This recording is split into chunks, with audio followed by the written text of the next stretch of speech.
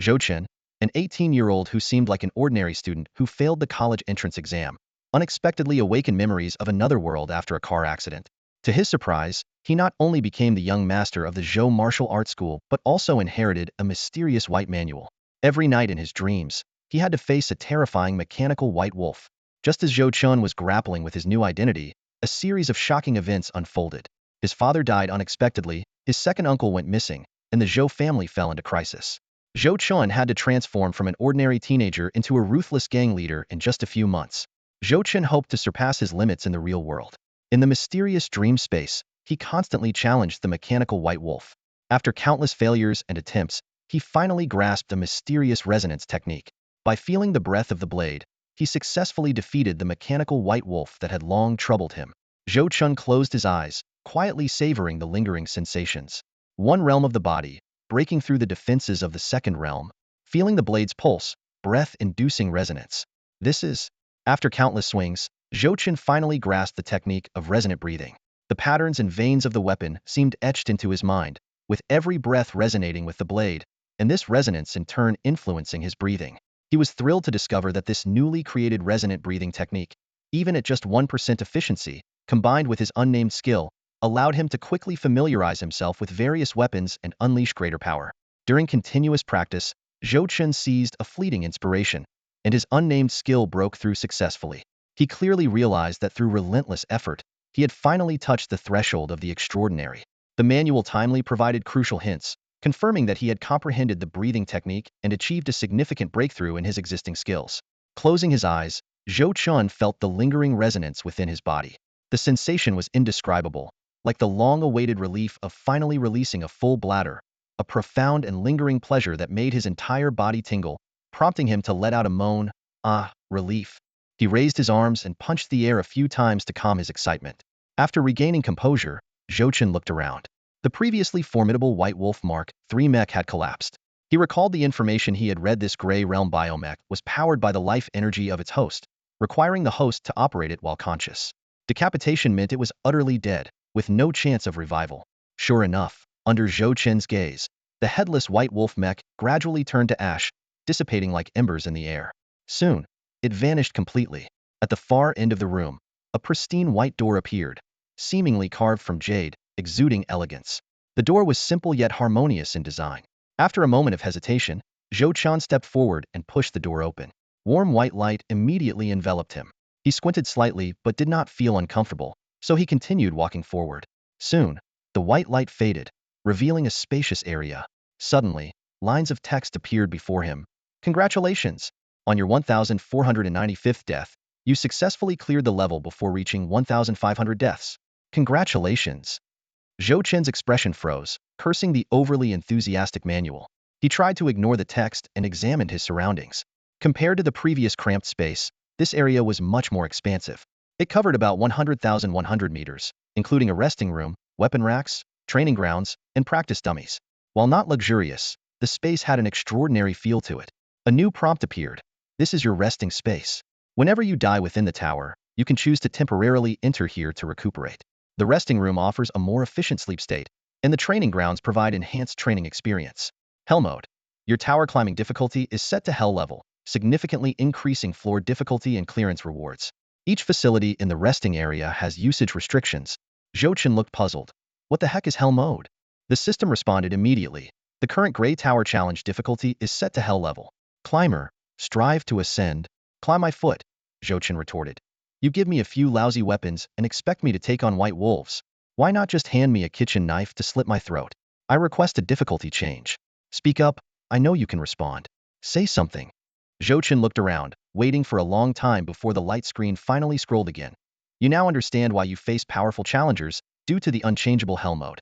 You know there are more secrets within the Gray Tower waiting to be uncovered. All mysteries will be revealed as you conquer higher levels. Great, that was pointless. Still can't adjust it, Chen sighed in frustration. The first level took him over 3 months. How would he tackle the rest? Did he really have what it takes? However, the term Gray Tower caught his attention. He recalled some information. The Gray Tower had descended upon White Star for centuries, and all extraordinary powers on White Star originated from it. Had he inadvertently gained entry to the Gray Tower? But something seemed off. Despite the information barrier, He knew the tower appeared as a tower but was vast inside, seemingly connecting to another world. Exploration teams faced various dangers inside. Others seemed to be exploring different planes, while he felt like he was actually climbing the tower. After a brief hesitation, Chen began exploring the area. He first approached the nearby resting room, its milky white wooden door finely crafted. However, when he tried to turn the handle, it wouldn't budge. Currently not qualified to enter? So the usage restriction literally means I can't use it? Chen had a premonition. He then headed to the training grounds, which were unrestricted. Standing in the spacious area, he picked up a sword and swung it at a practice dummy.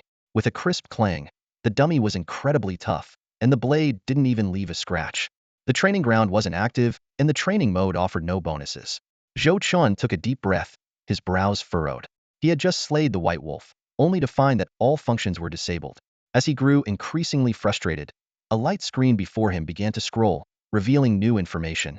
In Hell mode, levels can be challenged repeatedly, accumulating performance points. The higher the performance points, the greater the rewards. However, once you move to the next level, you cannot return to improve your previous scores. Only by building a solid foundation can you face greater challenges. Chen's eyes lit up. So, performance points are a thing? I need to give it another go. After a brief hesitation, he turned back. In the resting area, Chen felt a bit lost. The influx of information was overwhelming, and he sensed he had missed something crucial. Suddenly, it dawned on him hadn't seen any trace of the so-called clearance rewards. It was because he hadn't officially cleared the level yet. If I choose to clear the level now, how many performance points will I get? Chen asked loudly. Moments later, an answer appeared on the light screen. Pending performance points, 5. That's it. Chen frowned. Although he wasn't sure what the performance points were used for, the manual mentioned their importance for subsequent levels. As a mild perfectionist with a touch of OCD, he decided to give the first level another shot, since there was still room for improvement. Chen pushed open the door and found himself back in the familiar waiting area place he privately called the morgue. This time, there was a countdown timer in the room. 3 minutes, nothing to prepare for. Chen adjusted his breathing and quietly waited for the time to pass. When the countdown hit 0, the room vanished. The sound of grinding gears filled the air as the familiar scene reappeared. The weapon rack was not far off, and the white wolf was slowly reassembling itself. Chen could navigate this place with his eyes closed. In the next instant, Chen darted forward, his eyes locked onto the white wolf.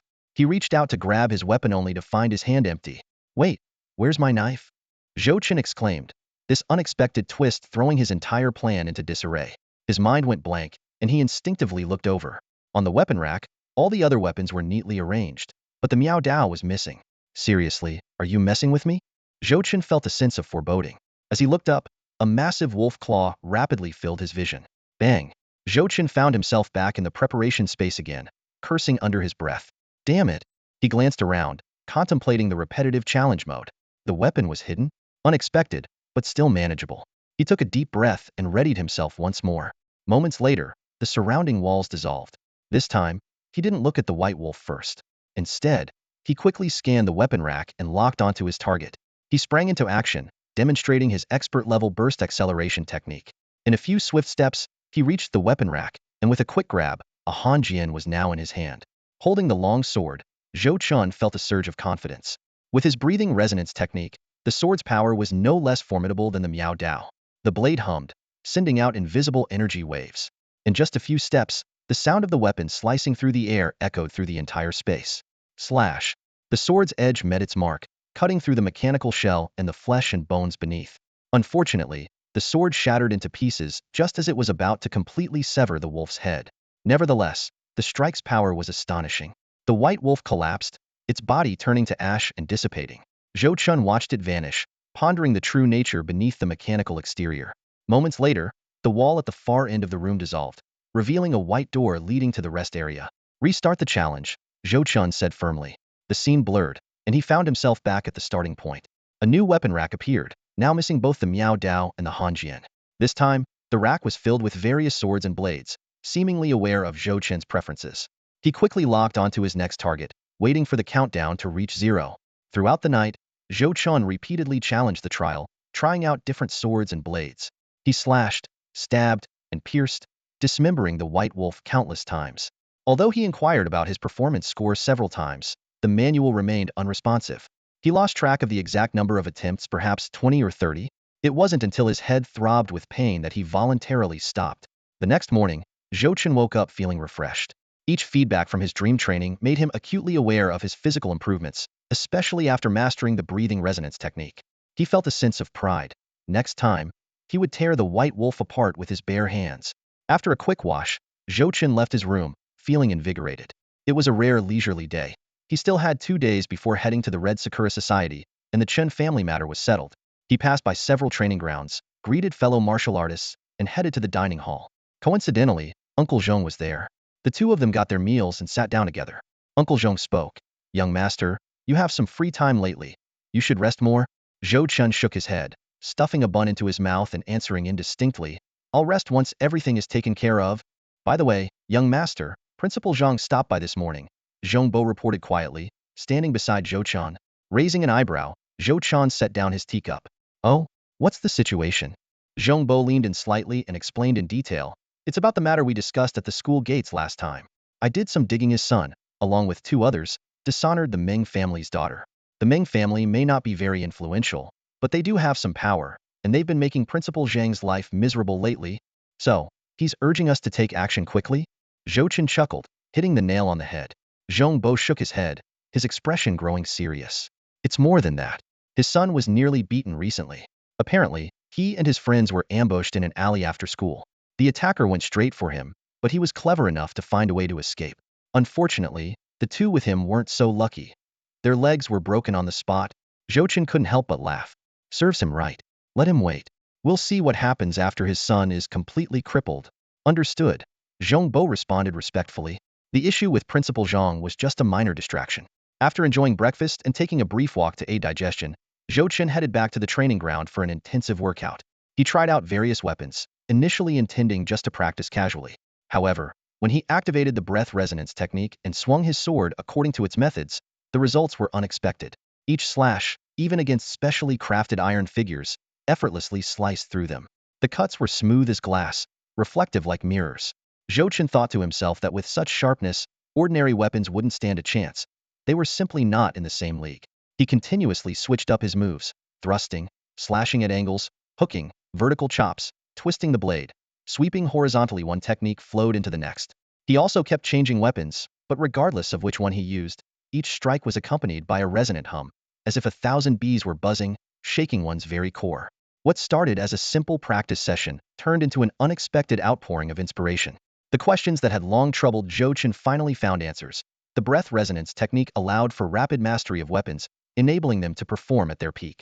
With the added boost from these techniques, the weapons could transcend their material limitations and unleash even greater power. Gripping his sword tightly, Chen felt the immense power contained within. He realized that this technique could enable a swordsman to cut through things that were otherwise indestructible. "This technique shall be called blade-severing style," Chen murmured to himself, his eyes gleaming with excitement. Slash Technique 3, 91001 Strengthen the body. Utilizing this technique may enhance your physical form. Breakthrough 3. Maintain your breath, sustain resonance. You can make your weapon exceed its material limitations. The words on the light screen flickered, and Chen held his breath, focusing intently on each character. Suddenly, a golden light burst from the screen, and a silky thread of light slowly drifted towards him. Instinctively, Chen reached out his hand, and the light settled in his palm, giving off a peculiar cool warmth. Before he could fully grasp the sensation, the light quickly absorbed into his skin and vanished. Song Hin. The interplay of light and shadow leaves behind a pale remnant. It is a special seed that adapts to its bearer, developing the most fitting power. This text appeared on the screen before it dimmed. Chen examined his palm in disbelief, but found nothing unusual. Tentatively, he called out Song Hin, and a pale mark appeared on the back of his right hand, only to fade away after a few seconds. After repeated attempts, he was convinced he had obtained this unique reward. Surveying his surroundings, Chen decided to explore the space. He approached the door to the rest area, and as he touched the handle, new information appeared. The rest area requires 10 performance points to access, offering a better resting environment, clearing abnormal states, and providing deep sleep. Moving on, Chen arrived at the training ground. Stepping inside, relevant information immediately surfaced. Activating the training ground requires 10 performance points, allowing the selection of various training modes to gain more insights. Training can be paused and exited at any time, with no reactivation cost. After careful consideration, Chen chose to activate the training ground. With his decision, the entire space underwent a transformation. The rest area and the entrance to the next level disappeared, and the training ground rapidly expanded, with black barriers rising at the edges. The light screen reappeared, presenting multiple training options: basic training attack, defense, agility, and advanced training combat simulation, requiring either reaching the 10th level or consuming 50 performance points. Chen was amazed by the comprehensive functions of the training ground, especially the various support features of the combat simulation, such as pause, slow motion, and weak point highlighting. These functions would be incredibly beneficial for facing unknown enemies. Unfortunately, his current 40 performance points were insufficient to unlock the advanced training. After a moment of contemplation, Chen decided to start with the attack module in basic training. He eagerly anticipated the gains and improvements this training would bring. As Chen's thoughts solidified, the training for combat and attack magnified before his eyes. The distant black sky started to contract and transform, blooming with vibrant colors. In a daze, Chen opened his eyes and found himself standing in an expansive wheat field. Golden waves of wheat undulated in the breeze, resembling an endless ocean. Chen looked around, awestruck by the magnificent sight. However, he quickly realized the unusual nature of his situation. "Don't tell me the training involves harvesting wheat," Chen muttered, glancing down at his attire. A loose gray robe hung on his frame, paired with baggy trousers and simple cloth shoes. He touched his head to find a straw hat securely in place. His outfit made him look like a limited edition farm boy. As Chen was silently complaining, a unique fragrance wafted through the air, stirring his appetite. He refocused on the wheat field before him, observing closely. The wheat was astonishingly tall, nearly shoulder height, with some stalks even surpassing his height by half a head. At first glance, the wheat appeared to be an ordinary golden hue, but upon closer inspection, he noticed a slender pure white stripe running up the center of the stalk to the grain. A gentle breeze passed through, causing the grain to change color. A subtle platinum hue shimmered, resembling precious jade. Chen then realized that the wheat before him was no ordinary crop, but the legendary Bayou wheat, an exceptional variety from the realm of ashes. When ripe, Bayou wheat glows like jade. Its fragrance can be detected from miles away, and it is highly nutritious. Though the stalks soften upon ripening, they are not easy to harvest. Under the sun and wind, they exhibit a unique rhythmic motion, significantly enhancing their resilience.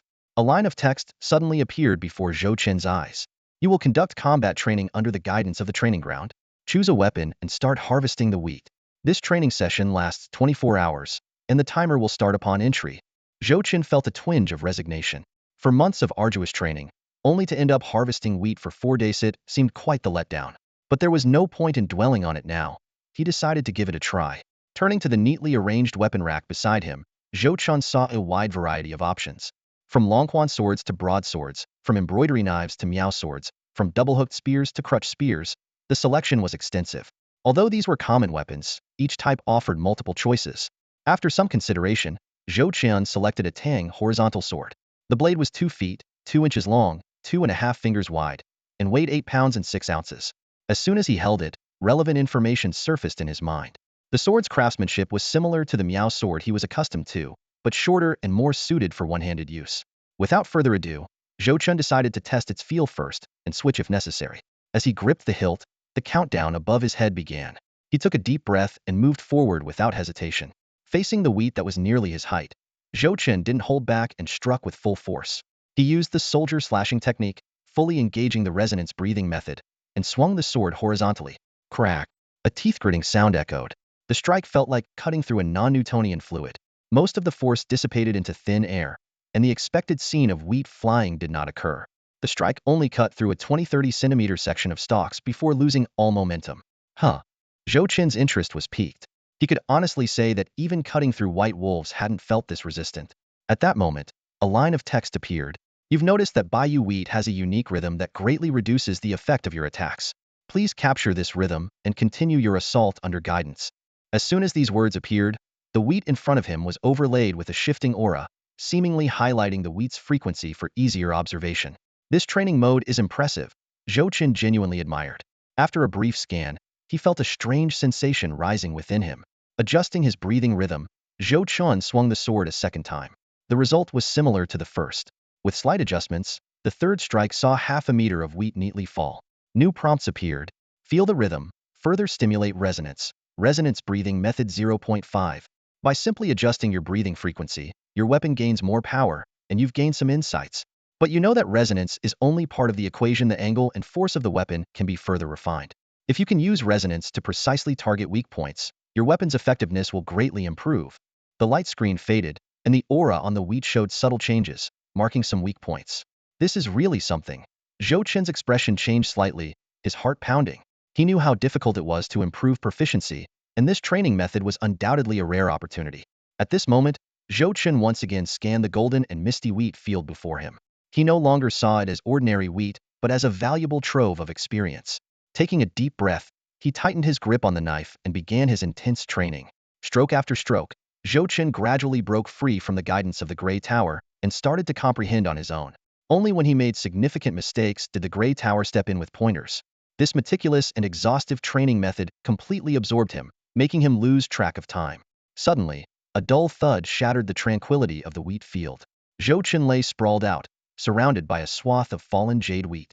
The stalks were of varying lengths, looking as though they had been gnawed by wild beasts.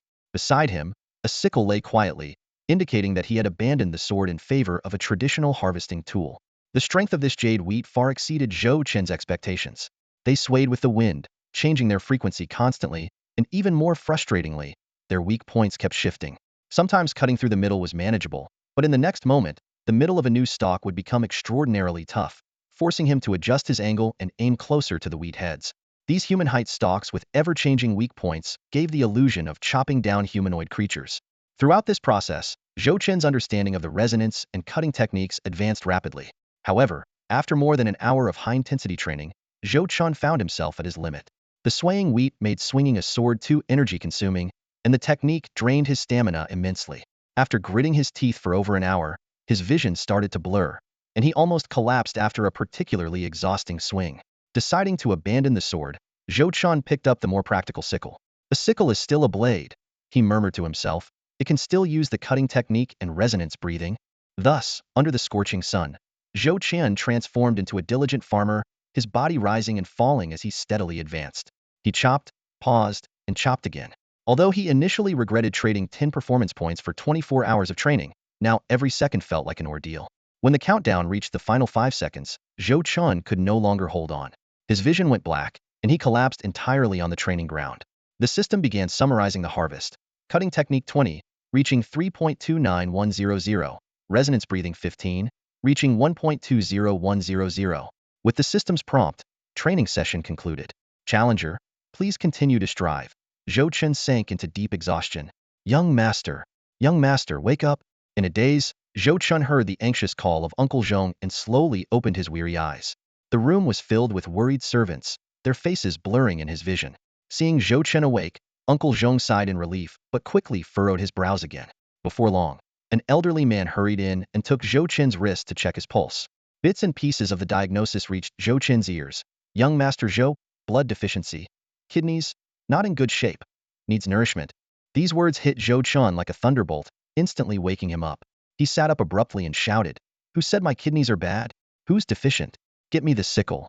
I still have wheat to harvest." Before he finished speaking, Zhou Chen fainted again. Uncle Zhong shook his head helplessly and sighed. After an unknown period, Zhou Chen woke up again to find himself lying on a soft bed, his body covered with silver needles. The faint scent of herbs lingered in the air. "Young master is awake. Don't move. Let me remove the acupuncture needles," said an old man with bifocals. Mr. Zhao skillfully took out the needles. Zhou Chen rubbed his temples and asked, "Mr. Zhao, what happened?" Mr. Zhao explained, "Your body is seriously depleted. When it comes to training, haste makes waste." He handed Zhou Chen a bowl of steaming medicinal soup. "Drink this 8-treasure tonic soup first." Zhou Chen took the bowl and sipped it slowly. His whole body felt weak and sore, as if all his strength had been drained. Uncle Zhong, standing beside him, advised, "Young master, you've been pushing yourself too hard. Martial arts can't be rushed. We have plenty of medicinal liquids and high-energy nutrition blocks at the dojo. You should use them." Zhou Chen could only smile sheepishly. He recalled the training session, where he had gritted his teeth to push through to the end, not wanting to compromise the results. He hadn't expected this persistence to leave him in such a state. "Uncle Zhong, how long was I asleep?" Zhou Chen asked. "About 3 or 4 hours, Uncle Zhong replied. "Oh, we're going to the Red Sakura gathering the day after tomorrow, right?" "Yes, young master. But you should focus on recuperating for now." "All right." Zhou Chen nodded in agreement. As night fell, Mr. Zhao checked on him again, and only then did Zhou Chen feel at ease to sleep. In his dream, He found himself entering a rest room within a resting space without hesitation. Opening the door, he didn't find the luxurious scene he had imagined. Instead, there was only a simple bathroom and a large bed with white sheets. Zhou Chen tentatively lay down on the bed. Suddenly, a sensation of weightlessness hit him. It felt as if he were falling into a bottomless abyss, but soon he landed on a soft cloud. The endless sea of clouds enveloped him, providing an indescribable comfort that made him moan involuntarily. An irresistible drowsiness swept over him, and Zhou Chen fell into a deep sleep. When he woke up again, a system prompt sounded in his mind. You have fully utilized the deep sleep function of the restroom. Fatigue has been eliminated, and your condition is fully restored. As deep sleep ends, your thoughts calm, and reflections on previous techniques arise in your mind. Technique 5, Breathing Resonance Method 5. Awesome. Zhou Chen could only use this one word to describe the experience. Overnight, he not only regained his energy but also recovered most of his depleted vitality. This astonishing recovery speed made Uncle Zhong exclaim, "Impossible! Absolutely impossible!" The minor incident didn't cause much of a stir. Once he regained his composure, Zhou Chen decided to give up on entering the dream again. With only 2 days left until the Red Sakura Festival, he could finally relax after nearly 4 months of intense pressure. The autumn breeze was cool as Zhou Chen lay on a rocking chair in the courtyard, his legs casually propped up on a round table, a straw hat shading his face. He took a deep breath, savoring the rare moment of leisure. Suddenly, the courtyard gate creaked open, and Uncle Zhong led a young girl inside. Zhou Chen heard the footsteps, lifted his hat, and was taken aback. It was Xiao Shi. Uncle Zhong? Zhou Chen questioned his old caretaker, puzzled. Didn't I say I'm not to be distracted by girls right now? We can talk about that after I get into college. Uncle Zhong chuckled and explained. Young master, this is your classmate. She said she wants to learn martial arts from you. Without waiting for Zhou Chen's response, he turned and left the courtyard. Zhou Chen muttered under his breath, that old rascal, then shifted his focus to Xiao Shi. He remembered this quiet girl from high school, who had never stood out. Despite her well-off background, she didn't carry herself like a typical rich girl. Martial arts? Zhou Chen raised an eyebrow. You want to learn martial arts? Xiao Shi nodded nervously, her voice barely audible. Zhou classmate, is that okay? Zhou Chen pointed to a nearby weapon rack. See that rack over there? Go pick something that feels right. After a moment of hesitation, Xiao Shi walked over to the rack. She looked around and finally chose a small dagger. A playful smile tugged at Zhou Chen's lips. All right, got your weapon? Get familiar with it, because in a bit, we're going out to chop someone up. I'll hold them down and you cut off their hand. What? Xiao Shi exclaimed, the dagger slipping from her hand as she stood there, frozen in shock. Ha ha ha, what's wrong, scared? Zhou Chen laughed loudly, his voice tinged with a hint of provocation. Xiao Shi bit her lip, trying to appear calm. I'm not scared. She crouched down, her trembling hand gripping the dagger again, attempting to prove her courage. Zhou Chen raised an eyebrow, amusement flickering in his eyes. Oh, perfect timing then. I've got a few troublemakers tied up in my martial arts school. I'll call them in, and you can practice on them. He pretended to get up to call someone. No. Xiao Shi panicked, her face turning pale. Zhou Chen stopped and looked straight into Xiao Shi's eyes. Tell me, what exactly are you planning to do? Learn martial arts? Do you know what people say about our Zhou family? Xiao Shi stammered. They say, you're part of the underworld. Zhou Chen finished her sentence, rolling up his sleeve to reveal a tattoo on his forearm. Tell me, what is this? Xiao Shi stared at the tattoo and whispered, a skull. Do you know how it got there? Zhou Chen asked. You stuck it on. Xiao Shi bit her lip again. You used to scare me with it at school. Zhou Chen coughed lightly, adjusting his demeanor. Whether it's stuck or tattooed, the point is, do you have the guts? Xiao Shi pressed her lips tightly together, the tension in her eyes almost spilling over. Seeing this, Zhou Chen softened his tone. Relax, we're just talking. I'm not asking you to kill anyone, just to sit down. He pointed to an empty chair next to him. Xiao Shi moved hesitantly, as if walking on a tightrope, and finally sat down cautiously. Where's your sister? Didn't she come with you? Zhou Chen asked casually. Xiao Shi was about to answer when a sharp voice interrupted her. Xiao Shi, what are you doing here? A figure burst through the courtyard gate, panting heavily. The newcomer stopped abruptly, eyes widening in surprise. The previously fierce girl stuttered, realizing where she had barged in. She took a deep breath and managed to speak. Xiao Shi, you need to come home. You're too frail to be learning martial arts. Uncle Zhong, standing nearby, made a few hand gestures indicating it was okay. Otherwise, with her small frame, she wouldn't have made it in here. Sister. Xiao Shi jumped up from her seat and ran towards her sister. A breeze lifted her bangs, revealing a surprisingly delicate face. In contrast, her sister's face bore a scar that ran from the corner of her eye to her mouth, almost ruining her appearance. Xiao Ming, the elder sister, had a fiery personality, while Xiaoxi was more introverted. But at this moment, Xiao Ming's fierce demeanor seemed more like a show of false bravado. Uncle Zhong explained helplessly, "Young master, this is Xiao Ming. She said she was your classmate. I was just about to bring her to see you when she suddenly ran off. Maybe she misunderstood something." Zhou Chen chuckled, propping his legs back up on the table. What misunderstanding could there be? We're not exactly good people here. Most people at school had only heard of his ruthlessness. Few had actually seen it. Xiao Ming, however, had encountered him a few times while working outside. "Sister, you misunderstood," Xiaoxi said quietly. Xiao Ming glared. "What misunderstanding? You just ran off without discussing it with me. I was just..." "Enough, we're going home." Xiao Ming grabbed her wrist without further ado.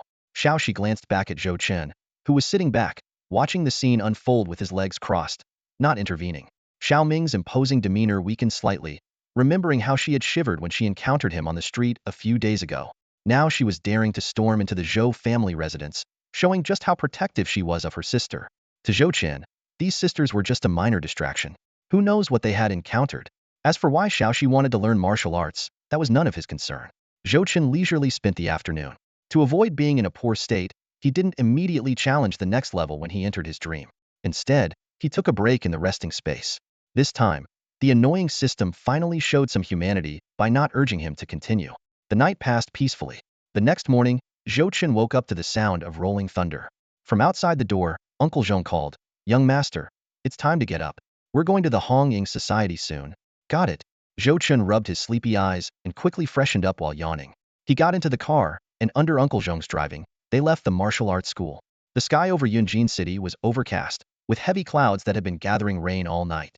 A few drops started to fall as people on the street hurried along before the rain fully started. Yunjin City was more of a city than a town, with a considerable size similar to a city-level town from Zhou Chen's past life. However, in the grand scheme of Tianxia, it was quite insignificant. The Zhou family's martial arts school was located in the Western District, and most of the surrounding area belonged to the Zhou family.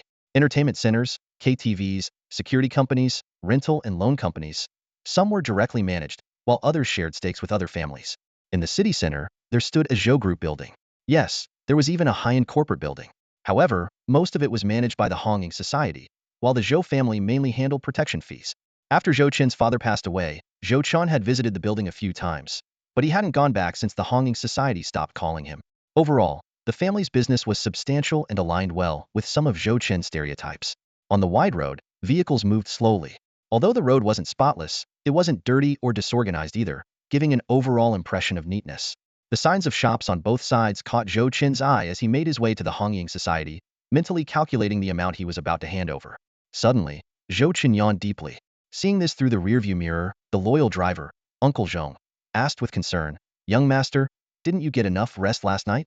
Zhou Chen glanced at the overcast sky outside and replied nonchalantly, "I slept all right. This kind of weather is perfect for sleeping." His gaze turned distant. "I remember the day my father and elder brother passed away. It was a rainy day just like this." Uncle Zhong fell silent for a moment before sighing. The master had an old illness that flared up badly in his last days. But even so, I can't fathom where the Chen family got the nerve to act so boldly. If only we had more guards that day. Zhou Chen gently shook his head, interrupting Uncle Zhong. Other factions had already noticed my father's declining health and were probing aggressively. Even without the Chen family, the Li family or the Wang family would have made a move next. "You're not wrong," Uncle Zhong agreed. "Your second uncle has been away at the Grey Tower for over a year with no word. With your father's health deteriorating, the Hong Ying Society hasn't paid much attention to Yunjin for the past 6 months.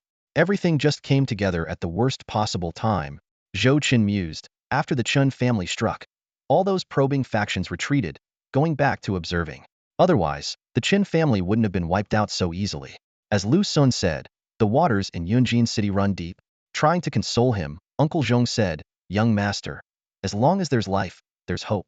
With your abilities, the Zhou family will surely rise to prominence again." Zhou Chen couldn't help but laugh. "I'll be lucky if I don't lead the Zhou family into ruin. Besides, Yunjin City is too small. Why cling to it?" Uncle Zhong chuckled. "You have ambition, just like your father did." But his ambition was to open more Zhou's pork jerky shops in Zhongzhou. As they spoke, the traffic light ahead turned red, and the car came to a stop. The street was sparsely populated with vehicles, and only a few cars passed by. The sky grew darker, and the streetlights flickered as if they might go out at any moment. Through the car window, they could see the wind howling, making the greenery sway back and forth. Large raindrops began to fall, splattering on pedestrians and buildings alike. On the wall by the street, faded graffiti and slogans mixed together. Mingguang Group, the extraordinary future of the people.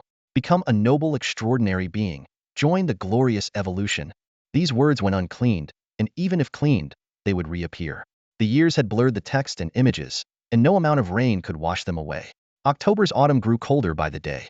Life in Yunjin City seemed to be caught in an endless cycle year after year. The sound of rain created a rhythmic melody, the downpour making it hard to see the road ahead.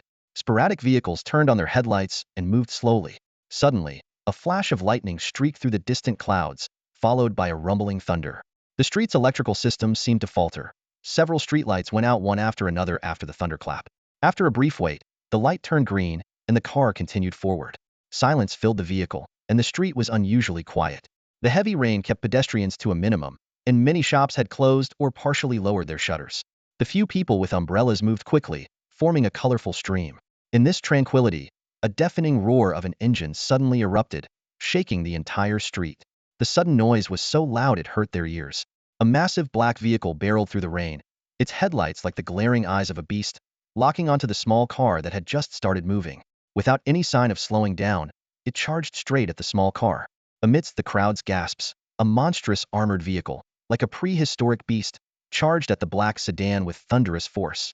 Without slowing down, as if the accelerator was welded in place, the massive impact sent the sedan flying. The size disparity was evident as the smaller car flipped several times in the air before crashing heavily to the ground. The car rolled, breaking a traffic light, and eventually came to rest on its side by the road. The specialized materials did their job, leaving the car's body merely dented, with two rear wheels still spinning. A long black skid mark, scattered debris, and parts were left in its wake. In the pouring rain, few pedestrians were around, but the rolling vehicle was too fast for many to avoid. Some were grazed, and the less fortunate suffered broken limbs. Blood mixed with rainwater, and cries of pain echoed incessantly. "Help! My leg!" A terrified scream pierced the street. Amidst the lightning and thunder, the crowd fled in panic. Screeching brakes were heard as two cars stopped beside the black armored vehicle. 3 men got out and walked towards the passenger side.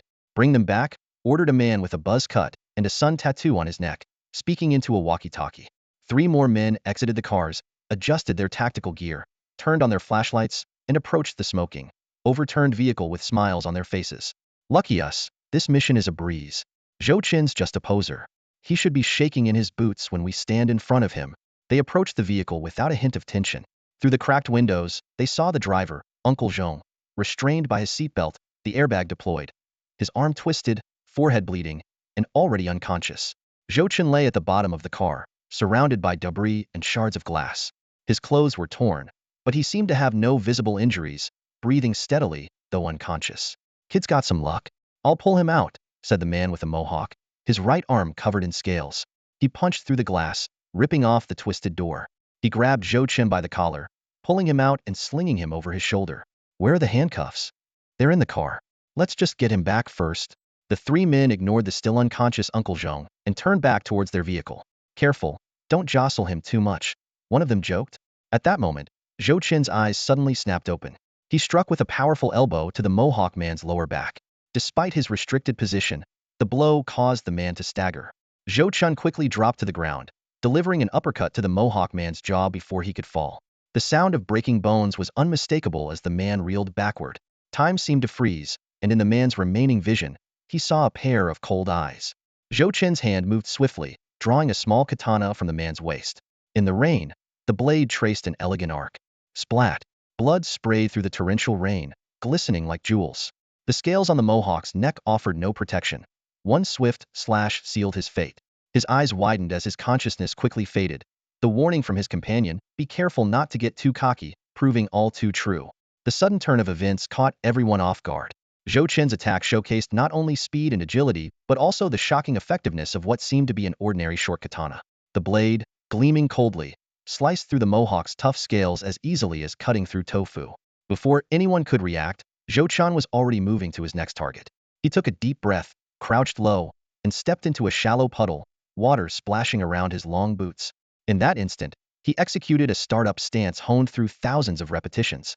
Within a few meters, the enemy had no time to respond. A bright white arc flashed through the rain, and Zhou Chen lunged forward, his curved blade slicing horizontally. The blade cut through scales and tactical gear effortlessly, severing the second enemy's spine. This technique, comparable to fighting a white wolf, left the enemy utterly defenseless. Zhou Chen's momentum was unstoppable. In the blink of an eye, he reached the third opponent. Another horizontal slash with the katana, and the enemy was cleaved in two. By now, the blade was covered in fine cracks, like porcelain on the verge of shattering. This was the cost of enhancing the weapon's sharpness, the rapid decline in its durability. Before the third enemy could fall, Zhou Chen's left hand had already grabbed the identical katana from the opponent's waist. In the next instant, he sidekicked with his right foot, deforming the car door with a loud bang and sending the enemy attempting to come out back inside. Without hesitation, Zhou Chen thrust the long sword straight into the deformed car door. With a slight twist and an upward pull, he effortlessly sliced through the metal. The pursuer inside, unable to dodge in time, was also cut down. In a flash, another foe fell. Zhou Chen. The pursuers from the other vehicles finally scrambled out. Clad in standard tactical gear, they were all burly men over 6 feet tall, with an even mix of Tianxia and Western faces. Get him! The crew-cut captain leaped out from the passenger seat. His skin morphed instantly, resembling rolling waves as layers of deep blue scales swiftly covered his body, standing in stark contrast to the gray-blue armor of the regular team members. Zhou Chen scanned his surroundings, calculating silently. A 9-man team just to capture a frail, unarmed teenager like me? Including the 3 on the ground and the 1 skewered in the car, there are still 5 enemies left. As the enemies charged at him, Zhou Chen took a deep breath, his weapon humming once more. He faced them calmly, choosing not to rely on any flashy techniques, but instead advancing with his blade. Die! One of the enemies roared, slashing down at him. Zhou Chen met the strike with a rising diagonal defense. The 2 standard-issue blades clashed with a piercing clang, and the enemy's blade shattered, its surface smooth as a mirror. Seizing the opportunity, Zhou Chen stepped forward and swept his long blade across, blood splattering. Only 3 team members and the captain remained. This kid's not normal, the remaining adversaries exclaimed, both angry and fearful, their weapons glinting with lethal intent in the rain. In contrast, Zhou Chen was covered in wear and tear, his black hair plastered to his scalp by the downpour, and blood smeared all over him, indistinguishable as his own or his enemies'. He looked like a lone wolf in dire straits, but his true situation was quite the opposite. Faced with the uncanny Zhou Chen, the pursuers' faces were devoid of any humor, replaced only by growing dread. The torrential rain washed away the blood on their bodies. In the dark night, the faint glow from their makeshift mechs was especially conspicuous. Attack! The captain gritted his teeth and ordered. He's just a kid. I refuse to believe he can overpower the strength of our mechs. Remember the consequences of failing the mission. The captain sensed that things were amiss, but had no way out. He wasn't any powerful superhuman, just a thug who got lucky with an experiment. He had trained briefly at a martial arts school, but was expelled for breaking the rules. Still, he retained his sharp instincts. He noticed that every time Zhou Chen wielded his blade, the angles were precise, and the swordsmanship was swift, unusually so. His strikes aimed straight for vital points, lethal and efficient. Go! The captain roared, his body covered in lizard-like scales. His pupils turned from black to yellow-green. His claws lengthened, and his body swelled further. The special tactical suit was quickly covered by metallic-looking scales, with 4 flowing lines arrayed across his chest. This form was far inferior to the white wolf and could easily be shattered by a powerful martial artist. But against this kid? No way he could cut through this armor. The captain calculated. I'm 28, seasoned in the lab, a ruthless thug. He's just 18, an unskilled, helpless rich kid who just lost his parents. The advantage is mine. However, this unnamed captain met a swift end. Thinking Zhou Chen was focused on the other team members, he prepared to launch a side attack, aiming to stab Zhou Chen in the waist. But Zhou Chen spun around and slit his throat with one swift motion. Zhou Chen's attack attributes were maxed out. He could bring down even the white wolf, let alone this simple mech suit. One strike could nearly guarantee a kill. If his blade broke, he switched to close combat, forcefully disarming his foes. From a distance, it looked like a grandmaster thrashing street thugs. Zhou Chen finally felt a long-lost thrill. In the Grey Tower, he had been mercilessly slaughtered, losing all will to fight. Even if he managed to last 10 rounds by sheer luck, he would still die eventually. Only now did he realize, after countless deaths, that facing these first-tier opponents was like an adult fighting children. Were they weak? Absolutely not. 9 first-tier powerhouses, equipped with contemporary powerful mechs. Their combat skills were above average, and with their lightweight implants and weaponry, they could easily win unknown against similar level fighters. Am I really strong? Zhou Qin's eyes shone brighter. Seeing the enemy's movements and blade strikes, countermeasures instantly flashed in his mind. This feels amazing.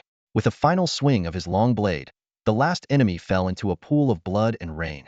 Corpses lay scattered at the chaotic intersection, and the continuous rain couldn't wash away the stench of blood. Zhou Chen took a deep breath, feeling the coolness of the autumn rain, calming the turmoil within him. Just then, a soft chuckle sounded behind him. Zhou Chen's hair stood on end, and he spun around immediately. A blue-white figure darted through the rain, charging at him like a phantom. The attacker raised their right fist, which quickly covered with gray-white particles, forming a claw that glinted coldly. Zhou Chen, left with only half a broken blade, hurriedly raised it in defense. Clang! The boy knelt on one knee, his left arm pinned by the giant claw amidst the flying blade fragments.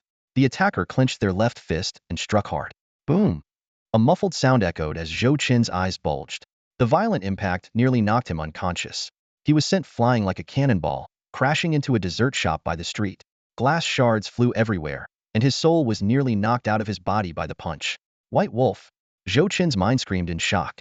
The wolf claw, the blue-white lights, and that familiar chest-pounding force, there was no mistaking it.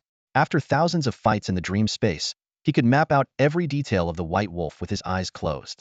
Cutting down a stationary white wolf was no problem. Cutting one that moved was doable too, with some practice. But a direct life-or-death battle now? I might as well die right here. As his vision darkened and half his body went numb from pain, Zhou Chen, struggling to get up, thought to himself. Ouch! Zhou Chen gritted his teeth, rubbing his aching lower back with his right hand. The rain had soaked through his clothes, making them cling to his body, mixed with debris and dust, leaving him dirty and uncomfortable. He silently thanked the multiple deaths he had experienced in the dream space, which had given him some tolerance for this level of pain. He looked around, seeing shards of glass and broken items everywhere. Behind the counter, two female clerks huddled, their trembling eyes peeking cautiously over the edge. One seemed to want to say something but was pulled back by her companion. Hide better, kid, or you'll get yourself killed, Zhou Chen said coldly, making the two girls tremble like leaves in the wind. He stumbled forward, crossing the threshold. The wind and rain slapped his face again, still sticky and uncomfortable. About 10 meters away, a burly man nearly 2 meters tall was approaching slowly. The man's muscles were exceptionally well developed, with veins bulging on his arms like writhing worms, resembling exaggerated characters from anime. In contrast to his explosive physique, his broad face appeared somewhat honest and simple. Still standing? The burly man raised an eyebrow, his tone tinged with surprise. A layer of invisible force field enveloped his body, repelling the falling raindrops. Zhou Chen, son of Zhou Qiqiang, the notorious loafer in everyone's eyes. Yet you've mastered such sharp blade techniques. Interesting, very interesting. It's nothing much, just a lot of dying. You could do it too. Zhou Chen wiped the blood from his mouth and regulated his breathing. With each breath, a mysterious warm current began to flow within him, stabilizing his turbulent energy and constantly providing more strength.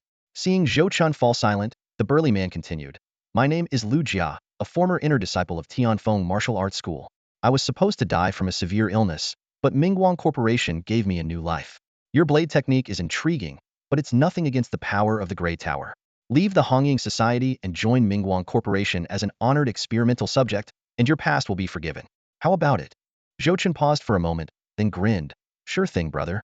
If you'd said that earlier, I would have come with you guys right away. No need for all this fighting. Don't you think? Well, we have to put on a show. Our corporation has been too low-key lately, and the major forces in Yunjin City think they can step on us. We have to establish some authority. Hope you don't mind, Brother Zhou, Lu Jia said with a naive smile. Not at all, not at all, Zhou Chen replied, clutching his waist and walking down the steps. There are indeed a lot of forces making moves in the city lately. It's hard to tell who's in charge. A flash of lightning illuminated the scattered corpses on the ground. Someone will clean it up. You don't need to worry. Lu Jia waved his hand. I'll drive you over. All right, let's go. Zhou Chen agreed. Wait, Lu Jia called out again. Zhou Chen's heart sank, and he turned to ask, what's the matter, Brother Lu? Electronic shackles, just in case. In our line of work, I hope you understand, Lu Jia said with a smile, pulling out 2 pairs of shackles. I understand, Zhou Chen said with a foolish grin, extending his hands. As Lu Jia approached with the shackles, Zhou Chen suddenly raised his right arm, his hand forming a blade and slashing down diagonally. Bang! A dull sound echoed. Zhou Chen's attack didn't land on Lu Jia's neck as intended but was instead caught by Lu Jia's hand, holding his wrist like an iron clamp, immovable. Such speed! Zhou Chen's heart skipped a beat. Lu Jia's lips curled into a smile, and their movements seemed frozen in time. In an instant, Zhou Chen struck again, aiming for Lu Jia's face. However, before his fist could reach halfway, Lu Jia exerted force, grabbing Zhou Chen's arm and swinging him around. Boom! Zhou Chen flew out like a cannonball, crashing heavily into a pickup truck several meters away. The car door dented, and he was partially embedded in the side of the vehicle, causing it to shake violently. "You're quite tough. Not at all like a pampered rich kid," Lu Jia remarked, walking forward. With each step, the white wolf mech continued to assemble itself. "Why resist?" Zhou Chen shook his head, breathing heavily. The warm current within him was brewing, alleviating his body's pain wherever it flowed. "Why resist? Do you think I'm a 3-year-old, joining Mingguang as a test subject? Get lost." He spat out a mouthful of blood and then grinned, flipping him the bird. "Screw you." This clearly angered Lu Jia, whose expression darkened instantly. His steps quickened, and gray particles appeared out of thin air, wrapping around and assembling from his feet upwards. Accompanied by a clattering sound, silver-white armor rapidly covered his entire body, from his calves to his thighs, chest, arms, and finally his head. In the rain, the cold, silver glow exuded a sharp, chilling presence. The triangular energy core on his chest lit up, connecting to a dense network of lines. Zhou Chen's eyes widened in disbelief as he stared at his opponent, the very enemy who had killed him countless times in the dream space, now confronting him in reality. Picking on someone weaker? How shameless! Zhou Chen cursed, his body reacting instinctively. He swiftly rolled to the side, dodging Lu Jia's sudden attack. The pickup truck was flipped by the immense force, rolling several meters away. Zhou Chen's heart pounded with fear. He knew all too well the power of that punch. It could turn a chest into minced meat. Rolling on the ground, his hand found a long blade. Without hesitation, he picked up the weapon and swung it horizontally. Clang! The sound of metal clashing echoed through the rainy night.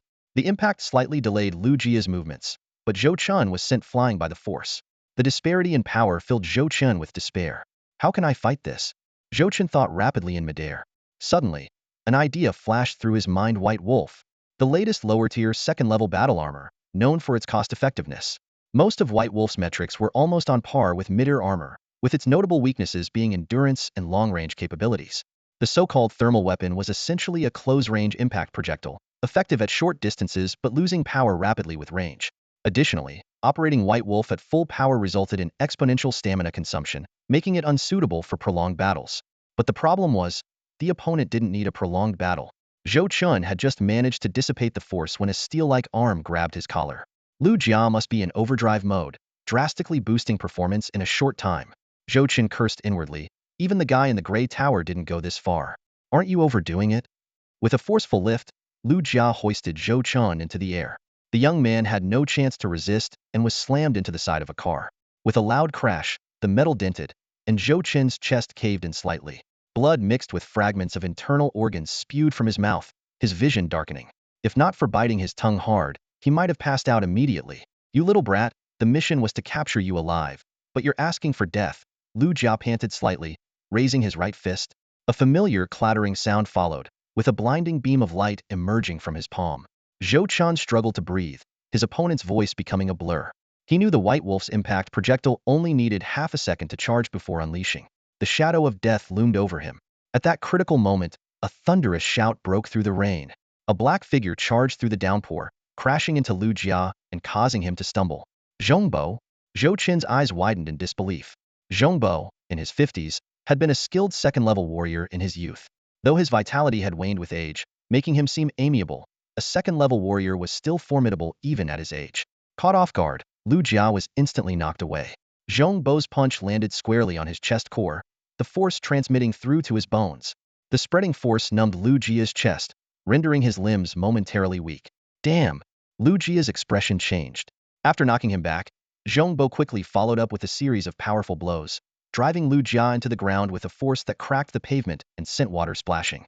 Despite his age, Zhongbo managed to land 5 or 6 punches before his slower movements allowed Lu Jia to react, catching his arm mid-strike. "Old man," Lu Jia snarled, channeling power into his right arm and retaliating with a spiral force. Ugh! Zhongbo's eyes widened, blood spraying from his mouth as he was thrown several meters away. "Good thing you're not 10 years younger, old man," Lu Jia panted. His chest armor showed radiating cracks, with tendrils of internal force penetrating through. He had to admit that martial artists were indeed formidable, though their high training costs prevented widespread adoption. Thanks to his youth and good condition, Lu Jia managed to suppress the discomfort inside. After a brief pause, his movements slightly uncoordinated, he slowly walked toward where Zhou Chen had been. The intelligence department must be full of idiots. All their information is wrong, Lu Jia muttered, suddenly realizing something was off. Where is he? As he reached the spot, he found the young man had vanished. The heavy rain and dim light obscured his view. Behind you! In an instant, his hair stood on end. The threat of death enveloped him. Without thinking, he turned swiftly, met by a blinding flash of cold light. Damn! In the nick of time, Lu Jia adjusted his position, raising his arm in defense. The blade sliced through, severing his arm cleanly, the sharp edge brushing past his head. Everything happened so fast that Lu Jia didn't even register the pain of losing his arm.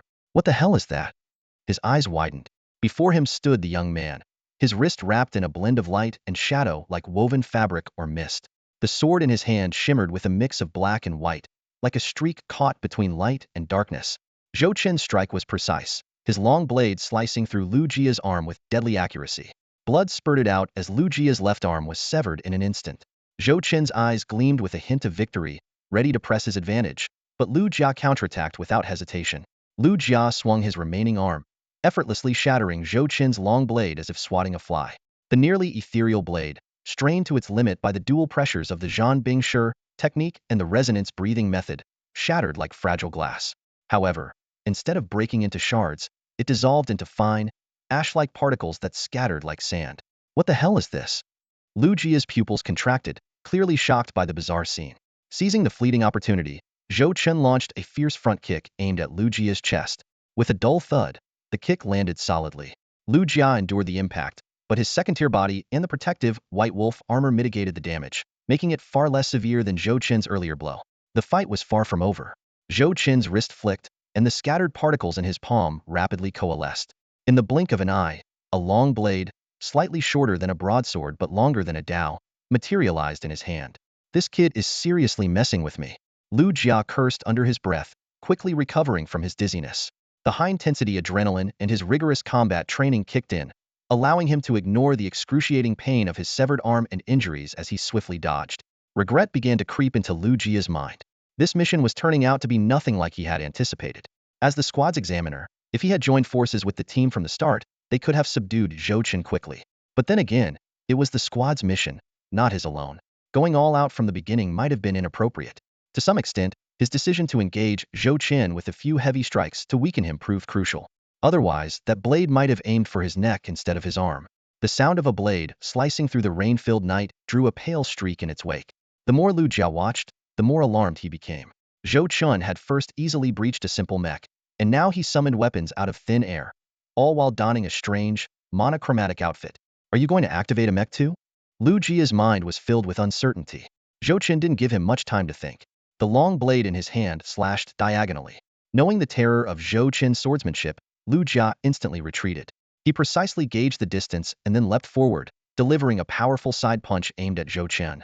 Just as the punch was about to hit Zhou Chen's right waist, the young man swiftly brought his long blade to his side.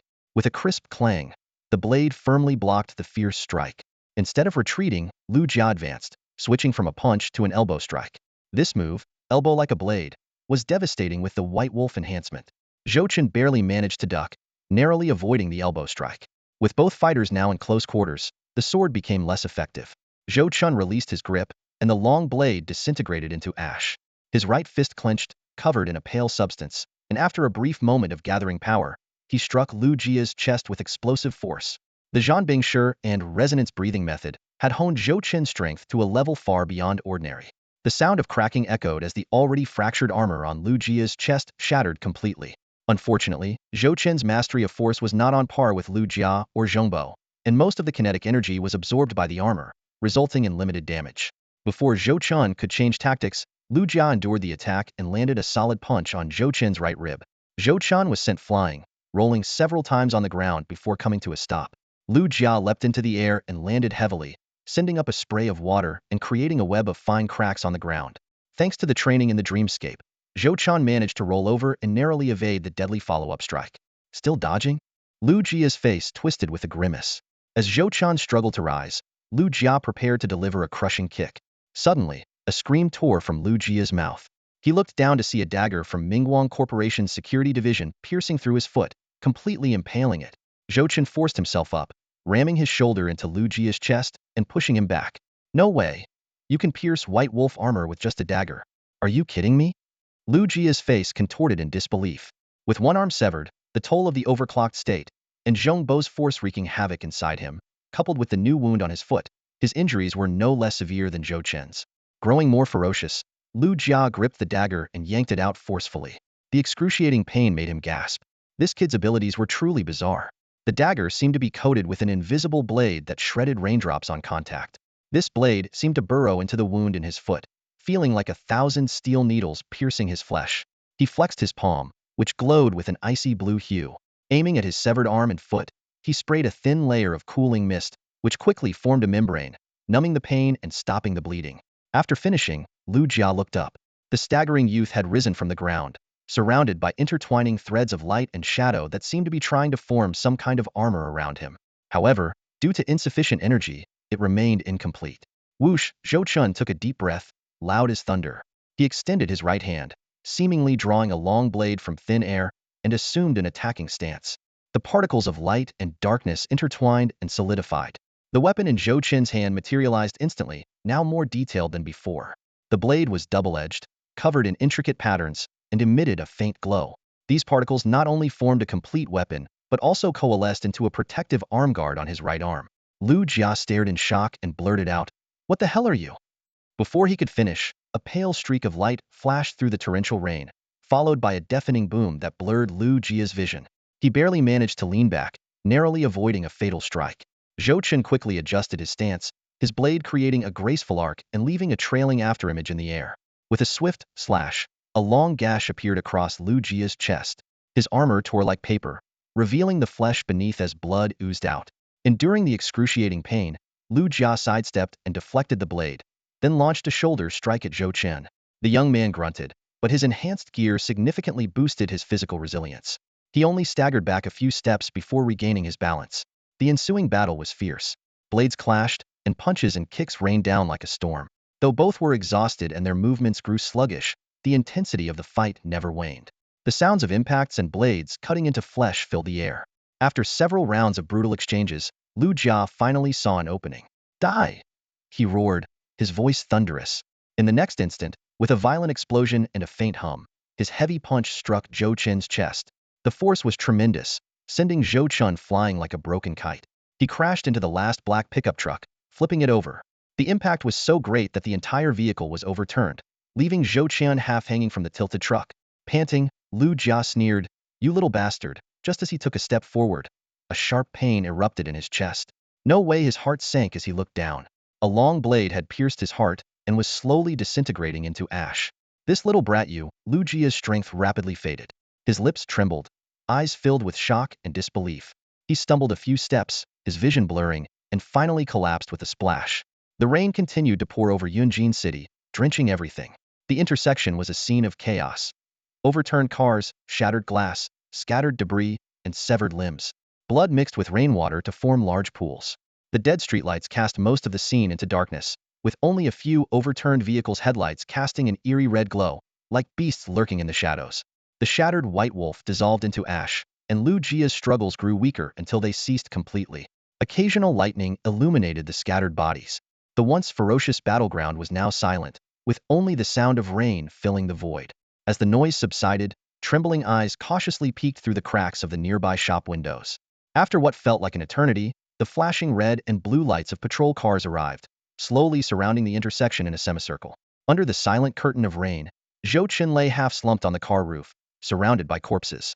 He coughed violently, his once white outfit now soaked in blood. The metallic taste of blood mixed with rainwater ran down his face. His chest rose and fell weakly, each breath seeming to take all his strength. Squinting up at the sky, he felt the cold rain on his face. His lips parted slightly, as if to groan or laugh, but he remained silent. In the dimly lit street, with weak lights casting shadows on the blood-soaked boy, it was as if a scene from a world-renowned painting. Inhale, fill. Inhale, fill.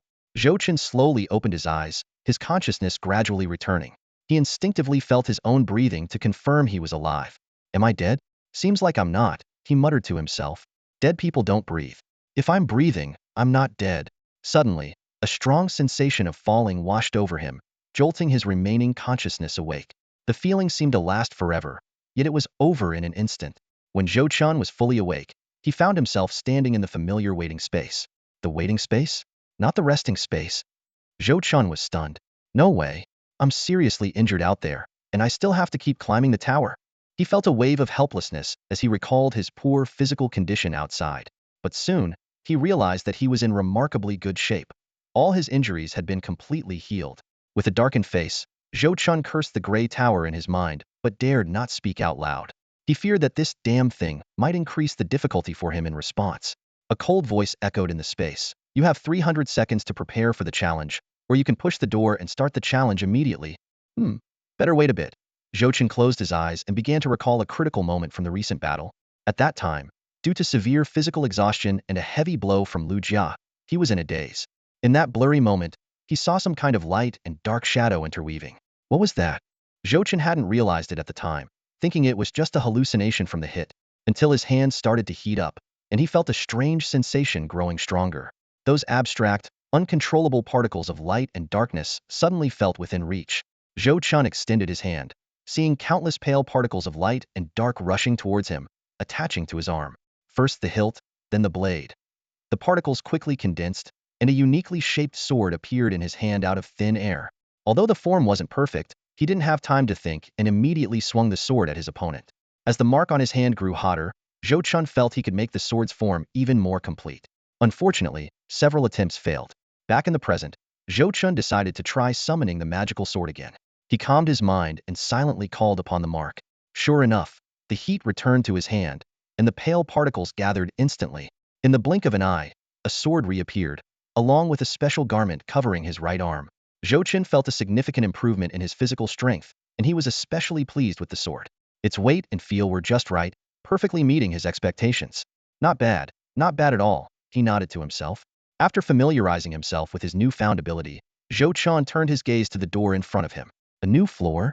I hope it's not a fully powered white wolf, he worried. That would be tough, especially without Uncle Zhong to assist me in this dream space. But it should still be within acceptable limits. The countdown finally ended, and the surrounding walls dissipated like ash. When Zhou Chen opened his eyes again, he found himself in a dense forest. This forest wasn't the usual lush green but was dominated by dark colors like black and purple, creating a strong sense of oppression. A change of scenery? Zhou Chen was surprised but quickly understood. Thinking about it, it makes sense. The Grey Ruins Tower is so mysterious. It never said the floors and enemies would stay the same. He began to ponder what kind of enemy he would face, feeling a bit anxious. I'd rather face my old friend, the White Wolf.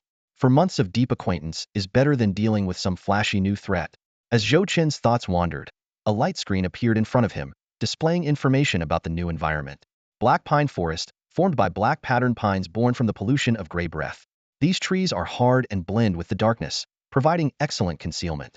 The leaves of the black patterned pines have certain entangling and binding properties. Avoid prolonged contact. Survive for 1800 seconds under the pursuit of the defenders. 1800 seconds. That's 30 minutes. Zhou Chen quickly calculated. That's quite long. But given the terrain of this forest, it might actually be manageable. Suddenly, he noticed a word on the screen: defenders. Zhou Chen's eyelid twitched hard. No way. Before he could finish his thought, boom, boom. Heavy footsteps rapidly approached, and the ground shook violently. Accompanied by the snapping of branches, an overwhelmingly oppressive presence was closing in fast. Zhou Chen didn't have time to think. He picked a direction and started running. But soon, another set of heavy footsteps came from a different direction. Damn it, more than one? He quickly changed direction and sped up. The black patterned pine forest was filled with tall trees, moderately spaced. The dark branches and leaves obscured his view, making it nearly impossible to see more than 6 or 7 meters ahead. The footsteps grew closer, and Zhou Chen ran desperately, but instead of shaking off his pursuers, he felt the distance between them shrinking. Suddenly, Zhou Chen burst out of the forest into a clearing. His hair stood on end, and his heart skipped a beat. In the center of the clearing stood a massive figure, at least 2.5 meters tall. It was entirely made of mechanical parts, its black, cold exterior exuding a strong aura of menace. Zhou Chen instantly realized that this was the so-called defender. The core of the red mark on his chest shone brilliantly, with intricate lines like blood vessels extending from it, spreading throughout his body. In front of Zhou Chen were not one, not two, but three colossal statues advancing towards him. He couldn't help but sigh inwardly. This is just too much. The three statues charged forward like bulldozers, causing the ground to tremble under their immense weight. The sounds of pursuit from behind and beside him grew closer, filling Zhou Chen with a sense of despair. He closed his eyes and gave up his final resistance. With a loud boom, Zhou Chen found himself back in the familiar resting space. He opened his eyes, a slight twitch at the corner, and muttered to himself, "All right, let's just go with it." Recalling the power of the statues, Zhou Chen began to analyze them. Despite being creations from 2 or 3 years ago, with numerous flaws and a significant drop in production in recent years, their strength was still formidable. Compared to the White Wolf, the statues did lack agility, which was their only fatal weakness. However, in terms of defense, attack power, and overall stamina, the statues far surpassed the White Wolf. Zhou Chen had once jokingly listed the advantages of the White Wolf: more agility, whiter fur, and more victories. But deep down, he knew these were trivial details. The real threat of the statues lay in their operation. Once activated, they were like high-speed heavy tanks, unstoppable. Trees were like paper before them, easily snapped. Facing such formidable foes, Zhou Chen was deeply perplexed. How could he survive for half an hour under the pursuit of three statues? This question left him even more bewildered than when facing the White Wolf. Running seemed like the only option, but given the statue's incredible speed and destructive power, running was far from easy. After much contemplation, Zhou Chen still had no solution. He sighed, walked to the door of the resting room, and entered after paying 10 performance points. Slowly lying down, Zhou Chen knew that without proper rest, his body in the outside world might not hold up much longer. With this worry in mind, he gradually closed his eyes, hoping that sleep might bring him a glimmer of hope. Am I dead? Probably not. Zhou Chen struggled in a haze, his consciousness ebbing and flowing like waves. An indescribable pain coursed through his body, yet he couldn't pinpoint where it hurt. He felt himself being moved, with fragmented sounds reaching his ears. Patient, bleeding, hurry, hurry, scalpel, hemostat, gauze. The cacophony made Zhou Chen feel even worse. He wanted to complain but could only let out a weak groan. Suddenly, there was a brief moment of silence, followed by urgent chatter. Anesthesiologist, increase the dose. Then, Zhou Chen was plunged into darkness. It was a particularly sweet sleep. Ever since being entangled in the dream space, Zhou Chen hadn't experienced normal sleep for a long time. First, he took a nap in the Grey Tower's lounge, and now, under the effects of anesthesia, he had another perfect rest. He had no idea how much time had passed when he slowly opened his eyes. The first thing he saw was a white ceiling. The freshly changed sheets and blankets emitted a faint, clean scent mixed with the hospital's distinctive disinfectant smell. His whole body felt as if it had been shattered and reassembled, the pain unbearable, and the silence around him was eerie. I'm not dead. Zhou Chen's bewildered gaze gradually focused. At that moment, footsteps approached. He instinctively turned his head and saw a middle-aged man in an inspector's uniform walk in, munching on a large pear. Following him was a young man carrying a fruit basket, which he placed on the bedside table. Awake already? The middle-aged man looked surprised. Pericardial effusion, progressive hemothorax, shattered internal organs, massive blood loss leading to multi-organ failure, and you woke up this quickly? Zhou Chen didn't respond, just stared at the pear in the man's hand. The man noticed his gaze. Want some? He gestured with the pear. It's rotten. He turned the pear around, revealing a small dark and yellow patch. The man's face darkened, and he quickly finished the good part, tossing the rest into the trash. I never expected Deputy Commissioner Wei Min of the Inspection Bureau to visit me, Zhou Chen said with difficulty, his voice hoarse as if scraped by sandpaper. Visiting is not out of the question, but I'm mainly here to ask about the details of the incident, Wei Min said, giving the young man beside him a look. The young man immediately pulled out a notebook. Name? Zhou Chen looked at them expressionlessly. Fine, fine, fine. Let's do this. Don't be so stiff. We mean no harm. Wei Min signaled his subordinate to put the notebook away and then carefully examined the young man in front of him. Zhou Chen was wrapped in a blanket, only his head visible, his face bruised and bandaged. The arrogant and domineering image of the past was completely gone. Wei Min couldn't help but smile. Go ahead and laugh, Zhou Chen said, still expressionless. Ha ha ha ha. Wei Min laughed heartily. If you keep this up, I'm calling the nurse. I never thought the young master of the Zhou family would end up in such a sorry state. Wei Min's laughter subsided slightly. What goes around comes around. If you end up here someday, Wei Commissioner, I'll visit you too, Zhou Chen said calmly. Wei Min shrugged and stood up. It's dark in here. Shall I open the curtains? Yes, and open a window too. As the breeze flowed in, sunlight filled the room, and it no longer felt as lifeless as before. I know Lu Jia, Wei Min said, looking out the window and pulling out a cigarette. Years ago, he was seriously ill. With the help of the Mingguang group, he mastered the White Wolf 3 model, and his strength was considerable. For someone like you, known for bullying and oppressing others, to kill him, can I smoke? I'm calling the nurse. Go ahead. Zhou Chen didn't actually call. He knew it wouldn't make a difference. If Wei Min wanted to smoke, he would smoke regardless. Let me make one thing clear, Zhou Chen said in his hoarse voice. Bullying, sure, but I never got around to oppressing any women. Heh. Wei Min chuckled ambiguously. Actually, I'm here to have a good chat with you. The Zhou family is in a tough spot right now. Ignoring him, Zhou Chen asked, how's Zhongbo? What's his condition? He's in the next room. He'll live, but who knows about next time? If the Mingguang group makes another move, who knows what kind of armor they'll use? Wei Min was about to say more when his communicator buzzed. He glanced at the caller ID, signaled to the young man, and left the room. I need to take this call. You handle him. Yes, Captain Wei. The young man nodded. What's your name, officer? Zhou Chun turned to the young man. Sun Hu. Good name, strong and impressive. Cut the crap. The young man remained calm. Zhou Chen, the Chun family massacre, consider it avenged. Now your father is gone, and your second uncle has fallen in the Grey Tower. If you keep opposing the Mingguang group, you won't last long.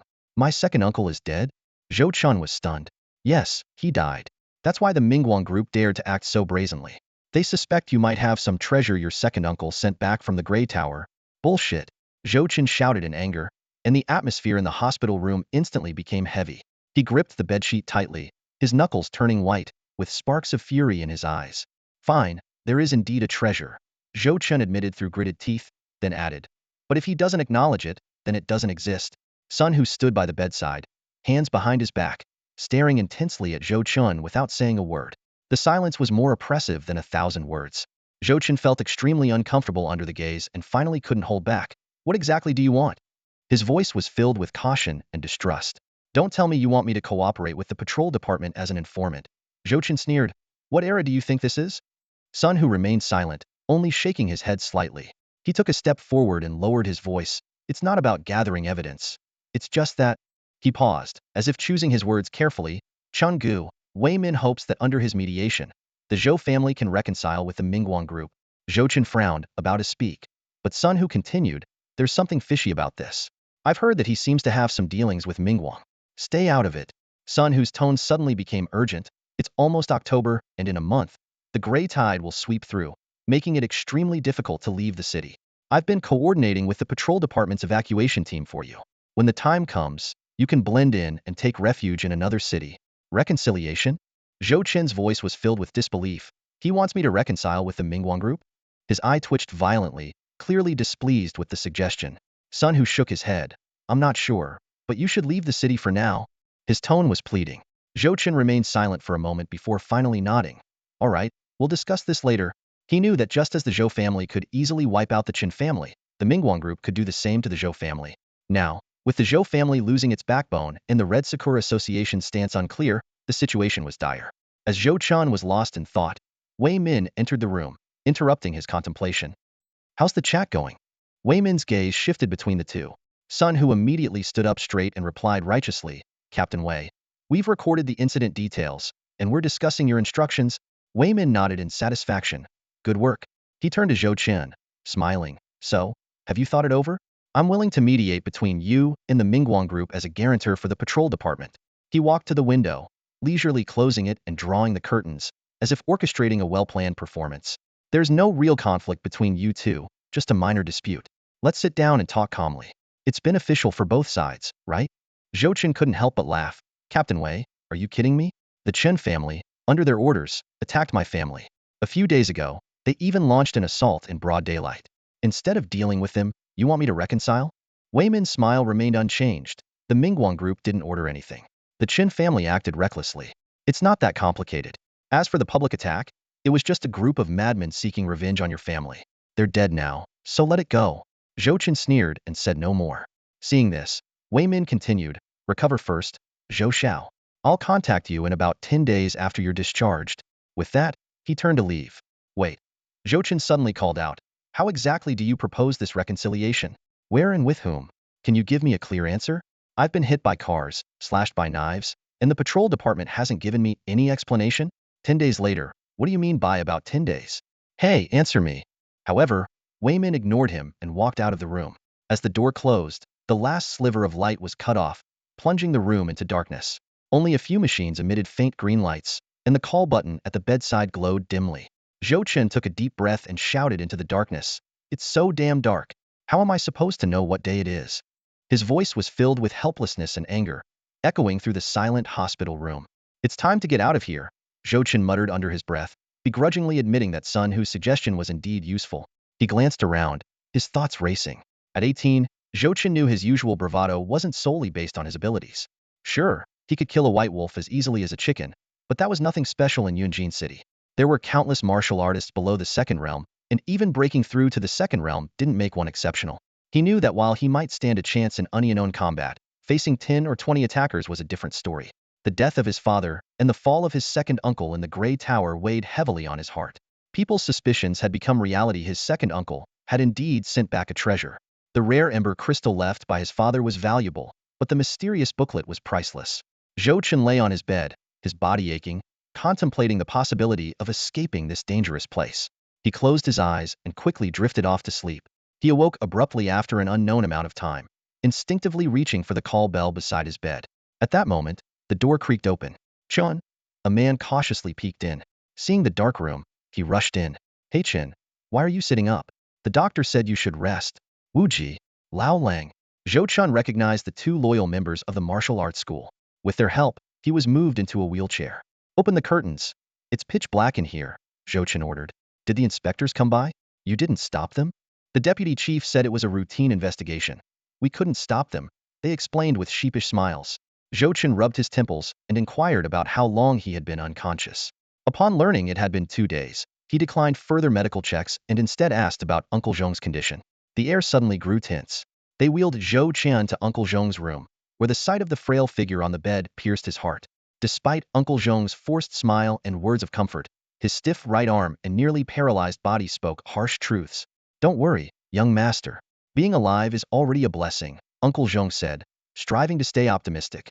"But I might not be able to serve you as I used to." Fighting back tears, Chen promised he would find a way to help Uncle Zhong recover. As he left the room, he noticed a young girl sitting on a bench in the hallway, holding an elegant fruit basket. This unexpected sight made him pause, his mind swirling with questions. Clad in an oversized, thick school uniform, Xiaoxi sat obediently on the bench in the hospital corridor, looking visibly uneasy. She nervously clutched a plastic bag in her hands, occasionally glancing down the hallway. Suddenly, the sound of a wheelchair rolling broke the silence. Chen was being pushed slowly towards her, his eyebrows slightly raised as he made a soft sound of surprise. "This young lady says she's your classmate. She's been visiting you every day," the person pushing the wheelchair said quietly. Chen's eyes flashed with a hint of surprise. "Really?" he asked. "Yep, that's what she said.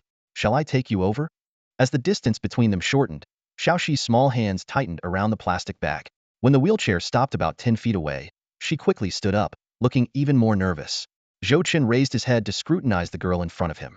Despite being seated in a wheelchair, he still exuded an air of superiority. "What's up, little classmate? Here to learn martial arts from me again?" he teased.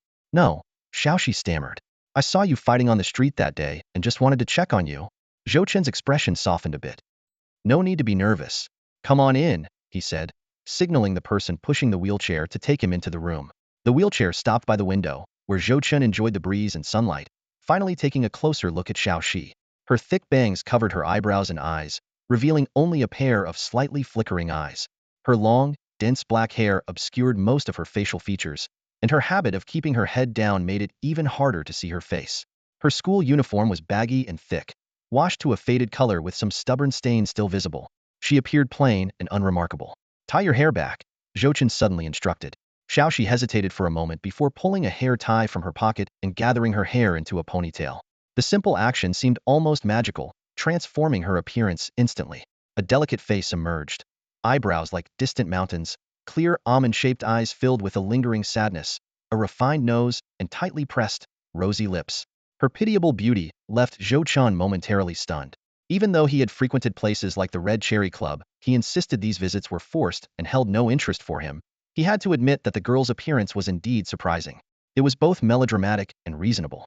In Yunjin City, being a pretty girl without any connections was the biggest original sin. Chen sat on the hospital bed, recalling the incident a few days ago involving Principal Zhang's son and his two accomplices. Even though the victim's family had some minor connections, the case was eventually left unresolved. This place is far from being a society governed by law, Zhou Chen thought bitterly. Chun Jun was run over by a carriage right at the Zhou family's doorstep. What could the patrol office possibly do about it? He tried to recall Xiaoxi's family background but found his memory hazy. If I can't remember, it must be an ordinary family, he thought to himself. Being pretty does indeed bring trouble. At that moment, Xiaoxi stood at the door of the hospital room, her heart racing under Zhou Chen's scrutinizing gaze. She forced herself to appear calm, but her legs trembled slightly. She had thought she was brave, but now all she felt was pure fear. Zhou Chen finally snapped out of his thoughts and chuckled softly. You look quite striking. I remember now, at the intersection that day, I was thrown into the shop, and you and your sister were hiding behind the counter, right? Yes, it was us, Xiaoxi replied weakly. It's almost October, and you haven't gone to college yet? No, I didn't get in, and my sister doesn't want to go. Zhou Chen raised an eyebrow in surprise. Didn't get in? Doesn't want to go? Both answers caught him off guard. He remembered Xiaoxi's grades were among the top in the class, and although their school had a bad reputation, its college admission rate was actually quite high. Xiaoxi didn't want to discuss the topic further. She hesitated for a moment, and then offered the fruit basket. I'll put this on the table. You seemed seriously injured that day. Are you feeling any better now? Just getting by, I won't die. Zhou Chen raised an eyebrow. If you have something to say, just say it. Don't hesitate. Xiaoxi bit her lip and mustered the courage to ask. Can you teach me martial arts? I've saved up some money. I don't need to be very skilled, just enough for self-defense. Zhou Chen chuckled. Of course you can learn. With the current situation of the Zhou family, if you don't mind getting involved, feel free to learn. I'll have my family's martial arts master teach you some self-defense moves. It's not a big deal. Xiaoxi glanced at Lao Lang, whose arms were covered in tattoos, and her legs shook uncontrollably, unsure of how to respond. Think it over carefully, Zhou Chen said. Thank you. Xiaoxi nodded heavily. No need, just wash me some fruit. Xiaoxi took an apple and a large pear from the fruit basket. Which one do you want? Either's fine. The girl went to the bathroom, washed the fruit, dried it with a paper towel, and handed it to Zhou Chen. Zhou Chen took a bite of the pear, and the sweet juice instantly soothed his parched throat. Pretty sweet, he said, giving a thumbs up. Xiaoxi stared at him blankly. Zhou Chen waved her off with a smile. All right, you can go now? Okay. Xiaoxi responded and prepared to leave. Wait a minute. Zhou Chen suddenly called out to her. I saw Mingguang group looking for volunteers for their experiments at the street corner that day. Why were you and your sister there? Xiaoxi bit her lip, hesitating for a moment before saying embarrassedly. I heard they were giving out eggs at the event, so we went to check it out. Wow, Zhou Chen laughed. Did she scold me afterward, saying why make such a fuss over some eggs? Xiaoxi smiled awkwardly, implicitly agreeing. As she turned to leave, she removed her hair tie, letting her bangs fall back into their thick, unkempt style, and quickly walked out of the hospital room with her head down. Xiaoxi descended several floors to the lower-level inpatient department. From a distance, she heard someone shouting, What are you doing? Robbing me? I've only been here a day, and you're charging me this much. She hurried her steps. The gray matter tumor in your left leg needs further examination and might require removal. Also, your blood test results indicate that your condition is not good. We recommend you complete the hospitalization procedures today and start further treatment as soon as possible. The doctor was interrupted before he could finish. Treatment? My foot. I know my own body. I'm perfectly fine. Don't try to scare me. I just felt dizzy for a moment. It's not that serious. Sister. Xiaoxi's appearance paused the conversation in the room. Xiaoxi, let's go. I've finished the checkup. It's nothing serious. No need to be hospitalized. Let's go, Xiaoming said, jumping off the bed and pulling her out without giving her a chance to refuse. Sister. Xiaoxi bit her lip. Don't worry, I'm really fine. Hey, did you visit Zhou Chen? How is he? He looked pretty badly injured a few days ago. He's all right. Xiaoxi recounted everything that had happened, including the martial arts training. I told you. At least he won't bully the weak. As long as you don't provoke him, that is, Xiaoming said. Learning some martial arts from him is a good idea. Even if you don't become very skilled, knowing a few self-defense moves is always good. Xiaoming let out a long sigh, her brows slightly furrowed. She turned to her younger sister, Xiaoxi, with a hint of confusion in her voice. Sis, but you were so against me looking for him before. Xiaoxi immediately interrupted her, a trace of guilt flashing across her face. Oh, that was then. I had just heard he dealt with so-and-so, and you were rushing to find him. How could I not be worried? Her fingers twisted nervously, revealing her inner unease. Xiaoming shook her head, a touch of bewilderment in her eyes. Your change of heart is a bit too fast, don't you think? Xiaoxi bit her lip, her voice lowering. Sis, your health? She hesitated, but eventually let her concerns spill out. I keep telling you it's nothing, but you need to be more careful. Practicing martial arts is fine, but avoid mingling with those street thugs. She paused, choosing her words carefully. I can't explain it well, but you have to protect yourself. Xiaoming reached out to ruffle her sister's hair, her eyes full of affection. Xiaoxi sighed inwardly, remaining silent, though the worry in her gaze lingered. Just then, a burst of anguished cries erupted from a nearby hospital room, grabbing Xiaoxi's attention. A middle-aged woman was pleading desperately, "Doctor, you must save my son. He's so young, with a damaged spine, can't be paralyzed for life." Her voice was filled with despair and entreaty. He was such a good kid. The woman's voice softened slightly but remained anxious. I've looked into the Mingguang group. Do you think they're reliable? They have a partnership with your hospital, right? I've seen cases where paralyzed patients recovered. There was a glimmer of hope in her words. My son is so young. He doesn't even have children yet. She mentioned another patient, and my other son, Xiaofeng, he's not much better. He can barely walk now, let alone work. What will we do? Listening to this familiar conversation, Xiaoxi felt a surge of mixed emotions. She had witnessed scenes like this in the hospital countless times. Many patients, facing the end of their lives, would choose to join Mingguang Group's life reformation program. While most would perish, a small number did manage to be reborn with extraordinary abilities. At that moment, Xiaoxi's attention was drawn to an advertisement on the wall. Yunjin City First Hospital reminds you to choose legitimate channels for life-related experiments.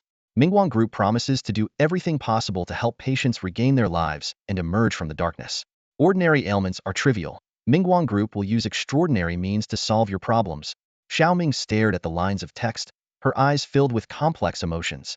Noticing this, Xiaoxi gently nudged her sister's arm and whispered, "Sis, you always said we shouldn't trust these things."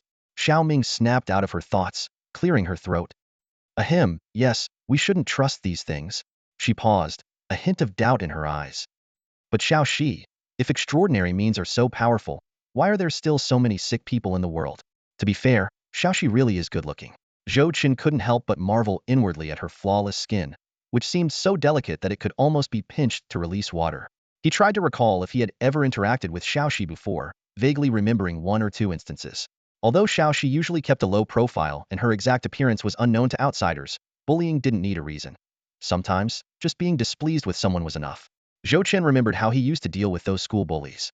He muttered to himself, if you bully some random kids, I might turn a blind eye. But bullying one of our own, and picking on the weak? That's unacceptable. He thought about the situation of Xiaoxi and her sister. I remember both of them having decent grades. They should at least get into a good school if not a top one. How could they both fail to get in? Chen frowned but quickly shook off these thoughts. Whatever, it's none of my business. Teaching Xiaoxi was just a whim, and I didn't lose anything from it. Chen lay back on his bed and drifted off to sleep again. The rest area could help him recover, but it couldn't completely heal his injuries. However, after spending some time there, his heavy bleeding, soft tissue injuries, and fractures had noticeably improved. Entering a dream, he opened his eyes. Chen chuckled bitterly. All right, you just have to kill me a few more times. He took a deep breath to adjust his state of mind. As the countdown ended, the scene changed. About 3 minutes later, a loud explosion sounded. Chen opened his eyes to find himself standing in the rest area. 3 giant statues loomed before him. Chen thought to himself, I might be able to handle one, but 3 attacking me at once? That's a bit too much. He considered whether he could directly kill them. Theoretically, yes, if he could take down these 3 formidable second realm entities, he could naturally last the required 30 minutes. But in reality, he couldn't even handle one. These behemoths were too massive. Unless he found an opportunity to directly sever their necks, it would be difficult to break through their defenses with his current level using his sword technique and breathing method. This is truly hell mode. Chen muttered to himself, how many times do I have to die this time? 100? 500? 1,000? He started calculating. Assuming I clear one level every 3 months, that's 4 levels a year? This is even more brutal than hardcore Souls-like games. Taking a deep breath, Chen calmed his emotions. No matter what, breaking through the tower was ultimately beneficial. His first realm body was able to slay a pack of wolves after taking down a 10-man team, which was a testament to the Grey Tower's influence. Standing at the center of the Grey Tower, Chen opened his manual. Last time he was here, he had rushed to the rest area to recover and hadn't had a chance to check the flashing manual. As his fingers touched it, a light screen quickly unfolded, displaying a combat summary. A particularly thrilling battle. Under the cover of night, you faced a siege. Days of life and death struggles honed your reflexes, allowing you to perform at your best. After a perilous fight, you achieved victory. The exhilarating battle ended, and as a result, your sword technique and breathing resonance method gained significant insights. Sword technique 3.45100, breathing resonance method 1.35100. Wow, that's quite a lot of progress. Chen was amazed at his own improvement. He had always known he was getting stronger, but seeing the specific numbers highlighted the significant increase. The difference between the Gray Tower and reality was becoming apparent. In the Gray Tower, countless deaths had made him accustomed to it, knowing he wouldn't truly die. Apart from the pain, it was like playing a game. But in reality, the blood, wounds, and pain constantly reminded him that he could actually die. This life and death pressure forced him to fully concentrate on using his techniques and pushing his power to the limit. My achievements today are all thanks to hard work, Chen thought self-deprecatingly. The manual continued to display, you completed a life and death battle. Under the rain, you said. Should I say it, or should you? 10 consecutive slashes on a rainy street. Could you get me an umbrella? The entry for carrying a sword without an umbrella in the rain has been recorded. Are you kidding me? Chen muttered to the manual. Large characters were etched onto the page before it flipped, revealing several gray particles he had never seen before. These gray particles quickly arranged themselves, forming a vague yet distinctive shape of a special jade. The manual explained, embers, the remnants after the demise of gray spirits, are usually used to enhance one's extraordinary system or to strengthen ember crystals. Note that using high-impurity ember products may cause negative effects. These effects can be self-cleared, but if a large amount of low-quality ember products are consumed in a short time, the negative effects will accumulate and become difficult to remove. Current ember ash, 200, can be synthesized. Synthesis. Embers can be repeatedly synthesized to remove impurities and improve quality. Chen stood there, stunned, not expecting such a lengthy explanation right after opening the manual. He read it several times, but still felt a bit confused. Hey, where did these embers come from? Chen asked. After a moment, the text on the page blurred and began to scroll again. Combat record. Killed low-level gray spirit white wolf and its handler. Obtained 200 units of ember ash. Alright, that's pretty considerate, giving us a combat record, Chen thought. This manual has a lot to say, but it's definitely useful when it counts. He noticed that the combat record didn't include the Tin-Man team, probably because they weren't strong enough. Chen pondered for a moment, but quickly decided not to dwell on the details. Let's try synthesizing once. He mentally clicked on the light screen. The grape-sized ember particles began to gather, from a few to dozens, then to 200. The beams of light converged inward, emitting a faint gray glow. Within the gray light, a fierce, roaring wolf's head could be vaguely seen. This vision quickly faded. When the light dissipated, all the particles vanished, leaving a fist-sized prismatic crystal in front of Chen. The manual continued to explain, gray jade. A gray jade, synthesized from 100 units of ember, with most impurities removed. It can be consumed to enhance extraordinary abilities, or used to strengthen ember crystals. Chen carefully considered the terms embers, gray jade, and ember crystals. He speculated that only by killing tangible extraordinary beings in the second realm could one obtain embers. He mentally mapped out the entire process. Killing extraordinary beings in the real world to obtain embers. Embers are used to synthesize gray jade. Gray jade can enhance one's extraordinary system and strengthen ember crystals. Good. Chen felt he had sorted out the process. However, he still had one lingering question. What exactly are ember crystals for? Chen suddenly remembered that mysterious relic. Apart from the magical manual, his father had left behind another little-known treasuria crystal hidden in a secret compartment at home. He had researched it and found out that it was beneficial to extraordinary individuals, but the exact benefits remained unknown. He recalled attempting various methods to uncover the secrets of the crystal. He tried sleeping with it, even biting it, nearly breaking a tooth in the process. He had subtly inquired from Uncle Zhong, but the old man knew little about it. Uncle Zhong practiced the ancient Tianxia martial arts, which were fundamentally different from the current Gray Tower's extraordinary system. A thought flashed through Chen's mind: should he fetch the crystal from home? But he quickly dismissed the idea. His most trusted Uncle Zhong was recovering in the next room, and sending someone else was too risky. The crystal was safe at home, and there was no urgent need to handle it. Chen refocused his attention and picked up a gray jade. As he pondered how to use it, a warm sensation spread across the scar on his hand. The gray jade in his palm disintegrated into particles, which then flowed into the scar. Immediately, a message appeared in his mind. After consuming the gray jade, the scar was strengthened. Now, whether in light or dark environments, he would receive a slight boost. Additionally, in the scar state, his technique training speed had also improved slightly. Chen couldn't help but exclaim, I take back what I said before. You're not some hyperactive chatterbox, you're my big brother. Although the information in his mind was vague compared to the manual's detailed descriptions, these simple messages provided a clear direction, saving him a lot of time.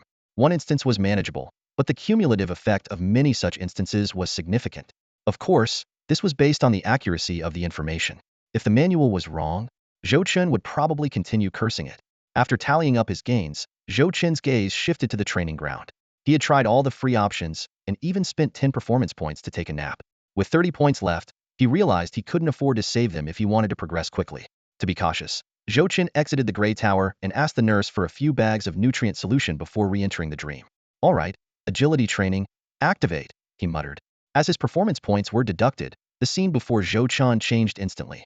A fresh fragrance wafted through the air, invigorating his spirit. The scent of rain-soaked earth added a unique freshness. White jade wheat, a special variety from the gray wasteland.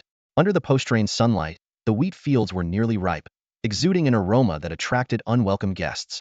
Hidden in this vast field was the rare white jade wheat king. It was fuller and more spiritual than ordinary wheat, with extraordinary substances exceeding common spiritual items. At that moment, the enticing aroma of the ripening white jade wheat king filled the air. To ensure its maturity, Zhou Chen, the farm owner, had to cover himself in a strong attractant. To these uninvited guests, he was the wheat king. For this agility training, you need to evade capture from various creatures for as long as possible without being detected, the system prompted. Note that if these creatures touch you, they might realize your human identity. Avoid being touched for a short period. The total training duration is 24 hours. Zhou Chen thought this challenge seemed easier. Previous levels had inflicted severe injuries with minor contact. This time, a few touches were allowed. With 30 seconds left on the countdown, Zhou Chen quickly surveyed his surroundings. He stood in an endless wheat field, wearing farm gear and heavy rain boots. His body was sprayed with a scent similar to white jade wheat, so enticing that he felt like licking himself. 5, 4, 3. As the countdown ended, Zhou Chen dashed forward, but after just 2 steps, he let out a scream. Ah, damn it, why is there a snake? Zhou Chen's face twisted as he yanked out a jade-green snake with a white mark on its forehead, crushing it to death. The small snake had been hidden among the wheat, nearly invisible. At that moment, Zhou Chen noticed a faint yellow glow on his skin. It was a warning from the gray tower white jade wheat kings don't scream, indicating he was exposing his identity. Damn it, Zhou Chen cursed under his breath. White jade wheat kings don't scream, but can they run? Is that logical? Ignoring the pain in his backside, Zhou Chen sprinted through the wheat field. Within seconds, the yellow glow faded, indicating he was back to normal. He extended his right hand, and a pale blade swiftly materialized in his palm. Particles in shades of black, white, and gray flowed over his hand like water, quickly spreading to his forearm and forming a sturdy gauntlet. This high-tech weapon stood in stark contrast to his simple, rustic farm attire, as if two worlds were colliding. Zhou Chen swung his long blade, attempting to carve a path for himself. However, the white jade wheat before him proved to be far more troublesome than he had anticipated. His previous attempts at cutting through had already demonstrated the wheat's resilience, but now, moving through the field, he truly experienced its unbelievable hardness. The swaying white jade wheat appeared fragile, yet as Zhou Chen tried to push through, it felt like being caught in a powerful current. Each stalk seemed to exert an invisible resistance, making it nearly impossible for him to advance. Suddenly, a blood-curdling scream shattered the field's tranquility. Zhou Chen looked down to find a small badger with fiery orange stripes clamped onto his calf. Its sharp teeth seemed to pierce through his flesh, aiming for the bone. The searing pain caused him to stumble, and before he could regain his balance, a predatory bird that had been circling above swooped down, crashing into his chest. With a sickening crack, Zhou Chen felt his chest cave in slightly, as if struck by a cannonball. He spat out a mouthful of blood, but the ordeal was far from over. Another wave of agony surged from his Riara. Small, unknown creature had sunk its teeth into his buttocks. Zhou Chen's face contorted in a mix of pain and rage. The glow around his body shifted rapidly from yellow to crimson, then to pitch black. This unusual transformation alarmed the lurking creatures in the shadows. After a brief moment of hesitation, they collectively decided that Zhou Chen was too dangerous, and they fled without a backward glance. A message appeared before Zhou Chen's eyes. Training failed. Resetting soon. He realized that slowing down would immediately draw the attention of the surrounding creatures. The only way to survive was to keep running, and run fast. However, the dense white jade wheat severely hindered his speed. Zhou Chen sensed that there might be a pattern to the wheat's swaying, perhaps an answer hidden in the way the wind blew through it. Just then, a gentle reminder from the system flashed. The white jade wheat king does not bleed or scream. Zhou Chen cursed internally. I'm being torn apart by these damn critters. and I'm not supposed to scream. The intensity and difficulty of the agility training left Zhou Chen gasping for breath. He initially thought he was there for formal training, but soon realized it felt more like an absurd survival game. The wheat field was not only filled with various obstacles, but also teeming with countless small animals that would pop out and surprise him. This isn't a wheat field. It's a zoo. Zhou Chen complained to himself as he nimbly dodged attacks coming from all directions. Despite his speed having significantly improved and his mastery of the soldier-slaying technique and breath resonance method advancing rapidly, 15 minutes was his limit in such a complex environment. After each training session, Zhou Chen would find himself questioning his own abilities. He felt he was close to reaching the second realm but still seemed to be missing something. Maybe this is what they call being a half step into the second realm, he speculated. Running through the wheat field was full of challenges. Even when giving his all, Zhou Chen would still get scratched by the wheat stalks. That enigmatic manual continued its usual cryptic guidance, making Zhou Chen silently gripe in his mind. The 24-hour training session ended quickly, and although Zhou Chen had made some progress, he still felt unsatisfied. His movements had become more agile, but he still struggled against the giant figures, often getting badly injured if he wasn't careful. After much thought, Zhou Chen decided to go for another round. He got a few more packs of nutrition bars from the nurse, quickly gulped them down, and invested 10 performance points to start a second agility training session. The results of the 2 training sessions showed varying degrees of improvement in both the soldier-slaying technique and the breath resonance method, and he unexpectedly acquired a new skill called swiftness. Zhou Chen could clearly feel a warm current flowing through his body, different from internal energy and the power of blood, yet it complemented his other martial techniques well. Am I really on the path to becoming an immortal? Zhou Chen muttered as he exited the dream space. As soon as he opened his eyes, he was startled by Lu Xun's large face right beside his bed. Awake? Lu Xun asked. Zhou Chen teased. Brother Lu, you weren't trying to steal a kiss, were you? Lu Xun was momentarily speechless, completely caught off guard by Zhou Chen's remark. Zhou Chen then asked, why are you here again? Officer Wei Min just visited a few days ago. Is the patrol division really this idle every day? Lu Xun explained that he had come to check on Zhou Chen and also brought some important news. He mentioned that this year's gray tide had already formed and might erupt sooner than expected, making it impossible for lower-level individuals to leave the city. Zhou Chen had a vague impression of the gray tide, so Lu Xun briefly explained this catastrophic event that sweeps across the land of Baixing every few years. Although Zhou Chen appeared indifferent on the surface, he was internally contemplating the potential impact of this news. He recalled Sun Hu secretly discussing plans to leave the city with him a few days ago, and couldn't help but wonder if someone had leaked the information. As Zhou Chen's thoughts wandered, Lu Xun dropped another bombshell. There's something else. Zhang Zhao's son is dead, and Zhang himself was seriously injured. Did you know about this? The sudden news left Zhou Chen in shock, unsure of how to respond. He's been busy fighting those little brats in the fields these days, so naturally, he doesn't know what's been happening. Lu Xun frowned and asked, who did it? Acting as a vigilante? Wasn't it you? Zhou Chen shook his head, looking exhausted. Do I have nothing better to do? I'm barely managing the Mingguang group as it is. How would I have time to deal with Zhang Xiao? As he spoke, a hint of interest flashed in his eyes. Tell me, how did those 2 pests die? Zhang Xiao isn't dead yet, Lu Xun reminded him, pausing before he could continue. At that moment, the door to the hospital room swung open, and a graceful figure sauntered in. Zhou Chen's eyes lit up. He propped himself up slightly, only to remember his injured state and coughed weakly. Naiko. Senpai Chinna? Cough, cough. Sorry, I couldn't make it to our appointment. Asakawa Chinna laughed and scolded. Stop pretending, you rascal. If you're not feeling well, just lie down. She turned to Lu Xun with a playful look. Captain Lu. What brings you to visit my dear brother? Lu Xun stood up expressionless. I'm just here for a routine case investigation. If he's your dear brother, I haven't seen you visit him these past few days. I have matters to attend to at the office. Goodbye. Hey, Captain Lu, don't rush off. Let's chat a bit more, Asakawa Chinna called out, but Lu Xun left without looking back. Asakawa Chinna walked over to the bed. Looking down at Zhou Chen, I must say, Zhou Chen, Captain Lu really seems to look out for you. Zhou Chen gave a sheepish smile, cough. He'd love nothing more than to take down the entire Zhou family. How's your injury? Asakawa Chinna asked. Not too bad, not too bad. It's just that, unfortunately, I won't be able to go all out for you, Senpai Chinna. It's truly a pity, Zhou Chen sighed. Asakawa Chinna's eyes narrowed, and she smiled brightly. No worries, I've got your back. Zhou Chen looked slightly surprised. The Zhou family is part of our Hongying society. The Mingguang group has been acting recklessly lately. I've given them quite a lesson on your behalf, Asakawa Chinna explained. Thank you so much, Senpai Naiko. Zhou Chen began to express his gratitude but was interrupted. I'm not done yet, Asakawa Chinna continued with a smile. Miss Kanoko and I, have discussed it thoroughly and believe you have extraordinary potential. So, the Zhou family's status will remain unchanged.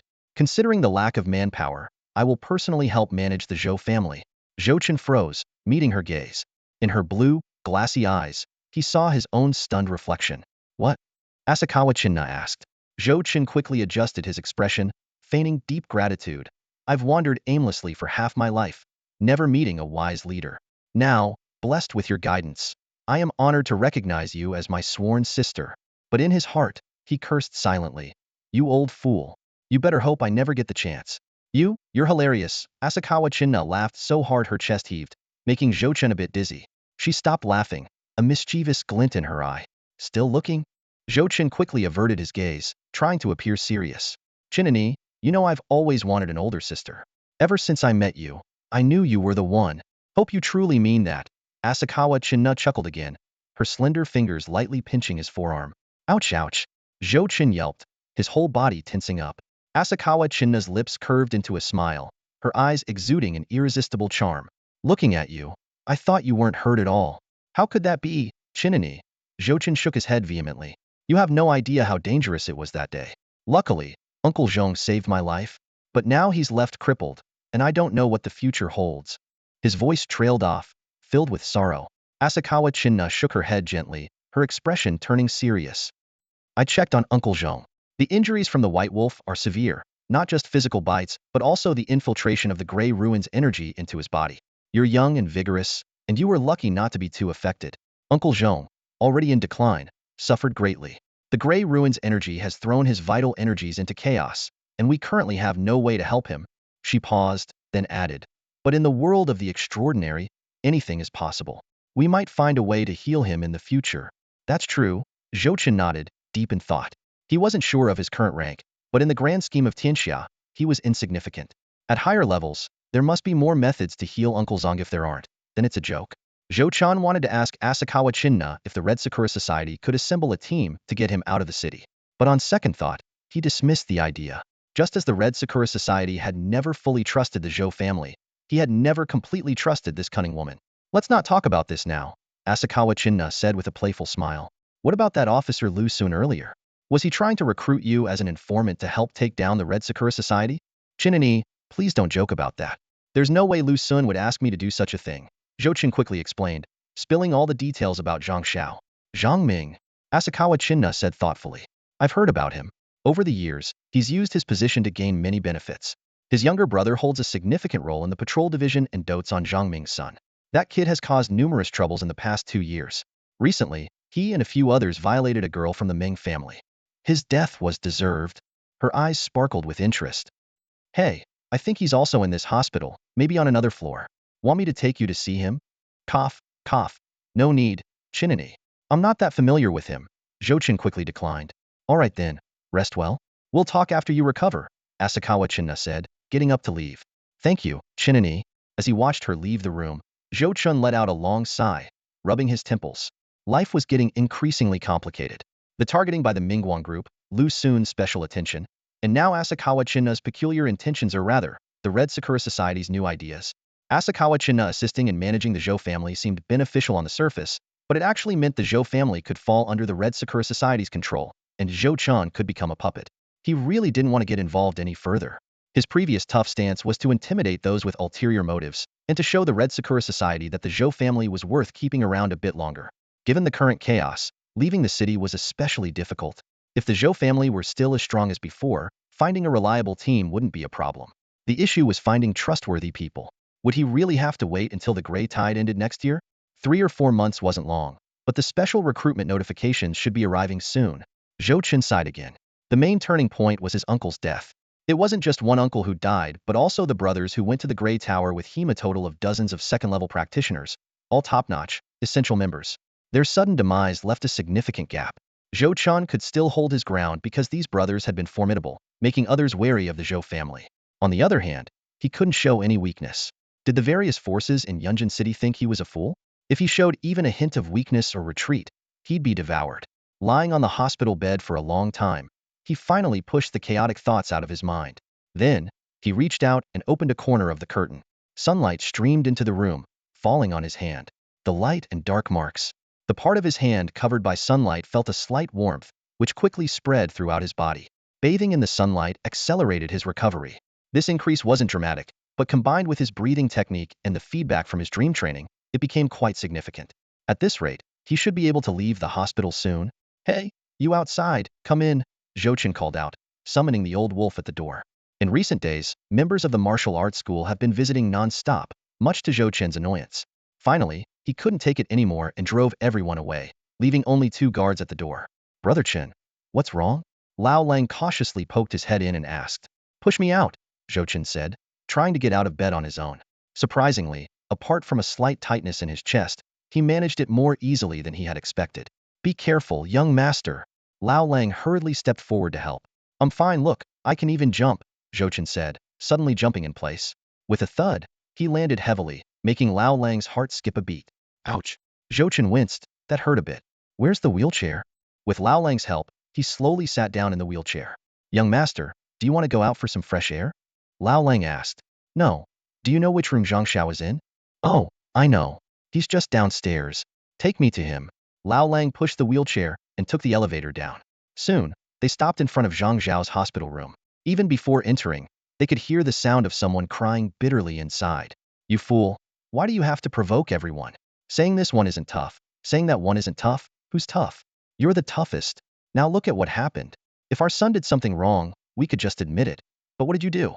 Oh, how are we going to live like this? As Zhou Chen was pushed into the room, he saw a woman in her late 20s sobbing by the bedside. Nearby, Zhang Zhao's brother and his family stood with grim expressions. Zhou Chen? Seeing him enter, the officer on duty stood up warily. The young master of the Zhou family, Zhang Ming, who had just woken up, turned his head groggily and forced a smile that looked more like a grimace. Long time no see. Long time no see, Zhang Xiao, Zhou Chen said, glancing at Zhang Zhao's completely immobilized lower body with deep regret. I was planning to help you take care of the other side, but then this happened. I didn't even get a chance to act before you were seriously injured. Zhang Zhao's face was ashen, and he replied weakly, it's not your fault, young Master Zhou. I also didn't expect them to act like mad dogs, attacking without warning. All right, young Master Zhou, you've seen enough. My brother needs to rest. Please, it's time for you to leave, Zhang Xiao said in a low voice, his eyes showing a hint of impatience. As Zhang Ming's younger brother, Zhang Xiao was a patrol officer but not a particularly upright one. He was closer to the Mingguang group, which naturally made him less fond of Zhou Chen. Zhou Chen, however, was unfazed and even smiled slightly. Just a few more words, he said, signaling to Lao Lang, who immediately placed a fruit basket on the bedside table. Zhou Chen then turned to the bedridden Zhang Xiao, his tone sincere. Principal Zhang is a good principal and someone I deeply respect. Seeing him so gravely injured fills my heart with sorrow. These words seemed to touch Zhang Xiao. A flicker of emotion crossed his face.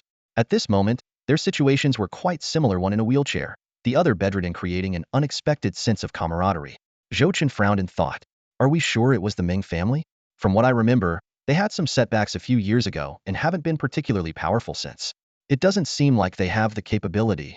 Zhang Xiao coughed lightly, recalling, a few years ago, when they were competing with the Zhou family in business, your second uncle crippled a few of their men. He paused before continuing. But it's hard to say they don't have any power at all. Even if they're not doing well, they can still hire people for the job. However, based on the evidence, it doesn't quite seem like the Meng family's doing. Why do you say that? Zhou Chen pressed. Zhang Zhao's gaze turned cold as he took over the conversation. We couldn't find any eyewitnesses at the scene, and the surveillance footage was untraceable. This makes us think it's unlikely to be the Meng family. Interesting. Zhou Chen raised an eyebrow, thinking to himself. No wonder Lu Sun came to ask him about it. In Yunjin City, surveillance is omnipresent for the poor, but for the elite, it often becomes technically unavailable or damaged. The Meng family, while not a martial or extraordinary family, was a wealthy business family that had invested in a few martial arts schools. Their overall strength in Yunjin was decent. Zhou Chen pondered.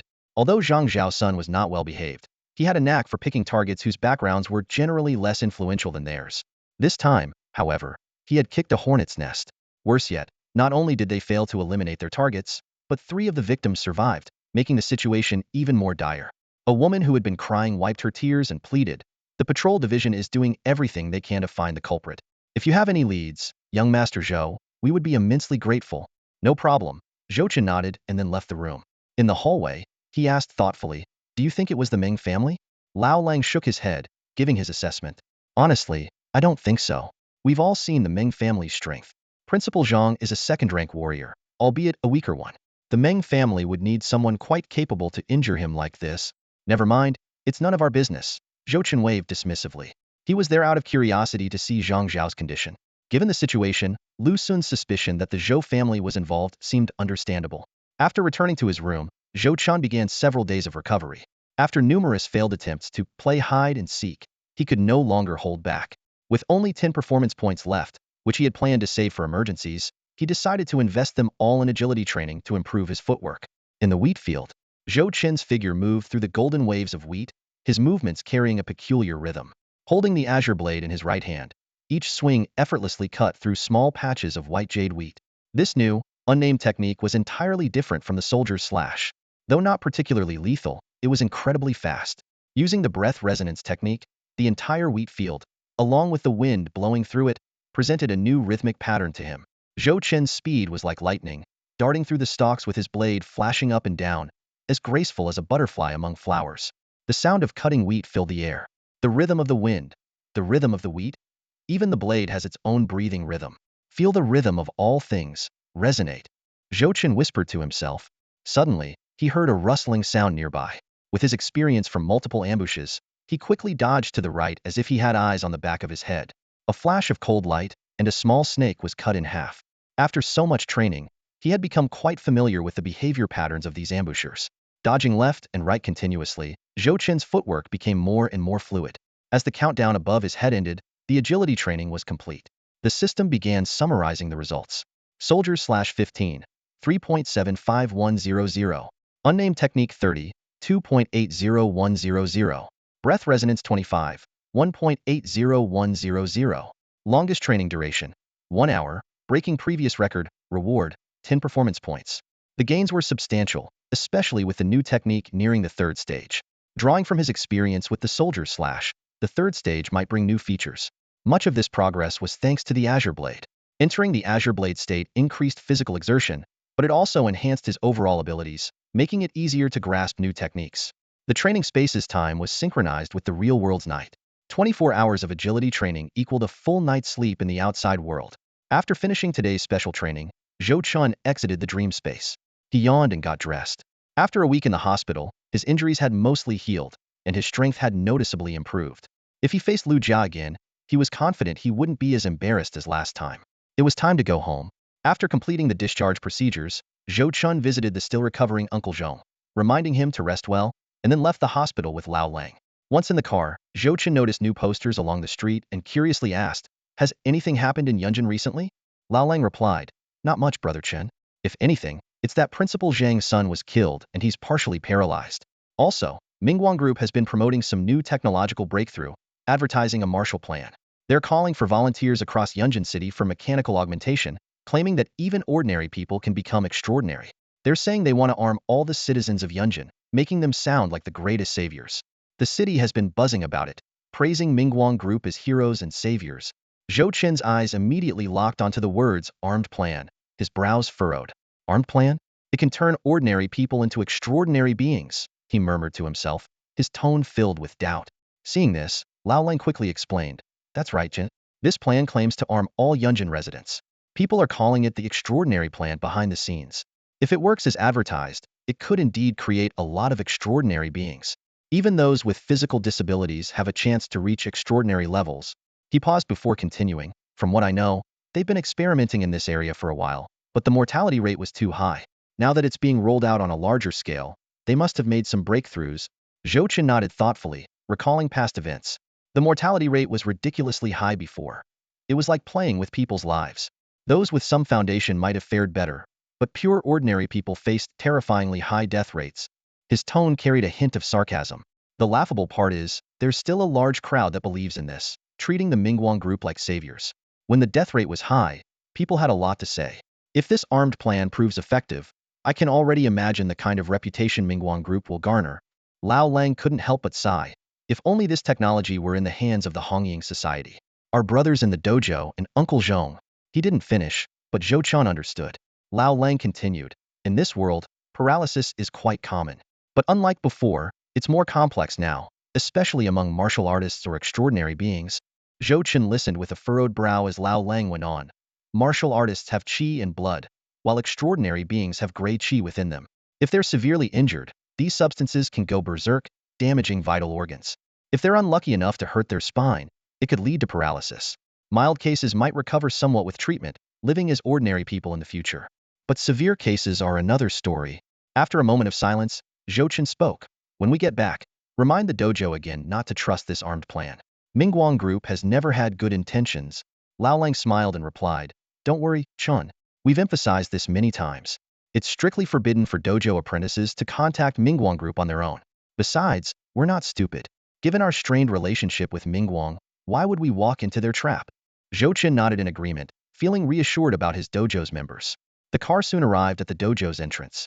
As Zhou Chen was about to get out, he noticed 3 people waiting at the door, dressed in sharp suits with neatly pressed ties. The leading man had meticulously groomed hair and wore gold-rimmed glasses.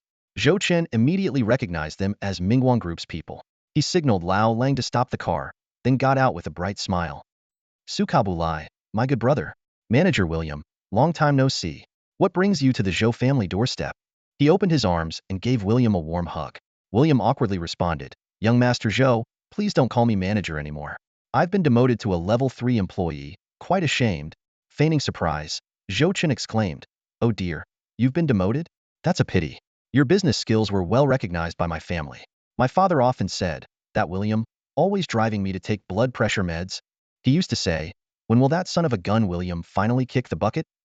Yet here you are, still alive while my father has passed. William was momentarily stunned before realizing Zhou Chen was insulting him. With a face turning red, he said, Zhou Chen, I came here for a serious discussion, not to argue. Zhou Chen chuckled, if you want to talk, let's go inside and talk. It's been a while. William straightened his disheveled collar and said seriously, regarding the previous incident, I apologize on behalf of Mingguang Group. Due to some mistakes on our part, wrong information was conveyed to subordinates, resulting in your serious injury. We are truly sorry. Zhou Chen was a bit surprised, not expecting Mingguang Group to speak humanely. He asked, so, what now? William continued, therefore, I invite you on behalf of Mingguang Group to a banquet in a few days at the park. We hope to reconcile and possibly have future business dealings. Zhou Chen laughed, reconcile? Seriously? William nodded, of course, we are very sincere and have prepared many gifts for you. It's the best outcome for both sides. After a moment of silence, Zhou Chen suddenly asked, Manager William, why were you demoted? William hesitated briefly before smiling, because I arranged a team to assassinate you, but the mission failed and we suffered significant losses. Officer Wei Min was supposed to join us today, but he received a sudden assignment and had to lead a team out of Yunjin. Before he left, we had a detailed conversation and agreed that there wasn't much animosity between Mingguang Group and the Zhou family. We believe it's entirely possible for everyone to sit down and talk things out. William stood at the entrance of the martial arts school, smiling as he spoke to Zhou Chen. His tone was relaxed, as if discussing a regular business negotiation rather than a reconciliation between 2 rival factions. Rest assured, young Master Zhou, William continued. Even though he's not here, his intentions will be with us.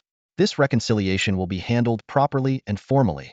There was a barely noticeable hint of arrogance in William's words. He pulled out a business card from his pocket and handed it to Zhou Chen. Zhou Chen accepted the card, glancing over the contact information. William didn't reveal a specific location and, after a few brief exchanges, turned to leave. Zhou Chen watched as William and his companions departed, his fingers unconsciously brushing the hilt of his sword. He had been tempted to strike several times, but managed to hold back. This guy really has some nerve, Zhou Chen thought to himself, but he knew now was not the time to act impulsively. His wounds hadn't fully healed, and if the other side responded by deploying their mechs, he might not survive the encounter. After all, Mingguang Group's extraordinary project managers were formidable on their own. Chen Gu, Old Wolf called out tentatively. Let's head back. Zhou Chen replied curtly, stepping into the martial arts school. The interior of the school was much quieter than usual.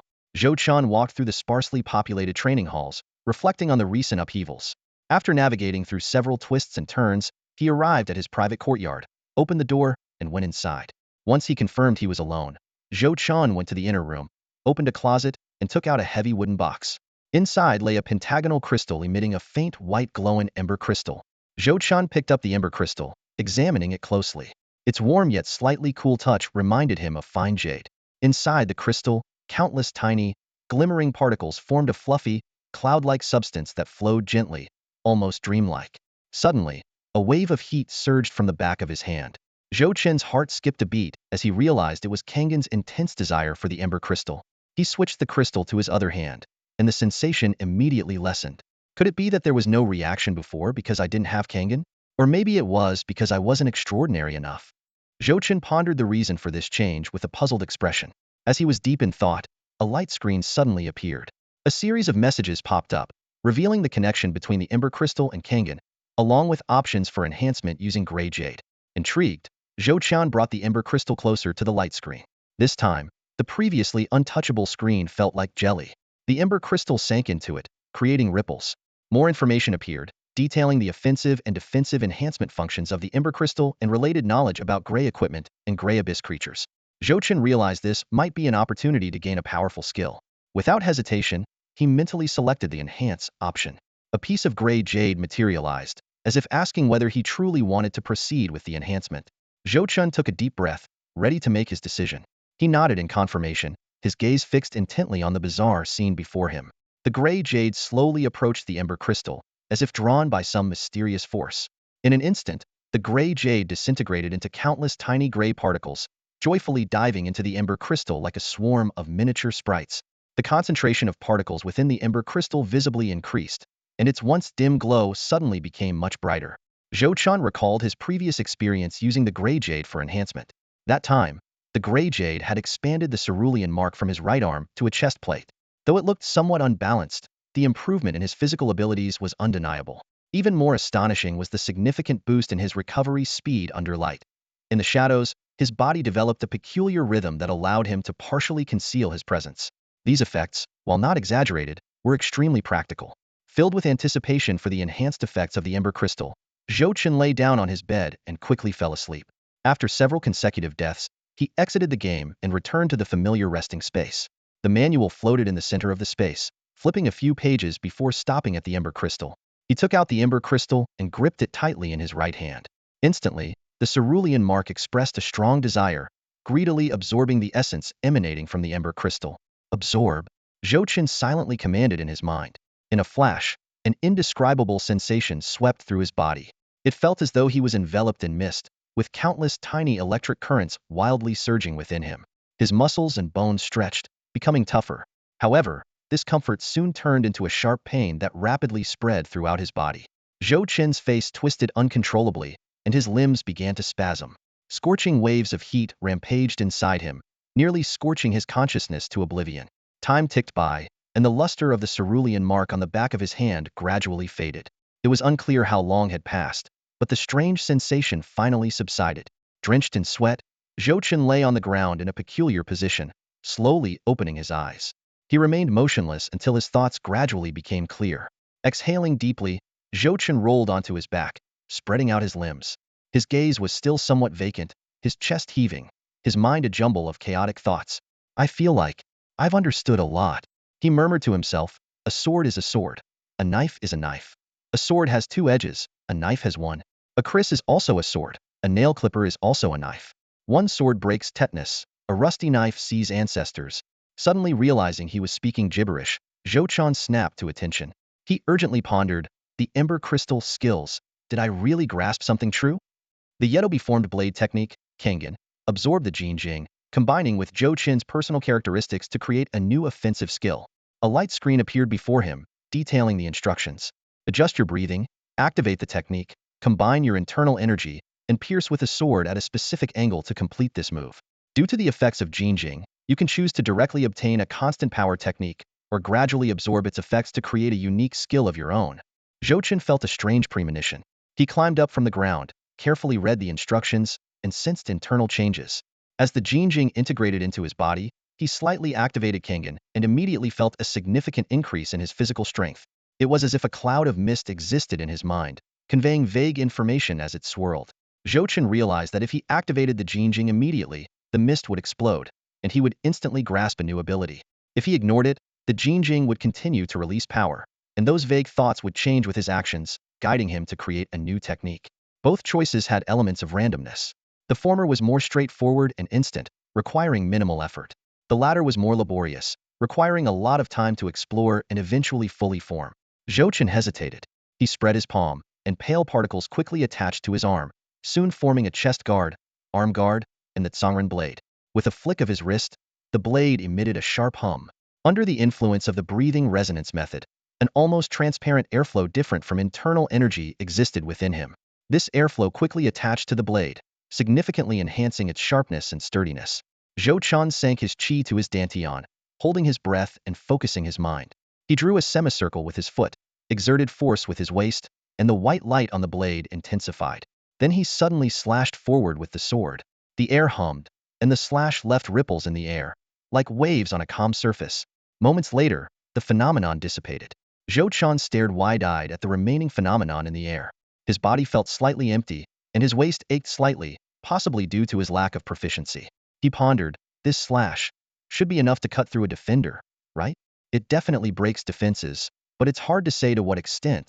Zhou Chen assessed his combat capability. Without heavily activating Kangen, facing a white wolf unknown would be challenging. I could potentially take them down with one strike, but I wouldn't fare well if attacked. However, with this technique, I could even injure a defender? Theoretically, with a proper sneak attack, I could kill them with one strike. It's purely high attack, low defense. He realized he might have focused too much on offense. More importantly, that slash wasn't even a complete technique, just a special feeling after absorbing the Jing, following his instinct to strike. There was still a long way to go before it fully formed. Damn, I really need a teacher, Zhou Chen sighed. Yunjin City is so small. Unless I completely join the Hongying Society, it's hard to get information on the current mainstream extraordinary skills. Zhou Chen had already mastered all the available book knowledge. According to his original plan, he would enter a higher education institution, study comprehensive courses, and eventually have the chance to enter the Grey Tower, where professional teachers would guide him in mastering extraordinary powers.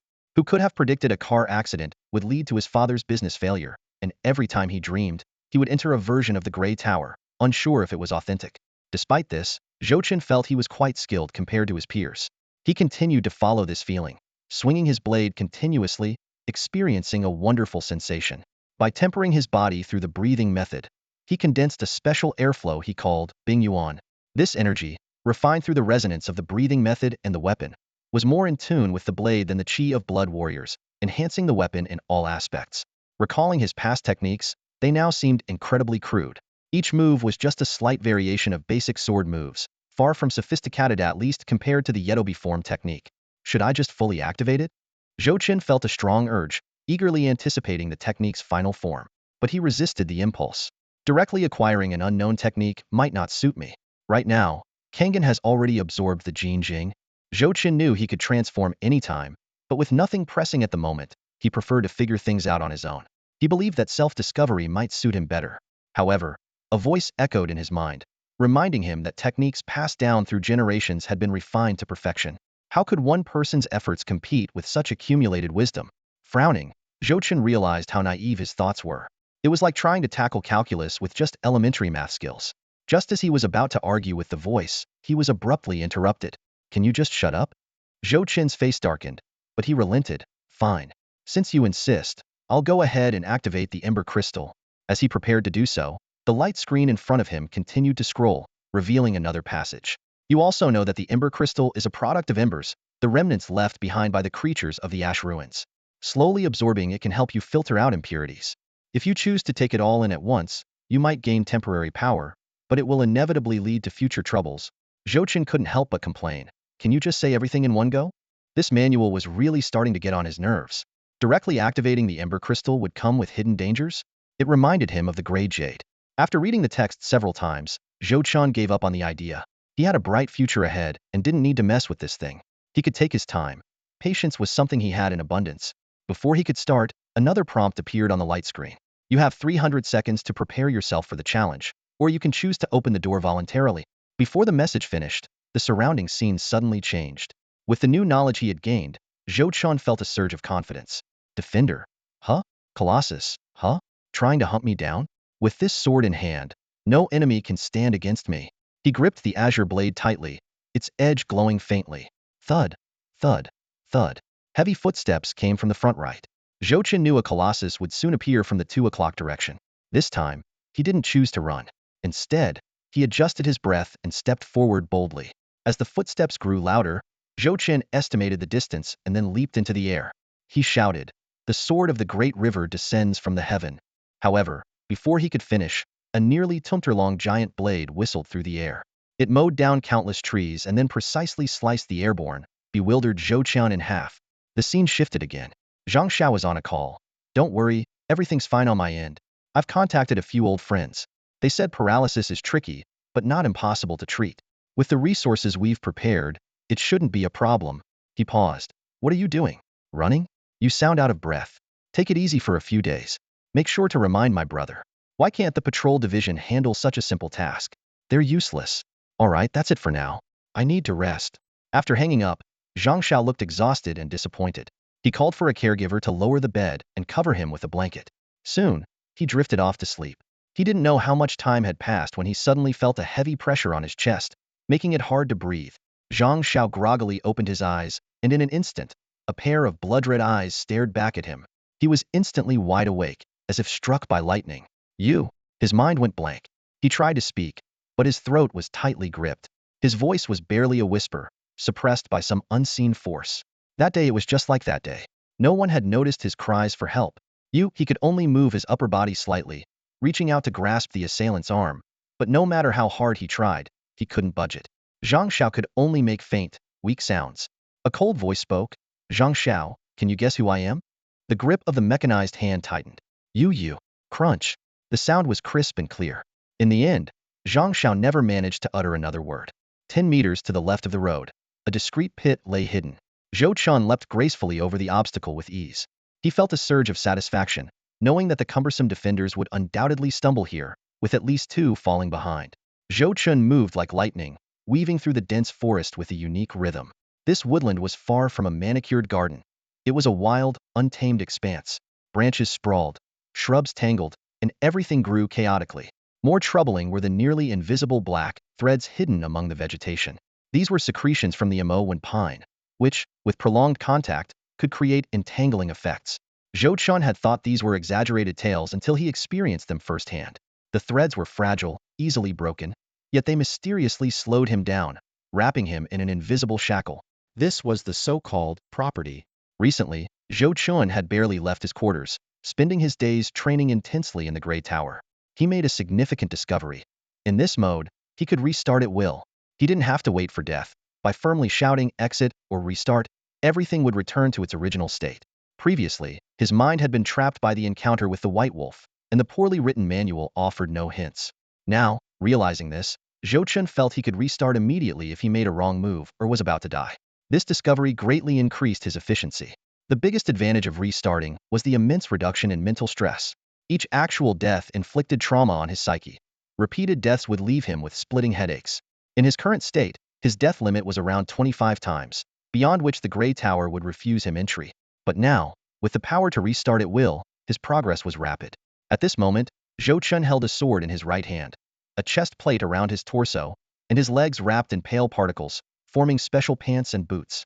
The Kangen was forming faster these days, perhaps due to frequent use or the effect of Jinjing. Regardless, it was indeed useful, making him feel as if he were walking on air. Zhou Chen moved nimbly through the forest, cutting a path with his Tsangren blade. Heavy footsteps grew closer behind him. He knew without looking that a giant blade was swinging towards him. He quickly crouched, narrowly avoiding the attack.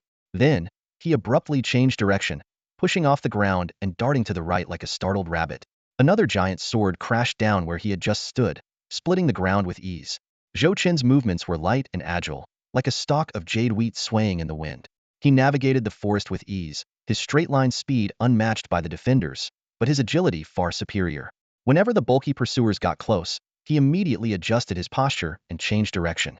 Another tree was shattered by a defender, and Zhou Chen realized why these creatures were poorly rated. They were too clumsy, better suited for forming battalions and smashing through obstacles. Remaining time, 180 seconds. Zhou Chen felt a surge of excitement. Only 3 minutes left. But just as the thought crossed his mind, he was suddenly airborne. A massive rock had struck his back, sending him flying. With a heavy thud, he crashed to the ground, rolling uncontrollably. Restart, cough, restart. Zhou Chen managed to utter. His injuries healed quickly, and the surroundings returned to the waiting space. He rubbed his aching back, cursing himself for not holding out those last 3 minutes. After a brief adjustment in the mortuary, Zhou Chen took a few steps forward and pushed open the door. He found himself back in the dense forest, pale particles weaving into his attire, especially complete around his legs. As the countdown ended, He shot forward like an arrow, transforming into a pale lightning bolt heading for the 6 o'clock direction. Zhou Chen had a plan. This direction would buy him about 4 more minutes. The area was filled with obstacles, ideal for someone of his size to dodge. The hulking defenders, like bulldozers, would easily get entangled in the underbrush, triggering the binding properties and significantly slowing down. Ahead, a massive log lay across the path. Zhou Chen lowered his body, sliding under it at the last moment with a graceful maneuver. He then leapt up, grabbed an overhead branch, and swung forward, deftly navigating through the interlaced branches. The entire sequence was smooth and elegant. Soon, the rumbling grew closer. Instinctively, Zhou Chen ducked as a black and red giant blade whizzed past his head, crashing heavily into the ground ahead. Yes, these iron giants are not only skilled in close combat, but can also surprise you by throwing weapons. Zhou Chen watched in horror as a massive sword, taller than him, came whistling through the air. He gasped. The sword's sharpness aside, its sheer kinetic energy was enough to paralyze him. Zhou Chen quickly rolled forward and pushed off the ground with one hand, flipping into the air. Another deafening crash followed as another giant blade slammed into the spot where he had just been. Without hesitation, he sprinted forward, his blade, Song Run, slicing through the air. The piercing sound of metal clashing echoed around him as his strike nearly split the embedded crimson blade in half. Zhou Chen immediately changed direction, sprinting towards a less dense area of trees. The ground there was riddled with pits cleverly hidden by foliage. A single misstep could send him tumbling into one. He thought, in such terrain, he should be able to evade them for another 10 minutes. In the dense forest, the chase continued, with thunderous crashes resounding in the air. Time ticked by, and finally, the 3-minute countdown began again. I dodge. This time, Zhou Chen was prepared and rolled to the side. The wind from the giant's swing brushed past him, a testament to the force behind the attack. Glancing back, he saw 3 giants emitting a blinding red light, steam billowing from their bodies. Oh, come on. You're going into overdrive? Zhou Chen realized that after the last 3-minute countdown, the giants had gone berserk, likely preparing for a final, frenzied assault. In an instant, their speed surged. The black patterns entwining them ignited, turning to ash and dissipating, removing all speed constraints. Zhou Chen finally saw their true power as fast as a blink. These towering giants moved faster than a white wolf. Zhou Chen's face changed dramatically. Dodging left and right was futile. They were too fast. He steeled himself and retreated, slipping through the gaps between the 3 giants. A quick sidestep allowed him to weave through their joints. In these final 3 minutes, Zhou Chen stopped dodging altogether. In their overdrive state, the giants moved unpredictably fast, making it impossible to fully evade them. He tried to control his breathing, attempting to sense a resonance, but at such speeds, it was extraordinarily difficult. Boom! The proximity was too close. Zhou Chen couldn't completely evade. A heavy punch landed squarely on him, sending him flying. Ugh! He crashed into a thick tree, creating a huge dent in the trunk, his consciousness wavering. Just as Zhou Chen considered restarting, a gentle breeze lifted his hair. An idea flashed in his mind. Trying to sense their resonance was pointless. To achieve speed, he needed to resonate with the wind, to chase the wind and ride the waves. Facing the approaching heavy fists, Zhou Chen's eyes shone brightly. He was increasingly convinced he'd found the key. Gray Tower, restart. Zhou Chen shouted in his mind, ready to embrace the new challenge. Principal Zhang's death was shrouded in mystery and confusion. The inspectors only discovered that someone had infiltrated the hospital and snapped his neck, but they had no clue about the identity of the culprit. They questioned the Zhou family again, but it led nowhere. To Zhou Chen, Zhang's death was not worth mourning. He was entirely focused on the breakthrough he was about to achieve. In the jungle, Zhou Chen moved like the wind. His legs propelled him swiftly, leaping between bushes. His robes fluttered, surrounded by a visible aura that boosted his speed. Each step seemed to be pushed by waves, making him faster and faster. His movements became smoother, as if upgrading from a bicycle to an electric bike, significantly enhancing his power. With 1 minute left on the countdown, Zhou Chen's heart raced. Suddenly, a giant arm attacked from the side. He anticipated it, quickly ducked, and slipped under the arm, delivering a powerful kick to the joint. Using the momentum to distance himself, he faced 2 giant blades coming at him from above and below. He dodged left and right, aware that time was running out. The azure blade skimmed through the air, leaving countless scratches on the giant's weapon. As the giant prepared to retaliate, its blade shattered. Zhou Chen continued to weave between the giants, narrowly avoiding their attacks each time. In the final 30 seconds, the situation changed dramatically. The core of one giant's chest glowed red, radiating intense heat. Soon, the other 2 giants began to glow as well. Realizing the imminent danger, Zhou Chen sprinted away. He had only 2 seconds to escape and barely made it behind a large tree. With a thunderous roar, the ground shook violently, and a deafening explosion assaulted his ears. A scorching wave of fire engulfed the area within tens of meters. As the explosion cloud dissipated into ashes, the self-destruction of the 3-second realm giants had exceeded the power of regular missiles. Zhou Chen was thrown by the shockwave, tracing an arc in the air before crashing heavily to the ground. His eyes were bloodshot, limbs numb, and his mind foggy. Zhou Chen's consciousness wavered, feeling like he might die, but he forced himself to stay awake, straining to look at the countdown. 20 seconds, 19 seconds, 18 seconds. A sudden surge of survival instinct urged him to hold on. However, when he tried to push himself up, he realized he had only one arm left. His lower body was wet and in pain, likely destroyed by the blast. He fought to stay conscious, his eyelids heavy, rolling back several times. The countdown continued. 12, 11, 10. Zhou Chen stared at the numbers, feeling life slipping away. Just as he was about to collapse, the countdown hit 0. The environment around him reassembled, and his body parts regenerated. Zhou Chen shook his arm, recovering from the brink of death. Recalling the recent ordeal, he shuddered. He took several deep breaths, trying to calm down. The experience of watching himself die was more agonizing than death itself. At that moment, all he wanted was some dry ice to soothe his lungs. After taking a moment to catch his breath, Zhou Chen finally opened his eyes. The screen had been waiting for a while, and immediately began scrolling. Congratulations on achieving the "but hurts" milestone, the system teased, making Zhou Chen's face darken. He gritted his teeth and replied, "My butt's up in the air. It doesn't hurt, so just shut up." Unfazed, the system continued. "Do you wish to proceed to the next level now? Yes, no." Zhou Chen thought to himself that there was no rush. Reflecting on the second level, he realized it wasn't as difficult as he had imagined. Several days of agility training had helped him master new techniques, making it easier to clear the level. In the real world, less than half a month had passed, and the efficiency was astounding. Suddenly, Zhou Chen realized he had overlooked a crucial detail: the restart mechanism.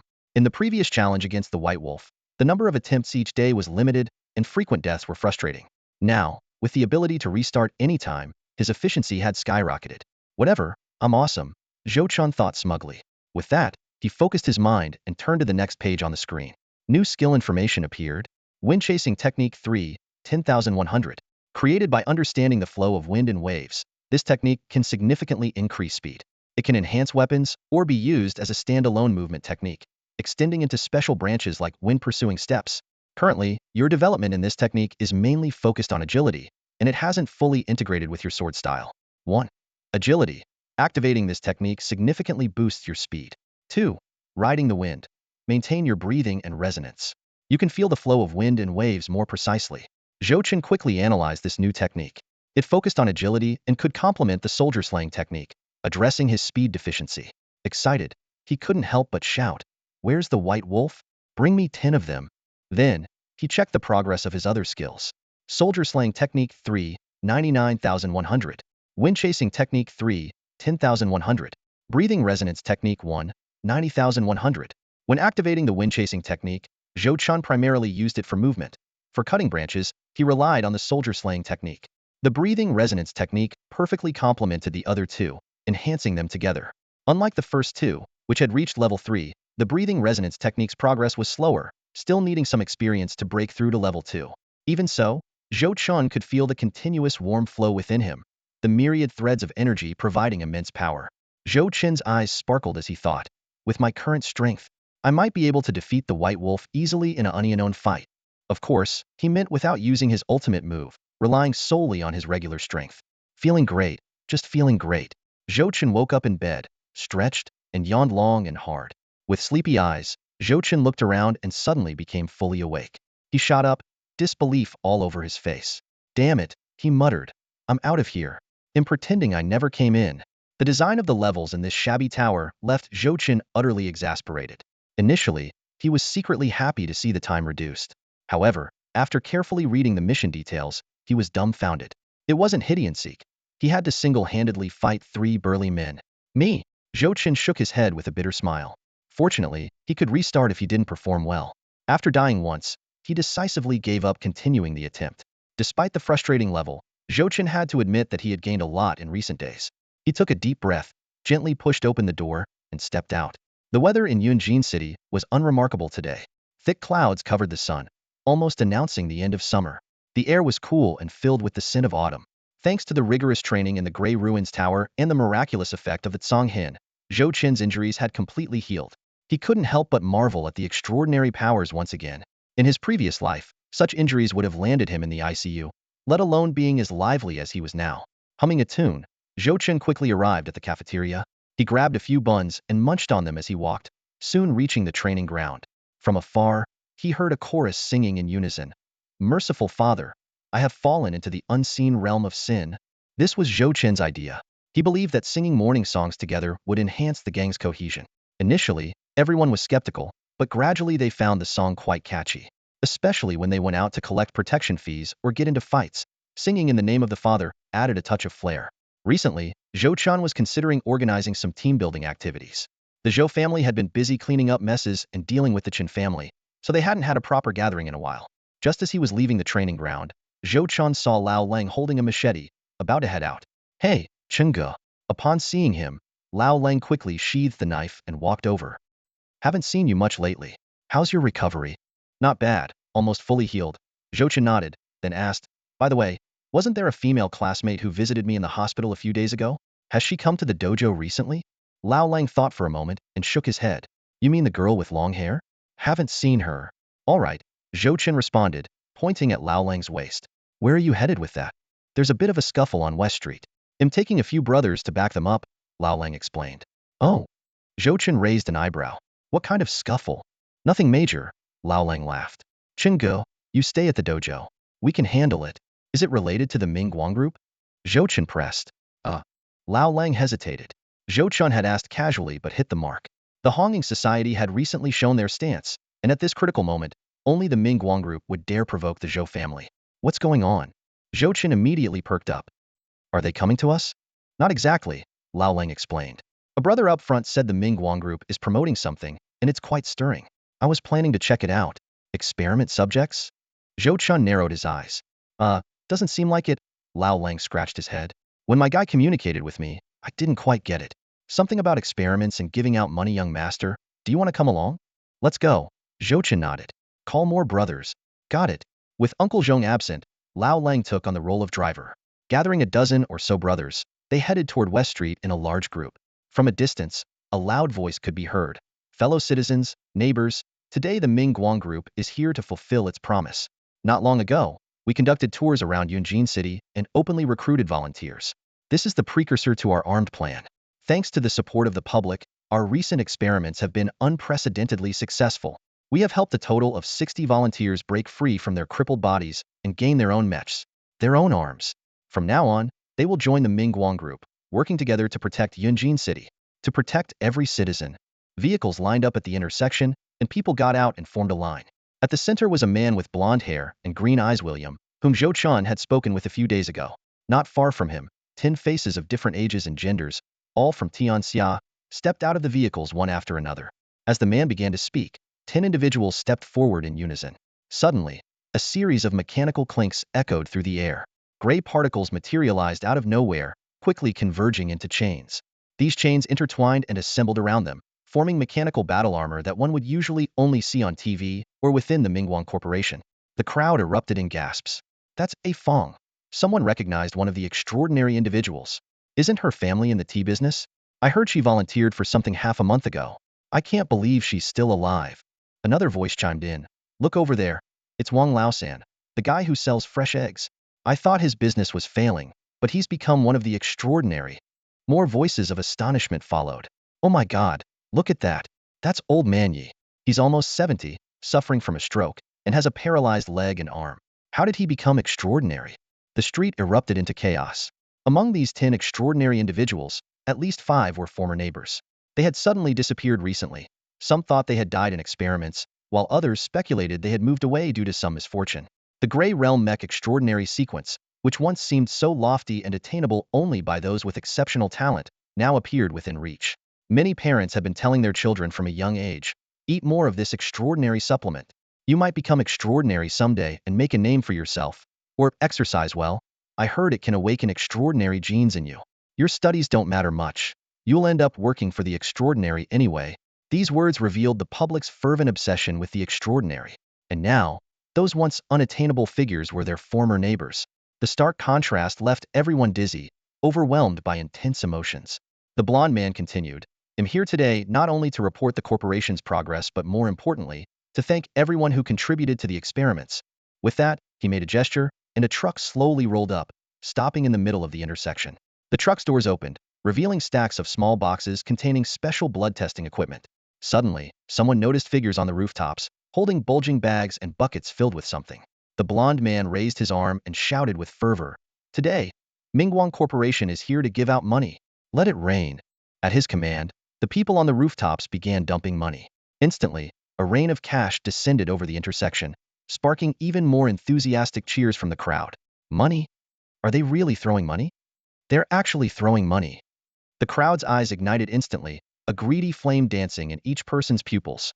They reached out hungrily, scrambling to grab the bills raining down from the sky. The blue Tianxia currency fluttered in the air like a shower of money, overwhelming everyone's visual senses. However, this feast of money came and went quickly. The people on the rooftops soon stopped throwing the bills, leaving behind a crowd still hungry for more. William stood high above, taking in the expressions on their faces. A slight smirk appeared at the corner of his mouth, which he quickly replaced with a cleverly feigned look of sorrow.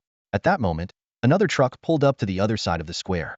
The back doors opened slowly, revealing neatly arranged black and white wooden boxes, each labeled with a name. The crowd's clamor gradually quieted down, a sense of unease filling the air. Someone whispered, "The money is for us, but Mingguang Group isn't a charity. Could taking the money cause trouble?" This suspicion spread quickly through the crowd, and many people glanced at the bills in their hands, hesitating whether to keep them. William seized the moment to speak, his voice steady and compelling. "As you all know, the experiments carry a risk of death, and it's not a small risk. Before our technology matures, we need a large number of test subjects to provide sample data. Unfortunately, Mingguang Group couldn't ensure that everyone would survive the experiments." He sighed softly and pointed to the newly opened truck. "Inside are those who didn't make it through the experiments. To prevent the bodies from contaminating the environment with gray ruins pollution, we cremate the deceased. Of course, this was agreed upon before the experiments, not done on a whim. What we must do next is return these heroes to their families." As William's words ended, a staff member stepped forward, solemnly holding a small wooden box. He read aloud, "Jiang Yu, 20 years old, female, her mother Zhao Ping." A trembling voice called out from the crowd, Is it my Jiang Yu?" An unkempt woman in simple clothes pushed her way through the crowd, followed by two young men in their 20s. She had been notified by Mingguang Group to bring her children and wait here, never expecting this outcome. The woman stared blankly at the small wooden box and then at William. Under the complex gazes of the crowd, she hesitated for a long time before tentatively stepping forward. Is this my daughter?" she asked softly, her voice filled with uncertainty and fear. The staff member replied calmly, "The box is engraved with Jiang Yu's name and an ID number. Inside, along with the ashes, are some of her personal belongings and photos. You can open it here to verify her identity." With trembling hands, the woman opened the wooden box. Photos from the lab came into view, with her daughter unmistakably in the center of each picture. There were also some hair ties and clips her daughter used to wear. Seeing these, the woman could no longer hold back her emotions, and tears streamed down her face.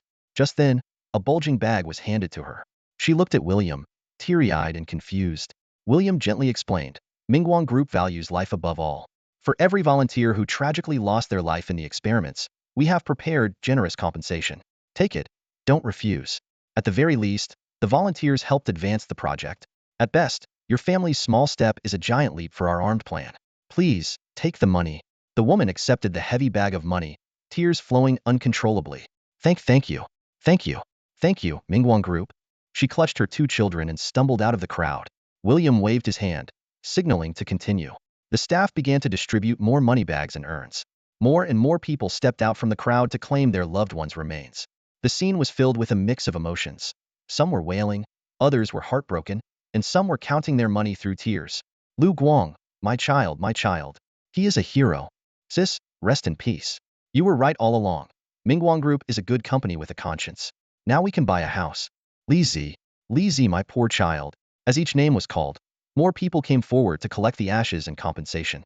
The entire square was enveloped in a unique atmosphere, a blend of sorrow and relief, grief and gratitude. People looked at the bulging money bags with mixed feelings. Each bag contained at least 100 to 200,000 yuan. This was a pure gift. When they had signed the family agreement, it only mentioned a small compensation in case of experimental failure and a Medal of Honor. The reality far exceeded their expectations, leaving many touched and puzzled, unsure how to face this unexpected windfall.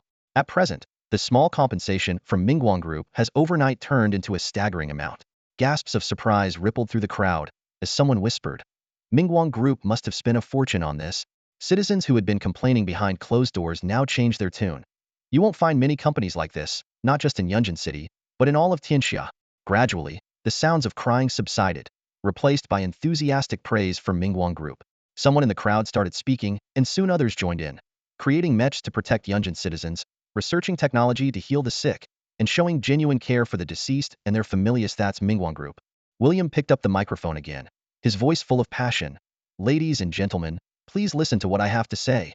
His words captured everyone's attention, and the crowd fell silent. "Our company has recorded the bloodline data of all the test subjects. Although they didn't pass the experiments, we have devised follow-up adjustments." William continued, "As long as you are a direct descendant within 3 generations, your chances of becoming an extraordinary being through the upcoming armament plan will significantly increase. Even if you don't succeed, you won't face fatal consequences. This means that participating in the plan is virtually risk-free." His voice brimmed with encouragement. "From 14-year-old teenagers to 70-year-old seniors, if you have a dream of becoming extraordinary, you can sign up for the armament plan." He then pointed to a row of equipment beside him. "We have prepared simple blood testing devices for everyone. Just a drop of blood can give you a preliminary assessment of your compatibility." He explained the results in detail. Gray or black indicates incompatibility. Green, blue, or purple means high compatibility with minimal risk. If you see a golden glow, congratulations, you have a 95% chance of becoming extraordinary. With a wave of his hand, his team began distributing the palm's eyes test kits. Cheers erupted from the crowd. "It's green. Mine is green. I'm purple. I want to try. Oh my God, I got gold." Meanwhile, a second round of money was being thrown from the rooftop. The crowd, which had been wailing moments ago, now erupted into even more fervent cheers. The atmosphere swiftly shifted from sorrow to celebration, as people's emotions were skillfully guided, filling them with hope for the future. Liu Zai, an elderly woman with white hair, sobbed uncontrollably, her trembling voice cutting through the crowd. Several women surrounded her, their eyes red with tears. The woman, with rough skin and almost entirely white hair, appeared to be in her 60s but was actually just over 50. She wore clean and decent clothes, not designer brands but certainly not cheap, indicating a reasonably comfortable family background. "Mom, if Liuzai knows from the other side, he will find peace. His sacrifice wasn't in vain." One of her daughters gently comforted her, softly patting her back. Tears streamed down the woman's face like rain. "You all say Liuzai was so strong. How come he didn't become extraordinary through the experiment?" Another daughter chimed in. "It's okay, Mom. We said before that with his paralysis, he couldn't carry on the family line anyway. Instead of lying in bed for life, it was worth a shot. If he had become extraordinary, he might have risen to great heights." The woman continued to cry. "With Liuzai's death, our Zhang family line is completely broken. How will I explain this to your father? I always told him not to mix with that Zhou family, but he wouldn't listen. Now, we don't even have a descendant." Suddenly, a strange male voice interrupted. "Did Liuzai participate in the experiment?" The group quickly turned around to see a tall man dressed in a sleek black outfit. The cuffs and collar of his clothes were embroidered with gold thread, exuding a restrained sense of luxury. The woman shivered and her sobbing stopped abruptly. "Young Master Zhou?" The man was Zhou Chen. His height of over 6 feet and his noble, heroic aura made everyone present tremble slightly. "What exactly happened to Zhang Lu?" Zhou Chen asked expressionlessly, which only made the women more nervous. Zhou Chen briefly recalled Zhang Lu's identity, was a former Zhou family apprentice who had been crippled by the Jinyang martial arts school. He was the 6th in his family, nicknamed Liu Zai. It was said that 2 of his older brothers had died young, and his parents named him Lu, hoping he would survive. As the family's hope for continuation, Liu Zai had been particularly diligent in his martial arts training. Zhou Chen frowned. "Old wolf," he called his subordinate while glancing at William, who was still chattering nearby. "Brother Chen," Old Wolf responded, stepping forward. "Did I not order that no one from the school should participate in Mingguang Group's experiments, and to repeatedly emphasize this to their families?" "You did. Did we not pay substantial compensation to Liuzai and Xiaofeng?" "We did." Zhou Chun turned his sharp gaze to the trembling woman, his eyes like knives. The woman stammered. "Our Liuzai was already crippled. What use was all that money?" His greatest wish was to stand up again. Zhou Chen's piercing gaze made the women feel a chill down their spines. His wish was to stand up again, but going to Mingguang Group, was that his own idea? The woman broke into a sweat and couldn't speak. One of her daughters couldn't help but defend her brother. Young Master Zhou, you can't understand the despair of a paralyzed person. At first, he might not have felt much, but soon the pain filled him completely. What could Liu Zai do? Besides, we never thought he would end up paralyzed when we let him learn martial arts from you. Zhou Chen noticed their evasive words and knew they must have fanned the flames behind the scenes. But regardless, Liu Zai's death was a done deal. At this moment, William's voice rang out again. Everyone, if you're interested in learning more or signing up for the armed plan, please come over here for a simple registration. As always, Mingguang Group is committed to the welfare of Tianxia's people and the protection of Yunjin. This is our mission and our eternal goal. As soon as he finished speaking, a third round of money rained down from the sky. Seeing the opportunity, Liu Zai's mother and sisters quickly blended into the crowd, joining in the scramble for money. William put down the microphone and walked towards Zhou Chen with a smile. Young Master Zhou, sorry for borrowing your territory. I wasn't doing any aggressive promotion, just distributing money to improve the living standards of your people. Zhou Chen sneered. So, I should thank you? William quickly waved his hand. No need, that's too polite. William's smile grew even brighter as his gaze swept over the group of stern-faced men behind Zhou Chen. The bustling crowd in the square had noticeably slowed their money-collecting actions, casting wary glances at the sudden spectacle. Raising an eyebrow, William said, Master Zhou, bringing so many people here, what are you planning to do? Are you trying to stop everyone from picking up the money? He chuckled softly. I suppose it does look unsightly with money scattered everywhere. Perhaps the Zhou family should just take it all? He gestured invitingly. Zhou Chen stood silently, contemplating. This was precisely why he hadn't acted immediately. Mingguang Group's move was blatant and calculated. If he rashly subdued them, the Zhou family's reputation would plummet, making them look like unreasonable thugs. After all, Mingguang Group was promoting new technology and offering substantial compensation to the families of their test subjects. If he were to abruptly declare, no, this can't happen, he would undoubtedly become the target of everyone's ire. Moreover, using force in this situation would be the worst choice. Doing nothing was better than resorting to violence. Frankly, he had no personal ties to the people present. His warnings about potential scams were already a significant effort on his part. He couldn't exactly tie people up and threaten them not to approach Mingguang Group, could he? That would be utterly humiliating. Zhou Chen had just arrived and was pondering his next move when he spotted Liu Zai's mother and her family. Approaching them for information led to the current standoff. Seeing Zhou Chen remain silent, William continued, Master Zhou, there's no need to look so serious. He pointed to the crowd fervently picking up money, getting their blood tested, and signing up. See? The desire for the extraordinary is stronger than you think. And don't dwell on past assumptions. Our technology at Mingguang Group is now very advanced. Pausing, his tone softened. We have no deep-seated animosity between us. Even if we did, don't you have a saying that it's better to resolve enmity than to keep it alive? Isn't that right, Master Zhou? William pulled a gold-embossed invitation from his pocket. This is the address for a banquet. Knowing you might have concerns, we didn't choose the company headquarters, but rather the newly built, Yidapin Bright residence. The food there is exceptional, he continued. To show our sincerity, we're willing to help heal Uncle Zhong's injuries and can even recommend you to the highest academy. If you wish to explore the Grey Tower, we can provide a team to assist you in achieving the extraordinary. You can rest assured about our sincerity. We aim to satisfy you, Master Zhou. Following the small-minded Red Sakura group won't get you far, right? With a warm smile, William added, if you're willing to attend, we can have a simple chat. If not, it's no problem, haha. Suddenly, as if remembering something, William asked, by the way, do you have a classmate named Xiaoming or Xiaoxi? Without waiting for a reply, he signaled to a subordinate who came over carrying a small black box. William's tone became earnest. I apologize. We had no idea she was acquainted with you. This poor girl had a tragic fate. We hadn't planned to experiment on her, but she was gravely ill and wouldn't have lived long anyway. After much hesitation, she agreed to join the experiment but, unfortunately, didn't make it. Her father didn't even want the urn, saying it was bad luck. Looking at Zhou Chen, his tone softened. Rest assured. We have been taking good care of her sister since we found out about their connection to you. If you wish to take her back, just say the word. Smack. Zhou Chen's expression darkened as he prepared to speak, but he suddenly felt a weight on his shoulder. William's gaze shifted past Zhou Chen, and he straightened up, making a respectful gesture. Ah, Officer Lu Sun, you're here too? William pulled out an approval notice from his pocket and waved it smugly. We've reported this event to the Inspection Bureau. It was personally approved by the Deputy Director. Lu Sun reached out to take the document, carefully examined it, and nodded. I'll lead the team to maintain order. William made a gentlemanly bow and began to walk away. All right, I won't disturb you two any longer. The event is almost over. I'll go clean up the site. As always, Mr. Zhou, We are sincere. It's all up to you. Once William was out of earshot, Lu Sun turned to Zhou Chen and half-jokingly asked, "So, if I hadn't spoken up, were you planning to strike him down?" A flicker of killing intent flashed in Zhou Chen's eyes. "I did consider it. This is my family's territory, and he's acting like it's his own place." As he spoke, his gaze fell on the wooden box in Old Wolf's hands. Lifting one corner of the box lid, Zhou Chen saw a stack of photos inside. In the photos, a scarred young girl wearing a white lab coat forced a smile, but the tension and weakness in her eyes were unmistakable. "Xiao Ming," Zhou Chen murmured, recognizing the once defiant girl who had now become a test subject. The sight left him feeling both surprised and uneasy. Lu Sun handed him a cigarette, and Zhou Chen accepted it with thanks. They smoked in silence for a while. Zhou Chen squinted at the chaotic street ahead and asked, "Doesn't the inspection bureau care about this?"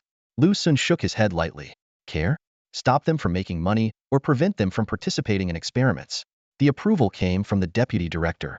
"Your deputy director is quite the supporter, huh?" Zhou Chen remarked sarcastically. Lu Sun narrowed his eyes.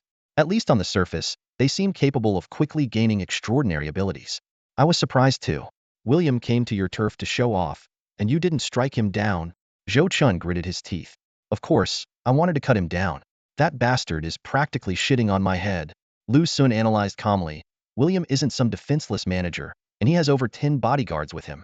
A fight breaking out on the street could lead to countless civilian casualties. The Red Sakura Society probably wouldn't go out of their way to protect you." Zhou Chen pulled out a business card, hesitating. "Those bastards invited me to a meeting. Do you think I should go?" Lu Sun took a deep drag of his cigarette. "Whether to go or not is up to you. If you go, there's definitely a risk. They're not good people. Do you really believe they're inviting you for a friendly meal? But I heard that the top brass from Mingguang Group and the Red Sakura Society are also having a meeting elsewhere today to discuss important matters, so you probably can't count on their help." They fell silent again. As Lu Sun was about to head off to control the scene, Zhou Chen suddenly asked, "Captain Lu, are other cities in Tianxia like this one?" Lu Sun turned and smiled. "Not exactly. Jiangchuan District is a cooperative zone led by the Shuyang Empire. If you go to Beiwu District or other areas exclusive to Tianxia, the situation might be better. But only slightly better, I'm afraid. Without sovereignty, the nation cannot be restored." Zhou Chen sighed. Lu Sun stubbed out his cigarette, exhaled a final puff of smoke, and started to walk away. Suddenly, he said, "Tonight, we'll crack down on a few troublemakers. We'll hit the ones making the most noise." As Lu Sun moved to clear the scene, Zhou Chen stood there for a moment and gave his men a few signals to help out. There wasn't much to do, just some symbolic warnings and handling. Zhou Chen looked around and saw Liuzi's mother and her family finishing up collecting money, their gains substantial. They noticed Zhou Chen's gaze, quickly lowered their heads, and hurried away from the street. Almost all the cash on the ground had been picked up, leaving only some flyers about the armed plan fluttering around. In a corner, a knocked-over wooden box lay abandoned, either too heavy for someone to carry or deliberately left behind. Zhou Chen recalled some details. "Chun, don't act impulsively. That talk of reconciliation is bullshit. They definitely have ulterior motives," Old Wolf advised. "Just treat it like a fart and ignore it." "Where's Xiaofeng?" "Wu Feng was taken home by his family a few days ago, right?" Zhou Chen suddenly asked, remembering that Wu Feng was one of the two people, along with Liuzi, who had been crippled by the Jinyang martial arts school. His injuries were slightly better than Liuzi's, similar to Zhang Zhao's condition. Unable to move his lower body, but his upper body could barely function normally. A few days ago, Xiaofeng and Liuzi were taken home together, supposedly for more meticulous care. Upon hearing this, Lao Long's face changed dramatically. He immediately pulled out his phone, found the contact, and prepared to dial. However, as soon as he identified himself and said a couple of words, the call was cut off. The other party only left a message saying, "Xiaofeng is fine now, much better than being paralyzed. Don't disturb us," before ending the call. They hung up just like that? Lao Lang stared at the phone screen in disbelief, then let out a bitter smile. Have they forgotten how many troubles the martial arts school solved for them? And now they're drawing a line? He made a move to dial again. "Forget it. There's no need," Zhou Chen said softly, his throat tightening. He knew very well that the so-called wanting more careful care at home was just a polite excuse. In reality, Xiaofeng had likely already been sent to the Mingguang Group. The crowd around them hadn't entirely dispersed. Scattered figures were still searching the ground for any dropped bills. Xiaoming, Liuzi, Xiaofeng, and countless ordinary people of Yunjin City. Their fates seemed to be swallowed by this grand celebration. Zhou Chen looked down at the urn in his arms. Xiaoming, a once living person, now reduced to this small box. To be more precise, a small bottle inside the box. Human ashes are not that little, and this small bottle clearly couldn't hold all of her remains, meaning this wasn't even all of her. At this moment, Zhou Chen didn't feel particularly sad. After all, their relationship hadn't been that close. He just silently gazed at the urn, his thoughts wandering. People's grief seemed to only last for a brief moment when they received the urn, only to be washed away by stacks of cash from the Mingguang group. They were so overwhelmed by the money that they forgot their sorrow. After undergoing blood tests and receiving preliminary results, many people raised their arms in joy, eagerly registering for the experiments, as if their fate had been radically transformed. Advertisements for human experiments were boldly posted on the streets, shamelessly promoting them. The crowd cheered and chased after the so-called extraordinary with all their might. They seemed to have completely forgotten everything that had happened over the years. Healthy bodies turned into cripples, happy families torn apart. Even if there was no demand, they would create it. If you can't forget the pain, one day you'll become interested in the experiments. Zhou Chen's gaze drifted over the crowd to the distance. Among the many toppled wooden boxes, a few had corners open, and bottles of ashes had cracked. Fine particles of ash were scattered by the wind, landing on the fallen bills. Someone bent down to pick up a bill, casually flicking away the attached ash, and smiled with delight. Wow, lucky me, another one here. The overcast sky pressed low, and although it wasn't raining today, the howling wind and thick clouds completely blocked out the sunlight. The bloody intersection from over 10 days ago had been thoroughly cleaned, and a grand celebration was being held there today. People were celebrating the progress of the experiments, celebrating those who had died to pave the way for them. As money rained down from the sky, Zhou Chen stood there in a daze for a long time before slowly getting up. To his left was the path back to the martial arts school, and to his right was the banquet that William had mentioned. Two completely different roads lay before him. Which path should he take? To be or not to be, that is the question. Chen, are we heading back? Old Wolf asked in a deep voice, his eyes glinting with caution. Zhou Chen remained seated, his brows furrowed in thought. After a moment, Old Wolf couldn't help but speak up. Brother, you've been thinking for half the day. As soon as he finished, he hesitated, torn between persuading his young master or staying silent. Should he advise against going? The Zhou family might fall apart, but if he encouraged it, he'd be risking their young master's safety. Since Zhou's father's unexpected death a few months ago, Zhou Chun had been single-handedly holding the family together. Back then, despite some disturbances, Zhou's forces were still manageable. They had even struck the Chen family with such force that it deterred many potential threats. However, without their pillar of strength, the Zhou family's future seemed bleak. Zhou Chen, or anyone for that matter, needed to prove their worth to maintain control. For months had passed, and the Honging Society's stance remained ambiguous, while the Mingguang group grew increasingly brazen, even flaunting their power on Zhou's turf. Facing an invitation to what seemed like a friendly dinner, the Zhou family couldn't afford to back down. Declining would make them a laughingstock. The invite came from a former manager, deliberately choosing a high-end venue in the city center. Avoiding it might ensure safety, but it would also signify the Zhou family's decline. Zhou Chen's fate would be uncertain, though Old Wolf might still find a way to survive. Old Wolf, Zhou Chun called softly, narrowing his eyes. Yes, young master? Do you think Rong and the others would still answer my call? Zhou Chen's lips curled into a bitter smile. Rong was once a martial arts apprentice, now working for Zhou's security company. This group was mainly under the control of the Honging Society, aiming to sever ties between martial arts graduates and their schools. While Zhou's father was alive, their efforts were minimal, but after his death, the situation worsened dramatically. Most people were on the fence. Old Wolf's expression tightened as he cautiously replied, "It depends on what you need them for. If it's just to guard the martial arts school, it might be tough. But if they see hope in revitalizing the Zhou family, there's still a chance." Is that so? Zhou Chen mused, a thoughtful smile playing on his lips. Meanwhile, at Mingguang residence, "Do you think Zhou Chen will show up?" a man asked lazily. "I heard he's extremely cautious, probably too scared to come. We've laid everything out clearly," another chimed in. Mingguang residence isn't even at the Mingguang group's headquarters. It's clearly giving him an out. If he doesn't dare come, he might as well quit, haha. What was the Zhou family thinking? Sticking with the Honging Society?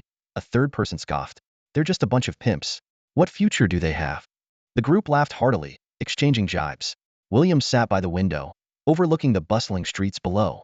Mingguang residence, located in the heart of Yunjin City, was a mid-sized, multifunctional building. Despite being newly built, the extraordinary restaurant on the 10th floor had already gained fame. The term extraordinary underscored its opulence, using exotic creatures as ingredients, paired with extraordinary seasonings. While it couldn't grant instant transcendence, it greatly benefited both extraordinary individuals and regular people, and its unique flavors kept diners coming back. A tea set adorned the small table in front of William. He sipped his steaming tea, while his deputy, Thompson, gulped down whiskey. "Boss, do you think Zhou Chen will come?" Thompson asked, slurring his words as he set down his glass. William shook his head. I hope this young master can see the situation clearly and not harbor any unrealistic fantasies. That kid's really lucky, Thompson grumbled enviously. Inherited such a big empire from his dad. Without that connection, he wouldn't even have the right to talk to us. William pondered. A camel that's starved is still bigger than a horse. Even if the Zhou family is in decline, they still have a solid foundation. If we can take them down, I might get promoted again, maybe even higher. He glanced at his still drinking deputy, veins bulging on his forehead. Boss, what's wrong? The bald man asked, pausing in his drinking, looking puzzled. Keep drinking like a water buffalo. William waved dismissively. Just as he was about to stand, a subordinate rushed in. Sir, headquarters just received news. The Zhou family has allied with several martial arts schools and launched large-scale attacks on multiple Ming Guangru properties. Is that kid insane? William's face darkened. And then?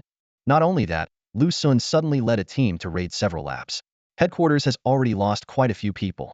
They're short on manpower everywhere and are asking us to send reinforcements. Where did Lu Sun get the guts for this? William's expression turned grim. After a few hand signals, his team quickly headed downstairs. William's expression was unreadable as he quickly sent a few messages on his phone. His brow relaxed slightly, and he seemed in a better mood. Just as he was thinking that Chen wouldn't show up, the elevator doors opened with a ding. Dressed in casual clothes, Chen stepped out of the elevator, accompanied by a sweet-looking waitress. He spread his arms wide and cheerfully exclaimed, "Oh, Succabule, my dear friends from Zabasha Beach, long time no see." Chen looked around curiously and asked, "What's going on here? I saw a crowd rushing downstairs when I arrived. Is there a problem?" William let out a cold laugh, his tone dripping with sarcasm. "Brother Zhou, I invited you here, and you sent people to cause trouble at Mingguang Group?" Chen waved dismissively. "Come on, brother, don't be mad. I was just being cautious. We're having a meal together. No need for so many unnecessary people around. I even got stopped at the door with my bodyguard. Fair is fair. There should be fewer Mingguang Group people too." William narrowed his eyes, a hint of surprise in his voice. Well, I didn't expect you to actually show up, young Master Zhou." Chen walked up to William, his expression serious. "Given the situation, if I didn't come, the Zhou family wouldn't be able to hold their head up anymore. I still want to rely on the Zhou family for a few more years." They stared at each other for a long moment before William suddenly smiled. "This way, please." Chen was taken aback by William's sudden change in demeanor but followed him into the private room. As they walked, William briefly introduced the place. Mingguang Residence has 10 floors, featuring a gym, a health checkup center, a mecha exhibition room, and the current restaurant. The other floors will open gradually over the next few months. Half of the floors operate on a VIP invitation basis, so everyone who can come in has a distinguished status, as you should know, young Master Zhou. In the spacious and luxurious private room, the two sat facing each other. Outside the right side window, the Yunsong River of Yunjin City was in full view. The weather was overcast today, and the river was calm. If the sun were shining, the water would be sparkling and exceptionally beautiful. William politely inquired, "Do you have any dietary restrictions, young Master Zhou?" "Anything is fine," Chen replied curtly. William nodded and instructed, "Then I'll serve you what we've prepared." As soon as he finished speaking, the kitchen staff, who had been waiting, sprang into action. A waitress elegantly poured drinks for the two of them, placing the glasses gently in front of them. Chen leaned in and caught a familiar scent. William introduced the drink. "This is made from white jade wheat from the lower levels of the Grey Tower, mixed with white stone berries, red bee flowers, and other Grey Tower products. It tastes fantastic. Give it a try." He gestured invitingly. Chen thought to himself, white jade wheat of all things. When Chen heard the words farm work, vivid images of himself laboring under the hot sun immediately filled his mind. His gaze fell on the clear glass of liquor in front of him, and his lips twitched involuntarily. Noticing Chen's expression, William chuckled. "What's the matter, Zhou Xiao? Worried I've poisoned the drink?" He waved his hand dismissively. "You can rest assured, our Mingguang Group has never stooped to such low tactics." Chen didn't respond. He simply lifted the glass and cautiously took a sip. Instantly, a unique aroma surged into his mouth, filling his throat with an extraordinary taste. The subtle spiciness blended perfectly with a sweet and mellow flavor. For someone who usually didn't enjoy drinking, he found himself wanting more. Observing Chen's reaction, William opened another bottle. "How is it? If it's too strong, we also have a milder white corn liquor here, which has its own distinct flavor." Chen tasted each one, feeling a warm sensation spread through his body, gently nourishing his organs. He couldn't help but be impressed by the Mingguang Group's craftsmanship. With a confident smile, William said, "To entertain you, Zhou Xiao, I specifically instructed the chef to use the finest ingredients. We have three-tail pigeon broth, black-striped eel stew with multicolored peppers. Before he could finish, the first course and appetizers were already being served. As William explained each dish, Chen tasted them one by one. The flavors he had never experienced before continuously stimulated his taste buds. The ingredients slid down his throat, filling his stomach and almost immediately releasing a burst of energy, providing him with extraordinary strength. Although he had experienced something similar in the past, it was never this refined or powerful. At that moment, he truly understood what it meant to have extraordinary abilities. How do you find the appetizers, Zhou Xiao? Care to give some feedback? William asked with a smile. Very unique, they live up to their reputation, Zhou Chen admitted with a nod. William's smile widened. Of course, when it comes to exploring the Grey Tower, no one in Yunjin City matches Mingguang Group's expertise. He paused before continuing. The reason I invited you here today is partly to resolve our previous conflicts. We will compensate for all the damages, ensuring your satisfaction. How does that sound? Zhou Chen ate heartily as he asked. And the other reason? The other reason is simpler, William said with a smile. Yunjin City has too many factions. We believe there's no need for so many voices. 2 main ones are sufficient. Zhou Chen paused in his eating. William finally revealed his true intentions. The Zhou family isn't doing well, is it? Once the top underground force in Yunjin City, are you willing to see it decline? Leave the Hongying Society and join us at Mingguang Group. We will help you consolidate all the underground forces in Yunjin City, and the Zhou family will still be number 1. He held up his thumb for emphasis. As for the Hongying Society, they might be doing well in other cities, but here in Yunjin City, well, William clicked his tongue, leaving the sentence unfinished. Zhou Chen raised an eyebrow. They're just as bad. One exploits people to the bone. The other conducts human experiments. Who's any better? William laughed as if hearing something amusing. Ah, Zhou Xiao, isn't this normal? The public and the patrol officers don't care. Why should you? Zhou Chen stopped eating and wiped his mouth, calmly meeting William's gaze. You seem to misunderstand. I'm not here to care about this or that. You can do whatever you want on your turf. It has nothing to do with me. You know why I came. I understand. I understand. No need to rush. We can discuss everything, William said, shifting the conversation. Xiao Ming and Xiao Shi, you know these sisters, right? But you probably don't know about their family situation. Their mother died when they were very young, and shortly after, their father brought home a stepmother and her young son. The sisters' hard days began. Their father and relatives were beasts. Care to guess how the scar on the sister's face came about? I won't go into too much detail. William continued. Their family recently ran into financial trouble. One day, their father saw our company's advertisement and came to us, asking if Mingguang Group would buy his daughters. Imagine that, a father selling his daughters. Oh, he said that although the paternity test was fine, he felt those 2 brats weren't his biological daughters and was determined to sell them to us. He even said that if the experiments on the girls succeeded, he would spend big money and use the best materials to help his son become a powerful, extraordinary being. Zhou Chen's expression grew serious. William then brought up another topic. Let's talk about your apprentice, Liuzi. You must have seen his family on the streets. They have 6 kids. Zhang Lu is the 6th. 2 older brothers died in accidents, leaving 3 sisters. The whole family relies on Liuzi to carry on the family line. But in his current state, that's impossible. William paused. Do you know how he became one of our test subjects? Faced with this question, Zhou Chen remained silent, waiting for William to reveal more unsettling truths. William continued speaking, a barely noticeable hint of pride in his voice. He recounted a disturbing story. That 50-something woman, the mother of Liuzi, along with her daughters, went to great lengths to drug him and forcibly bring him here. They begged us to conduct experiments on him, as if it was the only hope for the Zhang family to soar to new heights. Imitating the women's voices, William's tone became sharp and plaintive. You have no idea how much our family has suffered, how desperately we want to become extraordinary. Liuzi can't become a failure. Please help us. He paused, a glint of coldness in his eyes. With pleas like that, how could we refuse? He lowered his voice, as if sharing a secret. Let me tell you. His 2 older brothers died the same way. Besides agreeing to the experiments, we promised to help the Zhang family continue their bloodline and have another son. William pointed to a haggard woman not far away. Look, that's Liuzi's mother. He continued, his tone dripping with sarcasm. Let me share another secret. The success rate of the enhancement program is pathetically low. In the short term, it might create a few extraordinary individuals, but the damage to the body is irreversible. He let out a cold laugh. But who cares? Do you care? Do those people care? William suddenly raised his fist, his voice rising sharply. They only care about becoming extraordinary, about turning their lives around. His eyes gleamed with fanaticism. Isn't it ridiculous? These short-sighted fools are like crops, harvested season after season. Like weeds, burned but always growing back. His voice turned icy and cruel. Why bother with them? Can you control today or tomorrow? Who doesn't want to be extraordinary? If the healthy don't want it, make them crippled. If the content don't want it, make them suffer. If the determined don't want it. He paused, a sinister smile spreading across his face. Sorry, in front of the Mingguang group, there are no determined ones. William's voice carried a twisted excitement. I break their legs, give them crutches, and they still have to thank me. Servility, lowliness, these are ingrained in their bones, unchangeable. He laughed, a sound filled with mockery and contempt. Turning to Zhou Chun, his tone suddenly became sincere. The extraordinary experiments are an unstoppable trend. Why resist, Zhou Xiao? Instead of sticking with the Hongying society, why not join us and achieve mutual benefits?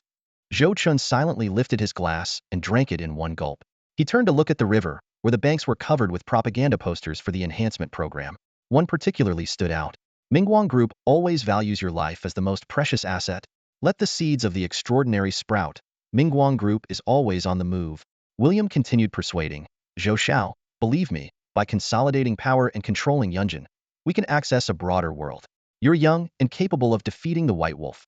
Why stay as a fallen young master of the Zhou family? Why not make a name for yourself at the Grey Tower? He smiled and asked, Zhou Xiao, do you remember the slogan our Mingguang Group always chants? Zhou Chen frowned, thinking for a moment, then tentatively replied, Protect Yunjin? William shook his head, a meaningful smile on his face. No, it's to make people believe that Yunjin is protected. Leaning closer to Zhou Chen, he whispered, there's an interesting saying you might have heard. If you are what you eat, then eating bitterness won't make you superior. Eating people will. A real man-eater. Zhou Chen felt an urge to laugh, but didn't know where to start.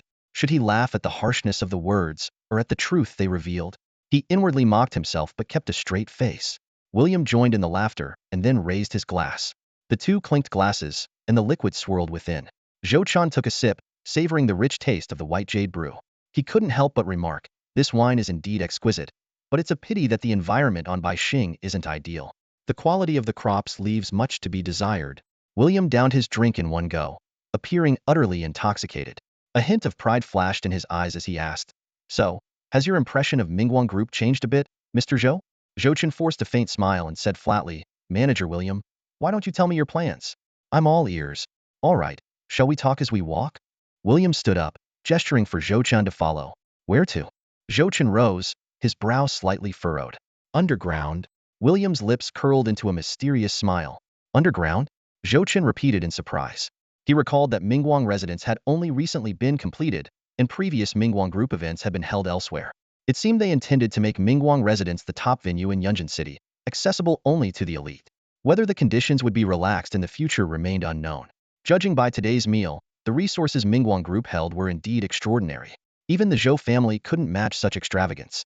Zhou Chen pondered this as he followed William out of the private room. Mr. Zhou, have you ever wondered what we mean by test subjects? William asked as they walked. There's probably no one in Yunjin City who isn't curious. Zhou Chen paused, then suddenly remembered something. By the way, I have a classmate named Xiao Shi, who is with you. Oh right. William slapped his forehead. Rest assured, she's perfectly fine, not a hair out of place. If you want to take her away, just say the word. Let's go see her first. As they stepped into the elevator, William flashed a suggestive smile. Mr. Zhou, that girl is quite pretty. Have you considered? We're not close, just classmates. Zhou Chen interrupted expressionlessly. Oh, I see. William sighed inwardly, thinking what a pity it was. He had investigated Zhou Chen and found that while he was ruthless, there wasn't much dirt on him concerning women. William had hoped to find some leverage to threaten Zhou Chen, but came up empty. This guy's parents were deceased. He neither dated nor formed close bonds, and he only seemed to enjoy eliminating entire families. The only person he was close to was Uncle Zhong, which was why William had offered to help him. The elevator doors opened, and William made a pleased gesture.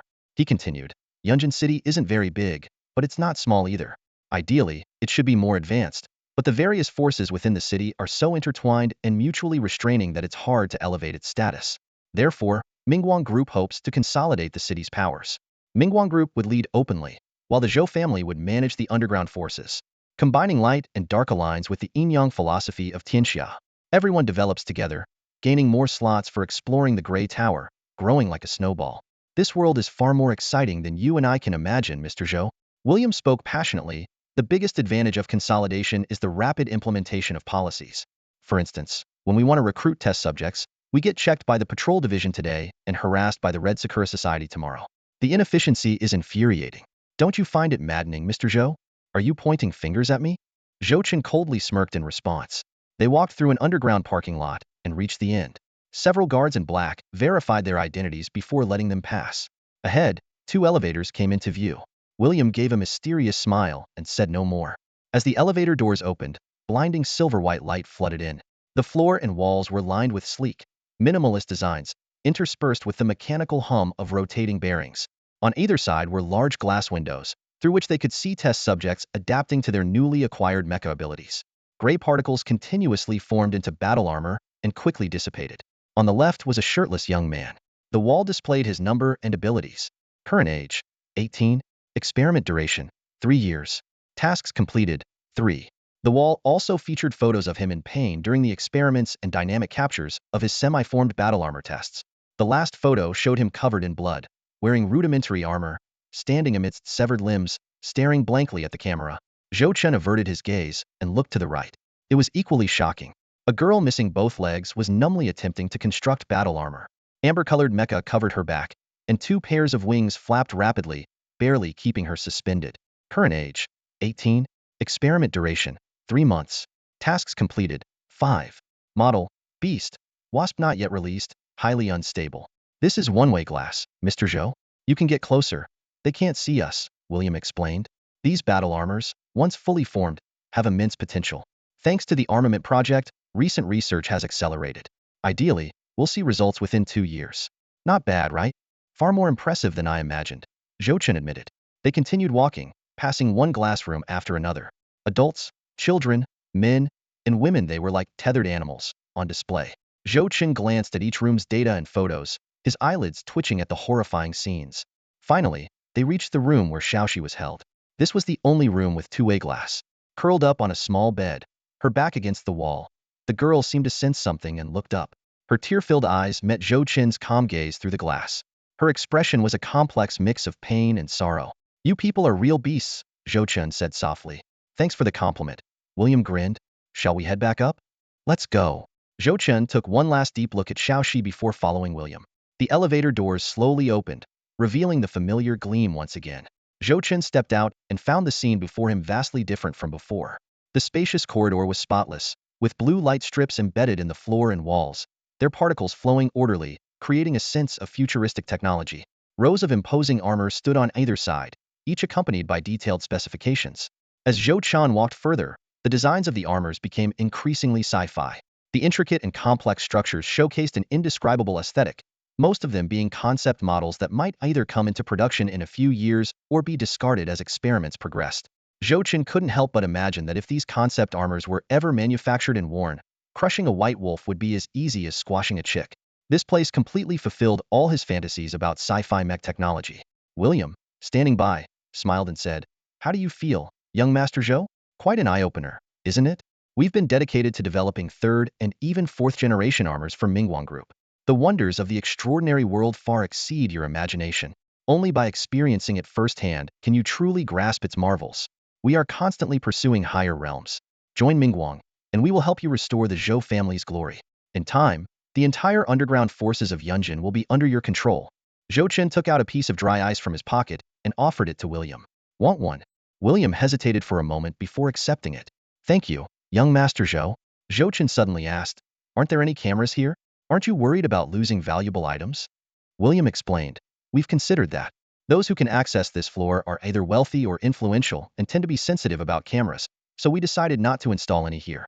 Besides, we have ample staff to ensure nothing goes wrong." He pointed around, and Zhou Chen saw rows of burly men in uniform standing neatly by the armors. William then commanded, "All right, show young Master Zhou some transformation." 10 burly men stepped forward simultaneously. With a series of clicks, gray particles materialized out of thin air, forming solid structures and covering their bodies in white and blue. In an instant, the 10 men had completed a synchronized transformation into white wolves. William nodded in satisfaction. Very good, very good." He waved again, and the men stepped back half a step, removing their armor. "This is the result of our armament project. Impressive, right?" William continued, "Though there are some side effects. The experimental effects are so intense that they mess with the brain, making them somewhat robotic. But then again, They are just expendables in Yunjin City, and having less independent thought makes them better at following orders. William took a drag from the custom dry ice, drawing a sharp breath. Zhou Chen cut straight to the point. Let's get to the real issue. What do you want the Zhou family to do? William explained. Simply put, we will lend our strength, and in time, the entire underground forces will be under the Zhou family's domain. As for the Hongying Society, we will take care of them. Zhou Chen half-jokingly said. Isn't that simple? If they don't comply, we fight. If they still don't comply, we kill. Until no one dares to disobey. If it's that easy, theoretically, I could kill everyone in Yunjin City, and it would be mine. William chuckled. Well, I'm just giving you a simple overview. I know there will be challenges, but your Zhou family has quite a number of first and second level martial artists. If they undergo Mingguang Group's modifications, their strength will undergo a qualitative leap. William continued. You don't need to worry about the success rate. There's a huge difference between having a foundation and not having one. The success rate of modifying martial artists is extremely high. You can fully trust Mingguang Group. He then waited for Zhou Chen's reaction. Zhou Chen calmly replied, I have a general idea. I'll think it over carefully when I get back. William patted his shoulder. As the heir of the Zhou family, your words carry a lot of weight. If you agree, Mingguang Group will fully support you in accomplishing all of this. Zhou Chen nodded and turned to leave. Let's leave it at that for today. I hope Manager William won't inform the Hongying Society about my visit to Mingguang Group, or I'll be in trouble. Wait, William called out, pulling out a thin glass panel from his pocket, roughly the size of an A4 sheet, filled with flickering blue-green electronic components. Zhou Chen stopped. What's this? William smiled. Our verbal agreement is somewhat informal. I think we should have a few more safeguards. Plus, this can serve as the foundation for the gray armor system. In the future, you can continue to develop on this system. There's no need to worry about safety. This is just a seed, with no inherent threat, and can be easily removed through certain methods. William gently extended the delicate glass panel forward, holding it still in front of Zhou Chen. Zhou Chen furrowed his brow, recalling their earlier conversation, and suddenly asked, Did you mention something about a subunit? William chuckled awkwardly and explained, Oh, I forgot to mention. This model comes in a master and subunit configuration. The master unit has more privileges and can control the subunits to some extent. However, we currently have a shortage of master units, so we have to make do with this for now. Zhou Chen's expression remained impassive as he responded. In that case, my assessment is that today is a no-go. William, momentarily confused, asked, A no-go? Sorry, Zhou Xiao, I didn't quite catch that. I said it's a no-go. Zhou Chen calmly repeated, his tone brooking no argument. William paused, then laughed dryly. I always thought we were all smart people here. I've been showing you around, and you should have given me an answer by now. His tone gradually turned serious. We're not particularly interested in you. It's just that the Zhou family still has some influence in the city, so we invited you to Mingguang residence for a banquet. Instead of supporting a new power, it's easier to continue supporting the Zhou family. Whether the Zhou family members live or die, it's easier if they live, but not a big deal if they die. Do you understand? As he spoke, William raised his palm, and the sand within began to flow, his threat unmistakable. The two men locked eyes in silence for a long time. Suddenly, Zhou Chen smiled knowingly and asked, What if I had agreed to cooperate with you from the start? William raised an eyebrow and shook the thin piece in his hand, his tone light. Well, then I would have shown you this earlier. Zhou Chen sneered. Is this what you call cooperation? William looked surprised. Isn't it? This is a very sincere offer. This device is extremely valuable with great potential. Others don't even have the chance to get it. Zhou Chen's tone turned cold. I'll say it one last time. I'm really not interested in this. Do your experiments as you wish, but don't bother me. He paused, his tone growing impatient. At the very least, if you really want to talk, take this ridiculous subunit armor away. Can you? William maintained his smile, lightly shaking the chip in his hand. It seems that's not possible. Does the Zhou family have any other options right now? Zhou Chen sighed softly, a complex look in his eyes. People are never content with the status quo. They always want more. Is this what you call reckless expansion driven by greed? You have the power to swallow up the Zhou family's territory. If I were in your position, I wouldn't miss this opportunity either. His tone grew heavy. If I ignore this and don't attend the meeting, the Mingguang group will only escalate their actions, recruiting more test subjects and gradually encroaching on Yunjin. It's only a matter of time before the Zhou family and I are eradicated. If I agree to cooperate and implant this so-called subunit armor, I'll be on a leash, with no control over my life or death. At least I'd survive for a while. The Zhou family is weak and has been in conflict with Mingguang for a long time. We can't stay out of this. I've benefited from the Zhou family, so naturally, I should bear the cost now.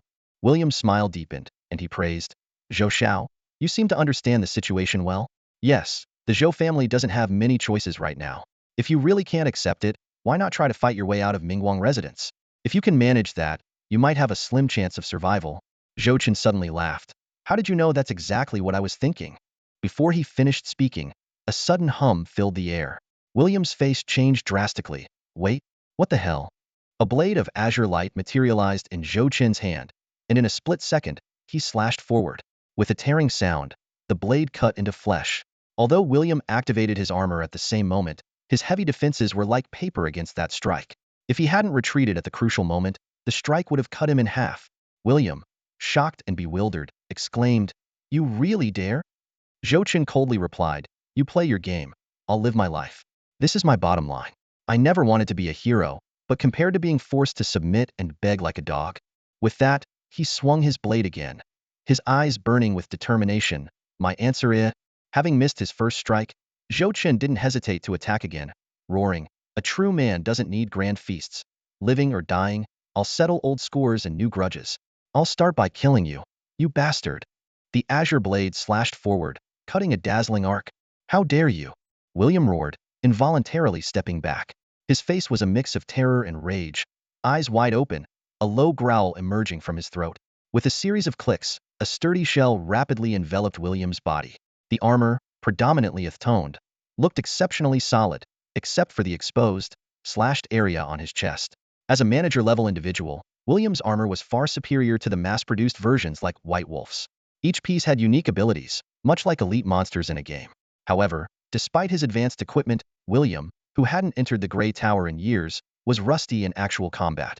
Worse still, he hadn't anticipated Zhou Chen would attack so abruptly. "Zhou Chen," William bellowed, "your grandfather is here." Before he could finish, Zhou Chen's longsword transformed into a pale blur, striking with astonishing speed. William's right arm morphed into a large shield, seemingly ready to block the heavy blow. But Zhou Chen's attack abruptly changed. The initially forceful strike became as agile as a serpent, curving midair and descending from above. Slap! William's left arm was severed, blood gushing out. Ah! The excruciating pain caused William's eyes to bloodshot. He finally understood how White Wolf had met his end. Zhou Chen's sword easily pierced his defense, the blade surrounded by visible air currents. Even more terrifying were the pale particles swirling around it, containing a mysterious energy that William couldn't comprehend. "Who the hell are you?" William was horrified, but there was no time to ponder as Zhou Chen raised his sword again. The sword's gleam outshone the corridor lights, like a blazing sun. Zhou Chen thought to himself, "Let's see where you can hide." Phase 3. Wind Chasing Technique, Wind Ride. Sword as swift as the wind. With the distance between them, Zhou Chen was confident that even a defender wouldn't escape being pierced by his skill. Stab. Thud. In an instant, Zhou Chen's pupils contracted sharply. His blade thrust forward, but instead of hitting anything solid, it plunged into a swarm of yellow sand. Where William had stood was now a human-shaped outline drawn in sand, while William himself had teleported several meters away. What kind of ability is this? Zhou Chen was shocked but had no time to dwell on it as the hovering sand rushed towards him. Thud, thud. The sand struck Zhou Chen's face and body, forcing him to instinctively close his eyes. At this range, dodging was impossible, and he couldn't avoid the sudden sand attack. The dense sand grains hit his face and body, each one bringing a sharp pain. Combined, the pain was significant. Zhou Chen tried to use his breathing technique, but as soon as he attempted to inhale, sand filled his mouth and nostrils, nearly choking him. Knowing that delaying even a second could be fatal, Zhou Chen endured the pain, spat out the sand, and forced his eyes open. At that moment, two white wolves attacked from his left and right, swinging their massive claws at him. The claws shimmered with blue-white light, reaching Zhou Chen in an instant.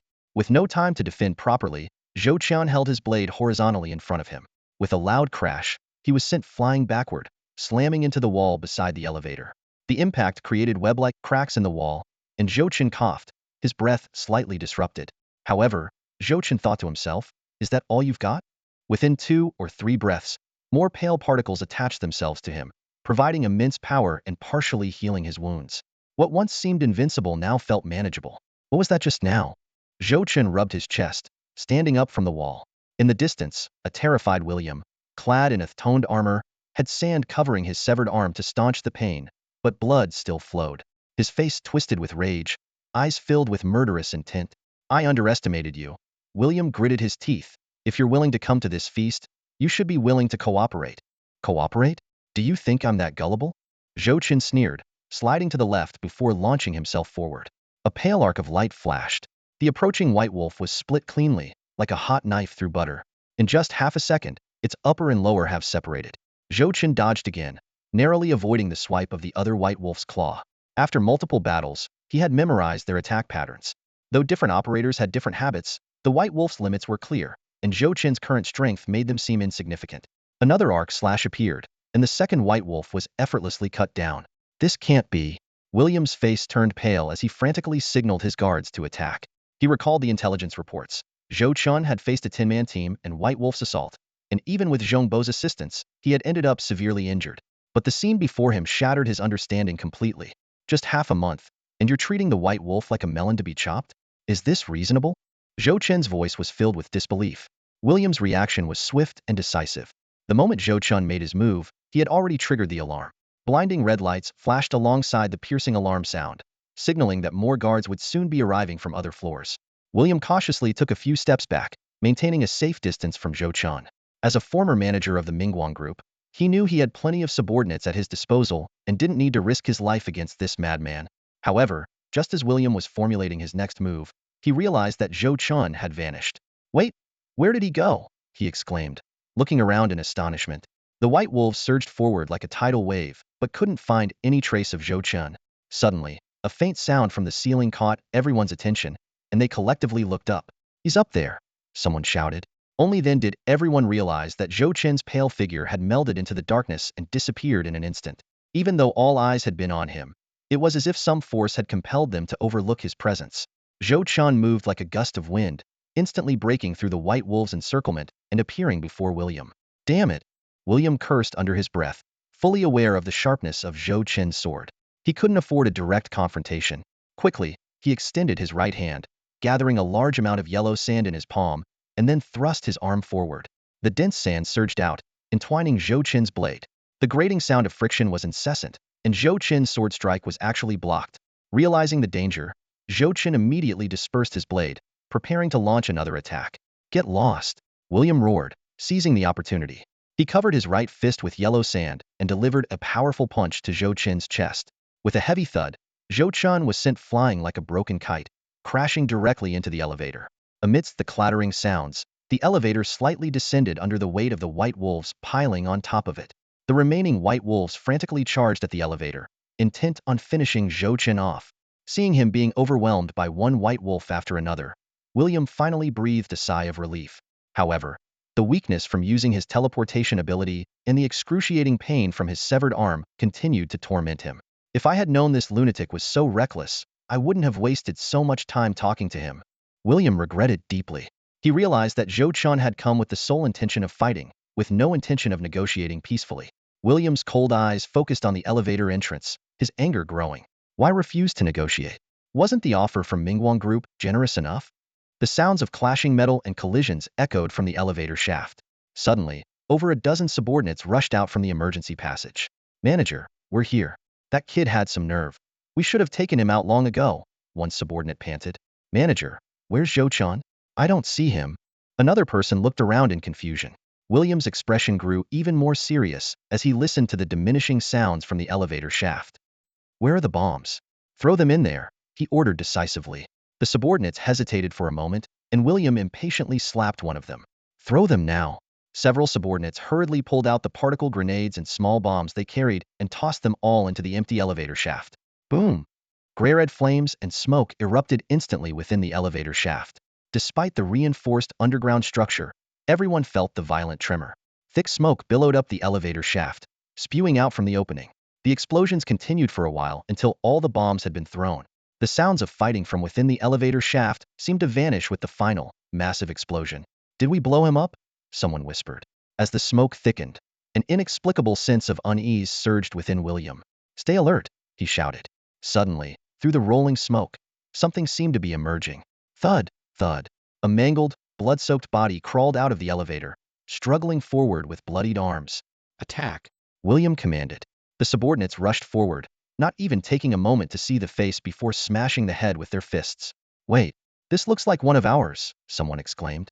At that moment, the handle of the nearby fire escape door turned. The door slowly opened.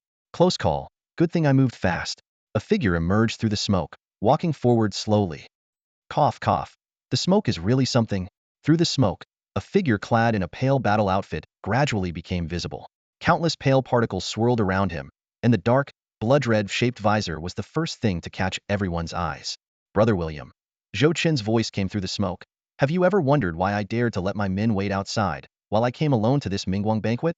Endless pale particles materialized out of thin air, converging onto Zhou Chen. In an instant, his appearance transformed dramatically. From head to toe, a suit of armor woven from light and darkness began to form. Pale boots stood firmly on the ground, while jet black pants flowed like liquid over his legs, with particles continuously moving and evaporating. At the edges of his clothing, pale strands intertwined with various light particles, dancing and swirling around him. The ink-black chest plate shimmered with a metallic luster, yet exuded an indescribable softness. His head was enveloped in a helmet formed by condensed particles, with a shaped visor covering his face, and sharp angles extending upwards like devilish horns. The pale light and dark hues covered his arms and hands, with a twisted blade handle glowing ominously in his palm. A blade appeared, its surface etched with intricate patterns, radiating a sharp, piercing aura. Slightly curved, the blade was double-edged, resembling both a knife and a sword. Zhou Chen gave it a light shake, and light and darkness seemed to converge at the blade's edge, swirling around him. William witnessed all this, his pupils narrowing in shock and anger. He glanced around, suddenly realizing the dire situation. Damn it, where is everyone? Why are there so few people? Thompson, his subordinate, gritted his teeth and whispered. This guy called in a few second-realm martial artists from his family. Our brothers had to split up to block them. William roared. Damn it, everyone attack. Before he finished speaking, several of his subordinates quickly activated their battle suits. These suits were part of the Hunter series, an upgraded version of the White Wolf. Due to their high cost and low success rate, they were only equipped to some of the internal guard forces. Thompson also activated his own battle suit. Black and red armor materialized out of nowhere, and his body began to grow taller. Zhou Chen raised an eyebrow, saying, Oh, a defender. He quickly assessed the situation. 1 defender, 2 leopards, and 10 first-round basic battle suits. This should be all the remaining forces of the Mingguang group. Zhou Chen thought to himself, almost forgetting about William. Although William's battle suit was of good quality, he had already lost an arm earlier. Given his self-preserving nature, he might not join the fight. A bit challenging, but nothing I can't handle, Zhou Chen murmured to himself. As soon as he spoke, everyone lost sight of Zhou Chen's figure again. William gritted his teeth, saying, It's the power of the gray suit. Damn it, how could a young master who has never left Yunjin City possess such power? It must be something his second uncle left him. Just as William figured it out, a pale flash swept across the battlefield. A mid-second-realm leopard barely dodged, but a huge gash appeared on his abdomen, spraying blood everywhere. If he had been a moment slower, he would have been cut in half. With the wind-chasing style and soldier-slashing style, Zhou Chen transformed into a pale shadow, his blade dancing continuously. His attack attributes were maxed out, and his speed, boosted by the gray suit, was unmatched. As for defense, he didn't need it. The Mingguang group members had considered using firearms. However, most low-tier battle suits lacked long-range attack capabilities, and even if they had them, they were rudimentary. More importantly, the gray suit, as a product of the Gray Tower, naturally resisted thermal weapons. This was a common trait of the gray suit, making bullets almost ineffective. 2 leopards charged forward to encircle him, with the other first-round basic battle suit users assisting. Thompson said to William in a deep voice, Boss, you should retreat first. Given the current battlefield, his large frame was a disadvantage. Standing at 2.5 meters tall, he was like a small tower, making both attacking and defending difficult. Instead of rushing into the fray, it was better to observe the situation and let his subordinates wear Zhou Chen down. Thompson saw Zhou Chen dodging left and right under the encirclement and had an idea. He walked over to a display White Wolf battle suit, dismantled its right arm, and hurled it forward. The sharp wolf claw tore through the air. Zhou Chen had been keeping an eye on his movements and swiftly sidestepped. With a loud crash, the massive wolf claw embedded itself into the wall, creating a huge crater. Missing his target, Thompson didn't get discouraged. He continued dismantling the display suits and hurled the parts one after another. The defender's strength was indeed formidable, and his aim was quite accurate. Zhou Chen was already dodging the encirclement, and now he had to avoid these massive projectiles. After just 5 or 6 rounds, he slowed slightly and was sent flying, crashing heavily into the wall. The pale particles around him fluctuated violently, nearly dissipating. Activating the pale mark fully for the first time is still a bit unfamiliar, Zhou Chen thought to himself. As he got up, his breathing grew louder and more intense. The frequency gradually slowed, each breath like a bellows. The blood on him was indistinguishable from his own or others, but with each breath, his sharpness became even more pronounced. The undigested ember crystal stored within the pale mark began to dissolve, releasing countless particles.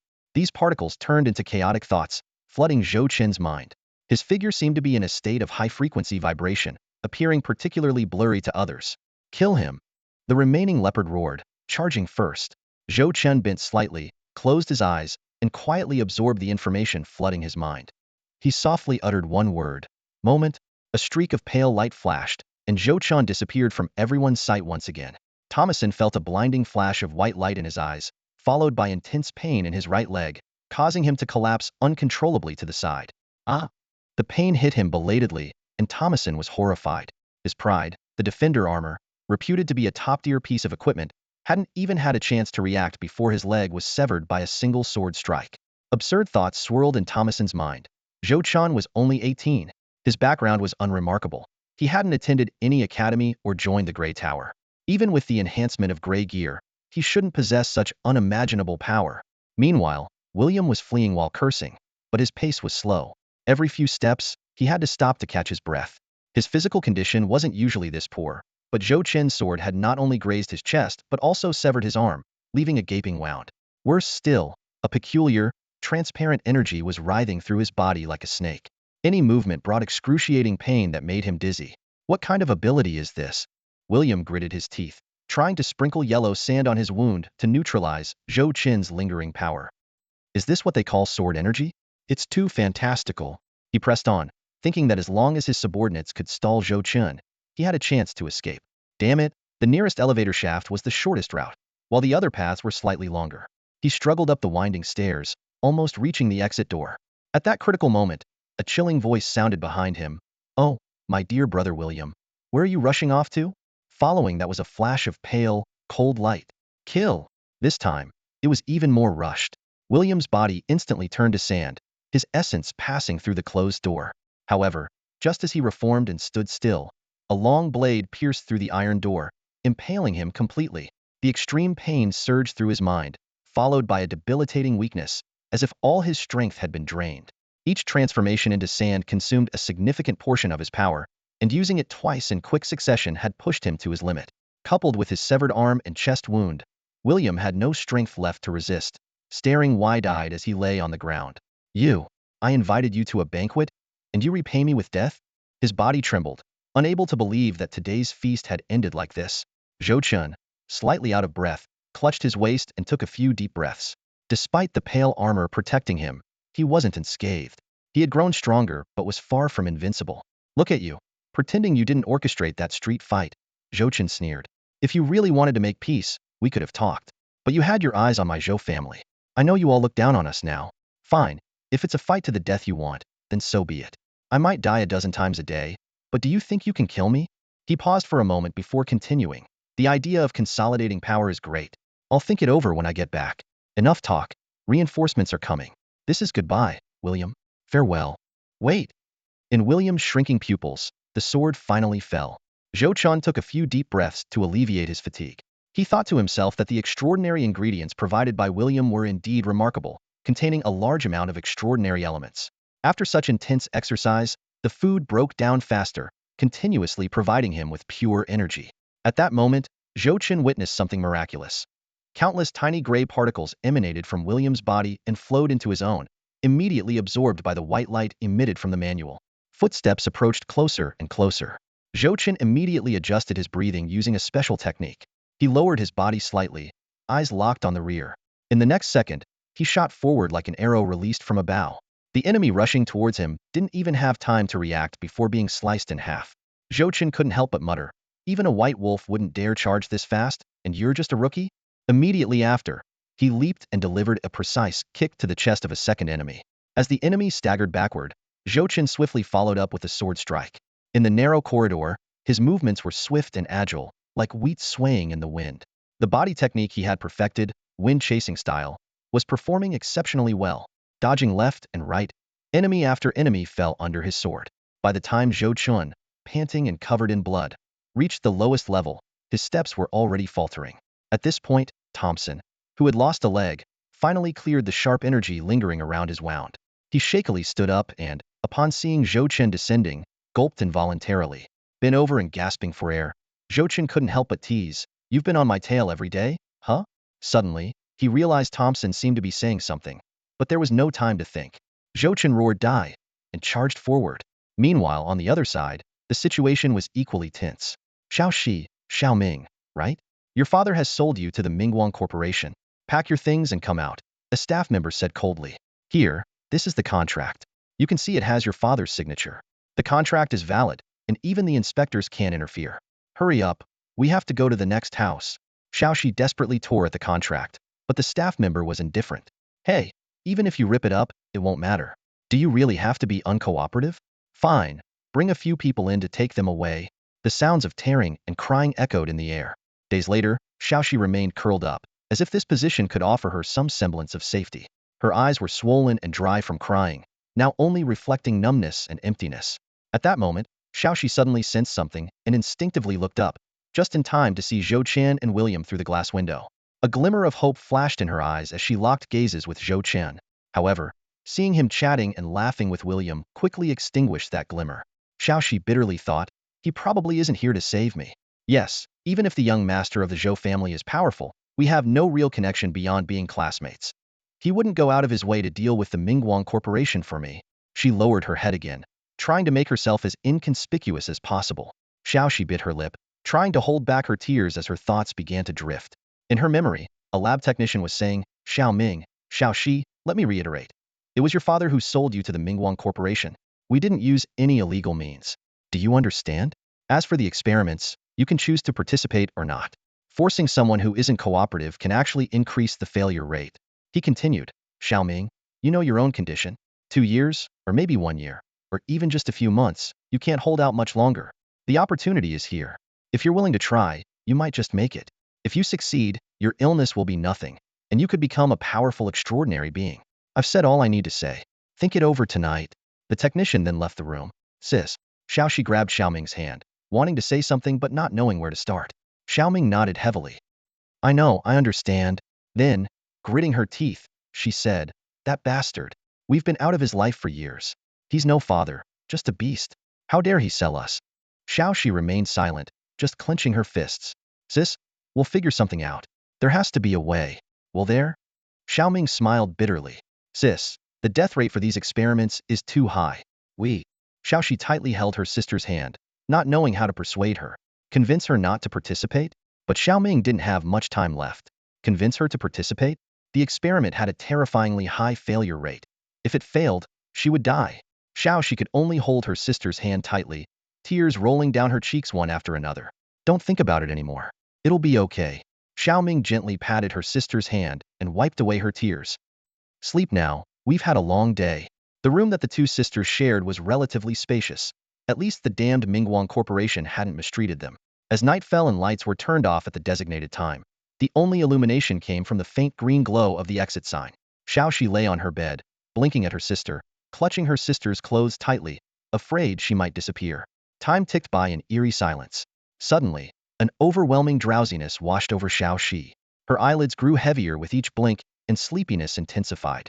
She tried to call out to her sister, but found herself unable to speak or move her limbs. Eventually, her eyes closed completely, and she drifted into sleep. It was unclear how much time had passed when Xiaoxi slowly opened her bleary eyes. Instinctively, she reached out beside her, only to find the space empty. Sister? In an instant, she was fully awake and sat up abruptly. The bed next to her was empty. Xiao Ming was nowhere to be seen. Xiaoxi staggered out of bed and looked around the room. It wasn't large enough to hide anyone. She ran to the glass window and pounded on it forcefully. Where is she? Someone. Where's my sister? Soon, a lab technician approached. Speaking through a special microphone outside, he said, All right, stop yelling. Your sister asked us not to disturb you. She's undergoing a medical examination right now. We promised her that after her experiment, we wouldn't subject you to any tests. Impossible. She would never agree to that. Xiaoxi's eyes widened in disbelief as she continued to pound on the glass. Hey, come back. Come back. But no one responded. Until her voice became hoarse, Xiaoxi slumped by the window, overwhelmed by a whirlwind of thoughts. She bit her lip, trying to push away the negative thoughts, praying that her sister would safely return to her. In the following days, aside from the scheduled meal deliveries, Xiaoxi saw no one.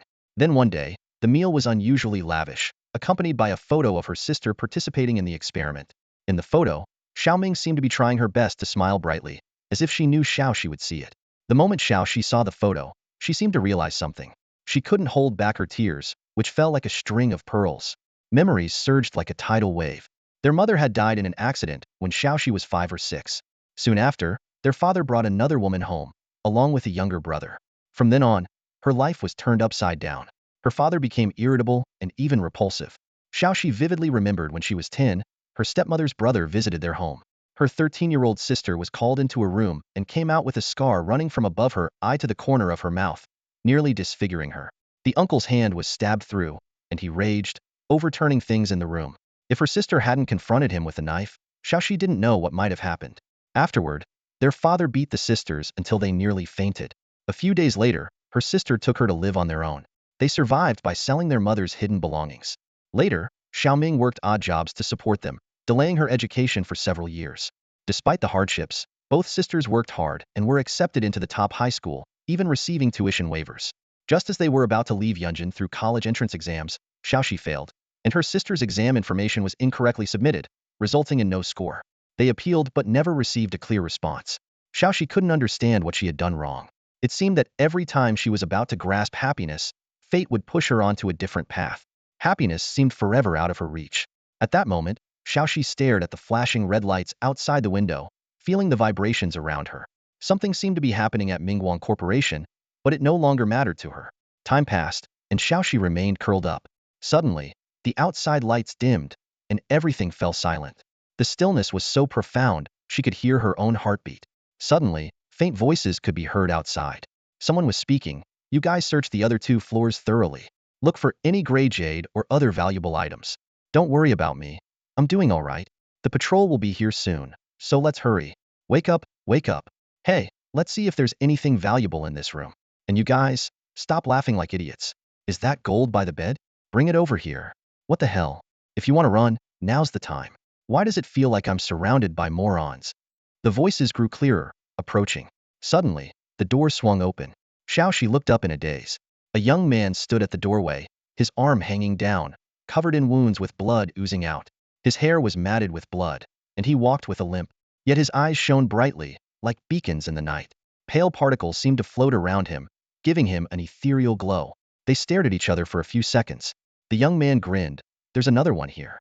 Hey, pack up. You can go now." Damn it, the light bulb went out for some reason, and the air conditioner seems to have stopped too. "It's suffocatingly hot in here," Chen muttered, his body burning up, each breath bringing a wave of scorching heat. Xiaoxi struggled to support him, feeling his abnormal temperature. "Can you hold on?" Xiaoxi asked through gritted teeth, her voice filled with worry. Chen weakly replied, "Don't worry, even if you die, I won't." Xiaoxi breathed a sigh of relief. At least he could still talk in his usual annoying way. They groped their way forward until Xiaoxi's foot hit something soft. Chen whispered, "It's a body. The name tag says Thompson." Xiaoxi froze, finally noticing the scattered limbs on the ground. She had been trying to convince herself that nothing had happened, but reality brutally shattered her illusion. Chen, panting, said, "What are you scared of? Want to stab them a couple of times to vent? Too bad William's body is a bit far. You can pretend this Thompson is William." After a moment's hesitation, Xiaoxi picked up a broken sword blade from the ground. She hacked at the body repeatedly, tears streaming down her face. After venting her anger, she silently wiped her tears, then helped Chen up and continued forward. "Scared?" Chen asked. Xiaoxi shook her head, and Chen burst out laughing. They continued to climb, the light gradually brightening. Suddenly, a few blood-soaked figures appeared before them, the last remaining second-level martial artists from the martial arts school. They reported the battle situation, and Chen waved them off. Finally, the two pushed open the door and entered the first-floor hall. Chen nodded to the gathered crowd and then sat on the steps, exhaling deeply. Xiaoxi sat beside him and softly asked, "I killed someone. Can I learn martial arts from you now?" Chen sneered. "Killing a dead person counts as killing?" He reached for something, but his sprained wrist couldn't muster the strength. Xiaoxi helped by taking a box of dry ice from his pocket and holding it to his mouth. Chen inhaled deeply, savoring the minty dry ice, which made him feel much better. Suddenly, Xiaoxi asked, "Chen, why did you choose to kill them? Everyone seems too afraid to go against the Mingguang group." Others may be scared, but I'm not. If I don't like them, I kill them. Simple as that. Zhou Chen laughed. Am I badass or what? Xiaoxi didn't respond directly but asked. What happens next? The Mingguang group won't let this slide. Then I'll just die right in front of them, Zhou Chen said nonchalantly, chewing on the dry ice. Xiaoxi fell silent, her gaze sweeping over the neon lights and various slogans on the street. She softly asked, Zhou Chen, do you think Tianxia would be better if Bai Xing didn't have superpowers? Zhou Chen paused for a moment, then smiled and said, to be or not to be, that's Shakespeare's question. I don't know. Xiaoxi looked confused. Zhou Chen said no more, simply listening to the approaching sirens. The patrol vehicles stopped at the entrance, doors opening and closing in succession. Facing the complex stairs, Zhou Chen grinned, showing his blood-stained teeth, and pointed to the building behind him. Everyone's here, huh? Go in and collect the bodies. The inspection bureau suddenly appeared, forcing Zhou Chen and the martial arts school members to stand by the roadside for inspection. Although Brother Lu wasn't present, his deputy, Li Qiushi, was conspicuously in the lineup. A large number of inspectors filed into Mingguang residence, conducting a thorough search. Li Qiushi initially intended to follow them inside, but turned to lock eyes with Zhou Chen. Just as he was about to speak, Zhou Chen suddenly collapsed to the ground with a dull thud. Scene change, hospital entrance. Are you really not arresting this kid? Li Qiushi eyed Zhou Chen, who was wrapped in bandages and sitting in a wheelchair, his tone filled with doubt. Lu Sun shook his head and said, we'll deal with it another day? Zhou Chen raised the report in his hand, a hint of smugness in his voice. See this? Serious injury report. Lu Sun calmly replied, I don't understand why you don't want to rest in the hospital. If you're not afraid of trouble, go home. But don't do something crazy like scaling walls to take down the William family in the middle of the night. Of course not. Zhou Chen coughed awkwardly. I'll be heading back now. Take care, Brother Lu. Although he did have such thoughts, today's ordeal had drained him, and he decided to postpone his plans. Zhou Chen waved goodbye to the two of them. Back at his place, Zhou Chen arranged for Xiaoxi to rest in the adjacent room. In the early hours, they exchanged a few words before going to bed. Lying on his bed, Zhou Chen closed his eyes. The familiar sensation of falling enveloped him, and he was once again transported to that world. Inside the morgue, Zhou Chen glanced at the countdown timer, feeling a bit helpless. It seemed this old brother had no intention of letting him rest. However, after the battle at Mingguang residence, his confidence had soared. Mecha suits? Gray Tower technology? Is that all? Zhou Chen chuckled inwardly. I don't feel any pressure at all. He performed his breathing technique several times, his entire body glowing with a crimson hue, his eyes radiating confidence. Without hesitation, he pushed open the door to face new challenges. As the final 30 seconds of the countdown began, Zhou Chen closed his eyes. Particles of light and dark swirled around him like ribbons. His armor quickly coalesced, forming a gray suit. A flash of pale light, and he vanished instantly. The ground only slightly dented, without the expected cracks. This was Zhou Chen's new technique, Instant, created from his insights into the Ember Crystal, allowing him to burst forth with incredible speed in a moment. Sensing the distant vibrations of the ground, Zhou Chen realized the defender had been activated. A fiery sensation surged through his chest, flooding his entire body with terrifying power. He transformed into a pale flash, accelerating once more. Emerging from the dense forest, a massive figure came into view. Without hesitation, Zhou Chen swung his pale blade. Slash! The blade traced a curved arc, its pale light illuminating the forest. Sharp energy enveloped the sword, slicing directly toward the target. Screech! The pale blade clashed with the opponent's chest armor, and Zhou Chen's expression shifted slightly. The giant's defense was far stronger than anticipated. What he thought would be an easy stab now barely penetrated the surface with a grating metallic sound, failing to cause significant damage. Before he could react, the opponent's massive hand swung down like a fan. Thanks to the enhanced physique from the Kangen, Zhou Chen's head didn't explode on impact. He flew back like a broken kite, crashing through 2 trees before coming to a halt. Cough, cough. Zhou Chen started coughing up blood again, his head buzzing, eyes seeing stars. This difficulty isn't right. Just before the giant blade struck his body, Zhou Chen had this fleeting thought. Warm, gentle white light enveloped him once more, bringing him back to the rest hall. I want to file a complaint. Zhou Chen shouted angrily. Why is this defender different from the last one, or even the ones in the real world? Did you secretly enhance it without telling me? Come out and face me. Despite his shouts, the manual remained unresponsive. Fine, have it your way. Zhou Chen muttered curses under his breath. Hell mode, different difficulties for regular and repeat challenges. Makes sense? As for the first level's White Wolf, beginner's luck, I guess? Though unexpected, the defender's enhanced difficulty wasn't insurmountable, merely delaying his victory by a few days. Zhou Chen gently flipped through the manual, the light screen unfolding before him. A truly spectacular battle.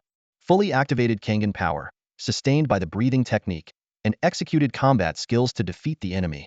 Through continuous practice, you have integrated various techniques into combat, achieving excellent results. Upon completing this battle, you have gained significant insights into your techniques, as well as over 3,600 embers. Gray/Technique 4, 15100. Wind Pursuit Technique 3, 30100. Breathing Resonance Technique 2, 10100. Refining your breathing into threads, endless and continuous. Your control over soldier energy has become smoother and more powerful. The /Soldier breakthrough has seen some enhancements at Stage 4 compared to Stage 3, though no new traits have been unlocked. Chen stared at the floating data panel in front of him, his brow furrowed. He had an inexplicable premonition that Stage 5 might bring a more significant boost to his techniques. Taking in the new panel, Chen had a clear assessment of his strength. Under normal conditions, as long as their numbers weren't overwhelming, white wolves posed no real threat. Once in the Azure Trace state, white wolves were as feeble as chicks.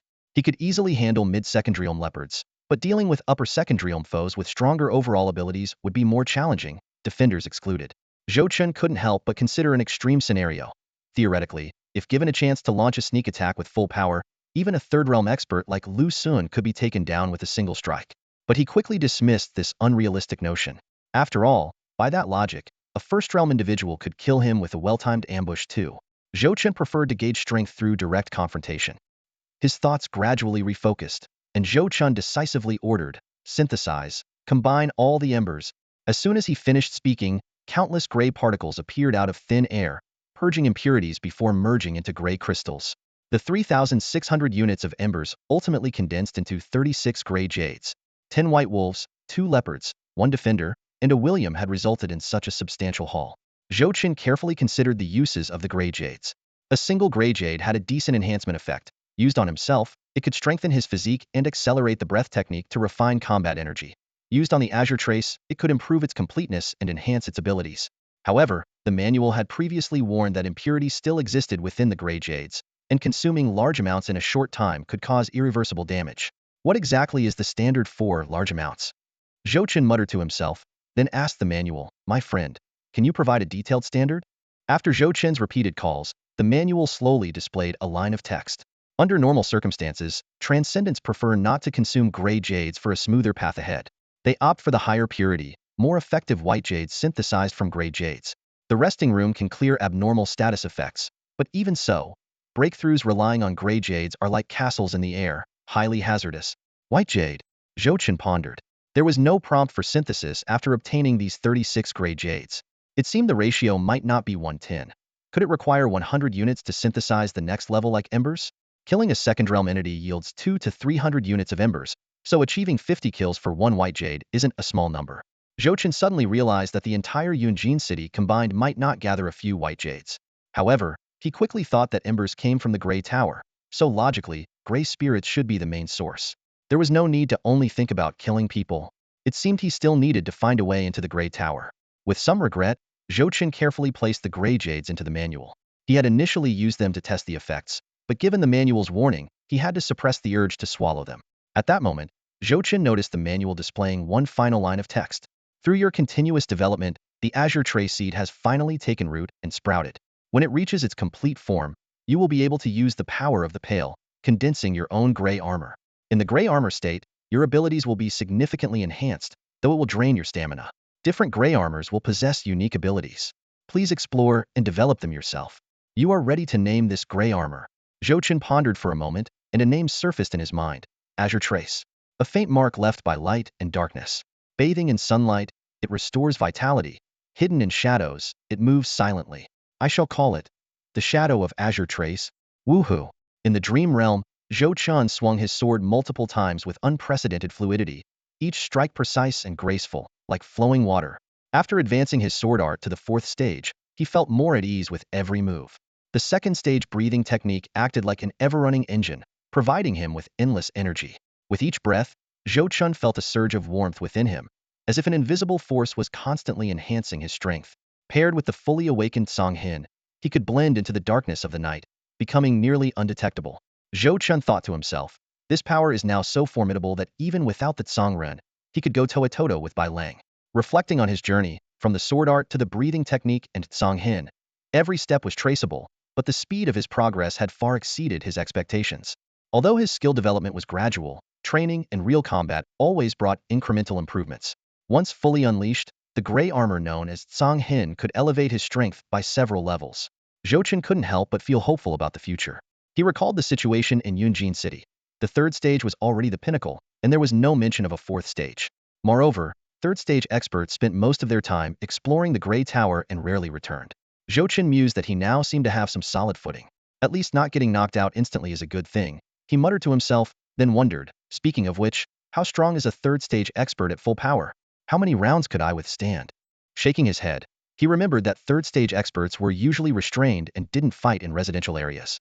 Regretfully, he thought, it's a pity that my second uncle is gone. Otherwise, I could spar with him. Maybe I could spar with Lu Sun. That old man looks harmless, but who knows, I might be able to take him down with 10 strikes. Ending his daydream, Zhou Chen returned to reality.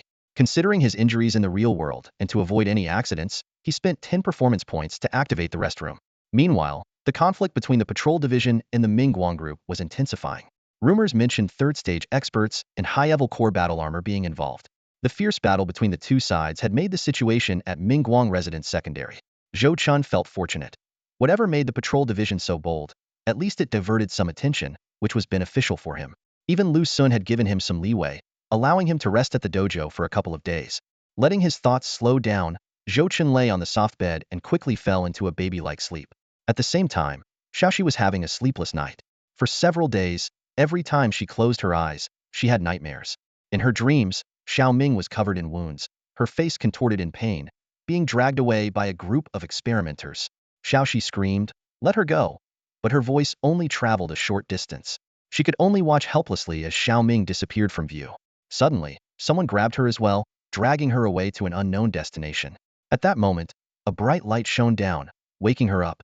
Hoo-hoo, Xiaoxi sat up, panting heavily, gradually coming back to her senses. The unfamiliar surroundings left her momentarily disoriented, until she remembered that Zhou Chen had arranged for her to stay at the dojo. During the day, she stayed inside, undisturbed. When it was mealtime, she ate a little. Given that Zhou Chen had informed everyone, no one bothered her. After a day of lethargy and a night of sleep, she finally felt somewhat alive. Getting out of bed, Xiaoxi freshened up and slapped her cheeks to wake herself up. She turned the doorknob and stepped out. Warm sunlight bathed her, and a gentle breeze brought a refreshing coolness. It was a rare, beautiful day. She walked out and glanced at Zhou Chen's small house next door, hesitating whether to greet him. After a brief hesitation, she mustered the courage to knock on the door and waited. When there was no response, she pressed the doorbell. After the chime, there was still no movement inside. Is he not home? Or is he asleep? Xiaoxi retracted her hand, unsure of what to do. She was curious about the infamous Zhou's dojo, but worried about running into those tattooed tough guys. After some internal conflict, she decided to take a simple look around. Following the shaded path, she soon arrived at a nearby small training ground. As she got closer, a rustling sound reached her ears. Someone's there? Xiaoxi slowed her pace, cautiously approaching. She felt like a thief, which she kind of was. Moving step by step, she peeked around the corner. With just one look, her gaze was locked. In the training ground, Zhou Chen was dressed in a silver-white outfit, holding a Han sword, his figure shifting left and right. The sword danced like a silver dragon around him. His breathing echoed around, like a rushing river. The exhaled air formed a long white trail in the air. His agile movements and the long sword in his hand made each move sharp and powerful, exuding an indescribable aura of death. So this is martial arts? Xiaoxi was mesmerized, completely captivated by the scene. Unaware of how much time had passed, Zhou Chen's movements slowly stopped, and he stood in the center of the field, regulating his breathing. Suddenly, his voice reached Xiaoxi's ears. Enjoying the show? Who are you talking to? Xiaoxi instinctively turned around, looking in all directions. What are you looking at? Zhou Chen asked again, his voice tinged with curiosity. Xiaoxi felt an overwhelming sense of embarrassment, wishing she could disappear on the spot. She watched as Zhou Chen carefully placed his long sword on the rack, then strode over to the side and took several gulps from a teapot. Water droplets slid down his chin, which he wiped away casually. Why are you just standing there? Come in. Zhou Chen waved her over. You had the guts to carry me out of Mingguang residence, and now you're nervous? Xiaoxi bit her lip and mumbled, I'm not nervous. Just a bit scared you might chop me up. She took small, hesitant steps into the training hall, her eyes darting around uneasily. Zhou Chen looked at her with interest and asked, What did you see just now? How do you feel? Watching you practice swordsmanship. It's impressive, Xiaoxi answered honestly, a hint of admiration in her eyes. Do you want to learn? Zhou Chen raised an eyebrow. Yes. Xiaoxi nodded eagerly, her eyes lighting up. Zhou Chen wiped the sweat from his forehead and said, let's eat first. After that, change into training clothes, and I'll teach you a few moves. So soon? Xiaoxi was clearly surprised, her voice tinged with excitement and anticipation. Zhou Chen's expression turned serious. I'll teach you a few moves just in case someone from Mingguang group comes after you. You might need to defend yourself with a sword. Xiaoxi's face turned pale as she recalled the scene of bodies in Mingguang residence. A wave of uncertainty washed over her. Learning martial arts for self-defense. Zhou Chen didn't seem like a bad person, but what would she do after learning a few skills? Go home? Find a job? Or something else? With mixed feelings, Xiaoxi followed Zhou Chen to the cafeteria. They got their food and sat at a random table. Just as Zhou Chen was about to speak, his phone buzzed. He raised an eyebrow and muttered, "Who the hell is messaging me now, Asakawa Chinna?" He opened the message and quickly scanned through it. You did a good job with Mingguang residents. The Hongying Society has been facing some issues recently, so we haven't had time for you. But we've decided to continue supporting the Zhou family. You've got some skills. I'll contact you in a few days. Anything Mingguang group promised, we can offer too. Look forward to it. See you soon. Zhou Chen let out a sigh of relief and mumbled to himself. It's the Hongying Society, which has been out of touch lately. This vixen finally responds. He thought to himself. Relying on others is never as good as relying on oneself. He had already mentally prepared for this, planning to strengthen the Zhou family after dealing with Mingguang residents. Now that the Hongying Society was willing to offer support, it eased a lot of his pressure. In Zhou Chen's mind, the Hongying Society was slightly less despicable than the Mingguang group. Plus, the women there were quite attractive. As he was about to dig into his food, an apprentice rushed over, panting, Brother Chen, there's a guy named Xiao Yuan causing trouble at the gate. Is there any justice left? How can you just take my daughter away? Give her back. A heavy-set man stood at the door, holding up a sign and shouting vehemently. The crowd around him was equally agitated, chanting slogans in unison. Down with the criminal syndicate. Punish the Zhou Martial Arts School. The Zhou Martial Arts School vandalized the Mingguang group, sabotaging the defense plans. We demand an explanation. Investigate the Zhou Martial Arts School's collusion with the patrol division. Investigate thoroughly. With a creak, the door slowly opened. Zhou Chen, dressed in black combat attire with an 8-sided Han sword at his waist, calmly stepped over the threshold. His presence instantly quieted the crowd, causing the man at the forefront to involuntarily step back. Zhou Chen narrowed his eyes, his sharp gaze sweeping over the crowd. The air of menace from his recent training with swords made the already fearful crowd even more silent. Xiao Yuan, Zhou Chen addressed the man at the front in a cold voice. Did the Mingguang group send you? What Mingguang group? I want my daughter back. Xiao Yuan stammered, then shouted angrily as if to bolster his courage. The Mingguang group is a reputable company, and you people destroyed it. The patrol division may be afraid to arrest you, but I'm not. My obedient, beautiful daughter was forcibly taken by you. What do you want? Give her back to me. Ridiculous. Zhou Chen sneered, then called out, Lao Lang? Yes, Boss Chen. A fierce, muscular man with a scarred face stepped forward. Call the boys out for some exercise. Got it. Lao Lang turned and left. Xiao Yuan's heart skipped a beat. What are you going to do? You wouldn't dare kill us all, would you? Zhou Chen chuckled coldly. You said it yourself. I dared to kill people from the Mingguang group. Why wouldn't I kill you? Boss Chen, they're here. Lao Lang led a group of men out from inside. Go ahead. Consider it team building. Zhou Chen pointed at Xiao Yuan. Oh, and bring that fat guy named Xiao over here. Got it, Boss Chen. Lao Lang grinned menacingly and charged into the crowd with a steel rod. What are you doing? Murder. Help. They're killing people in broad daylight. Cries and pleas erupted from the crowd. The thugs from the martial arts school swung their steel rods at the most vocal protesters, the sounds of breaking bones and screams filling the air. Xiao Yuan tried to escape but was grabbed by Lao Lang, who pressed a few pressure points, leaving him limp like a dead dog as he was dragged before Zhou Chen. Did the Mingguang group send you? Zhou Chen asked expressionlessly. Master Zhou. Xiao Yuan stammered, sweat dripping from his forehead. Lao Lang jabbed him in the side with the steel rod. Boss Chen asked you a question. Didn't you hear? Ow. Ow. Yes, it was them. Master Zhou, don't take it to heart. For the sake of my daughter, please calm down. Are you paid by the minute, or by the job? Zhou Chen asked coldly. By the job. We get paid per slogan, and a bonus for finishing a whole script. Xiao Yuan explained with a nervous laugh. Please, don't be angry. Zhou Chen glanced at the wailing crowd. Are all these people hired by the Mingguang group? Not all of them, Xiao Yuan quickly replied. These fools just followed us when we stirred them up. You destroying the Mingguang group hurt them more than losing their own mothers. All right. Zhou Chen's expression was hard to read. Seeing Zhou Chen's demeanor soften, Xiao Yuan tried to flatter him. Master Zhou, I was just joking. I like to tell little lies. If you fancy my daughter, she's yours. She's just a worthless girl anyway. I actually have a lot of respect for the Zhou family. Zhou Chen frowned. I'm curious. Isn't she your biological daughter? Why such hatred? No, not at all. Xiao Yuan's face twisted in anger. I found out I was infertile after those two brats were born. My son was only born because of the Mingguang group's help. As for the paternity test, it was all faked. After my wife died, I checked again, and those two bastards weren't mine. Hey, watch your tone. Lao Lang jabbed him again with the rod. Xiao Yuan's body trembled violently, but he forced a smile. Master Zhou, my daughter Xiaoxi is quite something, isn't she? Many have tried to buy her from me, but I never sold.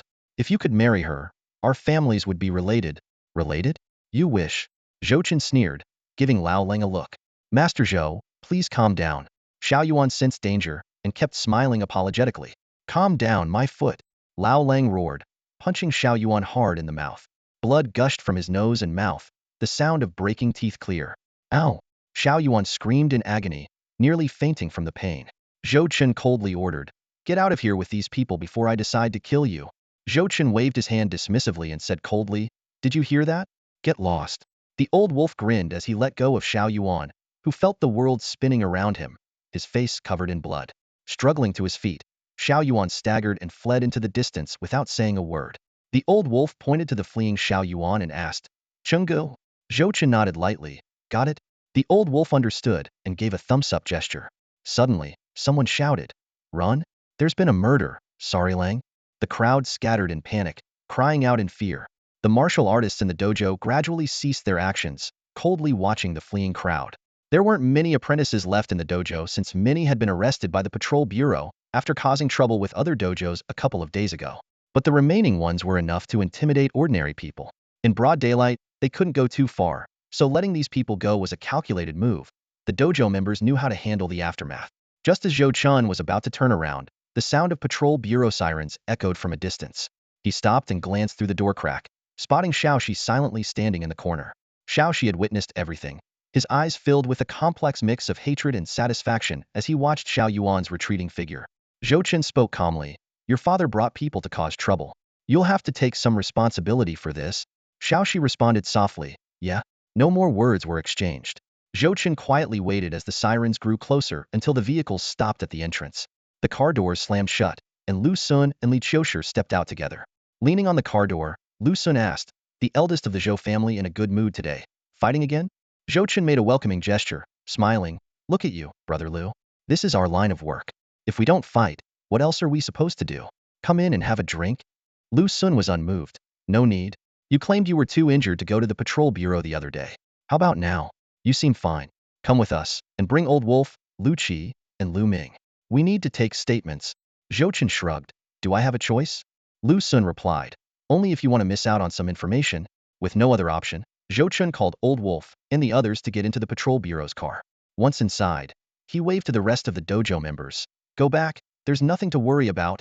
Inspector Li, driving the car, glanced at Zhou Chen through the rearview mirror. You're being taken by the patrol bureau, not going for a visit? Zhou Chen was nonchalant. Hey, I come here several times a month. We're practically old friends. Lu Sun said calmly. If we're old friends, you should be making our job easier, not harder. Zhou Chen chuckled. Hey, didn't we work well together the other day? We dealt a heavy blow to the Mingguang group. That's all part of the job. By the way, there were quite a few test subjects locked up on the 4th underground level. When I raided Mingguang, I opened all the doors. How are they? That should serve as proof of the side effects of Mingguang's human experiments, right? Suddenly, the atmosphere in the car turned heavy. Zhou Chen paused. What's wrong? After a moment, Lu Sun spoke calmly. None of them were willing to come out. They all said they were committed to contributing to the extraordinary cause and asked the patrol bureau not to interfere. Mingguang group claimed they had paid the test subjects' families, and there was no need to return the money. Even if they could refund part of it, they would be willing to release them. The families said that since there was no turning back, they should continue. This matter has nothing to do with the patrol bureau. The atmosphere in the interrogation room of the patrol department was tense and stifling.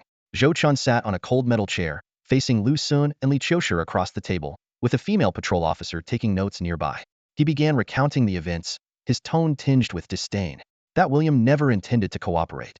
He clearly thought I was an idiot. He proposed some ridiculous idea about implanting foundational sub-body battle armor. How could I agree to that? Then he threatened me, saying whether the Zhou family lived or died, it made no difference.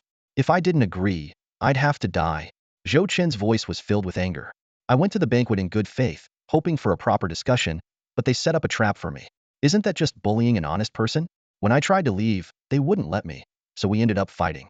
I had no choice but to kill them all in self-defense.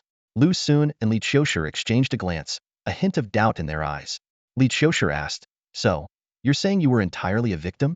"Of course," Zhou Chen responded confidently. "I only killed them in self-defense. I'm a good person." The interrogation room fell into a brief silence. Li Qiushi continued, "How exactly did you manage to kill them?" Zhou Chen nonchalantly replied, "I just struck them down." "Sir, wouldn't you call that self-defense?" "I think it counts," Zhou Chen said with a smile, as if he were recounting an ordinary story. Such conversations had become common over the past few months. The patrol department often faced situations like this. They knew the suspect was problematic and might have some evidence, but in the special environment of the cooperation zone, it was often difficult to convict. At most, they could interrogate and detain the suspect for a while before having to release them. Li Qiushi frowned and said, "From what we know, your martial artists only managed to hold off some of the Mingguang group's battle armor. There were dozens of experts of varying ranks in the underground levels. How did you manage it?" Zhou Chen waved dismissively. They looked intimidating, but their skills were mediocre. "You could have done it too." Li Qiushi couldn't help but retort, "Me? Do you think I could handle it?" There were giants, leopards, and white wolves there. It was like a zoo meeting. Most people would be lucky to escape, let alone fight back. In fact, there were no surveillance cameras inside Mingguang residence, at least not on the floor where Zhou Chen was. The truth could only be pieced together from the traces left at the scene. But how much these reconstructions resembled the actual events was anyone's guess. Lu Xun patted Li Qiushi on the shoulder, signaling him to stop. Li Qiushi hesitated for a moment, then left the interrogation room with the female patrol officer. Zhou Chen smiled and asked, "What's up, Brother Lu? Want to have a private chat?" Lu Xun lit a cigarette, his eyes narrowing slightly in the smoke. "You've gotten yourself into big trouble this time." Zhou Chen took out a special dry ice stick and put it in his mouth, speaking casually. "Mingguang Group, huh? They wanted me to be their lackey, gave me an offer to join forces. If I didn't agree, they wanted to kill me. What else could I do in that situation?" Lu Xun shook his head. "If that was the case, why did you go in the first place?" Zhou Chen exhaled a cool mist, his voice filled with anger. "Damn it. For months ago they had the Chen family kill my father.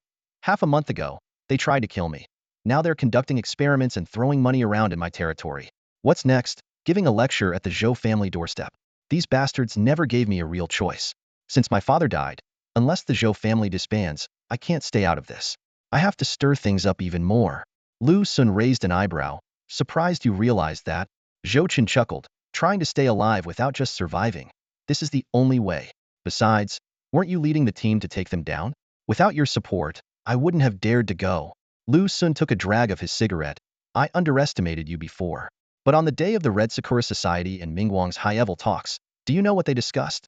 Zhou Chen's expression changed slightly. "How would I know? They couldn't be planning to sell out the Zhou family, could they?" Seeing Lu Xun silently smoking, Zhou Chen felt a sinking feeling in his heart. Could the Red Sakura Society really be planning to betray him? Shallow River Tianxia hadn't visited him in days, only sending a message. Was that message meant to manipulate him?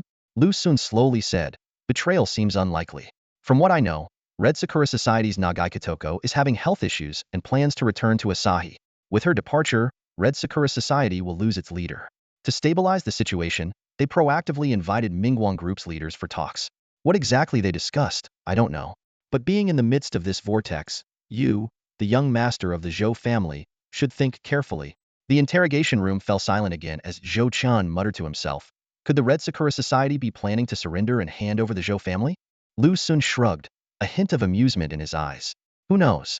We'll see if the resistance faction or the peace faction wins within the Red Sakura Society." Zhou Chen furrowed his brow, pondering for a moment before speaking. "What do you think I should do now, Brother Lu?" As soon as he finished speaking, a spark of inspiration flashed in his eyes. "Hey, I actually have an idea." Lu Xun raised an interested eyebrow, waiting for him to continue. "The current situation with the Zhou family, it's not wise to put all our eggs in one basket," Zhou Chen said slowly, a shrewd look in his eyes. "Especially not to rely on people from another country. So," he paused. "I need to seek help from the inspection bureau." "Exactly." Lu Xun nodded in approval, a slight smile playing on his lips. Zhou Chen chuckled softly, then fell silent, a complex expression flickering in his eyes. Noticing his change in demeanor, Lu Xun raised an eyebrow and asked, "What, do you look down on our inspection bureau?"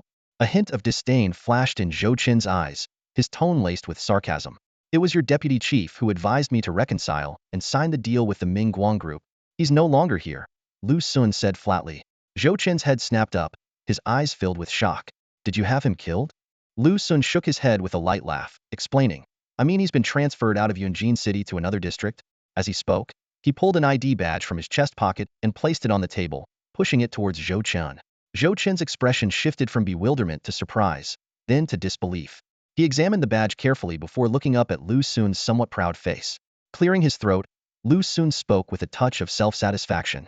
"I am temporarily assuming the role of deputy chief of the Yunjin City Inspection Bureau." He paused, a smile curling his lips. "From now on, you can call me Inspector Lu, or Deputy Chief Lu." Zhou Chen couldn't help but think to himself, this guy is really showing off. He can't be more than 30 years old and he's already climbed to deputy chief. No wonder he seemed full of himself today. Standing at the entrance of the inspection bureau, Zhou Chen turned to look back. In the sunlight, only Lu Xun and Li Qiushi stood at the door, exchanging complex glances. The midday sun cast a subtle glow over the scene, adding a nuanced atmosphere. Lu Xun nodded slightly and said with a light laugh, "Young Master Zhou, go back and think it over. Try to turn over a new leaf soon." Zhou Chen waved his hand, his tone tinged with resignation and sarcasm. "Thanks a lot." With that, he gave a brief farewell, goodbye. As he got into the car, the driver had changed from Uncle Zhong to Old Wolf. Zhou Chen leaned back in his seat, reflecting on the day's conversation with a sense of contemplation. He analyzed Lu Xun's words carefully. The Red Sakura Society was preoccupied with internal issues, leaving Ming Guang Group to seize the opportunity and exploit the Zhou family, who would be like fish on a chopping board. According to the original plan, the leader of the Red Sakura Society would return home, leaving the remaining members to negotiate with Ming Guang Group and surrender. Zhou Chen would be too afraid to attend the banquet, causing the Zhou family's prestige to plummet, making them easy prey. However, things hadn't gone as expected. Lu Xun had led a strike against Ming Guang Group, and Zhou Chen had rallied former martial artists and attended the banquet, earning a seat at the table. Zhou Chen realized that Lu Xun's misleading words had initially swayed his thinking, making him believe he had no choice but to rely on the inspection bureau. But now, upon reflection, he understood the situation better. Under normal circumstances, the Red Sakura Society would never willingly submit. Any appearance of surrender was out of necessity. With the situation now turning, they would surely resist Ming Guang again. In short, the future likely held a standoff between Ming Guang Group and the Red Sakura Society, each trying to topple the other. Lu Xun's inspection bureau would be lurking, aiming to take down both sides. And although the Zhou family lacked the strength to become a major player, they could become a valuable ally for any of the three factions. Power dynamics shift quickly. Whether the future would unfold as Zhou Chen envisioned was uncertain. He looked out the car window towards the inspection bureau. Lu Xun and Li Qiushi were still standing on the platform, casting meaningful glances his way. Zhou Chen chuckled softly to himself, murmuring, "Should I choose the inspection bureau or the Red Sakura Society?" "Young master." Old Wolf looked at Zhou Chen through the rearview mirror, awaiting instructions. Zhou Chen leaned back against the seat, closed his eyes and said calmly, "Let's go home." "You're back already?" Xiaoxi's eyes sparkled with disbelief. She recalled the scene of Zhou Chen fighting his way out of Mingguang residence and the brutal beatings with steel pipes by his men. The fact that he was released so quickly seemed impossible to her. "What's the big deal? I've been in and out of the patrol division so many times. When haven't they let me go?" Zhou Chen remarked casually, as if he had just visited a friend. Xiaoxi then realized that the rumors about Zhou family's strong connections were not exaggerated. Inside the training ground, Zhou Chen picked out two swords, one of regular size and the other much smaller. With a casual toss, the longer sword landed with a thud in the ground right in front of Xiaoxi. "Anything happen at the dojo while I was away?" Zhou Chen asked, his tone carrying a hint of concern. "No." Xiaoxi shook her head, gripping the sword hilt and pulling it out. Her movements were awkward, clearly not accustomed to handling weapons. Watching her, Zhou Chen said, "I'll get you a tub of protein powder when I get back. Scoop some out whenever you're free. It'll help build muscle." "Huh?" Xiaoxi was momentarily confused. "All right, let's start with the basics," Zhou Chen said, effortlessly twirling the sword in a series of elegant flourishes. "People say it takes a year to master fists, a month for staffs, and a lifetime for spears. Since you want to learn some self-defense, I won't make it too complicated." He began by explaining the fundamentals of swordsmanship. A saber needs power, but a sword is a revered weapon, the king of all arms. Though often more ornamental than practical, in this age of extraordinary abilities, a sword can unleash immense power. Zhou Chen demonstrated basic sword moves. You don't need to slash wildly or use flashy feints, just this. He lightly tapped the air with the sword, creating a shimmering arc. Pierce through, he said, stepping back, then suddenly turning and slicing upward, the blade cutting through the air with a whistling sound. Thrust. Zhou Chen lunged forward, the sword's edge slicing through the air with a sharp, resonant hum. The energy from the blade created a visible path through the air. Feeling the abundant energy within him, Zhou Chen was secretly pleased. With my internal energy vastly increased, I feel much more attuned to my abilities even without activating Kangen. He turned to the stunned girl. So, did you get it? Huh. Xiaoxi was still dazed by the display. Just follow my moves, Zhou Chen patiently explained. Oh, okay. The girl nodded enthusiastically, her eyes brimming with curiosity. Zhou Chen began demonstrating each move meticulously, explaining the key points of every action. These were just 3 basic sword moves, nothing too complex. Under his guidance, Xiaoxi quickly grasped the basics and started practicing on her own. Keep practicing. Without a foundation, progress will be slow, Zhou Chen said, while contemplating deeper issues. He had only taught her the basics of the wind-chasing style and hadn't revealed any advanced techniques. He thought to himself, does this mean I can teach others? The dojo is full of prying eyes. Will teaching others conflict with my own practice? Who should I teach? I haven't figured it out yet. But for now, this girl with a clean background and no prior exposure to extraordinary things can serve as a test subject. Zhou Chen left Xiaoxi to practice on one side of the training ground while he began his own training. His right foot etched a semicircle on the ground, and his sword started moving rapidly, a blur of motion. Following Zhou Chen's instructions, Xiaoxi practiced the basic moves of point, pierce, and thrust. Her movements were clumsy, off balance, and slow, lacking fluidity. The heavy sword was a challenge for her, and after a dozen swings, her arms grew sore. Despite the difficulty, Xiaoxi diligently repeated the actions, taking occasional breaks to catch her breath and steal glances at Zhou Chen, who seemed tireless. After resting, she resumed her practice. The training ground fell into silence, filled only with the sound of swords slicing through the air and their occasional grunts. This focused atmosphere lasted from noon until dusk. Zhou Chen felt in peak condition. Bathed in sunlight and bolstered by the effects of Kangen, his stamina recovered quickly. After escaping from Mingguang residence, his mind was filled with insights that he organized throughout the afternoon, further refining his swordsmanship. With techniques like diagonal cuts, vertical slashes, hanging slices, lifting moves, and blade twists, Zhou Chen immersed himself in perfecting each skill. He could clearly see his progress. Slash technique 4.2, 5100. Wind chasing style 3.50100. Breathing resonance method 2.15100. This visible improvement filled Zhou Chen with confidence. He thought, at this level, I should be able to take on that enhanced defender with Songhong's shadow activated. Stretching, Zhou Chen turned to look at Xiaoxi. She was still practicing diligently, her movements earnest. The intense physical exertion had made her actions less precise, but she persisted. Her face was flushed, and sweat covered her body, dripping from her temples, showcasing her effort and determination. Her fair skin had a slight blush to it, and her slender figure was usually hidden under her loose clothes. Zhou Chen couldn't take his eyes off the young girl in front of him. Now, in her tight training outfit, Xiaoxi revealed an astonishingly beautiful silhouette. Zhou Chen had originally thought she was frail, but the sight before him made him secretly marvel. This was the true embodiment of delicate branches bearing great fruit. As she moved, her graceful posture left him spellbound. After an indeterminate amount of time, perhaps sensing Zhou Chen's intense gaze or the sudden silence in the training ground, Xiaoxi stopped her movements. She turned and met Zhou Chen's gaze from across the room. Is something wrong? Xiaoxi asked, her voice tinged with a bit of unease as she slightly hunched her shoulders. Zhou Chen cleared his throat and averted his gaze. That's enough for your first practice. Let's go eat. Okay, the girl replied softly and carefully placed her weapon back on the rack. A wave of soreness and numbness washed over her, and if it weren't for the nutritional supplement Zhou Chen had given her earlier, she might have collapsed. The two left the training ground and headed to the cafeteria. After ordering some nutritious dishes, they sat down facing each other. How do you feel? Zhou Chen asked, looking at Xiaoxi's slightly fatigued face. Xiaoxi looked up, a hint of admiration in her eyes. You're amazing. I find it a bit hard to learn. Zhou Chen gave her an encouraging smile. Take it slow. Once you get the basics, you'll progress faster. The girl nodded and quietly sipped her bone broth noodles. After a moment, she snuck a glance at Zhou Chen and asked softly, how long can I stay here? As long as you want. Zhou Chen's ambiguous answer left Xiaoxi momentarily at a loss for words. After a brief silence, Xiaoxi whispered, thank you. Zhou Chen chuckled and shook his head. No need to thank me. Just don't blame me if you end up overtraining. After finishing their meal, the exhausted Xiao returned to her quarters to rest. Zhou Chen stayed behind at the training ground. Before long, a tall martial artist who had just finished her training walked in. This martial artist, named Lu Ming, wore a tight training outfit and had short, ash-blonde hair.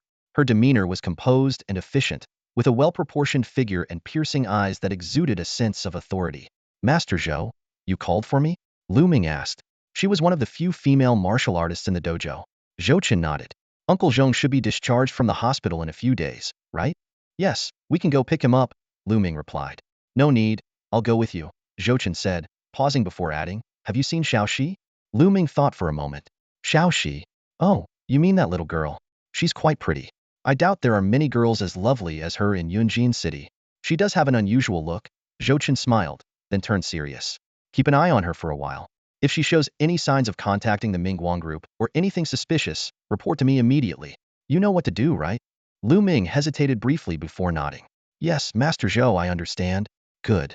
After Lu Ming left, Zhou Chen narrowed his eyes, his gaze drifting towards where Xiao was. His intuition told him that Xiao was unlikely to be a pawn of the Mingguang group. They probably wouldn't choose someone like her as a spy. But to be cautious, he needed to be prepared. If Xiao did turn out to be problematic, she could serve as a test subject for his techniques. There was no need to teach her anything too profound. Just observing the effects would suffice for his next steps.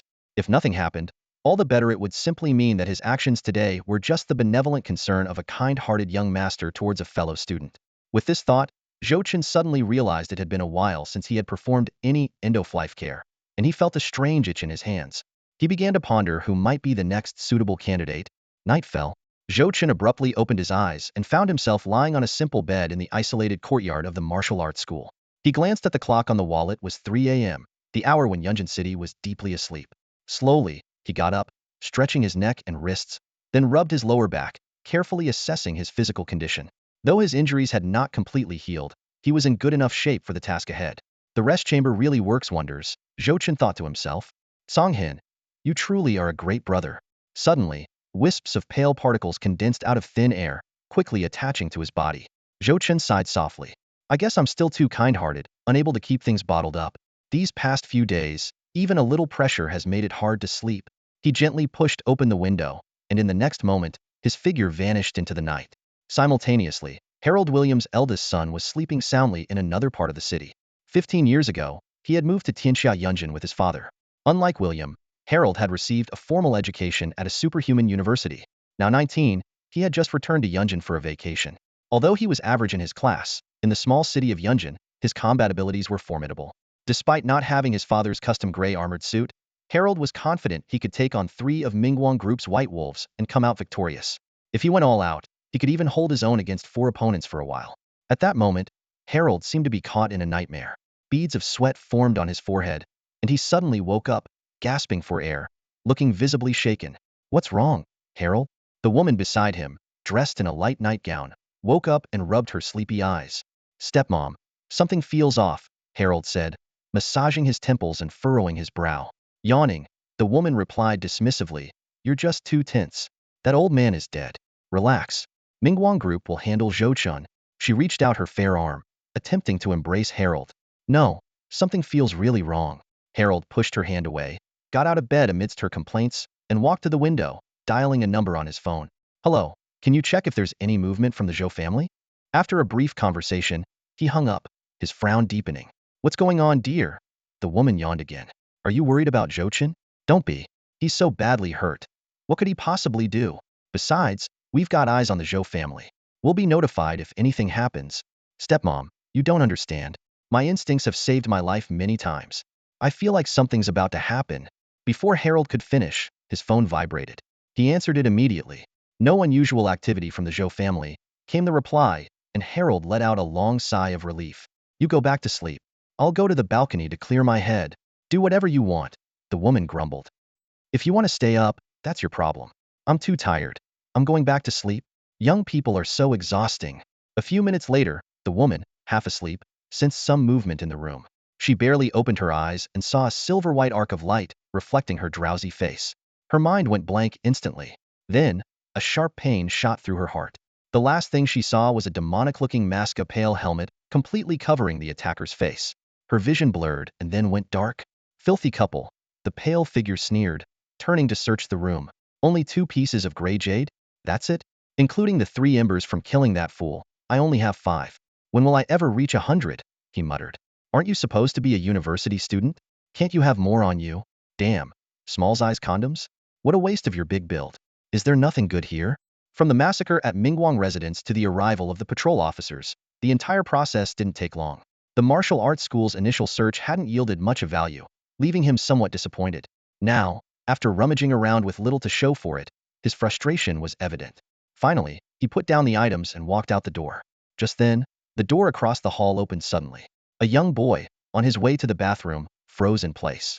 The boy first noticed the bloodstains on the pale figure's clothes, then smelled the growing scent of blood in the air. His face turned ghostly white. Don't be afraid, child, the pale figure said with a smile. Do you miss your parents? The boy, trembling with fear, stammered, yes, good, I'll send you to see them. Thud. The boy's legs gave out, and he collapsed to his knees. No, I don't want to. Unfilial, the pale figure said coldly. I'll send you to see them. Who did this? Vice President Yago's fist slammed onto the conference table, causing the documents to tremble slightly. His face was dark as he scanned the room. Each executive in front of him had files depicting the gruesome death of the William family. Damn it, could it be that a gray-clad infiltrated Yunjin City without us knowing? One of the executives gritted his teeth and said, how is that possible? What kind of gray-clad would come to this god-forsaken place? The next day, at the headquarters of Mingguang Corporation, the atmosphere in the meeting room was even more tense, with the seat of the president conspicuously empty. Yago's expression was even grimmer than the previous day. He stared at the blurry surveillance footage and said through clenched teeth, all the cameras and recording devices failed. This is definitely the work of a gray-clad. Blending into the darkness and remaining undetected, it must be an exceptionally rare gray-clad. Such an entity shouldn't exist in Yunjin City. Yago stood up abruptly, his voice filled with fury. Investigate. Use every possible method to find out his true identity. Mingguang Corporation was at a critical juncture, and they couldn't afford any mistakes. The room buzzed with speculation about the mysterious individual's identity. Some believed it was an enemy of Mingguang Corporation, while others suspected it was someone after the William family's fortune. Regardless of the motive, the truth had to be uncovered. Where is Zhou Chen? Someone asked. Yago shook his head. That's the problem. Zhou Chen's injuries from the street fight on Lujia Street were evident. It's been only half a month. There's no way he could have recovered enough to take down several martial artists and break into Mingguang residence. So, there was another person involved? Yago nodded. Very likely. This person helped Zhou Chen kill several people at Mingguang residence and then quietly withdrew, only to sneak into the William household days later to silence them. His gaze turned icy. No matter who this so-called gray-clad is, Zhou Chen will pay for this. Investigate, use all our resources. If we can't find the real culprit, we'll treat it as Zhou Chen's doing. At that moment, the conference room door suddenly opened.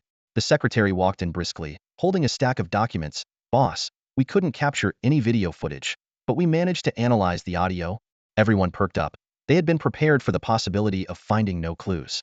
The secretary quickly operated the display screen and opened a file. The room fell silent as everyone strained to listen. Slowly, a voice altered by the gray-clad's abilities came through, sounding neither male nor female and difficult to identify. Upon closer listening, it seemed to follow a certain rhythm. As time passed, the voice became clearer, and the words started to make sense. In this turbulent battlefield, emerging, smoke signals, era of mechs, blood boiling, the voice fluctuated in volume, rambling on with cryptic phrases. Just as the group was puzzled, the volume suddenly surged, falling, continuing to fall. Zhou Chen opened his eyes and found himself not in a morgue, but in a familiar resting space. He breathed a sigh of relief, thankful that he hadn't experienced several deaths upon arrival this time. Suddenly, a splash of green caught his attention. In the center of the space, next to the manual, a half-meter-tall sapling had appeared out of nowhere. It was a vibrant green but seemed ethereal, as if it were some sort of projection. Even more surprising was the small, faint bubble hovering above the sapling. Zhou Chen moved closer to inspect it, and was shocked to find a familiar face inside the bubble shaoxi. His expression was faintly visible, but seemed to fade in and out, as if it could vanish at any moment. This sudden change left Zhou Chen bewildered. He had never expected such a strange transformation in the dream space. As he pondered over this, the pages of the manual began to turn on their own. Light particles gathered before him, gradually forming a passage of text. The resting space has undergone new changes, arousing your curiosity. After careful thought, You realize that all these changes stem from you teaching your self-created technique to someone in the real world. As the creator of a transcendental path, you will have unparalleled advantages compared to apprentices, but you will also bear certain risks. Zhou Chen read the message carefully, his brows furrowing. The manual continued to reveal more information. You may not know, but there are countless transcendental paths in this world, each requiring generations of effort to be perfected. By creating and spreading your own transcendental path, you will uncover more secrets about the Grey Ruins Tower. But beware. Ensure that your path is sufficiently refined and that you have a clear understanding of your own system. Spreading an incomplete system at lower levels can lead to cognitive confusion and the collapse of the entire structure. Zhou Chen rubbed his temples, feeling overwhelmed by the information. The final warning from the manual was particularly striking. Some civilizations are hostile to newly formed transcendental systems. When you are weak and lack understanding of your current environment, be cautious in teaching the powers you possess. This is a reminder from the Book of Records. Taking a deep breath, Zhou Chen began to ponder the implications of this information. Cognitive confusion, system collapse, civilizational hostility, these were risks he had never considered before. Although he had only taught Xiaoxi a few basics, which shouldn't have a significant impact, the warning still made him wary. What surprised Zhou Chen the most was that he had become a so-called creator of a transcendental path. Reflecting on his actions, which mainly involved wielding a sword, he wondered how that could be considered a transcendental path. Zhou Chen tried to organize his thoughts about transcendence. The Mingguang group's biological battle armor could be considered a type of gray equipment system. The women of the Hongying society followed a path of pleasure. So what about himself? A combination of self-created techniques and gray equipment? He hoped the manual would provide more explanations, but it remained silent. Sighing, Zhou Chen realized that merely knowing these terms was not enough. His understanding of the Gray Realm, the Gray Tower, and Transcendence was still woefully inadequate. According to official sources, deep-level information carried some cognitive pollution, and prematurely accessing it without sufficient strength or mental maturity could lead to various drawbacks. Most people encountered Transcendence by gaining admission to a prestigious transcendental university. Given Zhou Chen's current strength, he figured he should be able to learn some of this information without issue. He began considering ways to obtain information. The Mingguang group surely had relevant data that he could steal, or he could ask Brother Liu, who likely knew a lot. Zhou Chen muttered to himself, as long as you're willing to bend the rules, there are more solutions than problems. Since he had inexplicably become a creator of a transcendental system, Zhou Chen decided to seize the opportunity to negotiate. Gray Tower, you better cut me some slack and lower the difficulty for a creator. As soon as he finished speaking, the words, challenge begins, suddenly appeared. Zhou Chen immediately dashed forward, fully activating his Kangen state, which provided comprehensive enhancements.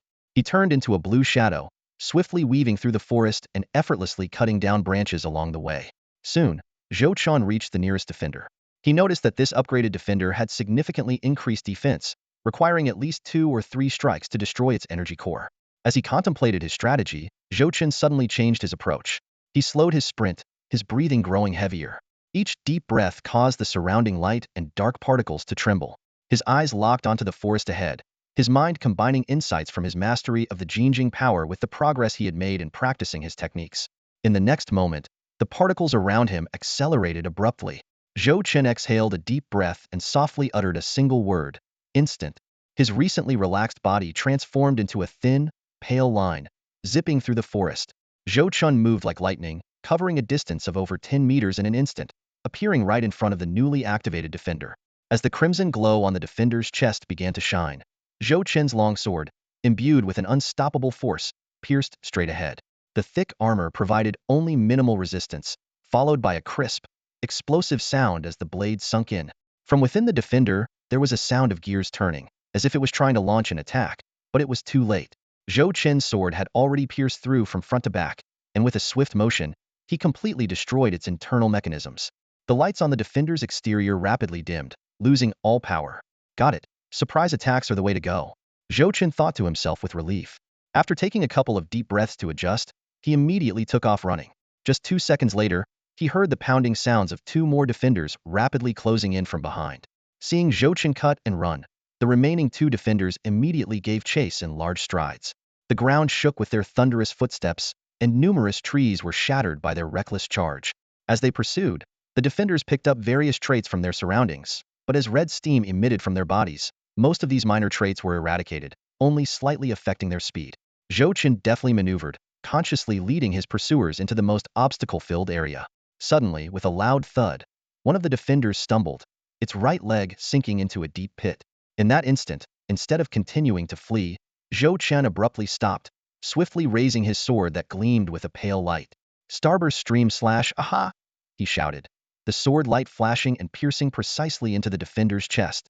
Immediately after, Chen kicked the defender's upper body with his right foot, causing himself to slide backward close to the ground. A large blade came whizzing down but missed Chen, who had already slid away, instead striking the already fallen defender again. Chen quickly got to his feet, struggling to regain his composure. Using the immature sword technique twice in quick succession made him feel somewhat like William, who had once continuously transformed into sand to escape his stamina was rapidly depleting, and he felt an emptiness in his core. Despite this, Chen knew it was enough.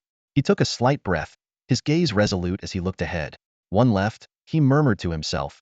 Just one more defender in front of me. Come on. Chen shouted, charging forward like an arrow released from a bow. His steps stirred the fallen leaves on the ground, exuding an overwhelming aura. Chen was carefully calculating his tactics, planning to use his agile movements to outmaneuver his opponent and gradually wear them down. The battle erupted in an instant. The clashing of swords and armor rang incessantly. Chen's movements grew faster, each strike leaving deep wounds on his opponent. After more than 10 rounds, he seized a fleeting opportunity and thrust his sword forward. The enemy's energy core, already battered by multiple attacks, finally gave way. Chen's blade pierced through the opponent's body. Finally, Chen muttered as he watched the opponent dissipate into embers, exhaling a long breath.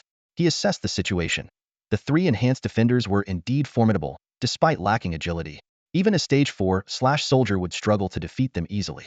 If he hadn't dealt with 2 of them beforehand, facing all 3 together would have been nearly impossible. As the battle concluded, the surrounding scene gradually faded, revealing a jade door materializing in the distance. Chen, catching his breath, pushed the door open and returned to the resting space. Soon, a light screen appeared before him, asking if he wanted to settle the rewards immediately. Just as he was about to confirm, he hesitated. He raised his hand, gazing at the faint marks on the back Song Hong's shadow. This ability's boost was so strong that he felt the fight was almost too easy. A thought crossed his mind. Could he earn more rewards by relying solely on his inherent strength and using only Tsongren in combat? Determined to find out, Chen decided to attempt a more perfect completion of the challenge. He waved his right hand, and Tsongren materialized.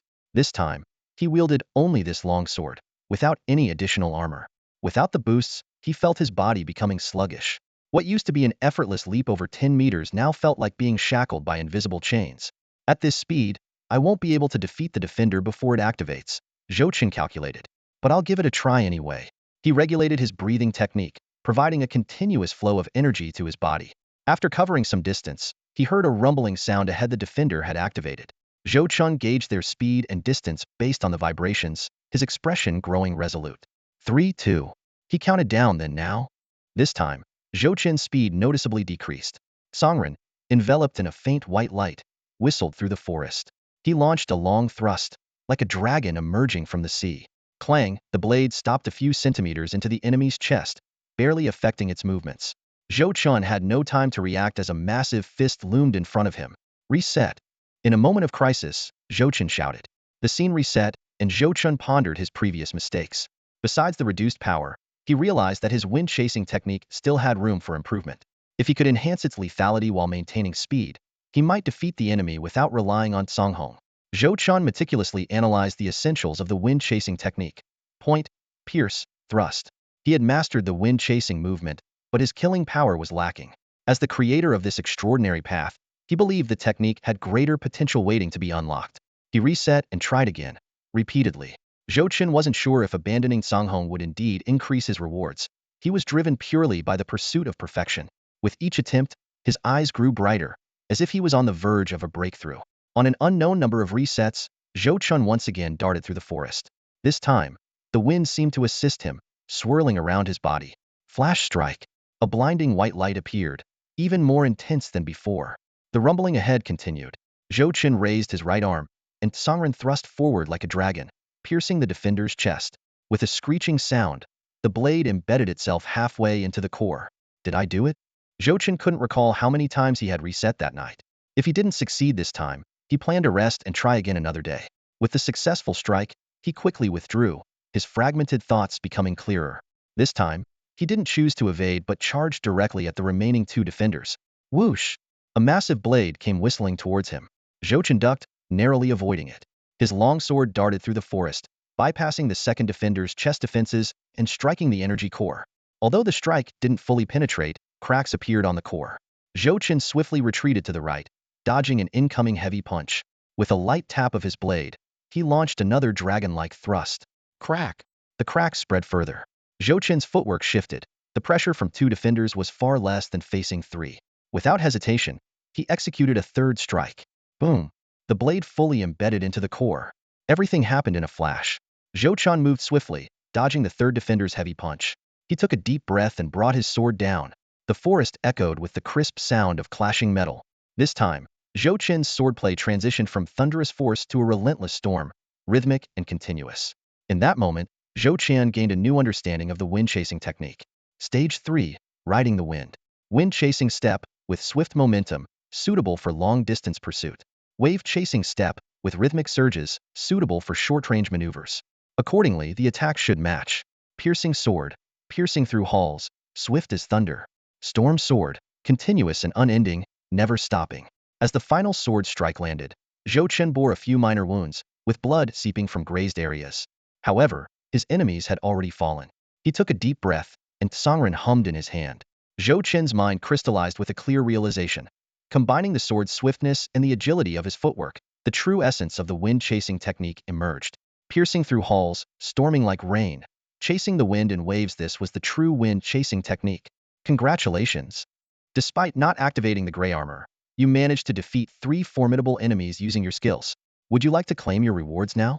As this message appeared before him, Zhou Chen felt an indescribable sense of relief wash over him, as if a heavy burden had been lifted from his shoulders. He felt a bit dazed, the sensation comparable to the relief of a morning restroom visit. Snapping back to reality, Zhou Chen quickly clicked the claim option. The screen flickered, and a series of reward notifications appeared. Breath Resonance Technique upgraded to Stage 2, with immense potential and wide application. Performance points 40. Soldier Slashing Technique upgraded to Stage 4. Performance points 20. Wind Pursuit Technique upgraded to Stage 4. Performance points 20. As he watched the notifications scroll by, Zhou Chen felt increasingly satisfied. However, after doing some quick calculations, he frowned. 110 performance points? That's pretty stingy, he muttered to himself, recalling his previous efforts. 2 training sessions, 3 naps, plus the free trial from the initial project, all adding up to this meager amount. Zhou Chen hesitated for a moment before deciding not to activate the combat training just yet. His attention shifted to a lightning-like mark flickering on the screen. Eyes filled with anticipation, he extended his finger and gently tapped the screen. The screen rippled like water, and an ethereal purple mark was drawn out, drifting towards the back of his right hand. However, the existing gray mark seemed unwilling to make room, and the new lightning mark was repelled, spinning in the air. Feeling a pang of anxiety, Zhou Chen quickly reached out with his left hand and gently grasped the ethereal substance with faint electric arcs. Fortunately, the lightning mark smoothly merged into the back of his left hand. The system provided an introduction. Lightning mark, originating from a majestic figure wandering the vast sea of clouds, is a special seed that will develop the most fitting power for its holder. Zhou Chen closed his eyes and quietly felt the sensation on the back of his left hand just like when he first obtained the gray mark. There was almost no feeling. He tentatively called, "Lightning mark?" The back of his left hand immediately glowed with a purple light. Driven by curiosity, he alternated calling lightning mark and gray mark. Suddenly, he felt 2 streams of energy within his body start to clash. Though not painful, the sensation left him tingling and breathless. After catching his breath, Zhou Chen looked at his hands, pondering how to accelerate the formation of the lightning mark. Maybe I should try touching high-voltage electricity? The bold idea flashed through his mind. He walked to the training ground and picked up an ordinary long sword, swinging it casually. When he switched to the wind pursuit technique, a unique power surged within him. The sword emitted a light whistle as he swung it, feeling exceptionally smooth. Zhou Chen then picked up a sword and performed the wind pursuit technique again. This time, the tip of the sword emitted a faint blade of air. Surprised, his gaze fell on a nearby bright silver spear. Grabbing the spear, he began to execute a series of techniques. The spear spun like a wheel, creating a dazzling array of spear shadows. After a few steps, he performed a textbook-perfect backthrust, the motion fluid and effortless, accompanied by the sound of whistling wind. Despite his average proficiency with the spear, the lightning mark and wind pursuit technique significantly boosted his performance. This progress left Zhou Chen very pleased. Bringing up the latest panel, Zhou Chen reviewed his skill progress. Soldier Slashing Technique 4, 45,100. Wind Pursuit Technique 4, 5100. Breath Resonance Technique 2, 25100. Gray Tower Performance Points, 110. Gray Jade, 404.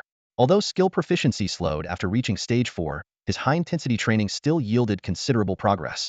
Chen estimated that within half a month, these two techniques should break through to Stage 5. Filled with anticipation, his gaze turned to the jade door at the end of the resting space, similar to the entrance. The solitary fifth layer, he wondered, ready to face the next challenge. Chen stood before the jade door, his brow slightly furrowed. This door was a stark contrast to the dilapidated ones from the previous levels, arousing his suspicions. Was there an exceptionally powerful enemy ahead? Or was there some hidden trick? Regardless, he had to find out. Taking a deep breath, Chen stepped forward. He gently pushed open the jade door and entered. In an instant, the surroundings shifted rapidly, and his vision cleared. A spacious area, roughly 100 square meters, unfolded before him. In the center floated an ancient yellow book, emitting a soft glow, as if beckoning Chen to approach. No enemies? Chen was taken aback, clearly surprised. He cautiously scanned the area, ensuring there were no hidden dangers, and then slowly moved towards the book. As he got within about a meter of the book, its glow intensified but remained gentle. Chen reached out, touching the book lightly as he would a familiar white manual.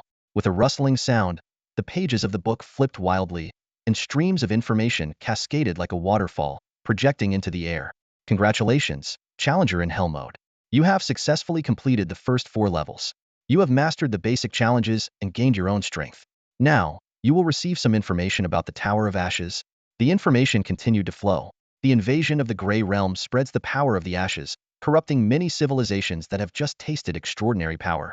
Once extraordinary power spirals out of control or gets corrupted by the Ashes, it will be completely devoured by the Grey Realm, leading to gradual collapse. The Tower of Ashes, an artifact from ancient times, guides future generations. Remember, only civilization can save itself. Chen focused on the words floating in the air. The levels of the Tower of Ashes are unknown, and the conditions for reaching the top are also unknown. However, failure conditions include 1. The challenger's current level exceeds the challenge range of the floor. 2. Death exceeds a certain number of times. 3. Unknown. If you fail a challenge, there will be no punitive measures. The Tower of Ashes will simply detach itself from you. The stream of information continued. The Tower of Ashes contains various types of floors, with the difficulty increasing in the higher levels. You might face difficult choices. In Hell Mode, most levels are composite floors, and you can judge the difficulty by the decay of the doors. Currently, there are regular floors, the most common levels, not selectable in Hell Mode. Elite floors, slightly challenging levels. Challenge floors, you will face various challenges. Boss floors, you will engage in life and death battles with powerful boss creatures. Additionally, the Tower of Ashes has rest and reward floors. The final piece of information flashed. Keep climbing to face more challenges. Upon reaching the 10th floor, you will receive information left by former challengers. Chen was astonished by the vast amount of information. He hadn't expected the 5th floor to be a rest floor that explained the Tower of Ashes, and he sighed in relief. Good. I almost thought I was going to get my head blown off again. He pondered over the newly acquired information. The power of the Ashes, the Grey Realm, the Ash Tower. Although the Zhou family had some knowledge of the extraordinary, it seemed shallow compared to this. The White Star mutation could be traced back 300 years, to when the Ash Tower first appeared, becoming the catalyst for the current situation. All extraordinary paths on the White Star originated from the so-called Grey Realm. It was said that the Grey Realm was filled with mist and devoid of any color, instilling fear in those who entered. There were 2 ways to enter the Grey Realm: through randomly appearing Grey Realm fissures, which were highly unpredictable and extremely dangerous, or through the Ash Tower. The former was highly uncertain and could easily lead to total annihilation, while the latter was the current mainstream method of exploration, providing a relatively safer environment through the Ash Tower as a transit point. This led to the areas near the Ash Tower being far more prosperous than other places. Although Yunjin City was called a small city, it was quite large. However, its development potential was limited due to its distance from the Ash Tower. True powerhouses did not gather there, hence its designation as a small city. It was said that the top experts of the White Star had reached the 6th realm, while Yunjin City's limit was only the 3rd realm, a stark disparity. Advancing in extraordinary paths mostly required entering the Ash Tower and battling Ash spirits. The 1st realm was merely a powerful ordinary person. The 2nd realm marked true entry into the extraordinary, and the 3rd realm represented a significant leap in strength. For martial artists in Tianxia, the realm divisions were simpler. Tempering the body constituted the 1st realm, and when qi and blood could be projected outward, it marked the 2nd realm. The 3rd realm, also known as the Minor Grandmaster realm, was a level that only geniuses or those with years of accumulation could reach a few hundred years ago. As the ancient saying went, the flesh cannot be cut, the palm can hold fire. Leaping over mountains, living to a ripe old age. So, what realm am I in? Zhou Chen was still unsure about this question. His system seemed different from others after all. He had figured it out on his own. Never mind, just keep climbing. Maybe you'll find the answer eventually. Zhou Chen thought to himself, quite satisfied with the information he had gained today. He withdrew his gaze as the words turned into streams of information, swirling around and entering his body. Although he felt no special sensation, the process undoubtedly deepened his memory of the information. The ancient book vanished, revealing the passage to the next level. Zhou Chen looked ahead, ready to face new challenges. Let's see what kind of little monster awaits on the next level. What the heck? Zhou Chen's eyelids twitched violently as he stared at a decayed, rotting wooden door. The door's blood-red and darkened surface was overrun by mold, with clear signs of wear and tear from the passage of time. It was covered in mottled bloodstains, interwoven with deep claw marks and human handprints, along with countless scratches as if various creatures had desperately tried to escape. As Zhou Chen's gaze swept over the door, the bloodstains seemed to come alive, transforming into burning flames. Within the flames, countless struggling and roaring beings faintly appeared, creating a terrifying scene. Zhou Chen couldn't help but gasp, his expression frozen, his throat involuntarily moving as a sense of foreboding washed over him. Looking up, Zhou Chen was astonished to find that this level was actually a combination of 4 levels 6, 7, 8, and 9 merged into one. He couldn't help but exclaim, seriously? The first 2 levels were 2 unknown, and now this is a 4 unknown? This is like a hell mode difficulty. Taking a deep breath, Zhou Chen stared at the floor indicator for a long time, already feeling the urge to retreat. Am I going to be stuck on this level? He muttered to himself, yet he still forced himself to take a step forward. As he got closer, Zhou Chen reached out to touch the slightly warm door. Gritting his teeth, he pushed it open, and immediately a voice echoed in his ears. Attention, you have arrived at the Lord's level. In this tier, you will engage in a life-and-death battle with the Lord creature. Only by defeating it can you advance to the next floor. Lord creatures are typically powerful beings with special bloodlines, often possessing unique abilities. The one you are about to face is the Scarlet Tyrant in its juvenile form, a master of blood energy. The voice continued, as a powerful being from the Scarlet clan, even in its juvenile state, it possesses the strength of the lowest tier of the 3 realms. Fortunately, it has just descended and is currently in a state of slumber. Being awakened by you now, its power will be greatly diminished, and its condition will continue to deteriorate over time. In a way, it fulfills your desire for a formidable enemy. Challenger, good luck. Hearing this, Zhou Chen immediately shouted in frustration, get lost. I don't desire this at all. Buzz, Zhou Chen instantly activated the shadow of Cang Hong, and the blade in his hand emitted a faint glow. As the text faded away, the previously dark surroundings gradually became clear. The smell of blood mixed with dampness filled his nostrils, making him uncomfortable. The blood-red mist was not too thick, but hard to ignore. Zhou Chen stood in a wide valley, his eyes completely drawn to the scene ahead. Suddenly, a drum-like heartbeat grew louder and louder. The blood-red mist seemed to be drawn toward the source of the sound. Zhou Chen thought to himself, is this the first stage's White Wolf? I'm coming for you. However, when he tried to move forward, he realized there was an invisible barrier within a 2-meter radius around him, completely impenetrable. What the heck? Zhou Chen exclaimed, realizing he had no choice but to wait for the so-called Crimson Tyrant to awaken. As time passed, Zhou Chen's heart rate increased, and he grew more anxious. The blood-red mist continuously flowed toward a vague figure, making its outline clearer. A low growl emanated from the creature's throat, and 4 ribbon-like tentacles floated behind it. In a pool of blood-red liquid, a huge fleshy tumor throbbed violently. Suddenly, with a bang, an arm pierced through the tumor, tearing the membrane apart. A blood-red figure emerged from the cocoon. This was the Crimson Tyrant. It was a humanoid bipedal creature with a horned exoskeleton growing upwards from its forehead, forming a menacing helmet that covered the upper half of its face. Its arms were long and slender, and its chest was covered with root-like intertwining patterns. To Zhou Chen's surprise, the Crimson Tyrant turned out to be female, with a rather voluptuous figure. However, Zhou Chen's legs began to feel weak. The Crimson Tyrant was covered in sharp, backward-facing spikes, resembling a strange bone armor that protected her body. The entire image was both terrifying and mysterious, exuding an overwhelming aura. The moment the barrier disappeared, the Crimson Tyrant's eyes snapped open. Zhou Chen instinctively raised his blade in front of him. Boom! The sound of a missile exploding filled the air. In an instant, Zhou Chen's blade shattered. His body was sent flying, leaving a trail of afterimages in the air. Ugh. The impact was so powerful it was hard to withstand. Chen rolled several times before coming to a stop. Am I dead? If not, I'm close. Blood gushed from Chen's mouth. His vision blackened, and he could barely open his eyes. Just one hit. Damn you. Before he could finish his sentence, with a thud, the tentacles behind the Crimson Tyrant fell, and Chen's head was instantly smashed to pieces. Ha ha ha. What an evenly matched and exhilarating battle. In the resting space, Chen forced a smile, veins bulging on his forehead. Really, if you had thrown 20 white wolves or 10 defenders at me, it would have made more sense. But a tier 3 creature? Is this a joke? A lord-level creature? What the hell is a lord-level creature? If facing white wolves and defenders had given him some hope of passing the level, the opponent he just faced, whose power was far beyond his own, left Chen completely bewildered. How do I fight this? With my head? One punch nearly killed me. Such an overwhelmingly powerful enemy kills any will to fight. At least let me get a few hits in first. Is this difficulty even passable? He glanced worriedly at the training ground in the corner of the resting space. Combat training. After hesitating for a moment, he decided not to start immediately. Chen, wake up. Chen, wake up. Chen was awakened by a knock on the door. What's going on? He yawned and opened the door. What's up, old wolf? Chen.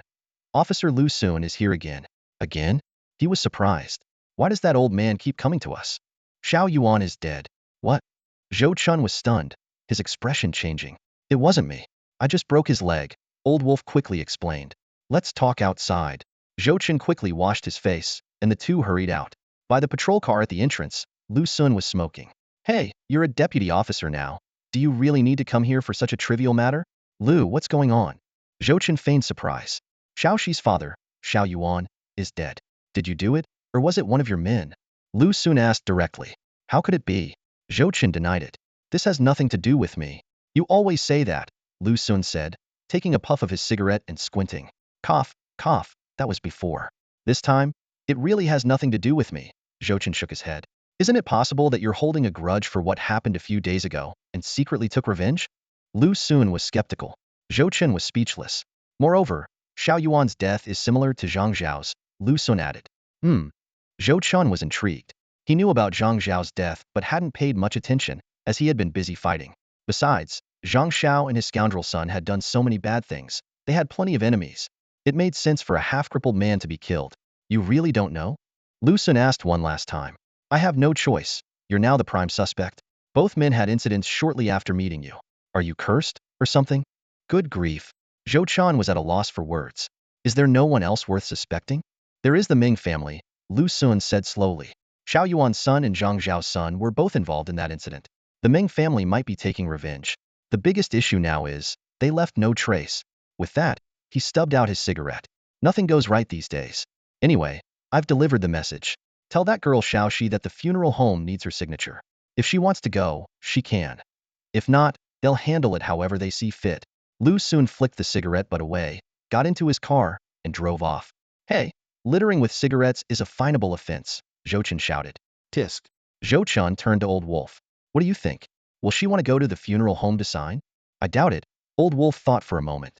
I heard Xiao Yuan's business was doing well over a decade ago, but he's lost everything in recent years. He also seems to have been abusing Xiao Shi's family for a long time. I heard that just half a month ago, that bastard went to Xiao Ming's place and caused a scene. Enough, stop, Chen interrupted him. Wa. Old Wolf's voice trailed off. By the main entrance of the martial arts hall, a thin figure stood quietly. Are you the family member? Please sign here and here. The staff pointed to the blank spaces on the document. Chen took the forms and quickly signed his name. Please wait a moment. Oh, by the way, would you like to observe? We allow observation of the cremation process, the staff asked. Chen turned to the girl beside him. Unexpectedly, she nodded slightly. Yes, Chen replied. Not particularly interested in the matter, Chen found a long bench in the hallway and sat down. Old Wolf sat next to him and couldn't help but ask, Chen, who do you think killed Principal Zhang and Xiao Yuan? There must be some clues, right? Chen chuckled. I was wondering why you were so quiet all the way here. Still thinking about that? I swear I didn't go that far. We own up to what we do, but we can't take the blame for this. Old Wolf scratched his head awkwardly, and it's just too coincidental. You were hospitalized, Zhang was downstairs, and the next day he was gone. Xiao Yuan came to the dojo, and the next day he was gone too. If I were an inspector, I'd be puzzled too. Yeah, it does seem strange, Chen said. shaking his head with a slight smile. 2 incidents back to back. Let the inspection bureau handle the case. Gather any info you can. But if you can't, so be it. Yunjin City has never been short of bizarre cases anyway. The two chatted idly until a while later. Xiaoxi walked out carrying an urn. Since we're here, let's visit our brothers, Chen suggested. Right next to the crematorium was one of the best cemeteries in Yunjin City. The Zhou family, once the largest gang, lost many brothers every year. Walking on the gravel path of the cemetery, Chen couldn't help but think about the Zhou family's past. Honestly, the Zhou family wasn't exactly noble, but compared to the Ming Guang group, they were relatively decent. Their process involved recruiting children of appropriate age or some abandoned kids into the dojo.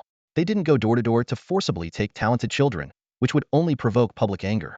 When the kids were still young and healthy, the dojo would teach them martial arts. Those who achieved something would either join the security company, mainly serving the Honging Society, or follow Zhou's father and second uncle, being sent to explore the Gray Realm when needed. The rest would become core disciples in the dojo. Chen knew that the Zhou family's basic operations were somewhat acceptable. In simple terms, they recruited people, forced them to learn martial arts, mingled in society, and collected protection fees. Their advanced operations involved assisting the Honging Society with various affairs, which was somewhat unscrupulous. The Honging Society wasn't in it for the money. What good is a pile of Tianxia currency? They wielded a different kind of exhilarating power from the Ming Guang group, an almost illicit, indescribable, extraordinary path. That was the real bone-crushing force. In his earlier years, Zhou's father did a lot of dirty work for the Honging Society. Whether it was an age-induced change of heart or a realization that the Zhou family wouldn't end well, he had forbidden core disciples from having any dealings with the Honging Society in recent years. Gradually, the dojo accumulated a force truly belonging to the Zhou family. Looking at it this way, the core disciples of the past decade or two might not be as heinous as imagined. Chen speculated that his father wasn't satisfied with being controlled by the Honging Society and intended to do something with this power. Even though Zhou's father had passed away, there might still be some lingering fear. The group of disciples taken to the Grey Tower by his second uncle were exceptionally strong. Who could have predicted their sudden demise? Standing in front of rows of tombstones, Chen softly said, "Brothers, I've been too busy lately to visit you. I hope you understand." He unscrewed a small flask and poured a little liquor onto the ground. The world even has a gray realm and extraordinary abilities, so who knows, maybe there's an underworld too. If you guys have any power down there, take out those Mingguang bastards. If not, Chen's tone shifted. Reflect on whether you've worked hard enough, if you've truly gotten stronger. Hey Chen. Old Wolf hurriedly stopped him from continuing. Just a little joke? Chen laughed, continuing to sprinkle liquor as he walked. The fallen Zhou family members were mostly buried together. A round of this, and the tribute was complete. Xiaoxi, do you want to bury your father nearby? Chen asked. Can you find a dog farm for me? Xiaoxi asked calmly. Chen and Old Wolf looked at her in surprise. My sister said this damned bastard never did anything decent in life and should be fed to dogs after death. Xiaoxi's expression remained calm. Wow, Chen thought, realizing her intentions. Let's leave first, he smiled. The girl followed without a word. Chen's eyes swept over the neat rows of tombstones and suddenly spotted a dark-skinned man in black clothing, holding a photo and a bouquet in front of a tombstone. The man looked familiar, but Chen couldn't place him. What was strange was how calm the man seemed, maintaining the same posture since entering the cemetery. Even as Chen and the others left, he remained motionless. Chen? Old Wolf asked, puzzled. Nothing. Chen shook his head. Even after they left the cemetery, the dark-skinned man didn't move. It was only much later that he took out a lighter and burned the flowers and photo. After they were completely burned, he sighed deeply and walked out of the cemetery. Not long after, a jet-black vehicle approached from behind and slowly stopped beside him. Hey, Zhao, get in. A blonde, blue-eyed man gestured from the rolled-down window. Without a word, the man got into the car. Why so quiet? The blonde man asked in surprise. Oh, I get it. It's called revenge. The man remained silent. You sure are boring, the blonde man, Dole, chuckled. So, how does it feel to have your revenge? Yes, thank you, Mr. Dole. But my revenge isn't complete, the man replied gloomily. All right, it's good enough. Do you really think you can take on the inspection bureau? After all we've done for you, it's time you cooperated with the group, Dole said with a smile. All right, the man replied in a low voice. I'm curious, if you hated them so much, why did you sign the agreement in the first place? Dole asked. The man was silent for a long time. Finally, through gritted teeth, he said, because I couldn't wait any longer. 3 days from now, come to Hongfu. I've gathered your family and allies.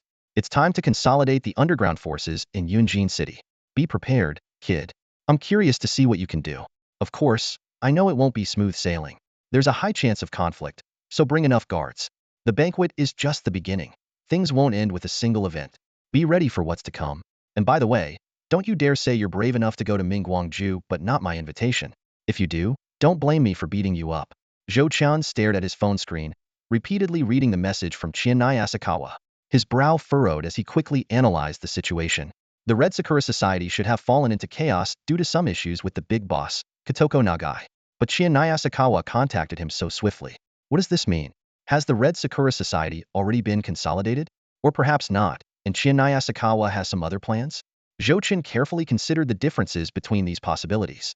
If consolidation is complete, Tianxia's message represents the entire Red Sakura Society, and the banquet 3 days later should go smoothly. If not, then the message only represents part of the Red Sakura Society, significantly reducing its authority. Who knows what kind of consolidation she is referring to? Given the current situation, Zhou Chen leaned towards the latter possibility. Regardless, having the Red Sakura Society lead the effort would face less resistance than doing it himself. The downside is that this situation wouldn't be as stable as one he established himself. Weighing the pros and cons, Zhou Chen felt that this outcome was acceptable given his lack of strength. Thinking about the near-ruined state of the Zhou family, Zhou Chen felt a sense of relief. Reaching this point was already the best-case scenario. If he had known that his second uncle was already done for, he wouldn't have sought revenge against the Chen family but would have sold off the family assets and fled quickly. No, leaving the city might even make it easier for the Mingguang group to take action. With the situation at hand, Zhou Chen decided to take things slowly. He would know the specifics in 3 days.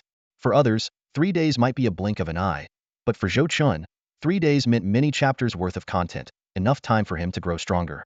At this moment, Zhou Chen stood in the center of his resting space, his gaze fixed on a small sapling on the ground. A hint of surprise flashed in his eyes. Had this thing grown taller? He recalled that the sapling was just half a meter tall earlier, but now it seemed to have grown by about 10 centimeters, a noticeable change. The bubbles in the green leaves at the top looked clearer. A piece of text suddenly appeared before Zhou Chen's eyes. Initial attempt at imparting techniques. You have witnessed the growth of the tree of inheritance, gaining some insights. You know that through this tree of inheritance, you can observe the state of those receiving the inheritance.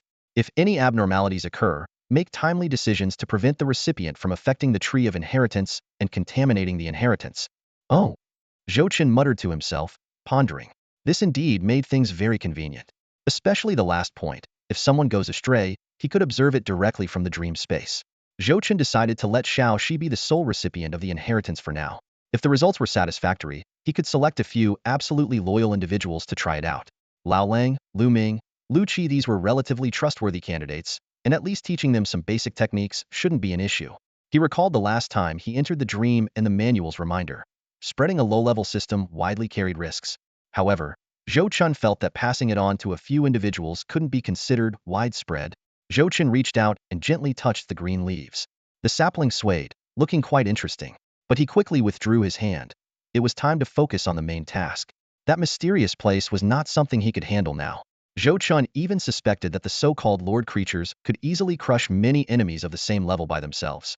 From past challenge histories, climbing the tower was difficult but not impossible. So logically, there should be a way to pass the combined Lord level. Otherwise, setting up an unsolvable level there would be pointless. Recalling his last challenge, Zhou Chen couldn't even withstand one move and was killed by the second. The information he gathered was very limited, but he wasn't foolish. Knowing he wasn't a match, he wouldn't rush to his death. Turning towards the training ground next to the resting space, Zhou Chen planned to make good use of the performance points he had accumulated from the last level. He carefully examined various training options. Basic training, offensive, defensive, agility. One option particularly caught his attention: advanced training, combat simulation. Unlocks after reaching level 10. Conduct comprehensive combat training, select opponents, support pause, slow motion, and weak point highlighting. Currently, you can spend 50 performance points to unlock one-time use. Zhou Chen hesitated. 50 performance points could cover 5 regular training sessions or 5 uses of the resting room. But in the end, he gritted his teeth and clicked confirm. Immediately, 50 performance points were deducted, leaving him with 60 points. Soon, a series of avatars and names appeared on the panel. The first to catch his eye was the blue-white figure, sharp claws constantly opening and closing, exuding a strong, oppressive aura. Zhou Chen carefully read the option description. Common gray spirit from the gray realm. Strength range adjustable, from second realm lower to second realm upper. Difficulty modes adjustable. Dummy, easy, regular, overdrive. Training settings can be freely added. He tried selecting different difficulty levels. finding that training duration adjusted dynamically based on difficulty. The higher the difficulty, the shorter the training time. Choosing the weakest dummy white wolf extended the training time to 10 days. Even in training, settings could be changed at any time, with remaining training time adjusting accordingly.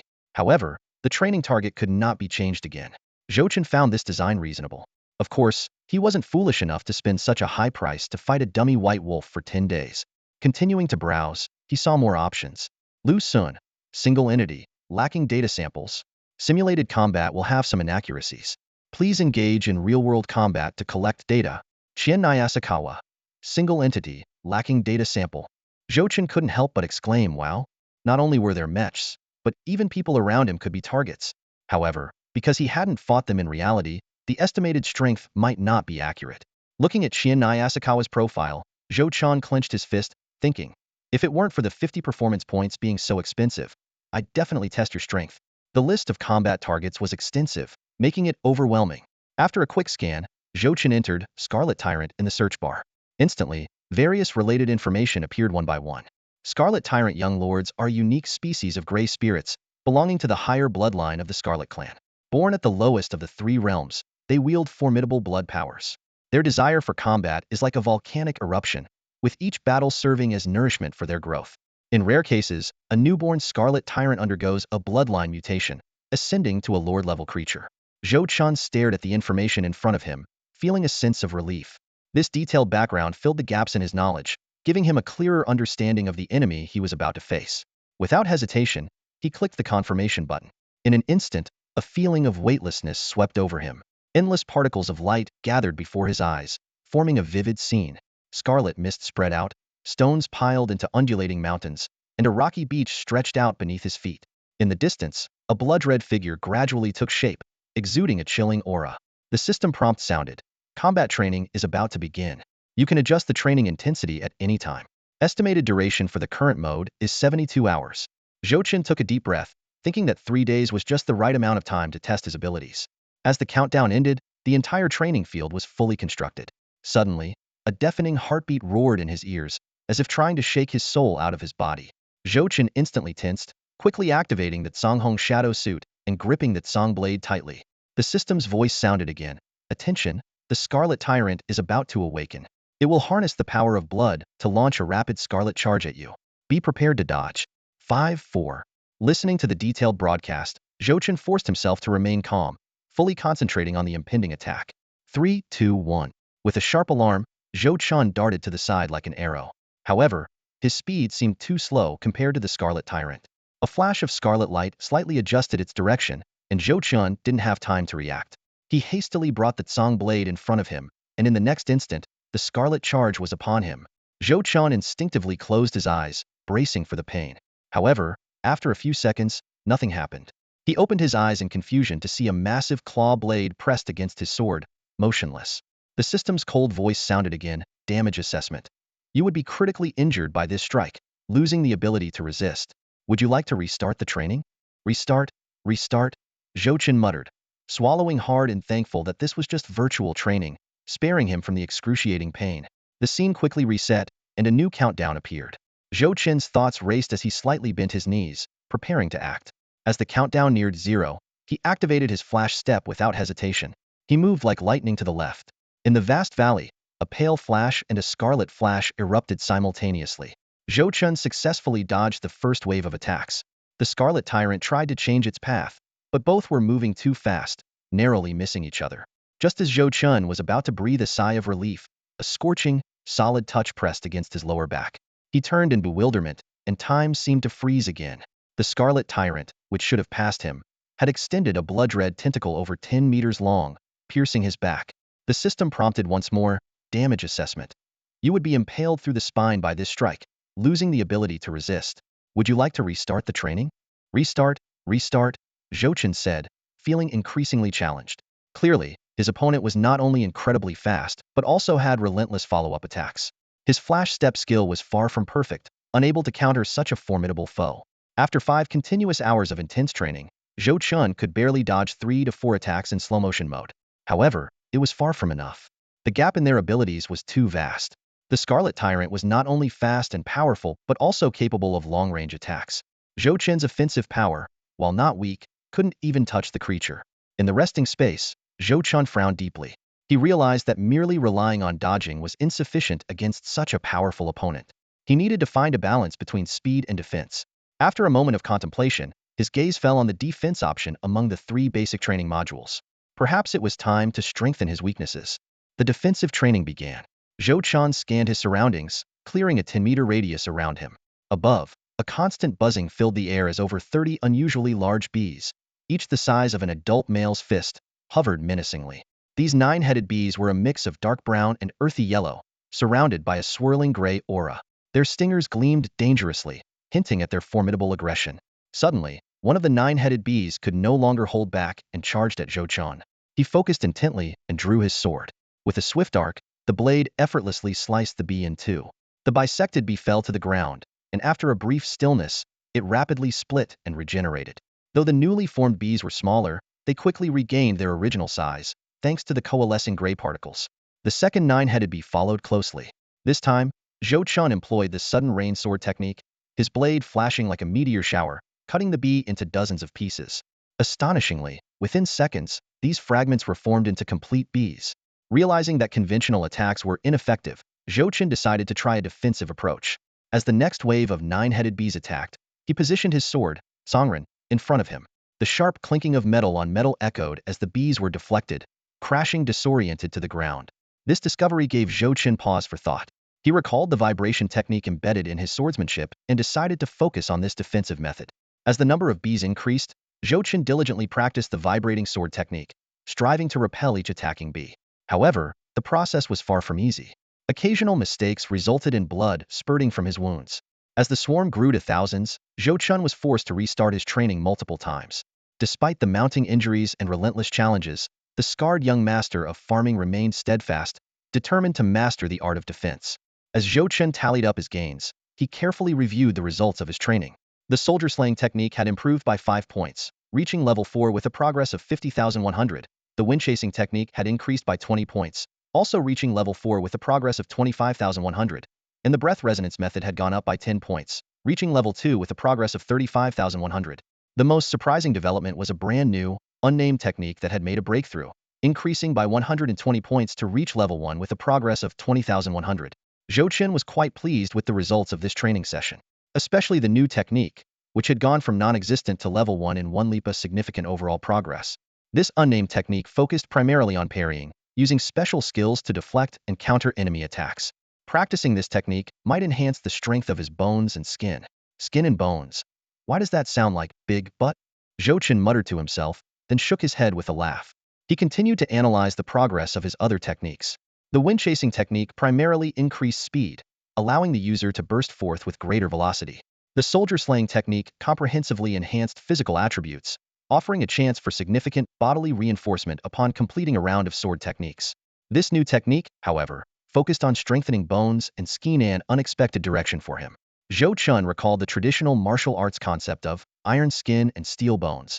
Martial artists skilled in hardening practices often had skin that could withstand ordinary blades, leaving only a white mark. Even those not specializing in such techniques would undergo skin and bone training during their martial arts journey. Building a solid physical foundation was essential for further advancement. Ending his dream training for the day, Zhou Chen got up from his bed to find the sun already high in the sky. The visible daily progress in his strength provided a positive feedback loop that he found irresistible. The defensive boost from the new technique was indeed useful, with all aspects of his body complementing each other. Strengthening his bones also allowed him to exert greater force. Humming a tune, Zhou Chen pushed open the door and stepped outside. As he passed the training ground, he glanced inside out of habit. He saw Xiao Shi, dressed in tight training clothes, resolutely swinging her long sword. Her movements lacked the phenomena Zhou Chen had displayed the other day, but each strike was sharp and precise. In just a few days, her progress had surprised him. Typically, an ordinary girl with no prior martial arts experience would still be struggling with clumsy movements, barely able to execute the techniques. Zhou Chen clearly remembered Xiao Shi's previous strength level, which was that of an average girl. Even the lightest sharpened iron sword would leave her arms sore and weak after just a dozen swings. Now, not only were her movements precise, but she also swung the sword with speed, indicating a significant increase in strength.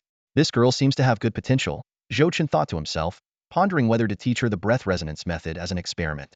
Without the breathing technique, Merely swinging a sword wouldn't allow her to formally enter the martial path. At best, she could develop a sharp thrusting skill, still far from the extraordinary. But for now, this test subject was performing well.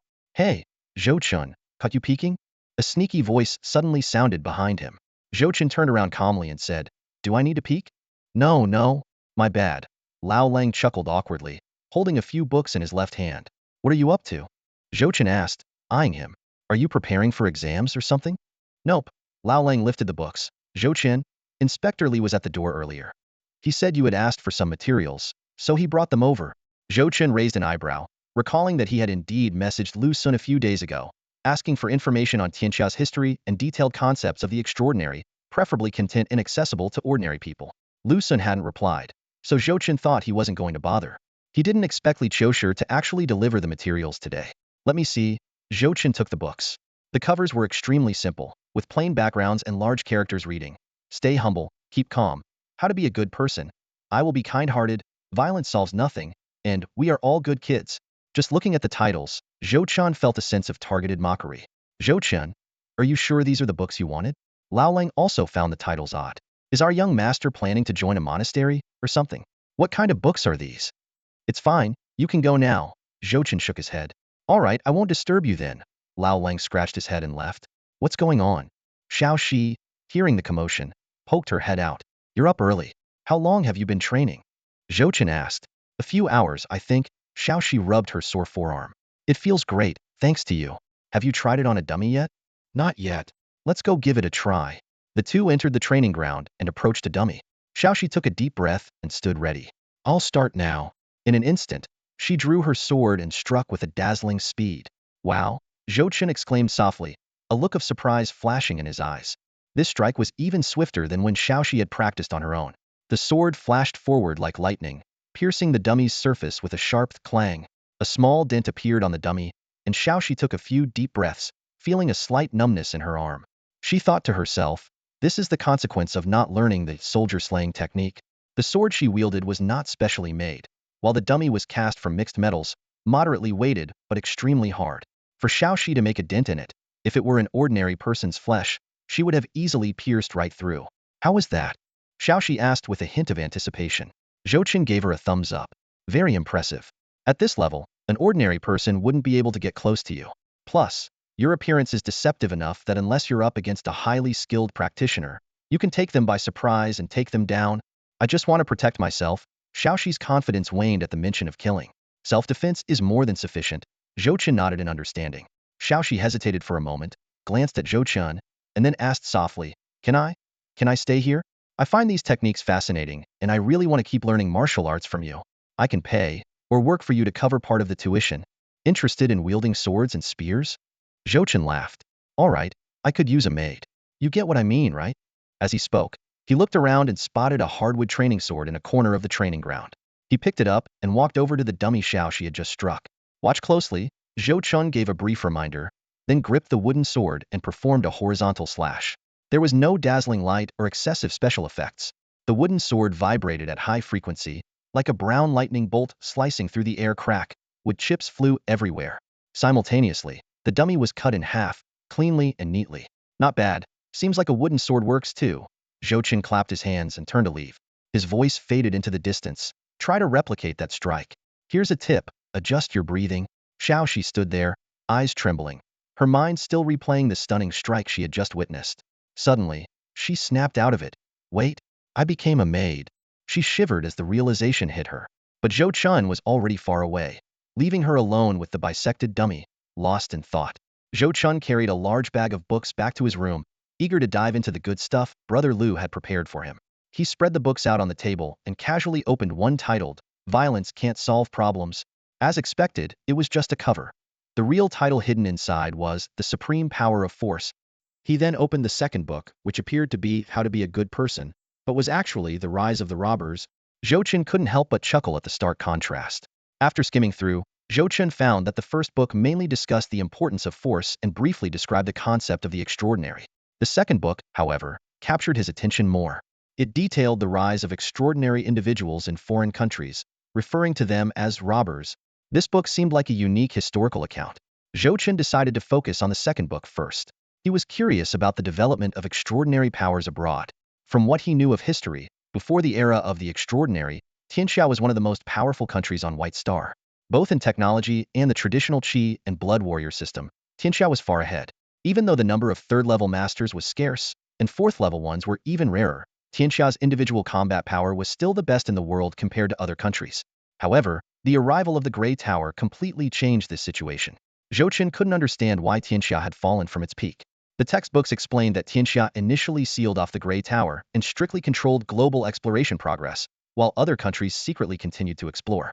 This conservative strategy led Tianxia to fall behind in the development of the extraordinary, eventually being besieged by other nations and falling into its current state.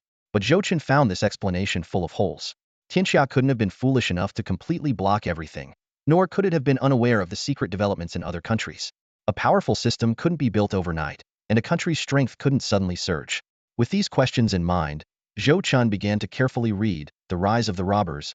The preface mentioned that the book was edited by Huigua, the chief inspector of the Northern Martial District, aiming to objectively describe and analyze the development of the extraordinary in other countries while summarizing Tianxia's decline. Chen was not unfamiliar with the name Huigua.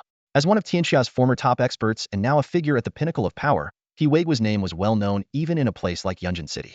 This undoubtedly enhanced the credibility and value of the book. Turning to the first page, Chen was immediately drawn in by the title, Extraordinary Paths. What they have that we don't, their strengths and our weaknesses. The extraordinary paths born from the Grey Tower, the root of Tianxia's decline. He held his breath and began to read carefully. The book wasn't thick, but it was rich in content, detailing a series of important battles and major events at key moments. When Tianxia had been established for 500 years, the Grey Tower descended, an event that was globally recognized as the start of a new era, changing the calendar from the Common Era to the New Era. The first major battle mentioned in the book occurred in the 50th year of the New Era, exactly half a century after the Grey Tower's arrival. At that time, the Star Alliance, a federation of multiple nations, saw the emergence of a significant figure Lion's Bert. Chen continued to read intently, eager to learn more about this mysterious individual. While everyone was still in the exploratory phase, Lions had quietly advanced to the fourth level of power. Ambition gleamed in his eyes, and the warriors he had secretly trained were like a poised arrow ready to be released. As more fourth-level powerhouses emerged, second- and third-level warriors sprang up like mushrooms after the rain, forming a formidable and terrifying army. The Bert family, already immensely powerful, had been planning for this day for a long time. With their meticulous arrangements, a massive internal conflict suddenly erupted within the Star Alliance. The flames of war spread rapidly but were abruptly extinguished within just 2 months. When the smoke cleared, Lions had become the supreme ruler of the Star Alliance, his young face brimming with the joy of victory. However, this was just the beginning. Lions didn't stop there. Instead, he led his forces southward, igniting a war that swept across the entire White Star. For the first time, the extraordinary beings born from extraordinary paths revealed their fangs, and the mutant warriors from the mutation paths struck like a sharp blade into the heart of each nation on White Star. On the battlefield, the warriors wielded their supernatural powers with ease, tearing through steel formations effortlessly. The Grey Wasteland's aura had already permeated every corner of White Star, rendering conventional thermal weapons nearly useless. The Star Alliance warriors moved unchallenged, invincible in their conquests. This protracted war drastically altered the landscape of White Star. The once dominant Tianxia had to bow their proud heads. Although they maintained their status as a strong nation, they could no longer dominate the world as they once did. After the fires of war subsided, the nations no longer had the heart to abide by Tianxia's Grey Tower blockade regulations. A grand exploration began, with people rushing into the Grey Tower, eager to obtain energy, technology, and extraordinary paths. However, the path to the extraordinary was not smooth. Over the next 50 years, humanity continued to stumble and struggle along this rocky road. To this day, no one knows how Lions obtained the mutation system in the 50th year of the new calendar and reached the 4th level without anyone noticing. In the years that followed, the mutation system produced one superhero after another within the Star Alliance, almost monopolizing the spotlight.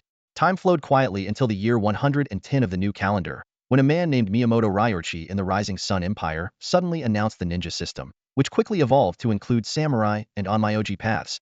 White Star officially stepped into the threshold of 5th-level civilization, and once again, people plunged into a frenzy of celebration. Later on, extraordinary paths began to emerge like mushrooms after the rain. Under the gray skies, the lights in research institutes around the world burned brightly as scientists worked tirelessly, hoping to gain an edge in this extraordinary race. However, most of these paths seemed incomplete, their strengths varying widely. and their costs differing greatly. In stark contrast were the systems mastered by Lions and Miyamoto Ryoichi. Their extraordinary paths were like meticulously crafted works of art, exuding an aura of nobility and elegance. This path undoubtedly offered a significant boost to national power, acting like a powerful stimulant that made the already formidable Star Alliance and Rising Sun Empire even stronger. The Star Alliance, as the father of the Rising Sun Empire, naturally shared this precious gift. The two nations joined forces with ambitious goals, their intent clear: to make the entire White Star resonate with only one voice, their voice. This ambition mirrored William's desire for Mingguang Group to dominate Yunjin City, but on a much grander scale. As time passed, frictions escalated and conflicts intensified. The skies over White Star turned red with the flames of war, and the air was thick with tension. At this critical juncture, extraordinary individuals from various countries began to touch the threshold of the Sixth Realm. They raced to explore the Grey Tower, hoping to break through their bottlenecks first. However, unexpected crises always seem to strike at the most unanticipated times. The book does not provide detailed descriptions of this crisis, but its widespread impact affected all extraordinary paths. Although the Sixth Realm was born out of this calamity, the crisis also sapped everyone's desire to continue the war. In the aftermath, White Star was left scarred. People realized that the consequences of overexploiting the Grey World were far more severe than they had imagined. The dispersing Grey Ruins energy was eroding the planet at an alarming rate. A harsh reality faced everyone. If they continued this unchecked exploitation, conquering the world would be futile. The planet would ultimately face destruction. Against this backdrop, the Grey World Alliance, led by the Star Alliance and Rising Sun Empire, came into being. After rounds of negotiations, they made a staggering decision to open up a new star. This decision was not about reducing the exploitation of the Grey World, but rather about finding an alternative path by turning their gaze to the stars. Since White Star's environment was already overburdened, why not seek a new home? As for those who couldn't leave, they seemed to be outside the considerations of these powerful nations. Through meticulous calculations and observations, a crimson planet 70 million kilometers away from White Star caught the attention of these top nations. The Sixth Realm powerhouses demonstrated astonishing abilities. They could traverse the starry expanse with their physical bodies. With the aid of Grey World technology, the Crimson Star Exploration Station was established at a breathtaking pace, and subsequent development work progressed steadily. The collective effort of various nations propelled the overall development progress far ahead of expectations. With the continual refinement of extraordinary systems and rapid technological advancements, a second new star, the Yellow Sand Star, was included in the subsequent development plans. Once the development work was completed, interstellar migration plans would be initiated. This sounded like a plot from a sci-fi novel, but with the backing of Grey World technology, it was all within reach. Those with power and influence no longer clung to White Star. Their home was the more habitable new stars. Surprisingly, powerful extraordinary paths did not rely on the Grey Tower or the Grey World. Practitioners could grow stronger on their own in the outside world. Only those with flawed or relatively weaker systems had to frequently enter the Grey Tower. Of course, entering the Grey Tower was not solely for training. The Grey World hid countless extraordinary treasures, and the exploration of the unknown has always been humanity's eternal pursuit. Chen had heard of the new stars, but he always thought they were just simple exploration missions, like launching probes, surveying soil geology, or testing air quality. He never imagined that, on those distant planets, bustling cities had already been established, inhabited by countless elites. This harsh truth made Chen realize that White Star was not a vibrant, extraordinary planet. It was more like a massive pollution field.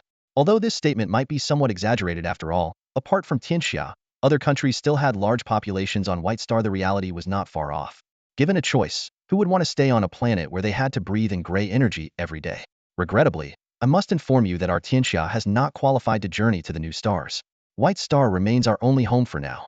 Since the new era year 250, the White Star Joint Development Grey Tower Ordinance was officially promulgated. Among Tianxia's 9 regions, 3 have already become cooperative zones, nearly losing their sovereignty. In this extraordinary race, we have lost far too much. However, Tianxia was not unwilling to explore the Grey Tower. Early on, we learned some startling information. In the new era year 15, 5 grandmasters led an expedition into the Grey Tower, and only one grandmaster narrowly survived. This survivor brought back a warning. The Grey Tower would bring endless calamities and should never be fallen into. It was because of this that Tianxia adopted an especially cautious approach, exploring slowly. But this is just a snapshot of countless events. Perhaps, ultimately, we failed to seize the opportunity, leading to today's predicament. Tianxia did not gain a complete and powerful extraordinary path like other countries. We can only attribute it to bad luck. Fate ultimately did not favor Tianxia. Reading the last line, Chen exhaled deeply. He read quickly, habitually skimming first before savoring the details. However, this time, the deepest impression left on him was a profound sense of helplessness in the face of an uncontrollable fate. Did Tianxia make a mistake? Perhaps. The unknown dangers encountered by the five grandmasters during their initial exploration of the Grey Tower and their dying words caused Tianxia to miss a golden opportunity. But Tianxia did not fail to attempt to rectify this error. After Leon's army launched a major battle and it ended, Tianxia joined the ranks of active explorers. However, this path was not an easy one, and Tianxia's efforts yielded minimal results. Establishing a system of extraordinary abilities is not something that can be accomplished overnight. It is fraught with challenges. The Grey Realm, a place filled with countless ruins of civilizations, became the focus of exploration. Yet, the path to extraordinary abilities cannot simply be achieved by copying others. Each existing system is like an ancient book written in an unfamiliar script, with its words and terminology posing significant translation challenges. Even if these obstacles are overcome, researchers face a more daunting question. Are these powers compatible with the human body? Can humans wield them? Zhou Chen sat at his desk, closing a heavy volume of historical records. The afternoon's reading had overwhelmed him with information, making the world's reality seem vastly different from what he had imagined. He rubbed his tired brow, feeling increasingly out of place and disoriented. Over the span of 300 years, Tianxia's decline was evident. It had been gradually invaded and plundered, barely sustaining itself due to its sheer size. Smaller nations had long been annexed or completely obliterated. In these tumultuous times, the rise of several extraordinary paths stood out. Leon's path of mutation, Miyamoto Ryoichi's ninja path, and the holy path of the Oha Empire, which was based on faith, became key forces in reshaping the world order. The emergence of the holy path seemed anything but coincidental. Numerous ruins in the Grey Realm contained records of divine beings, hinting at the true existence of gods and their protection over all races. The White Star Empire capitalized on this, developing a church system that manifested divine power of astonishing magnitude. However, compared to the arduous explorations of other nations, the success of Star Alliance and Asahi Empire appeared particularly remarkable. People couldn't help but marvel at their luck in being blessed with such extraordinary talent. Zhou Chen's thoughts drifted to a bizarre speculation. Images of the Star Alliance's mutants flashed in his mind. The wall climber, the green hat giant, and the Star Alliance captain with the prominent posterior. Then, the ninjas of the Asahi Empire appeared. A figure carrying a bag of rice up a building, and Supa Saiyajin, who aspired to become the king of bandits.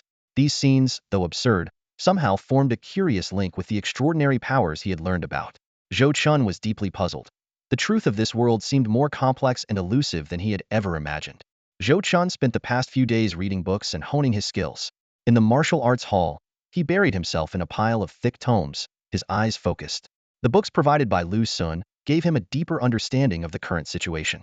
At the same time, he diligently practiced various techniques. His mastery of two established techniques, Zhan Bing style and Zhu Feng style, was approaching the fifth stage, while the newly acquired unnamed technique was on the verge of breaking through to the third stage, promising to unlock new characteristics. During these days, Zhou Chen was almost inseparable from Zhou Tu Feng, engaging in relentless training. The combined difficulty of the third challenge was temporarily insurmountable, and real combat training had to be postponed due to time constraints. He decided to make the most of every moment, aiming to perform his best when the opportunity to break through the 10th floor finally came. In the early morning, at the entrance of the martial arts hall, Zhou Chen stood and gazed down the long street, then looked into the distance. Dense fog enveloped Yunjin City, and an ordinary person would feel a tingling discomfort in their lungs with a deep breath. The fog is really thick today, Zhou Chen remarked, sniffing the air. As an extraordinary being of an unknown rank, this fog hardly affected him. Old Wolf stood nearby, also observing the surroundings. Every year around this time, Yunjin gets foggy, but it's worse this year. The gray air pollution is getting more severe each year. If this continues, it's going to cause major problems. Zhou Chen nodded silently. The impact of the Grey Tower and the Grey World Fisher's emanations on the environment of Baixing was almost an open secret, but the reality was more dire than most people imagined.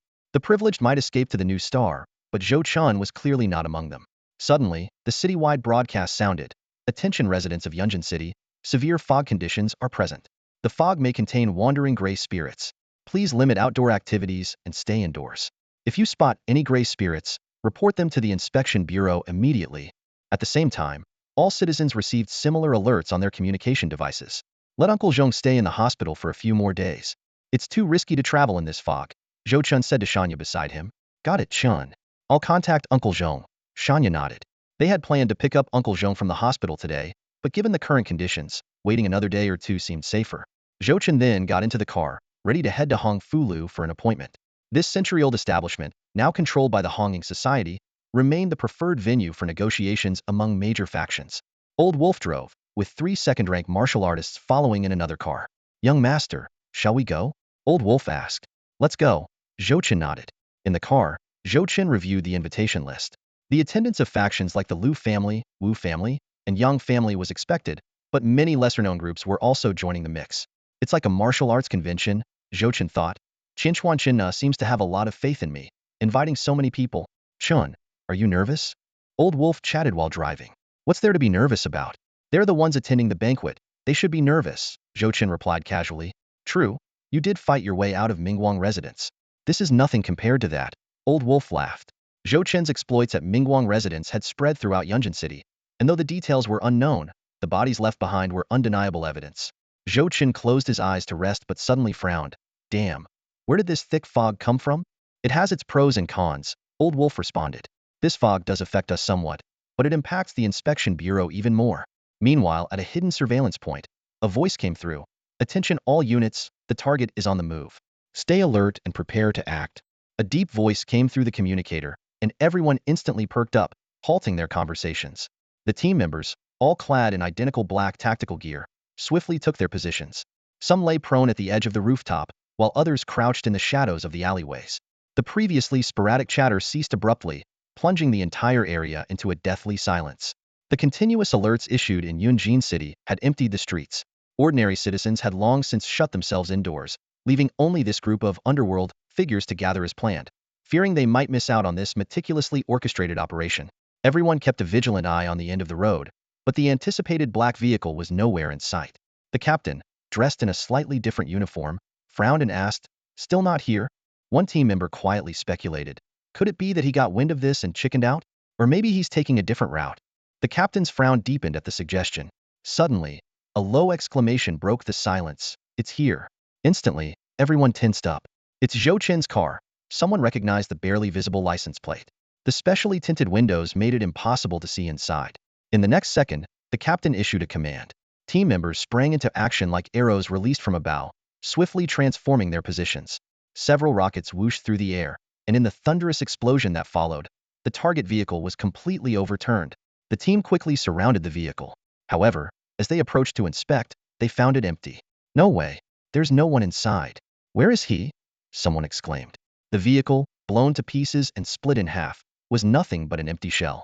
Their attention immediately shifted to a second vehicle behind it. This time, they refrained from using rockets and directly forced the doors open. Yet, the seats were empty, and even the driver's seat was vacant. Damn, it's unmanned. The captain cursed under his breath, then picked up the communicator. This is Team 01. We've secured Zhou Chen's vehicle, but it's empty. He likely took another route. Any updates on your end? Responses from other teams quickly came through the communicator.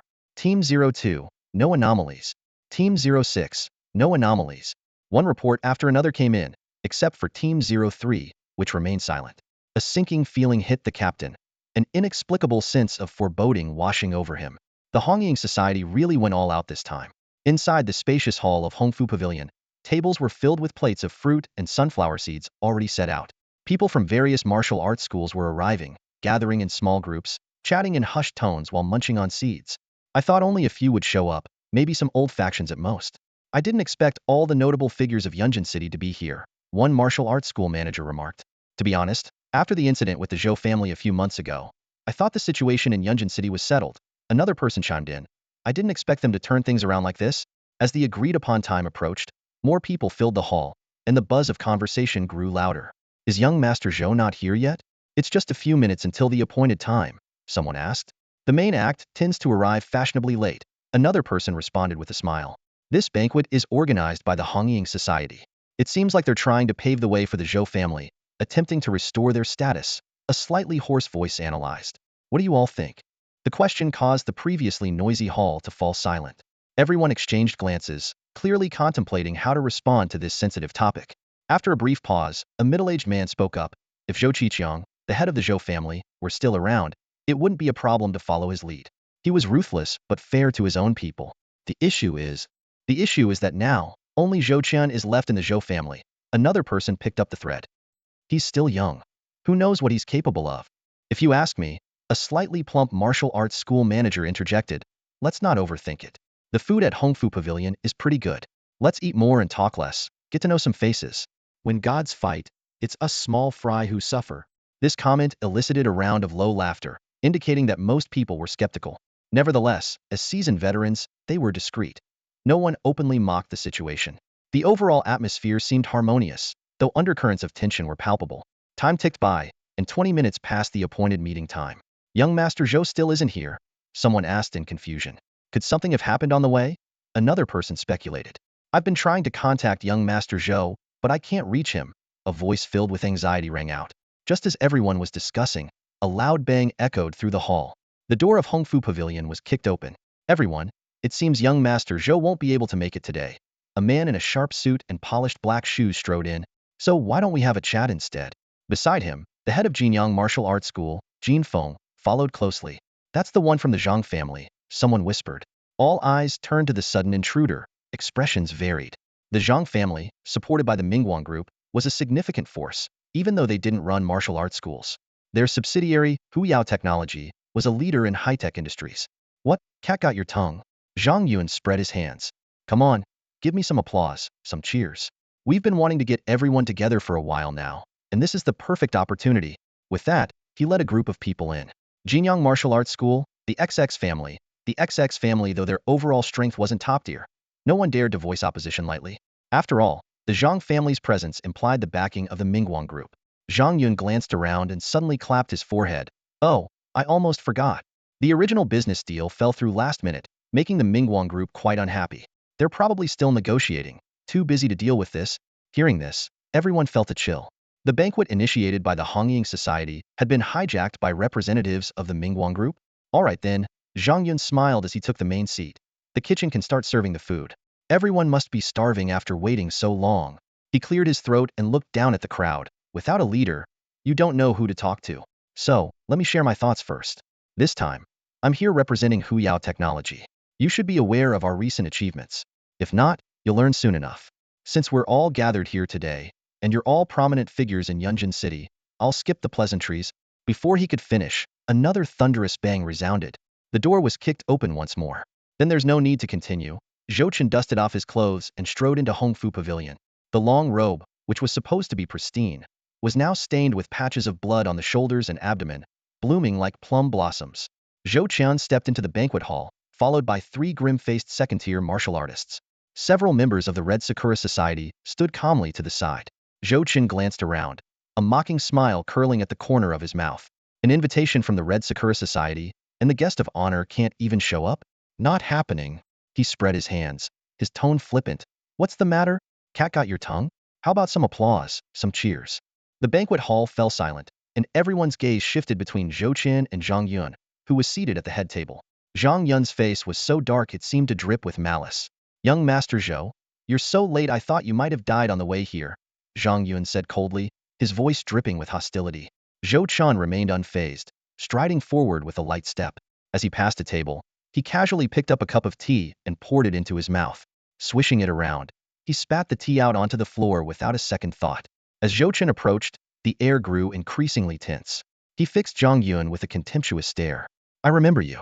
For years ago, you were just a lowly clerk, trailing after my father, begging Master Zhou, please help us. And now, you're putting on airs? Who are you trying to fool? You coming down on your own? Or shall I kick you down? Zhang Yun's face darkened, ready to retort. Zhou Chen, you're no better, just riding on your father's coattails. If I were you.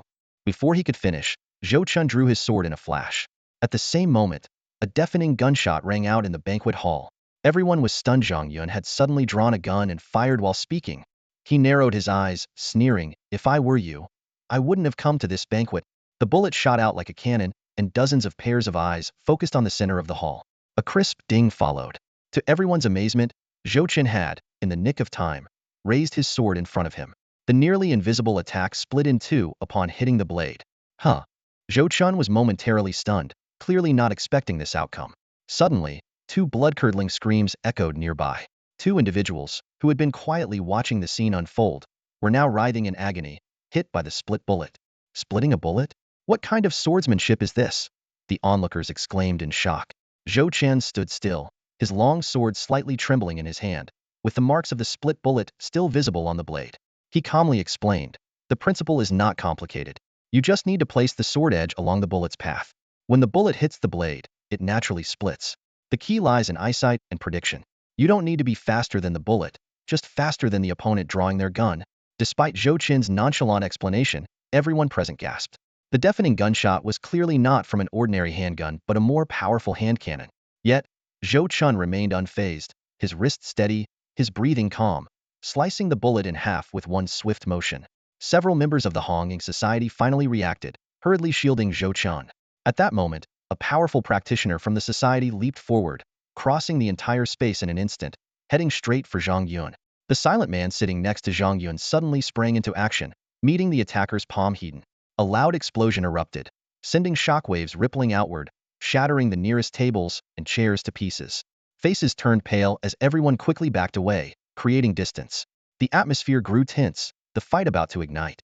Just then, another flash of white light streaked across the room. Even Zhang Yun, a lower second-tier practitioner, could barely catch a glimpse of the afterimage. Instinctively, he activated his battle armor, swiftly sidestepping. A scream rang out, abruptly cut short. An arm flew high into the air, followed by two swift sword strikes to the heart. The second-tier gray-clad attacker didn't last even a moment and fell dead on the spot.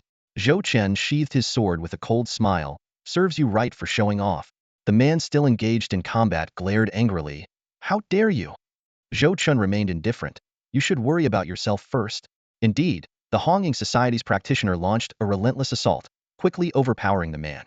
"You've got some nerve attacking a member of the Zhang family. Just wait." The man tried to escape but was slashed deeply by Zhou Chen's sword, exposing the bone. Zhou Chen mentally compared these upper second-tier practitioners to the lord creatures in the Grey Ruins Tower, finding them pathetically weak in comparison. "I'll leave it to you guys," Zhou Chen said, stepping back. Knowing that the attacks of upper second-tier practitioners still deserved respect, the others swiftly surrounded the man, and within moments, they had killed him on the spot.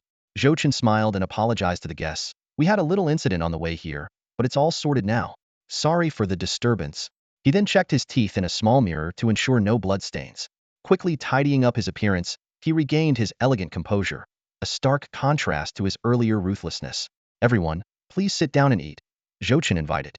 "Oh, and waiter, bring some more tables and chairs. Sorry for the damage." His gaze fell on the host of the Golden Peak Martial Arts Club, who was trembling slightly, cold sweat forming on his forehead. With a forced smile, the host said, "We'll cover the damages at full price." He couldn't believe that the young man from just a few weeks ago had become so formidable. Zhou Chen nodded and smiled. "Compensation is fine. No need to stand, Mr. Jean. Please, have a seat." Mr. Jean quickly declined. "No need, no need. I came to offer my congratulations to young Master Zhou, and won't stay long." As he spoke, he tried to leave. "Hold on."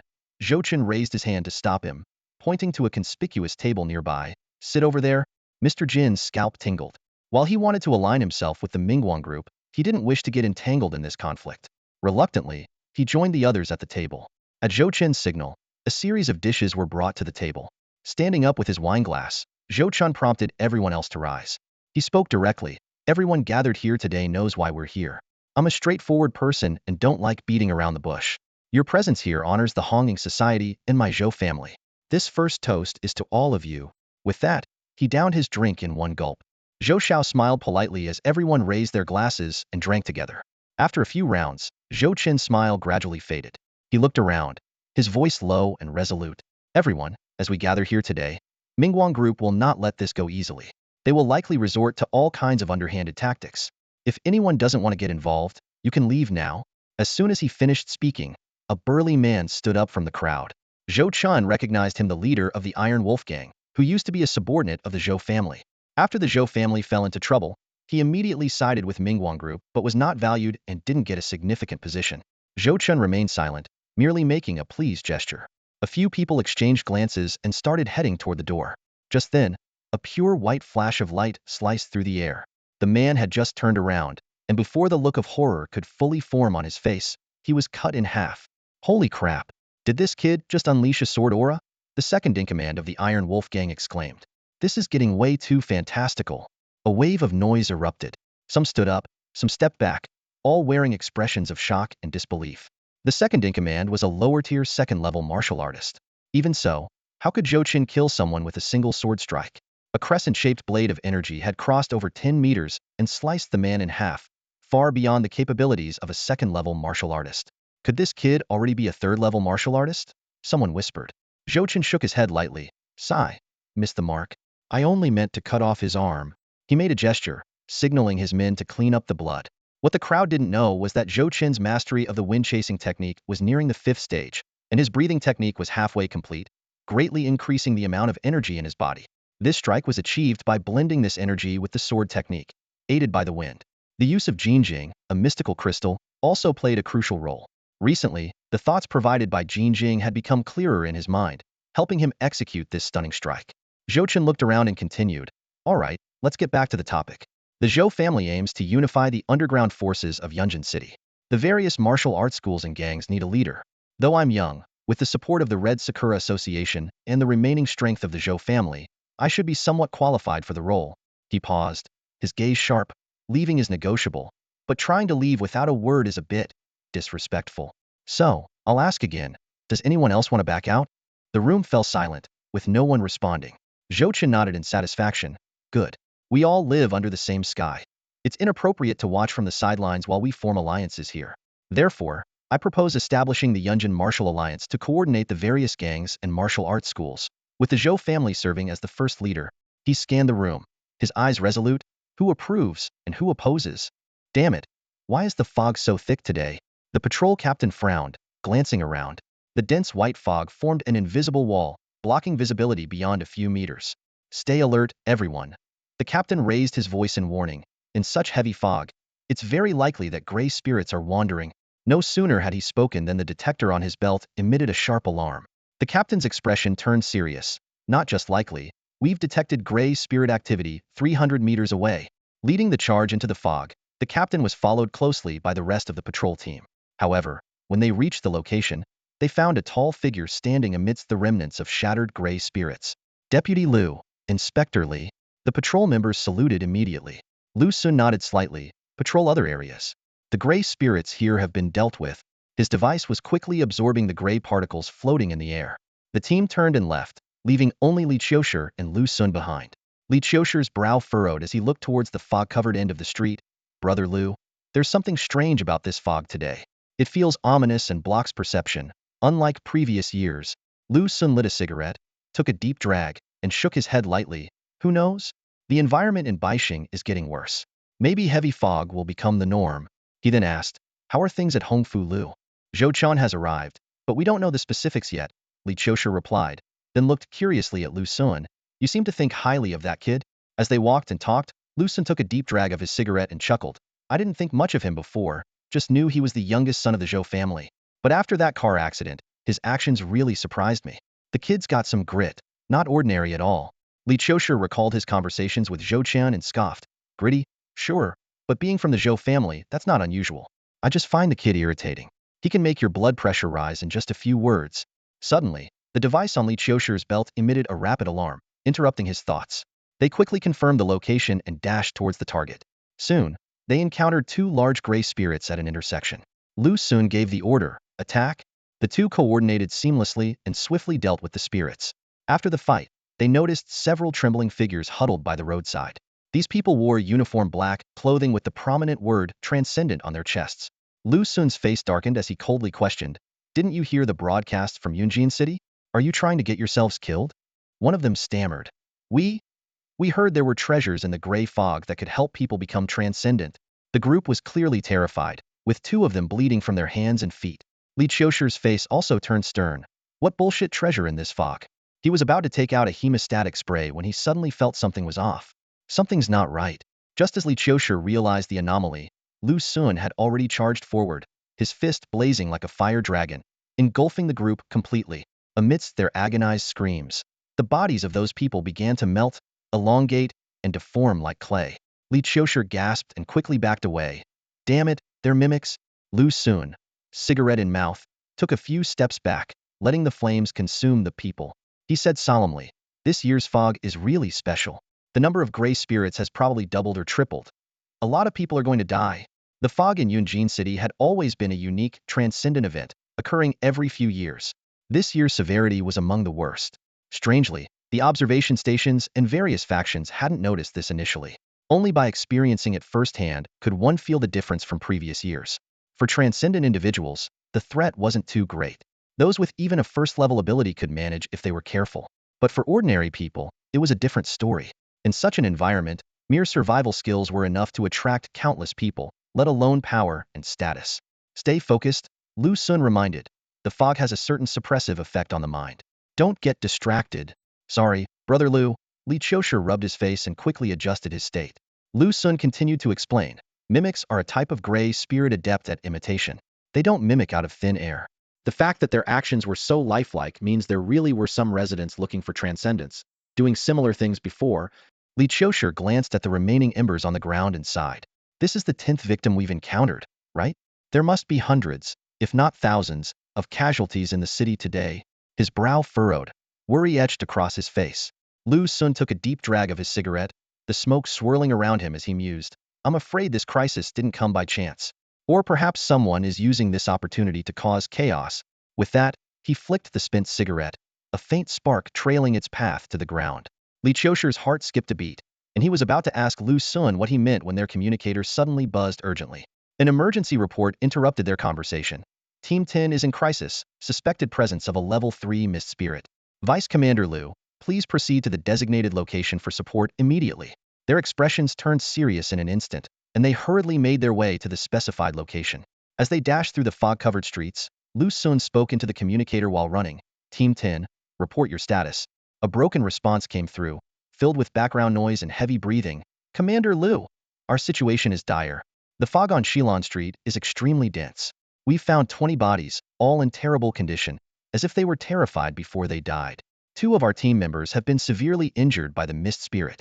We're trying to leave the foggy area, but the fog is too thick, and we're completely trapped, unable to see the way ahead. As they got closer to their destination, the fog grew even thicker.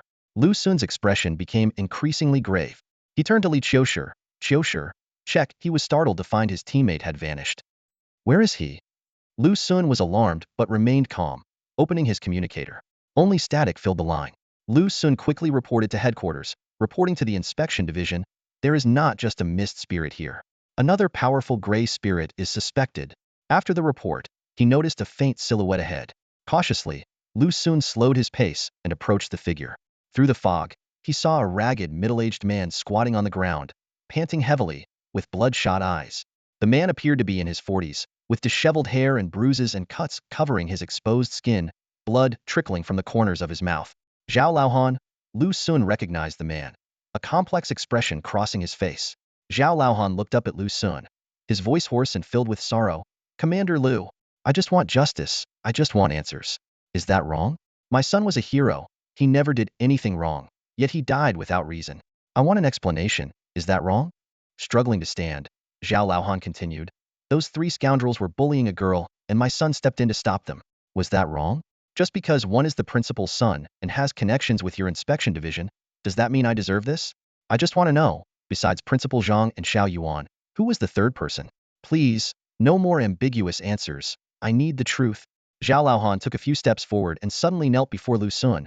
Commander Lu, I know you're a good man, different from them. Please, I'm begging you, tell me. Faced with Zhao Laohan's desperate plea, Lu Xun didn't hesitate. He threw a powerful punch, slamming his palm against the man's chest and driving him into the ground, causing the earth to crack. Zhao Laohan's body trembled violently, as if on the verge of dissipating. Lu Xun immediately reported to headquarters. Reporting to the inspection division, there's a level 3 nightmare spirit here. I'm searching for its true form. The nightmare spirit, also known as the gray spirit of nightmares, can manifest people's inner fears.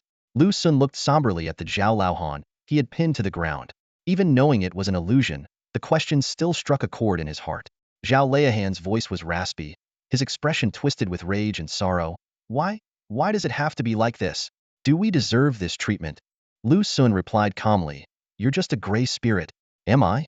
I may be a gray spirit, but I'm also a reflection of the concerns in your heart. The nightmare spirit masquerading as Zhao Laohan continued to implore. Commander Lu, please tell me. Please, I beg you. They can atone for their sins, but my son was innocent. Why must he be buried? You tell me to look forward. But where is the path ahead for me? Come, young Master Zhou, let me buy you a drink. Inside the Hongfu Pavilion, glasses clinked amidst laughter and chatter. The earlier tension had dissipated, replaced by a harmonious atmosphere. Zhou Chen moved gracefully among the tables, holding his wine glass. His face bore a polite smile, but his eyes gleamed with shrewdness. Every stop he made, every casual remark, held deeper meaning. Young Master Zhou, your swordsmanship is truly exceptional. I toast to you. A burly man with a rugged face stood up and raised his glass. Zhou Chen nodded slightly and clinked glasses with him. In a corner, a few people were whispering. There are only a handful of third-level cultivators in the entire Yunjin city, and they are all within the major factions. Zhou Chen's skills may not have reached the third level, but they are more than enough to deal with those guys. Who knows why this kid suddenly got so strong? Another person frowned. If you had this skill level, would your father have died 3 months ago? So, did Zhou Chen master his swordsmanship in the past 3 months? Or was there some unexpected situation back then that prevented him from showing his full strength? The discussion was abruptly interrupted by Zhou Chen's approaching footsteps. He arrived at the table of the head of the Jin Feng Martial Arts Hall. Congratulations, young Master Zhou, Jin Feng said with a forced smile, his body instinctively leaning back as if on guard. Thank you, thank you. Zhou Chen raised his glass. So, Master Jin Feng, what are your thoughts? Jin Feng stood up, cautiously maintaining a half-step distance. Congratulations on becoming the alliance leader, young and promising. Zhou Chen smiled and pressed on. I was asking, what are the plans for the Jin Yang Martial Arts Hall? Jin Feng hesitated. We'll recruit more students and train more martial artists. That's about it.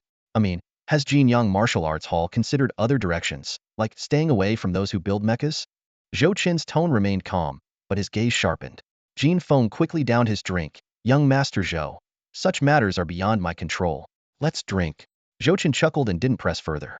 His eyes shifted to a dark-skinned man with a weathered face, whose well-fitted suit couldn't hide the traces of a life spent outdoors.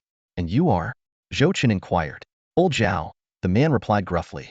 Zhou Chen pondered. Have we met before? Old Zhao didn't respond, only scrutinized Zhou Chen with a puzzled expression. Zhou Chen squinted slightly, as if trying to recall something. Finally, Zhou Chen approached the main table and clapped his hands to draw everyone's attention. Everyone, enjoying the food? He asked with a smile. The crowd rose to toast. Fantastic, fantastic. From now on, as part of the alliance, we look forward to your guidance, young Master Zhou. Zhou Chen pressed his palm down, and the room fell silent instantly. His voice turned stern. As members of this alliance, we are one family and should look out for each other. Yet, at this banquet, there are those who refuse to join our alliance, freeloading on Hongfu Pavilion's hospitality, and even attempting to eavesdrop on our Yunjin Alliance's core plans, possibly to report to our enemies. Bullshit. Jin Feng cursed inwardly. Have you even discussed anything important yet? And I wanted to leave, but you wouldn't let me. Zhou Chen raised his fist, his tone laced with mockery. What do you all think should be done? The response was a deafening silence. People exchanged glances, their eyes communicating wordlessly. The air was thick with tension, ready to explode at any moment. In my opinion, we should go all out, make it grand and spectacular. What does everyone think? Zhou Chen scanned the room, his gaze sharp as a blade, finally resting on one person. Brother Liu, what do you say? Brother Liu's face changed slightly, and he forced himself to respond. I think young Master Zhou is right. Zhou Chen remained expressionless and turned to another person. What about you, Old Wu? What's your take? Young Master Zhou is indeed right, Old Wu echoed, exchanging a meaningful glance with Brother Liu. The two slowly stood up, their eyes locking onto Jin Feng's table. Zhou Chen's lips curved into a slight smile as he spoke again. What about the rest of you? Any thoughts? No sooner had he finished speaking than the long blade at Zhou Chen's waist let out a piercing wail. The sound was so sharp it nearly caused pain to everyone's eardrums. The crowd shuddered, knowing full well that Zhou Chen's escape from the siege at Mingguang residence was no fluke. Someone stepped forward to accuse Jin Feng. Jin Feng of the Jinyang Martial Arts School, you have some nerve. Young Master Zhou is willing to overlook your provocations with Zhang Yun and offers you a chance to join the alliance, yet you show no gratitude.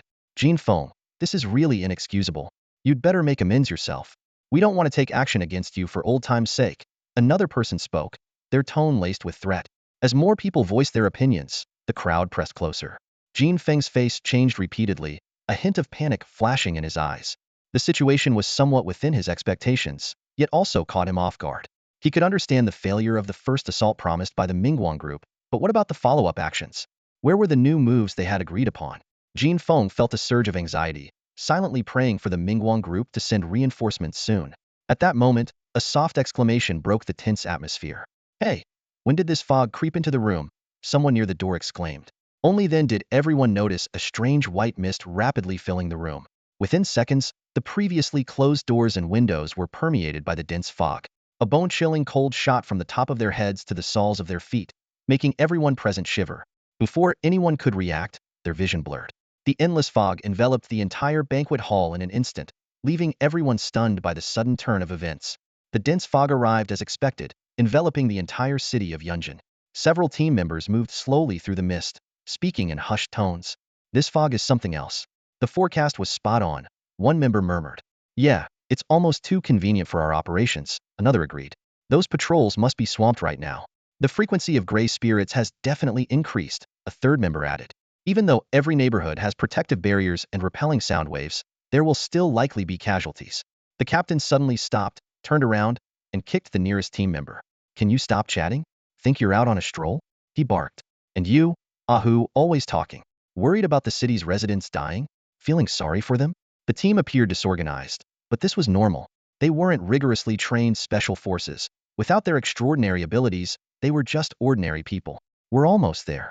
Slow down. The captain checked the map on his wristwatch and reminded them. The group immediately fell silent and began adjusting their gear. The operation at Hongfu Building should have already started, the captain continued. With headquarters involved, the results should be impressive. We can't let them down either. He looked around sternly. The mission is clear. Storm the dojo and eliminate as many disciples as possible. The ones left inside are all core members. Each loss is a significant blow to the Zhou family. The captain's face remained expressionless as he warned, stay focused. The Zhou clan's defenses are weak right now. While the fog affects thermal weapons, it impacts their fighters even more. If anyone has any thoughts of looting or anything else that might jeopardize the mission, don't expect any leniency from me. Don't worry, Captain. We understand, one member assured. I can't wait to take down Zhou Chen, that bastard. The captain made a few hand signals, indicating a final check. The surroundings quieted down, leaving only the biting coldness of the fog. Team 01, ready. Team 02, ready. Reports came in one after another over the communicator. After failing to corner Zhou Chen, all teams had formed an impenetrable perimeter around the Zhou dojo. Team 05, ready, the captain reported. Moments later, everything was set. The team members grew increasingly solemn, all eyes fixed in one direction, awaiting the command. 1 second, 2 seconds, attack. The order finally came through the communicator.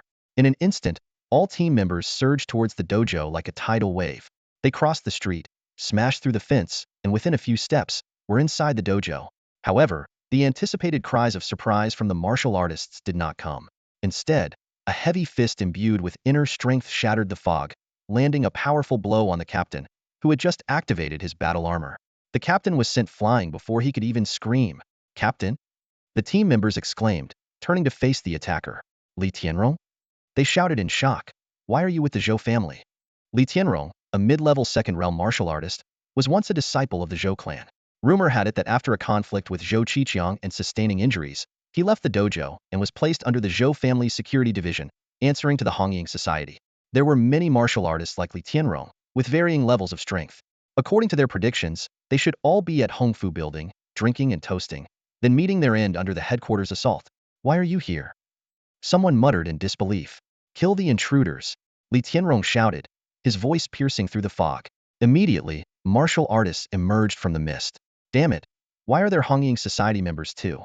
Don't they care about their own headquarters? Amid the curses, the sounds of fierce hand-to-hand combat filled the dojo, and a chaotic battle broke out. Meanwhile, inside Hongfu Building. What the hell is this? Someone screamed. Be careful, there are gray spirits in the fog. Another warned. Thick fog poured into Hongfu Building, and a few mist-formed creatures were quickly defeated by the group. But in the blink of an eye, the entire building was submerged in the dense fog. This special mist was far more complex than it appeared, and those inside were the first to feel its disorienting effects. Everyone knew where the exit was, but wrapped in the fog, they lost all sense of direction, unable to tell east from west. The crowd began to push and collide, triggering waves of panic. Zhou Chen's hand glowed with a pale blade, his gaze calm. He could only see about a meter ahead. Beyond that was impenetrable white fog. His body felt unusually heavy, as if bound by invisible chains. This thing can't be from the Mingguang group, can it? Zhou Chen frowned. Both he and the Hongying society had suspected that the Mingguang group would make a move, but the specifics were unknown. Now it was clear that things were beyond their expectations. The breathing technique continued to operate, and the blade in Zhou Chen's hand hummed with a resonant buzz. He held his breath, focusing intently on the faint tremors of the sword. Suddenly, the surroundings plunged into chaos, and the once clear voices became indistinct murmurs. Is anyone there? Zhou Chen called out loudly, cautiously feeling his way around. He had expected the martial artists he brought with him to be nearby, but his searching hands found nothing. This unusual situation set off alarms in his mind. At that moment, a low, sorrowful cry reached his ears. The sound was somewhat familiar, yet he couldn't immediately place where he had heard it before. Please, let us go, spare us. The voice pleaded amidst sobs. We didn't want this, but we had no choice. Please, give us a chance to live. Zhou Chun furrowed his brow, his gaze growing colder. He stepped forward cautiously, as if his movement triggered something. The surrounding fog began to dissipate slowly. The scene before him gradually became clear. Several men and women were kneeling on the ground, their faces filled with sorrow. One woman was crying so hard she was about to faint. Brother Chun, I was wrong. I truly know my mistake. The woman sobbed. We were forced into this. Please forgive us. She struggled to her feet, her graceful figure faintly visible through her movements. Her delicate face was streaked with tears, and her swollen eyes continued to shed tears, evoking a sense of pity. Brother Chun, she choked out, what did our family do to offend you? Even the yolk must be mixed, and the earthworm split lengthwise. Not a single survivor. You were such a good person. Why did you have to kill us? We already know we were wrong. Zhou Chun sighed softly, his expression showing a hint of emotion. Brother Chun, you must have regrets, right? The woman named Chun Jun bit her lip, sobbing as she asked. Zhou Chen's expression suddenly turned stern. You don't realize your mistake. You realize you're about to die. My son, Zhou Ping'an, was such a good boy, but your actions forced him into murder and arson, killing entire families. Without another word, Zhou Chun swiftly drew his sword. The blade flashed like lightning, instantly splitting Chen Jun in two. Vile creature. I could tell you weren't human at a glance. Zhou Chun shouted fiercely, his sword still dripping with fresh blood. With a sudden, swift strike, Zhou Chen's sword slashed forward like lightning. The blade hummed in the air, vibrating with energy. Under the influence of the wind-chasing technique, the sword moved so fast it was almost impossible to track. Cry, I dare you, he said coldly, his sword slicing down with ruthless precision. The opponent was still in shock, unable to react, and was split in two instantly. Zhou Chen's follow-up moves were even more ferocious, his blade flipping and slashing multiple times. Chen Jun's resurrected family was shredded into pieces in an instant. Even in death, you can't find peace. What a load of crap, Zhou Chen scoffed, his sword vibrating as it scattered the fragments. However, this was far from over. The dense fog still surrounded him, and despite the chaos he had caused, the area remained eerily empty. An illusion? Zhou Chen thought, his heart sinking. It was the only explanation he could think of. There was no way everyone in the hall had vanished, leaving only him. Coupled with the bizarre resurrection of Chen Jun's family, it was likely some kind of hallucinatory scenario. Zhou Chen cautiously scanned his surroundings. He wasn't afraid of a direct confrontation, but mental attacks were a different story. Whether it was in the Grey Tower or against real-world enemies, he had never encountered such mental powers before. Xiao Chen. Suddenly, a tired voice came from the mist. Zhou Chen looked up expressionlessly, seeing Zhongbo struggling to push his wheelchair forward, gasping for breath. Xiao Chen, do I still have a chance to stand again? I've always wondered, if I hadn't saved you that day, would the outcome have been different? I'm in so much pain. Shuck. Zhou Chen's sword pierced Zhongbo's chest in an instant. Rest easy, Zhongbo, you're free now, Zhou Chen said coldly, twisting the blade to tear him apart. Zhou Chen, what are you doing? A voice of disbelief rang out from not far away. Not done yet. Zhou Chen looked up. Zhou Qiqiang, half collapsed in a pool of blood, struggled to prop himself up, wiping the blood from his mouth. Xiao Chen, what's wrong with you? You're not Zhou Chen. Shuck. Another strike, identical to the last. Pretending to be my father now? I'm not Zhou Chen? Then are you my father? Zhou Chen sneered. Zhou Chenji, what are you doing? A clear voice called out again. Xiaoxi. Zhou Chen's expression softened slightly. The girl looked at the bodies on the ground in shock, then at the sword in his hand. After hesitating, she finally mustered the courage to step forward and gently grab his arm. Such a tender face. Give me a kiss, Zhou Chen said, pinching her cheek. Zhou Chenji. I. Shuck. Xiaoxi's eyes widened as she was kicked to the ground. You can't even speak properly. What are you trying to say? Get lost. Zhou Chen cursed. His mood was indeed terrible. The bizarre situation was making him extremely irritable. The enemy refused to face him head-on, instead playing these mind games. What is this nonsense? Zhou Chen muttered to himself. I must admit, This girl looks quite good, especially lying in a pool of blood. She has a certain shattered beauty, like a piece of art. He clapped his hands in appreciation, then kicked Xiao Shi's body aside. Come out, coward. Hiding in the shadows? Zhou Chen began to say, but was interrupted by a sudden, thunderous explosion. The surroundings cracked like a mirror, then shattered completely with a loud boom. Flames erupted, and shells exploded. Although most firearms were rendered ineffective by the Grey Ruins atmosphere, especially within the Grey Tower's domain, it didn't mean they were entirely useless. Some tech and military companies had developed new weapons that could function in specific scenarios. At this moment, a rocket-like device shot out and exploded. The Yunjin Hong Fu Tower, standing for over a century, was reduced to rubble in an instant. The explosion was so powerful that it dispersed much of the surrounding fog.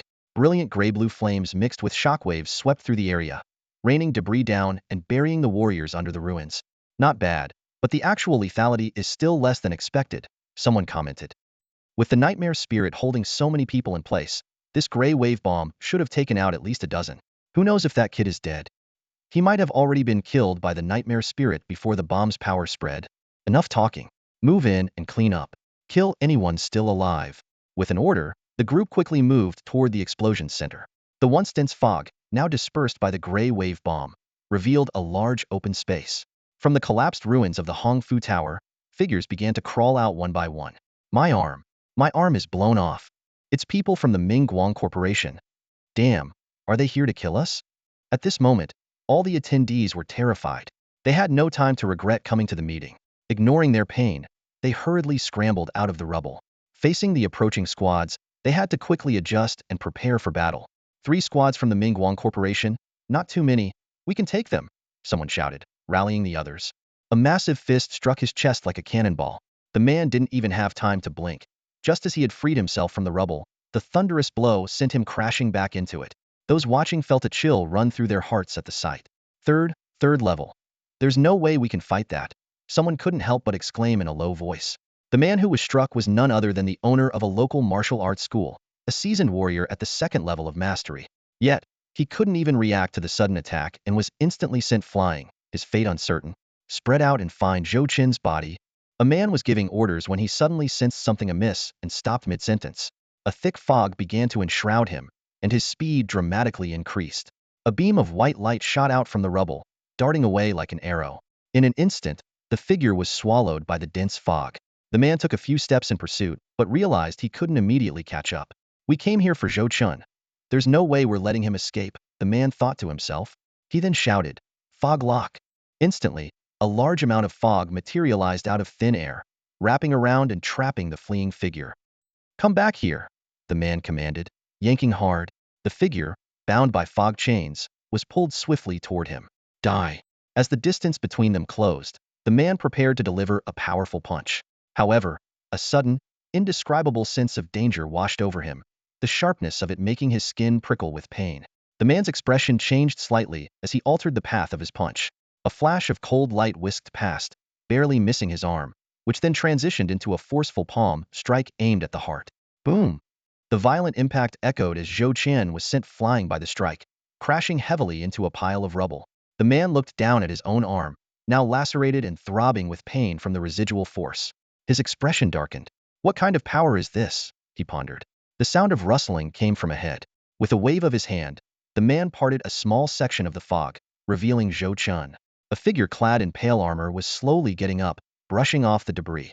Through the shaped visor, 2 eyes, seemingly burning with a pale flame, locked onto the man's gaze. What kind of armor is that? The man was taken aback. Before he could react, a blindingly fast pale flash approached. Instant flash. Mist lock, the man whispered, clenching his fist in the air. In an instant, the mist condensed into chains, appearing out of thin air. Zhou Chen's attack came like a lightning bolt, swift and fierce. Even with the man's keen eyesight, he could only catch a fleeting, eye-piercing arc. Alarm surged through him, and he quickly summoned a dense fog to surround himself. The misty chains blocked Zhou Chen's path. His blade struck, shattering them with a crisp sound. The ferocious strike was hindered just enough, giving the man time to react. As the distance between them closed, the man wrapped his right hand in endless mist, ready for a heated clash. Zhou Chen smirked inwardly, thinking, with this level of power, even the Crimson Lord would feel it. And you, a mere small fry, dare to face me, Hedon? Activating the full power of his shadow of the Azure Phoenix, Zhou Chen flashed forward, his blade imbued with energy, crashing down fiercely. The long blade howled, slicing through the air with a sharp whistle. Yet, the sword struck nothing. What? Zhou Chen was stunned. The man's body split in two, the blade not touching him at all. An ominous feeling surged through Zhou Chen. Just as he prepared to flash away again, a sharp explosion rang in his ears. His brain reeled, and his movements slowed. The split mist quickly reformed, enveloping Zhou Chen entirely. More mist poured in, shrouding the whole area and cutting off visibility from the outside. Damn it! Let's fight them. These bastards are here to kill us. The warriors shouted. Everyone, give it your all. If you want to live, kill them. Ignoring their pain, they got up and engaged in a fierce battle with the Ming Guang group squad. Several Zhou clan martial artists turned pale and rushed to aid Zhou Chen, only to be intercepted by lurking specters. In the thick fog, Zhou Chen swung his blade continuously. The blade's energy dissipated into the mist after traveling a short distance. Though he could cut through some of the mist, his energy was limited, and he couldn't afford to waste it. Die! A soldier in battle armor suddenly lunged from the fog. Zhou Chen, fully alert, decapitated him with a single strike. Then a second, and a third attacker came from different directions. Equipped with special goggles and guided by the man, they completely tracked Zhou Chen's position. One by one, Zhou Chen cut down 5 attackers. They might not have expected to kill him with just these soldiers, but they were depleting his strength effectively. Boom! A mist grenade, shot from an unknown direction, struck Zhou Chen, making him stagger. This seemed to be a signal, as more mist grenades came flying from all directions. Cursing under his breath, Zhou Chen quickly regained his footing. His blade danced around him, parrying the incoming projectiles. The metallic clangs and heavy thuds mixed together. These mist grenades were almost as dense and fast as the 9-headed bee's attacks. Thanks to his relentless training and new techniques that strengthened his bones and skin, the mist grenades hurt but caused no serious injury. Zhou Chen defended himself while searching for a way out. After a round of defense, he burst forward with incredible speed, aiming to escape. At this moment, only one thought occupied his mind. Run if you can. Mist lock. Another chain of mist came at him, but Zhou Chen, anticipating it, cut it down. Suddenly, an eerie chant echoed in his ears, la la la, a male voice, shrill and grating like a eunuch's. Zhou Chen felt dizzy, his raised foot suddenly heavy as lead, losing strength. The mist chains quickly wrapped around his body. Ah! The strange voice assaulted him again, like a hammer striking his mind. He lost his sense of direction, the world spinning as he found himself half kneeling, his ears buzzing like a swarm of bees. Damn it, Tianxia sure has a loud voice. Zhou Chen shook his head, trying to stand. But before he could steady himself, the man with mist-manipulating powers appeared from the corner of his eye, launching a heavy punch at him. Boom! Zhou Chen barely raised his blade in time. The terrifying punch hit his side. First came numbness, followed by excruciating pain, as if his bones were being crushed. Cough. Blood welled up in his throat, his chest tight. Zhou Chen rolled on the ground, the dizziness slightly easing. At this moment, the crystal he had swallowed, yet not fully absorbed, finally began its final breakdown. Amid the chaotic thoughts, Zhou Chen felt an unusual clarity despite his weakened state. Breathe. Maintain the rhythm. Resonate with the blade. He mentally recited, forcing himself to focus, readying for the next wave of attacks. Mobilizing his energy, Zhou Chen swung his long sword in a vertical slash. The blade cut through the air, emitting a cold gleam, and energy scattered like raindrops. His swordsmanship was indeed impressive, but the man merely sneered, his body transforming into mist and reconstituting instantly. Your attacks are strong, but it's a pity you can't hit me, the man mocked. Bang! Another clash sent Zhou Chen flying from the forceful impact. The man swiftly descended, his misty form condensing into fists, delivering relentless punches. The air echoed with sharp howls, assaulting Zhou Chen's mind. He struggled to defend himself, finding it increasingly difficult. Though the man's attacks lacked the sheer power of the Crimson Lord, their rapid frequency made up for it. The constant barrage of heavy blows left Zhou Chen in agony, feeling as though his bones were about to shatter. After countless exchanges, Zhou Chen seized a fleeting opportunity, landing a kick to the man's abdomen, forcing them apart once more. Screams echoed from the mist as Zhou Chen clutched his head in pain. Enough already. Can you shut up? He roared internally. Memories burned in his mind like hot iron, pushing his consciousness to the brink of collapse. At that moment, a mass of mist appeared before Zhou Chen. With bloodshot eyes, he instinctively swung his sword. Slash. Unexpectedly, the seemingly ordinary strike left a long gash in the man's abdomen. Shocked, The man realized that his supposedly invulnerable misty form had been easily cut. Zhou Chen reacted quickly, capitalizing on the fleeting chance. His blade rained down, each strike imbued with potent energy, the sound of slicing air incessant. The man's expression changed drastically as he hurriedly retreated. The situation on the battlefield shifted instantly, with the roles of attacker and defender completely reversed in a flash. Zhou Chen fought with increasing fervor, scattered memories piecing together in his mind. Each breath stirred his inner energy, surging like a tidal wave. Energy continuously flowed to his sword, coalescing into a thick, white light. True swordsmanship is the perfect fusion of one's current strength, Zhou Chen thought, combining everything within oneself to deliver the most refined strike. Buzz. With a slight mental shift, his blade emitted a roar akin to dragons and tigers. What are you? The man's confidence turned to panic in an instant. Abandoning his mission, he sought only to escape. Stop him, the man shouted. A sharp male voice echoed from the mist, directing sound waves at Zhou Chen. His ears bled from the pain, but he seemed unfazed. Eyes sharp, he focused ahead, blood boiling, energy nearing explosion. Zhou Chen's figure vanished abruptly, a white light drifting forward. His blade stirred the endless mist, slashing out a pale dragon. The mist intertwined, rainbow light flickered, scales faintly visible, resembling a true dragon descending. Sword technique as the foundation, energy as the fuel, executed with unwavering will. Zhou Chen murmured to himself, "This is my sword technique point, Zonglong." You're a warrior? What kind of warrior? A level 3 warrior. The man clad in misty armor exclaimed, a flicker of fear in his eyes. In his view, the pale armor and endless fog vanished instantly, replaced by a majestic dragon soaring through the clouds, dominating the entire sky. The dragon's eyes radiated an overwhelming divine light, as if a true dragon was gazing upon them. The pale figure exhaled mist, moving with deceptive slowness, but with a speed too fast for the eye to follow. The man's eyes widened, filled with the blinding white glow. A thunderous dragon roar shattered the surrounding mist. Slash! Zhou Chen shouted, swinging his azure blade. The complex techniques that had troubled him for so long suddenly became clear. The massive dragon descended, engulfing the opponent entirely. Zhou Chen was certain that this strike would be fatal.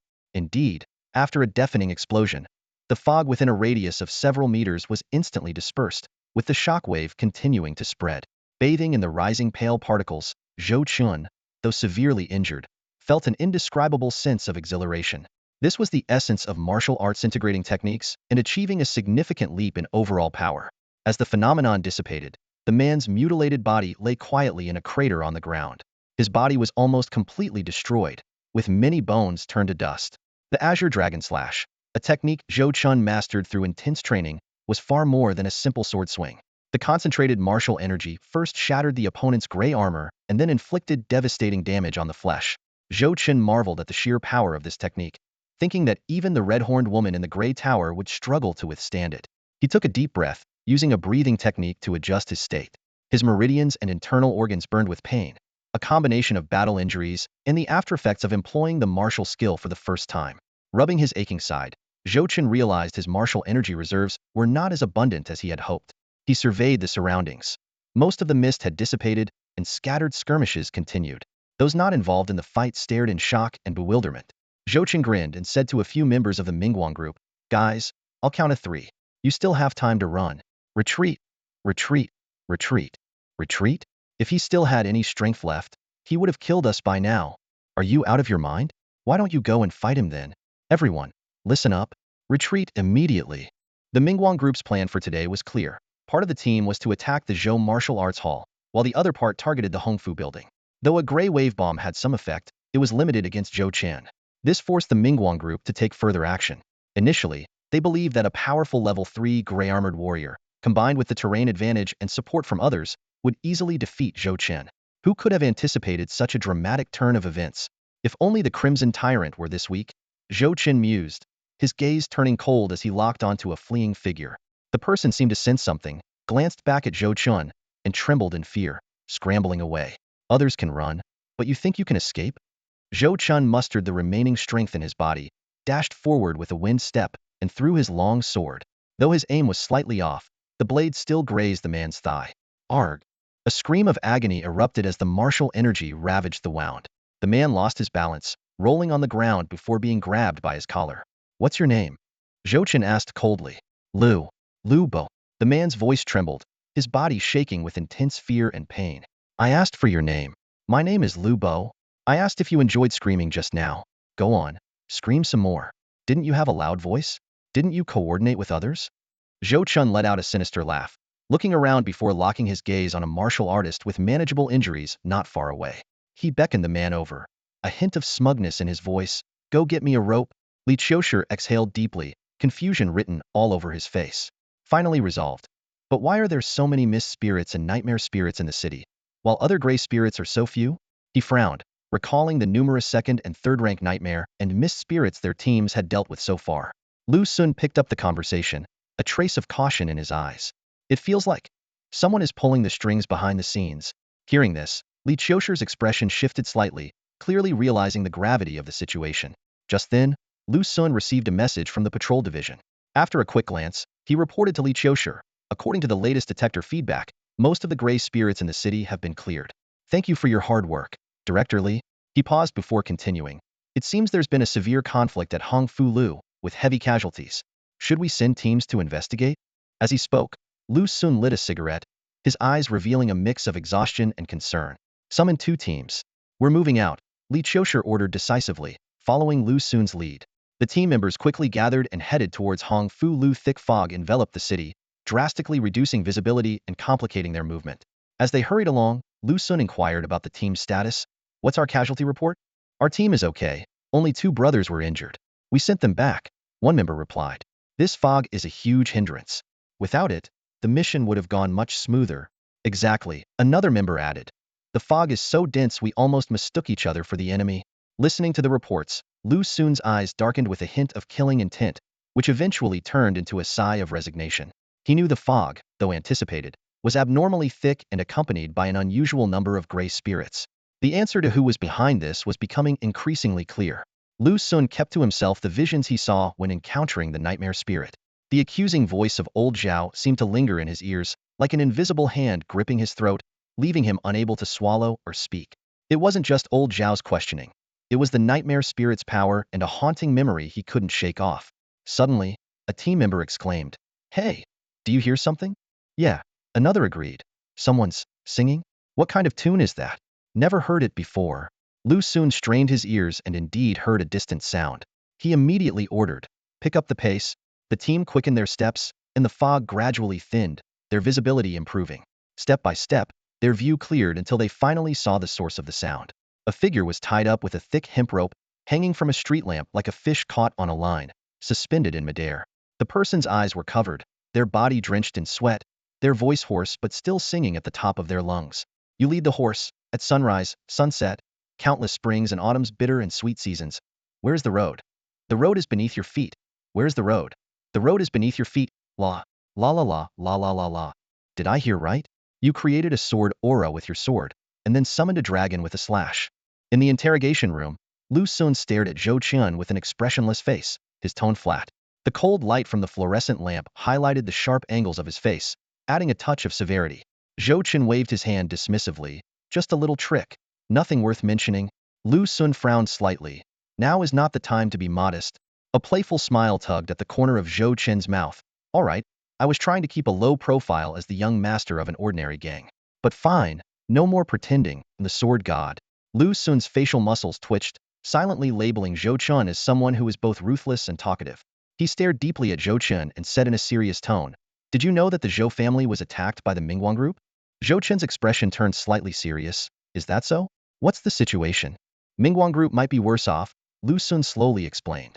According to them, their team was hunting down a gray spirit that escaped from their lab.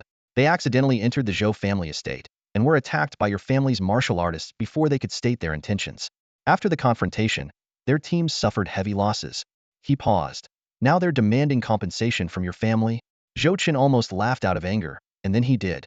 Pointing to himself, his expression broke. Me? They invaded my family's martial arts hall, and now they want me to compensate them? Are you kidding? Lu Xun remained calm. That's what they're claiming. Whether you compensate them or not is up to you. I'll give them nothing. Zhou Chen sneered. Those bastards must be out of their minds. Are they using the same excuse for the Hongfu Lu incident? Searching for a gray spirit, accidentally fought with me, and now they want compensation? Lu Xun nodded.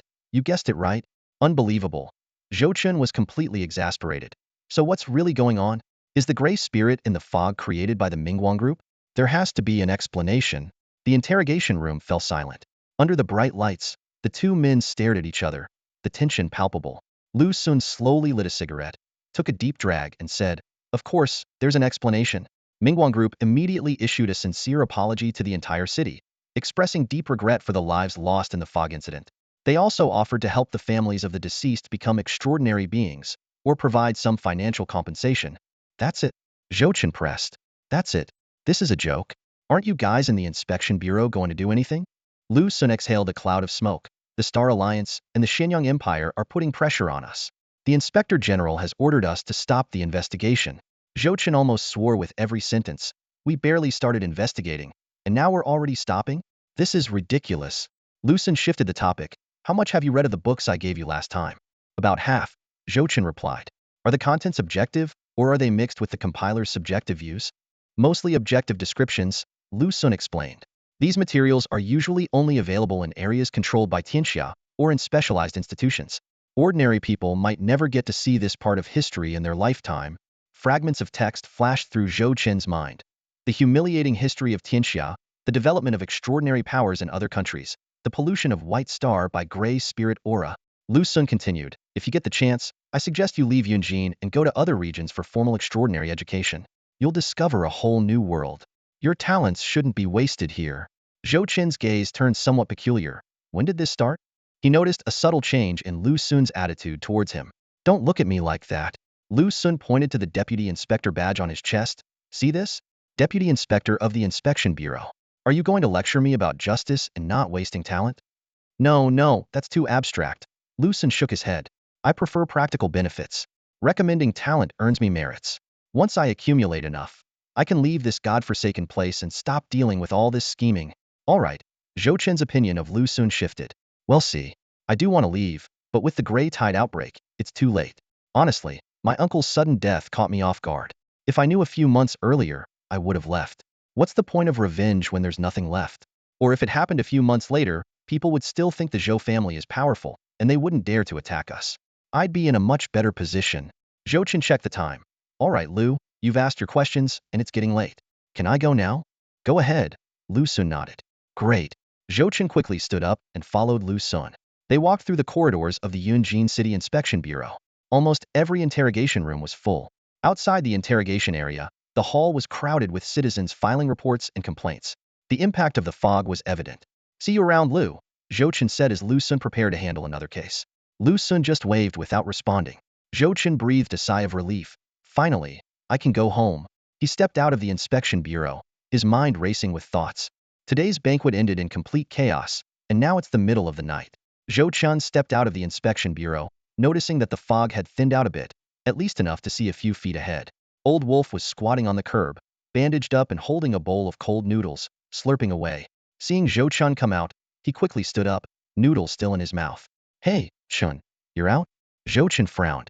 You're all bandaged up. You shouldn't have come to pick me up. Old Wolf swallowed the last bite and waved it off. It's nothing. A lot of the guys came.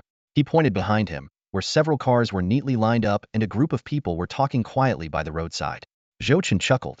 Worried I might get killed on the way back? Old Wolf's expression turned serious, a hint of reverence in his voice. Better safe than sorry. You're the leader of the Yunjin Martial Alliance now. We can't afford for anything to happen to you. He thought to himself. Zhou Chen's strength was undeniable today. The incident at Mingguang residence wasn't witnessed by many, and the Mingguang group's forces were scattered, so it didn't fully showcase Zhou Chen's true power. But today's citywide fog and the events at Hongfu Tower had left no doubt about his abilities. Old Wolf couldn't help but compare. In terms of individual strength, Zhou Chen might already surpass the former master, Zhou Qiqiang. After all, Zhou Qiqiang's injuries had left him stuck at a half step to the third realm. If that's the case, Zhou Chen's combat power might only be second to that of his second uncle. Zhou Chen seemed to read Old Wolf's thoughts and playfully scolded. All right, let's keep it normal. Let's head back to the dojo. He patted Old Wolf on the shoulder, accidentally hitting a sore spot, making Old Wolf wince in pain. The convoy quickly started up and left the inspection bureau's grounds. Zhou Chen closed his eyes, a light screen unfolding in his mind. The sword technique refined from the gene crystal had broken through a significant bottleneck, and the 3 stages of the wind chasing technique had seen qualitative leaps. Wind chasing technique. 1. Swiftness. Activating this technique greatly enhances your speed. 2. Riding the wind. Maintain your breathing, sustaining resonance. You can feel the flow of wind more intricately. 3. Wind pressure. With a weapon in hand, your swings generate wind pressure. This wind pressure can enhance the blade slicing style, causing massive damage. Zhou Chen's heart trembled as he thought, is this the legendary sword aura? Good evening, Zhou Xiao. Good evening, master. Hello, Chen. Back at the martial arts school, Zhou Chen immediately noticed the changes in the surroundings. The Zhou martial arts school, shrouded in thick fog, appeared hazy and desolate. The once golden, luxurious buildings were now damaged and crumbling, with bloodstains that hadn't been cleaned up still visible on the ground. More strikingly, the number of martial artists had noticeably increased. Those who originally worked in Zhou Xiao's security detail were summoned back to the school due to the recent incident. Zhou Chen pondered the intentions behind Mingguang Group's actions. Their goal was clear: to deal a significant blow to the Zhou clan by inflicting heavy casualties on its disciples. This would prevent the Zhou clan from consolidating other factions, and they might even be swallowed up by other forces without any further intervention from Mingguang Group. Essentially, Mingguang Group had two strategies: either destroy the foundation of the Zhou family, rendering Zhou Chen powerless, or eliminate Zhou Chen directly, leaving the Zhou clan leaderless. However, much to everyone's surprise, neither plan succeeded. Despite the severe damage to the Zhou martial arts school and the heavy casualties among its core disciples, Zhou Chen's performance at Hongfu Tower significantly boosted morale. He killed the head of Huiyao Technology at the banquet, proposed an alliance, and slashed a formidable enemy with his awe-inspiring dragon sword in the fog. He even hung one enemy on a lamppost for all to see. These actions not only showcased Zhou Chen's strength, but also his courage and leadership. Mingguang Group never expected Zhou Chen to be such a master at putting on a show. They had to admit that this young man was born for such situations. Although the fog had not completely lifted, it was clear that, despite losses on all sides, the Zhou clan emerged as the biggest winner. After checking on the injured, Zhou Chen, exhausted, made his way to his small room. Despite his serious injuries, he maintained a facade of nonchalance, relying on medicine to replenish his energy and blood while continuously using a breathing technique to stabilize his condition by absorbing invisible particles. Finally reaching his room, Zhou Chen collapsed onto his bed without even changing his clothes. As his consciousness faded, the surroundings began to change. When he opened his eyes again, large characters appeared before him. Good, bring it on. Zhou Chen thought excitedly, today, I'll make the Scarlet Tyrant taste my mighty sword. Upon entering the Grey Tower, Zhou Chen's condition instantly returned to its peak, akin to entering a deep sleep in the real world. Fresh from a battle, his confidence was unwavering. Even though he was facing a hellish mode, he believed his powerful strike could inflict serious damage on the Scarlet Tyrant. Zhou Chen began to regulate his breathing, feeling the surge of energy within him. His heart pounded intensely, resonating through his body. As the 5-minute countdown ended, the scene around him changed again. He found himself within a barrier, surrounded by a sticky, blood-red mist. Not far away, a giant cocoon pulsed rhythmically like a heart, with countless blood-red threads converging towards it. Suddenly, a claw tore through the membrane, followed by a seductive figure emerging from the cocoon. Zhou Chen's breathing grew heavier, and his sword emitted a resonant hum as energy formed a dragon's head. As the barrier disappeared, a thunderous roar echoed around them. Zhou Chen and the Scarlet Tyrant charged at each other simultaneously. The dragon's roar sounded, and Zhou Chen's gaze locked onto the enemy's trajectory. As they closed in, Zhou Chen prepared for the enemy to change course but was surprised when it didn't evade. Without hesitation, he swung his sword, transforming it into a dragon that sliced through the mist and struck down. To his astonishment, he had only hit a clone made of blood. The dragon's strike not only dispersed the blood, but also left a massive crater in the ground. It was all in vain. No matter how powerful the strike, it only hit a clone. The Scarlet Tyrant had turned into a blood-red line, speeding towards him after breaking free from the cocoon. Due to the distance and the blood mist, Zhou Chen couldn't distinguish between the real body and the clones. The moment he swung his sword, he felt a sudden emptiness inside. Looking up, he saw the blood quickly reforming a body at the cocoon's location, rushing towards him. Damn it! Zhou Chen cursed. Boom! The violent impact brought pain to Zhou Chen's face. Despite the intense collision and the visible shockwaves spreading from the point of impact, his sword, though covered in cracks, didn't shatter immediately. Zhou Chen was sent flying, his body aching all over, but he retained some mobility. Rolling a few times on the ground, Zhou Chen propped himself up. Before he could catch his breath, a gust of wind hit him. He slowly looked up, first seeing a pair of blood-red boots. As he continued to look up, he saw pale, tight skin wrapped in blood-red patterns, with menacing spikes that added a strange allure. Taking a deep breath, Zhou Chen swung his fist. Take that, you bastard! Thud! Unfortunately, his punch missed. Reflecting on the scene he had just witnessed, Zhou Chen found it hard to describe. He hadn't expected the enemy to be covered in spikes. Such a body could easily tear someone apart. To his surprise, the opponent also had cloning abilities, which he hadn't encountered during training. Rubbing his neck, where the pain from a beheading seemed to linger, Zhou Chen thought from another angle. The Scarlet Tyrant had never used this ability before. Did that mean it truly feared his sword technique's power? This thought gave Zhou Chen hope.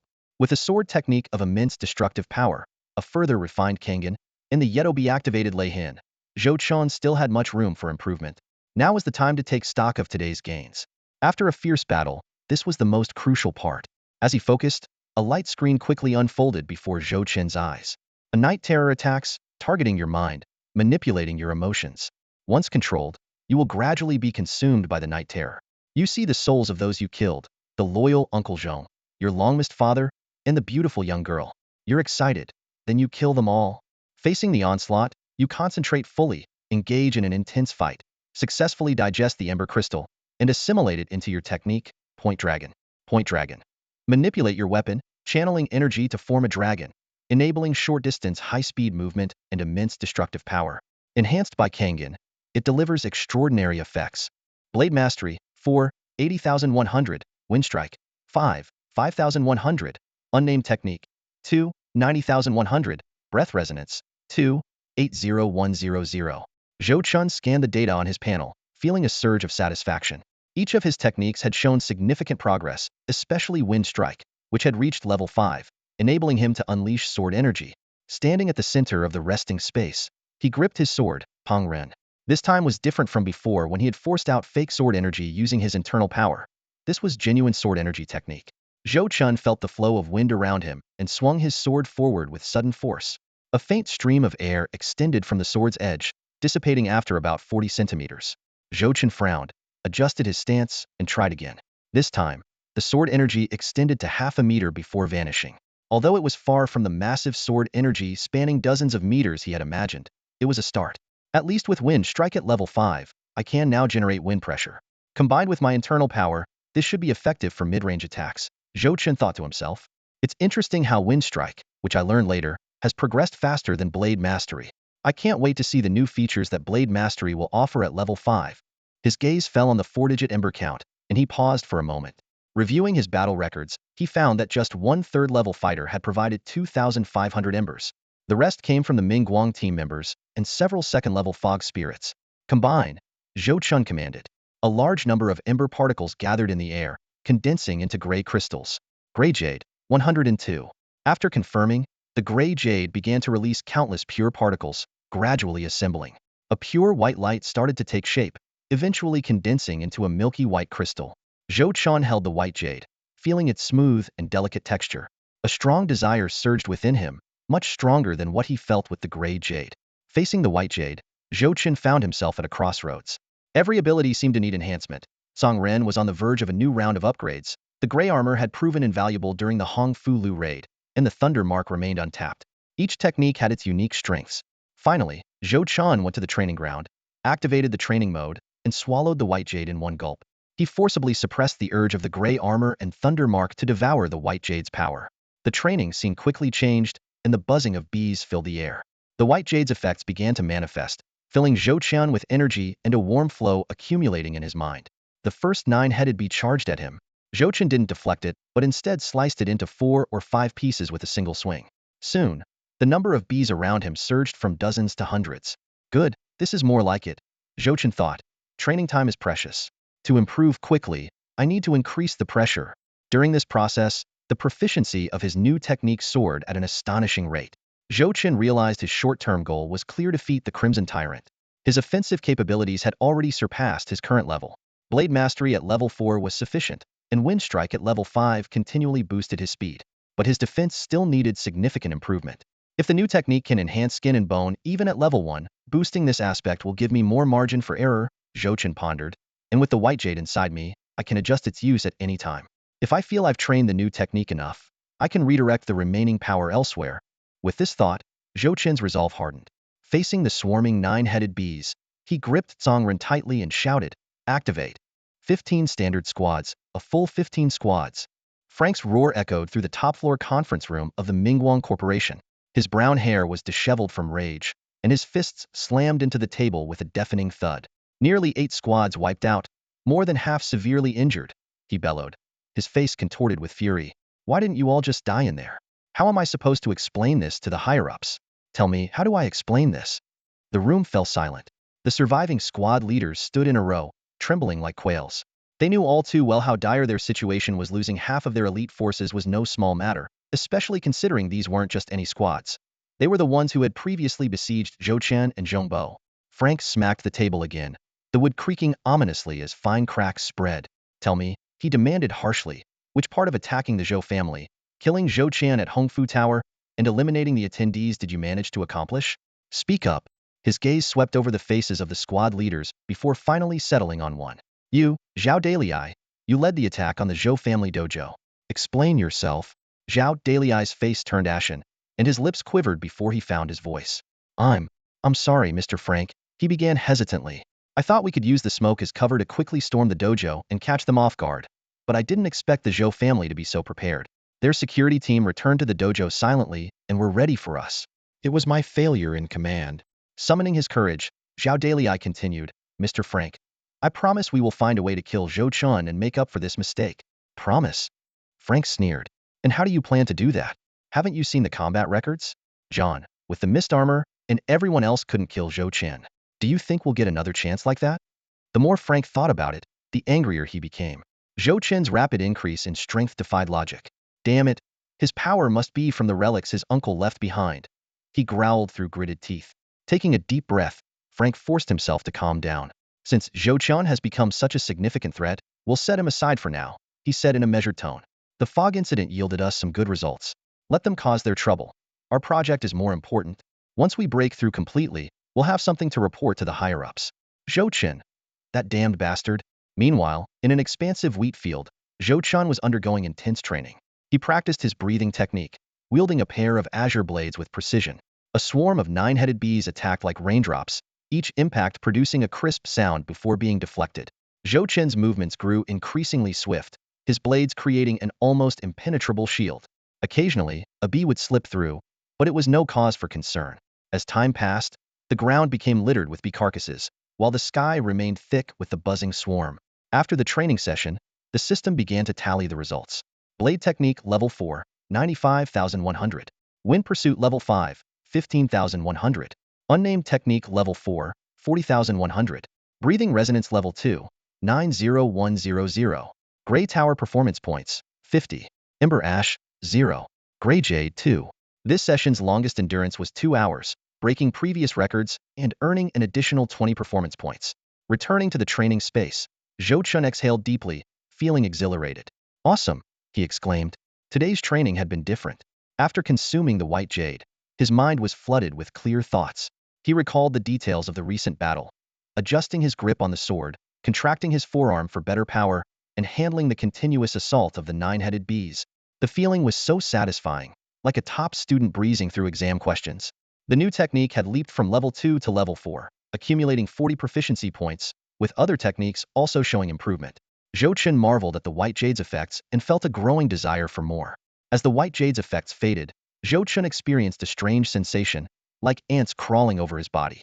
He took several deep breaths, adding 3 more proficiency points to his breathing technique.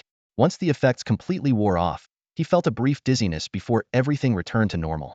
Gray jade, white jade, embers, amazing, truly amazing, Zhou Chen mused, pulling up the light screen to review the details of his new technique. Unnamed Technique Level 4, 1. Skin and Bone. Activating this technique may enhance the strength of bones and skin.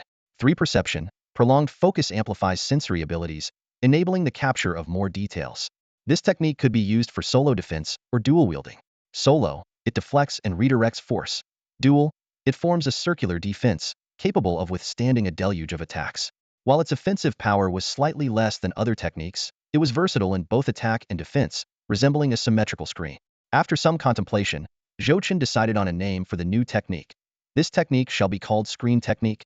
Arriving at Yunjin Wei, I learned nothing useful. I mastered the art of killing and arson, taking down over 200 foes. When the patrols came looking for me, I was so scared I was trembling.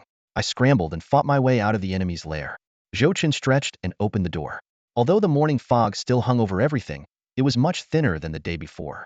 He stepped out of the courtyard and took a few steps forward, habitually glancing towards Xiao Zai's room. He saw the door was broken, and Xiao Shi, wearing an apron, was diligently mopping the floor. Hearing the noise, she looked up. The training and proper diet over the past period had noticeably improved her complexion. Her skin was still pale but now had a healthy glow. She had her long hair tied up, with a few loose strands framing her face perfectly. Her wide almond eyes made her look somewhat naive, as if her mind was elsewhere. Despite this, Zhou Chen knew Xiaoxi wasn't as simple as she appeared. He gazed at her, involuntarily recalling the illusion he saw at Hong Fu Lu, a beautiful girl lying in a pool of blood. That image was like a piece of art. Zhou Chen ge. Xiaoxi shivered under his gaze. What are you doing here? Zhou Chen shifted his gaze to the mop in her hand. Why are you mopping the floor? I'm cleaning up the blood, Xiaoxi replied softly. Where did all the blood come from? Did you dismember someone last night? Xiaoxi hesitated. Sensing she had something to say, Zhou Chen encouraged her. Go ahead. I'm not going to make you pay for the door. I killed someone yesterday. Xiaoxi bit her lip, her voice trembling. When there was no immediate response, she refocused her gaze to find Zhou Chen looking at her with interest. Keep going. What happened next? Zhou Chen asked curiously. Then I just kept cleaning the floor, Xiaoxi answered blankly. No. I mean, what exactly happened at that moment? Xiaoxi recalled. I stayed in the room as you told me. Later, a lot of people broke into the martial arts school and started fighting with the martial artists. The fight lasted a long time, and the noise outside gradually died down. Suddenly, someone ran towards this place. He probably lost his way in the thick fog and broke in. I was so scared. I picked up a sword and confronted him. He was terrifying and tried to take me hostage. When he rushed at me, I instinctively used the techniques you taught me and stabbed forward, and he died. Goodness. Zhou Chen took another look at Xiaoxi. She looked so fragile and innocent, showing no signs of being dangerous. The person chasing her probably underestimated her, thinking she posed no threat, and rushed in recklessly. Where's the body? Zhou Chen walked into the small room. There weren't many signs of a struggle, but the smell of blood lingered. For a first-time killer, her handling was clearly inexperienced. Brother Lang took it away. He said he would have someone come to fix the door today. All right. Zhou Chen nodded. You should rest. There's no way you can clean this up properly. Someone will handle it. Move to a different room tonight. Okay. Xiaoxi hesitated for a moment, then put down the mop. Zhou Chen thought, anyone who kills frequently knows that blood seeps into everything and is incredibly hard to clean. He wondered how she managed to sleep last night. As they left the small room, Zhou Chen noticed significant damage to the martial arts school. He walked forward, with Xiaoxi following behind, head down. Did you sleep at all last night? Zhou Chen asked. No. Xiaoxi shook her head. You'll get used to it. The first time is always the hardest, but after a few times, you might even start to find it enjoyable. Question mark. Xiaoxi felt something was off. Are you talking about killing? Everything applies. Oh? The fog was too thick yesterday for Zhou Chen to see clearly. Now he realized the extent of the damage to the martial arts school. Broken buildings were everywhere, and many martial artists were seriously injured. A group of construction workers was busy clearing the debris. Zhou Chen decided not to hold a memorial but to bury the fallen brothers directly. After handling these matters, it was time to settle the score. Oh, by the way, since the attackers targeted the martial arts school, they must have been wearing armor, right? Did the person wear armor? Zhou Chen asked. A wild wolf, the predecessor of White Wolf. His stats were quite good, but now he's generally inferior to White Wolf. However, his technology is more mature, making his armor more reliable. They can form a unified team and aren't weak overall. How did you break through his defense? Zhou Chen stopped in his tracks. I don't know. Xiaoxi said blankly. His armor was shattered in many places. I aimed at the less protected heart area and stabbed, and it pierced through. Zhou Chen was astonished. The armor, though damaged, was still extraordinary. Small fractures wouldn't affect it, but significant damage would render it ineffective. Xiaoxi had indeed improved in her stabbing technique, but she was still at an ordinary level. Was the opponent in such poor condition that she seized the opportunity, or had Xiaoxi grasped some basics of the slashing technique? As Zhou Chen was about to take her for an inspection, the crowd suddenly saluted towards the entrance. A woman in a purple long dress and boots, Asakawa Chinna, was walking into the martial arts school. Oh, just at the entrance. I was looking for you, Asakawa Chinna said with a smile. Chinnajia. Zhou Chen immediately put on a sorrowful expression, stepped forward, and gave her a big hug. Long time no see, Chinnajia. Trying to take advantage of me again? Asakawa Chinna joked, patting his chest. You've gotten pretty solid. If I didn't, I wouldn't have survived the Mingguang group's pursuit. Zhou Chen said sorrowfully. I survived, but the brothers in the martial arts school. Let's talk inside. Asakawa Chinna and Zhou Chan walked towards the interior of the martial arts school. The damage is indeed significant. She observed the surroundings. Yes, thanks to the Honging Association's power. Otherwise, the Zhou family would have been wiped out. Their conversation, full of familiarity, caught the attention of others. Those who didn't know might truly believe they were very close. How were the casualties at the dojo yesterday? Asakawa Chinna stepped into the devastated dojo, her eyes scanning the ruins. Her steps were light, clearly familiar with the layout.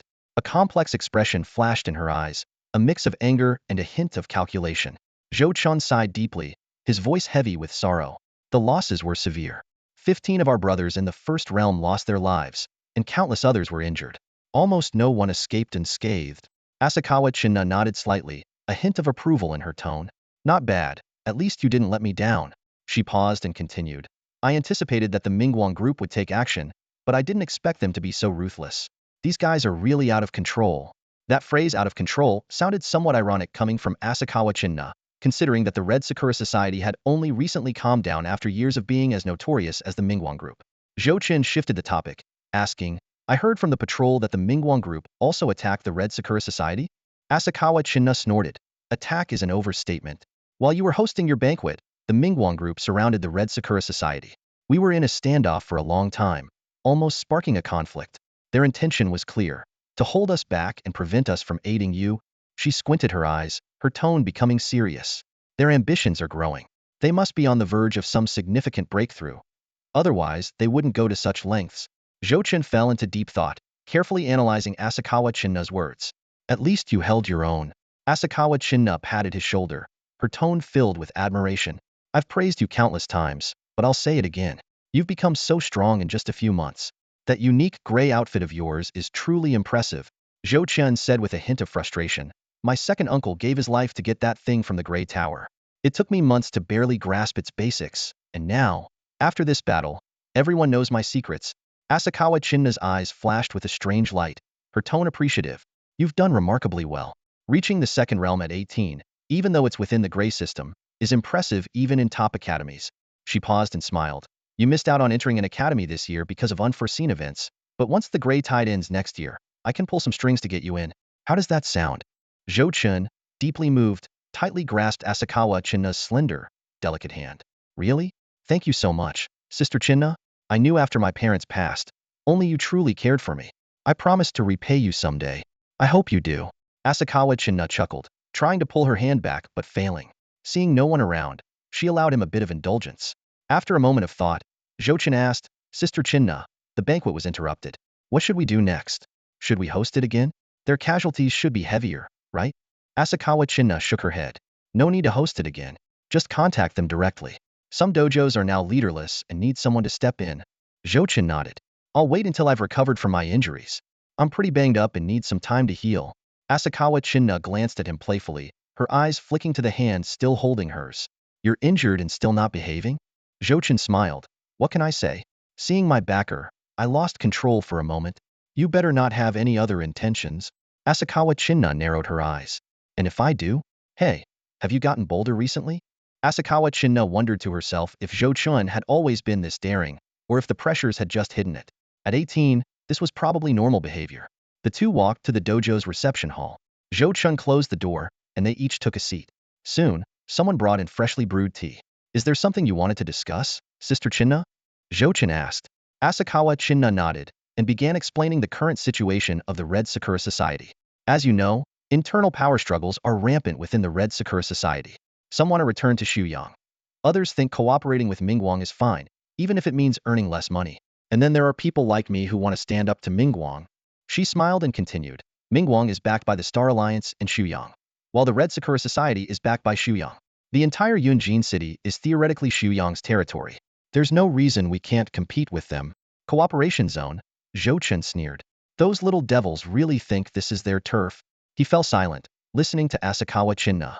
Asakawa Chinna nodded slightly. This issue was supposed to be debated for a while, but it looks like my move was right. Your performance yesterday solidified my position. It shouldn't be long before I have complete control. I'll integrate our forces and help you consolidate your power too. The core of the Mingguang group lies in its experimental subjects, and Zhou Chan is well aware of this. He and Asakawa Chinna sat in a corner of the martial arts hall, listening intently to her analysis. We just need to undermine their territory and turn more people against these so-called experiments. That will deal a significant blow to Mingguang at its roots, Asakawa Chinna said in a low voice. Yesterday's fog incident is a perfect opportunity. We can definitely exploit it to our advantage. Zhou Chen nodded occasionally, a thoughtful look in his eyes. He pondered silently.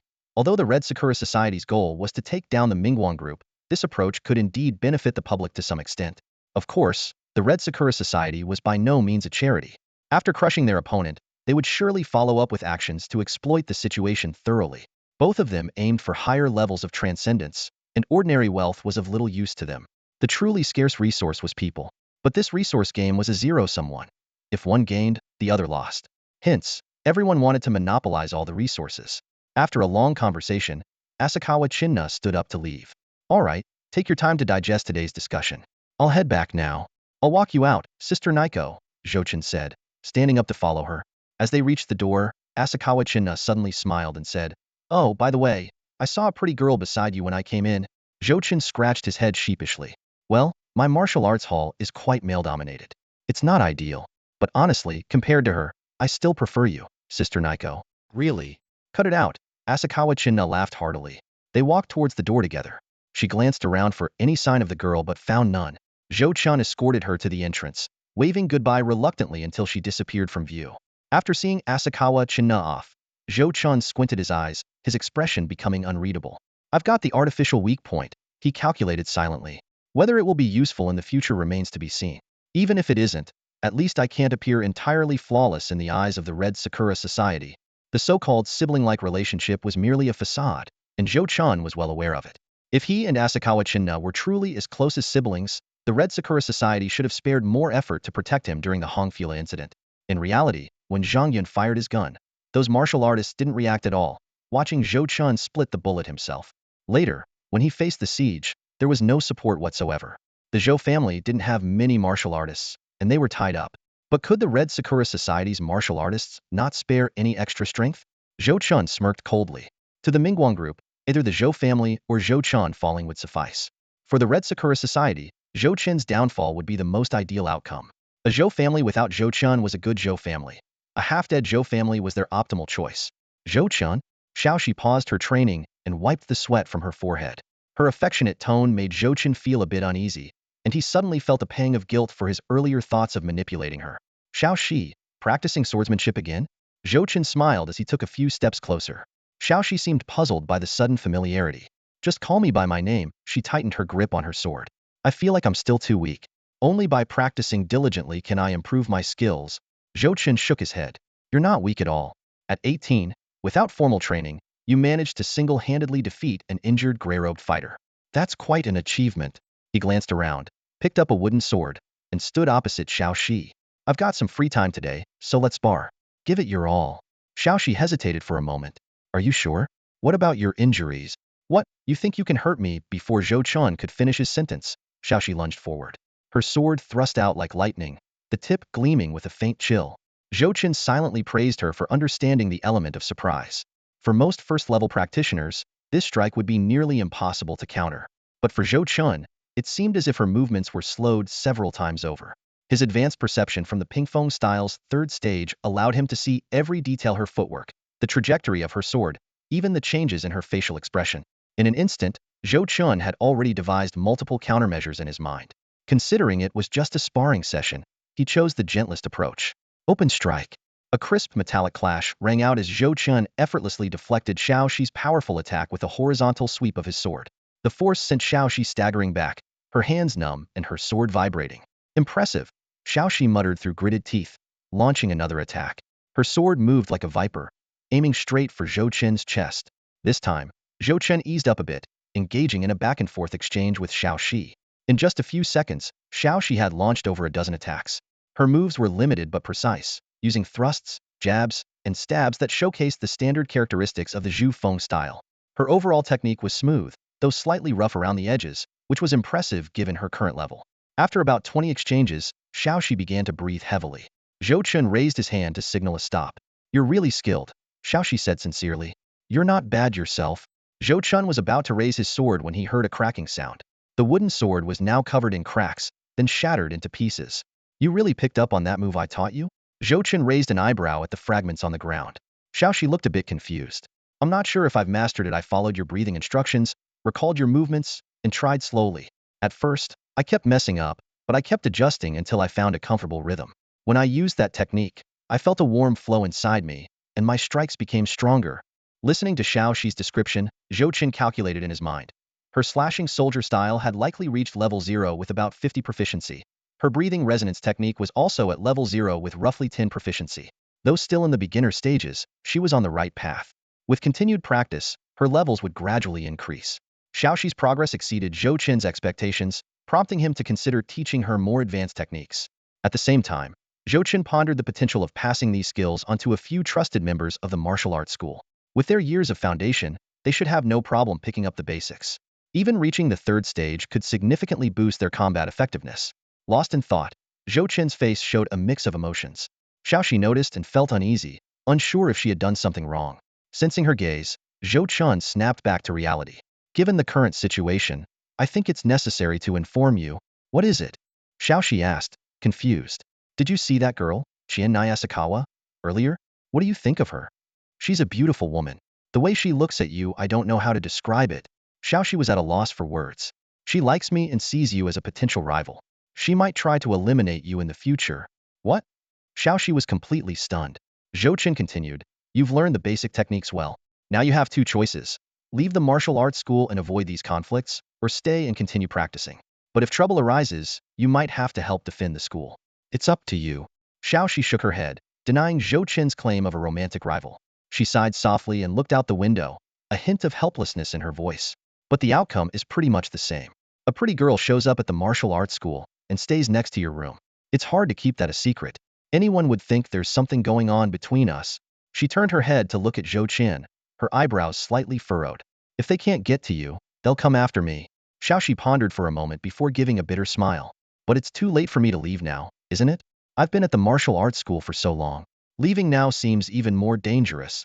Zhou Chen shrugged, his tone slightly teasing. That's right. I told you back then, if you wanted to learn martial arts, I could introduce you to other schools. Coming to the Zhou family for the excitement was the easy part. Getting out isn't so simple. Xiaoxi pressed her lips together and lowered her head, her gaze seemingly penetrating the floor. After a while, she looked up with a resigned smile. I can't do anything but study, yet even that didn't get me into a good university. My sister died at the hands of the Mingguang group, all because of Xiao Yuan, and now he's nothing but ashes fed to the dogs. She paused, her voice becoming resolute. You asked me what I wanted to do before, and I didn't know. I wanted to escape my old life, but didn't know how. Until yesterday, I realized I wasn't as weak as I thought. Xiaoxi lifted her head, meeting Zhou Chen's eyes. I think I know what I want now. I want to become stronger so no one can bully me.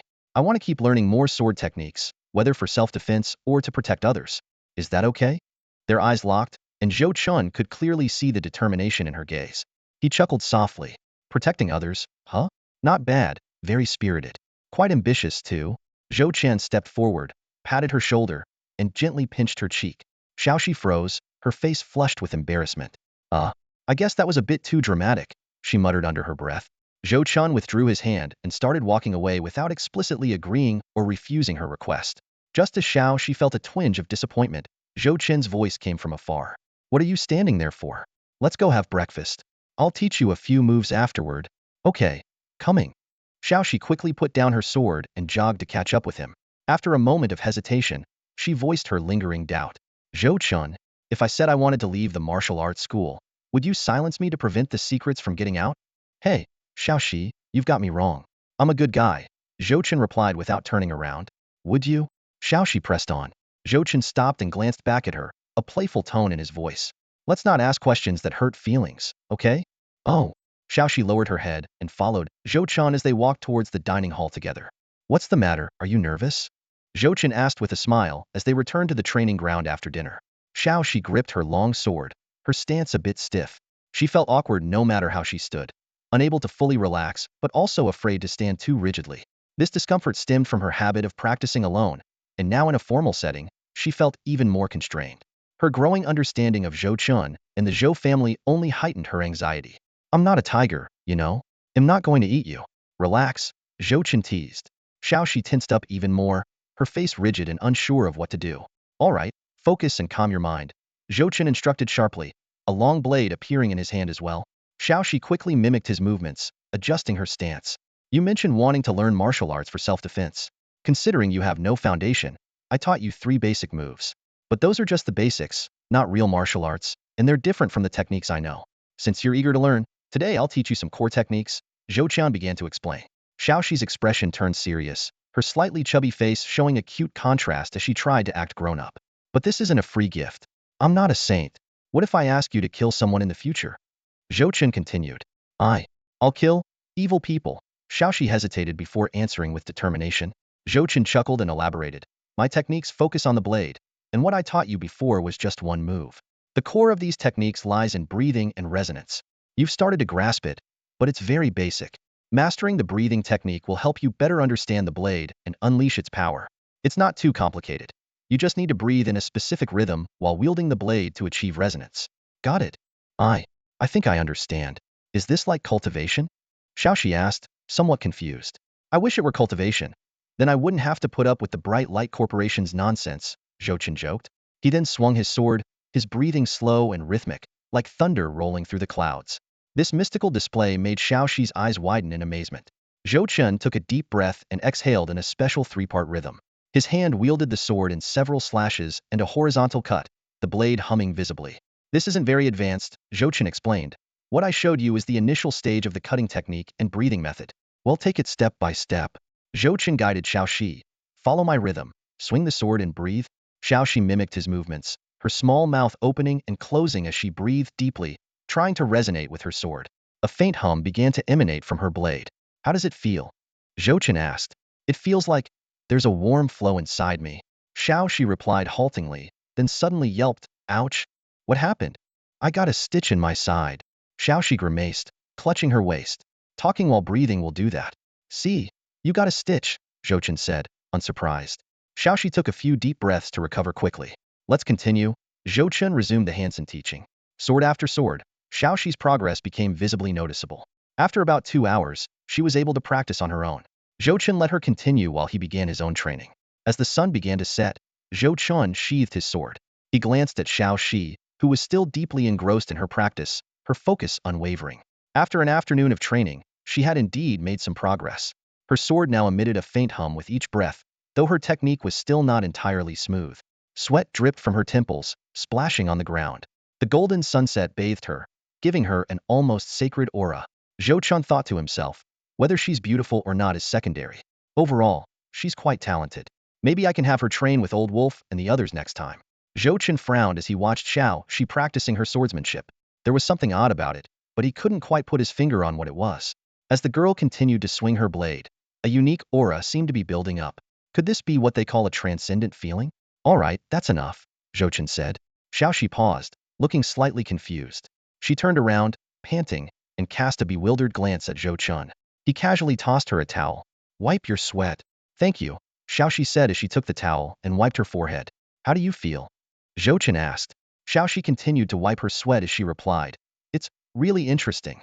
Every time I swing the sword, I feel like it's not perfect, so I want to do better next time. And I do improve, but there's always room for more. It's amazing. She hesitated for a moment before adding, and it feels like there's a warm flow inside me, like something is about to come out. Zhou Chen's expression froze. Seeing his reaction, Xiaoxi's face turned bright red. No, that's not what I meant, she hurriedly explained. I mean, the breathing technique feels really strange. I know, Zhou Chen replied with a blank expression. I'm just trying to figure out what's going on. What were you thinking? He gestured for her to come closer. Come here, let me check. Despite feeling that Zhou Chen looked even more intimidating, Xiaoxi mustered her courage and walked over.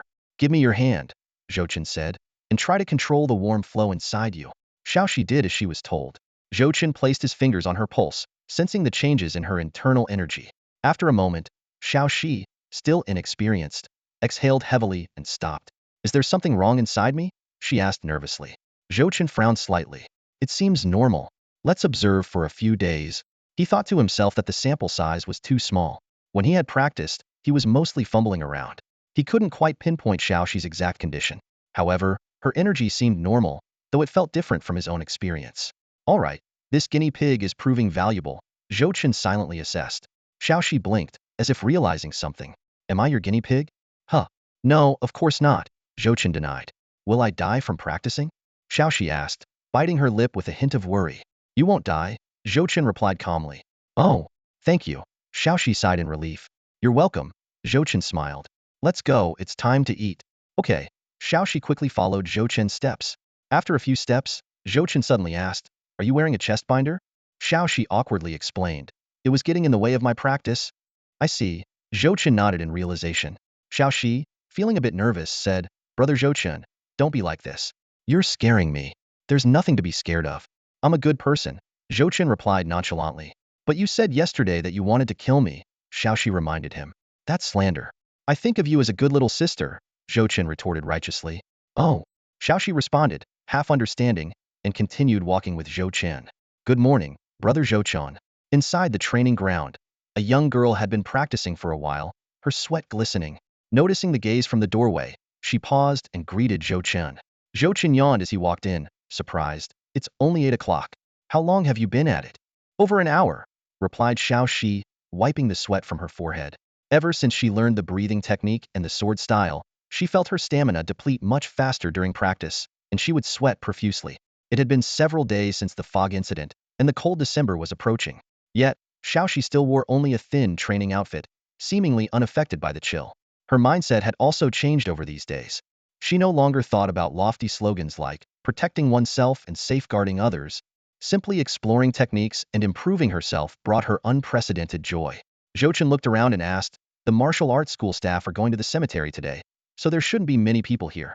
Do you want to join us? Xiaoxi hesitated. Should I join you? Up to you. You're not really part of the Zhou family, so it doesn't matter, Zhou said casually. Then I'll go with you. Xiaoxi answered softly. Zhou gave her a half smile. Afraid someone might attack the school and you'll have nowhere to run? No.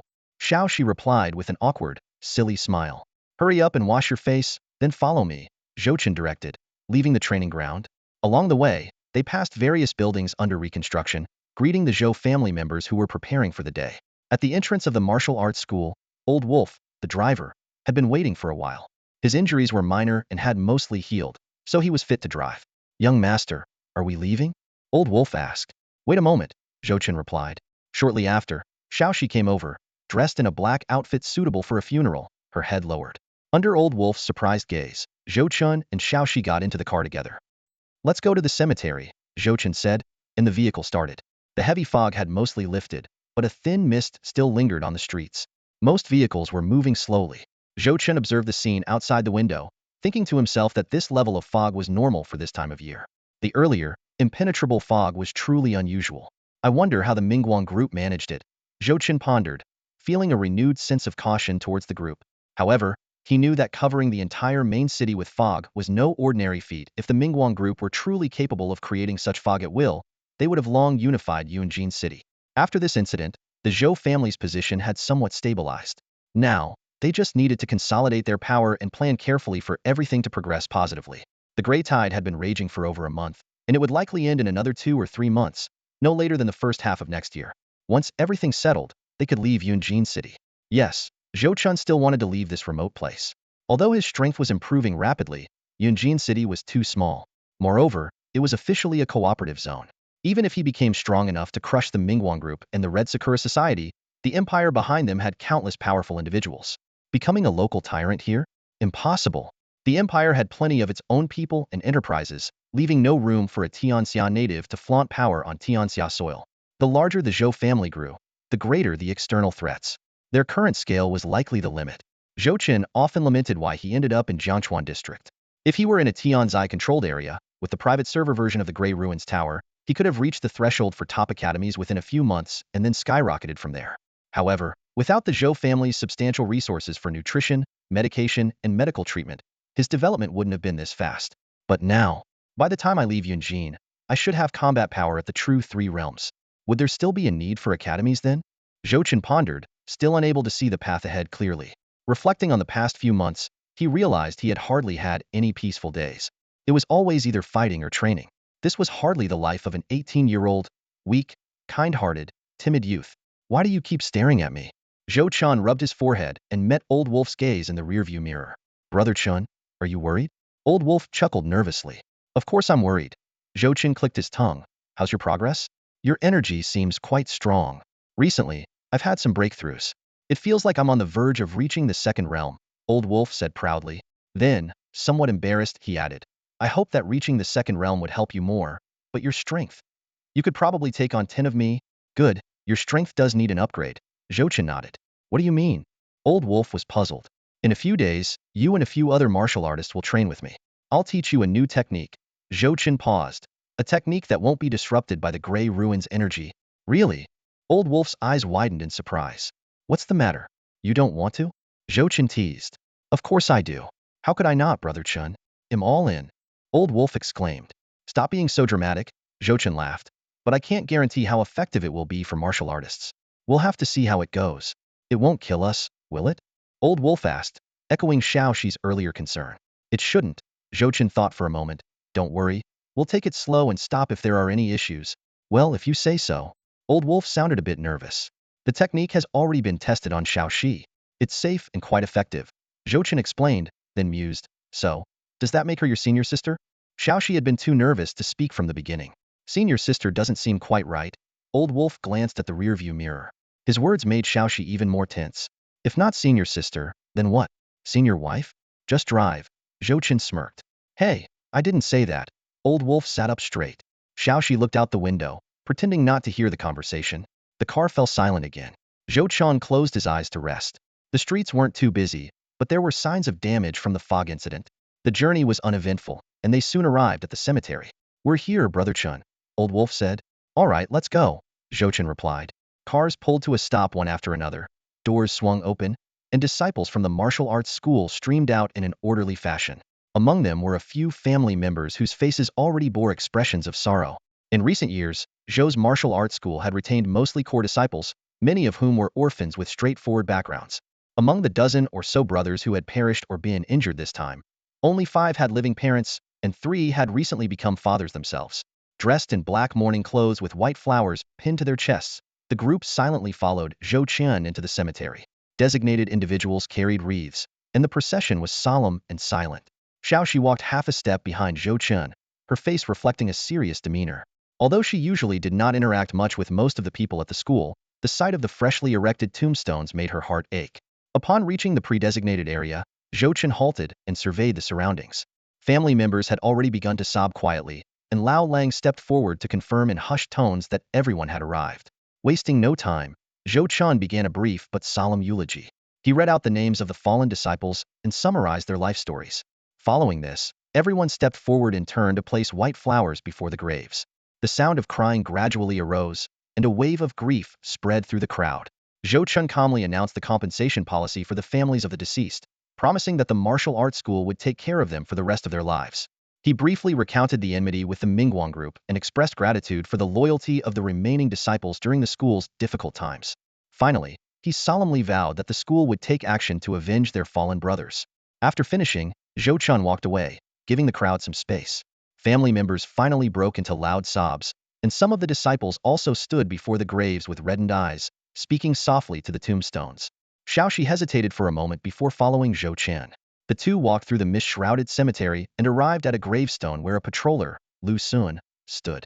Zhou noticed 2 adjacent tombstones, one inscribed with Grave of Zhao Laohan and the other with Grave of Zhao Chengshi. Lu Sun calmly explained that Zhao Laohan had been severely injured during the outbreak of the Grey Wave and later died in the battle against the Mingguang group. Zhao Chengshi, on the other hand, was the second high school student to die in the Zhangshao incident. Zhou looked thoughtfully at the 2 tombstones, recalling his previous encounter with Zhao Laohan in the cemetery. Suddenly, something dawned on him, and a look of surprise crossed his face. He knew that Zhang Zhao's son, along with 2 other troublemakers, had assaulted Meng's daughter. Zhou frowned, deep in thought, replaying the disturbing information in his mind. Lu Sun noticed his change in expression and added, Zhao Chengshi was the eyewitness. This kid, who's usually bullied, mustered the courage to speak up during the investigation. Zhou nodded, a look of understanding crossing his face. Got it. His testimony alone might not hold much weight, and he ended up dead under mysterious circumstances, right? Lu Sun didn't respond directly but shifted to another topic. Old Zhao was just an ordinary farmer with no background, but his bloodline had a high compatibility with a certain gray serum. The Mingguang Corporation gave him the power for revenge, and he used it. Zhang Xiao and Xiao Yuan both met untimely deaths. Zhou thoughts drifted back to 2 months ago.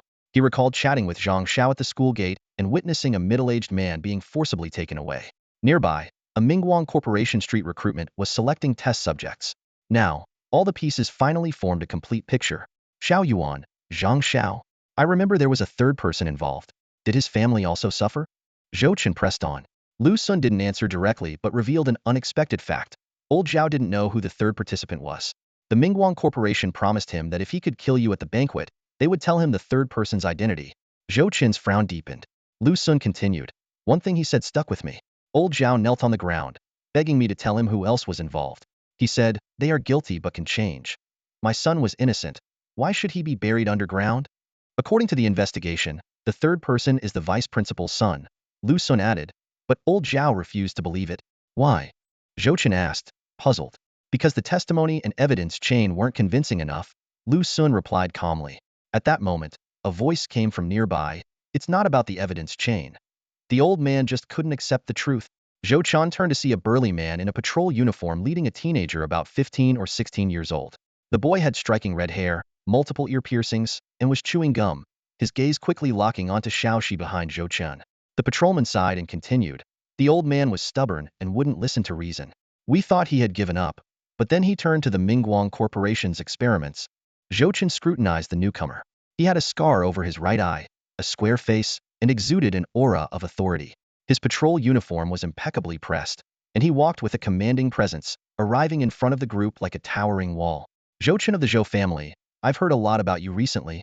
The man stood beside Lu Sun, his tiger-like eyes radiating natural authority as he sized up Zhou Chen.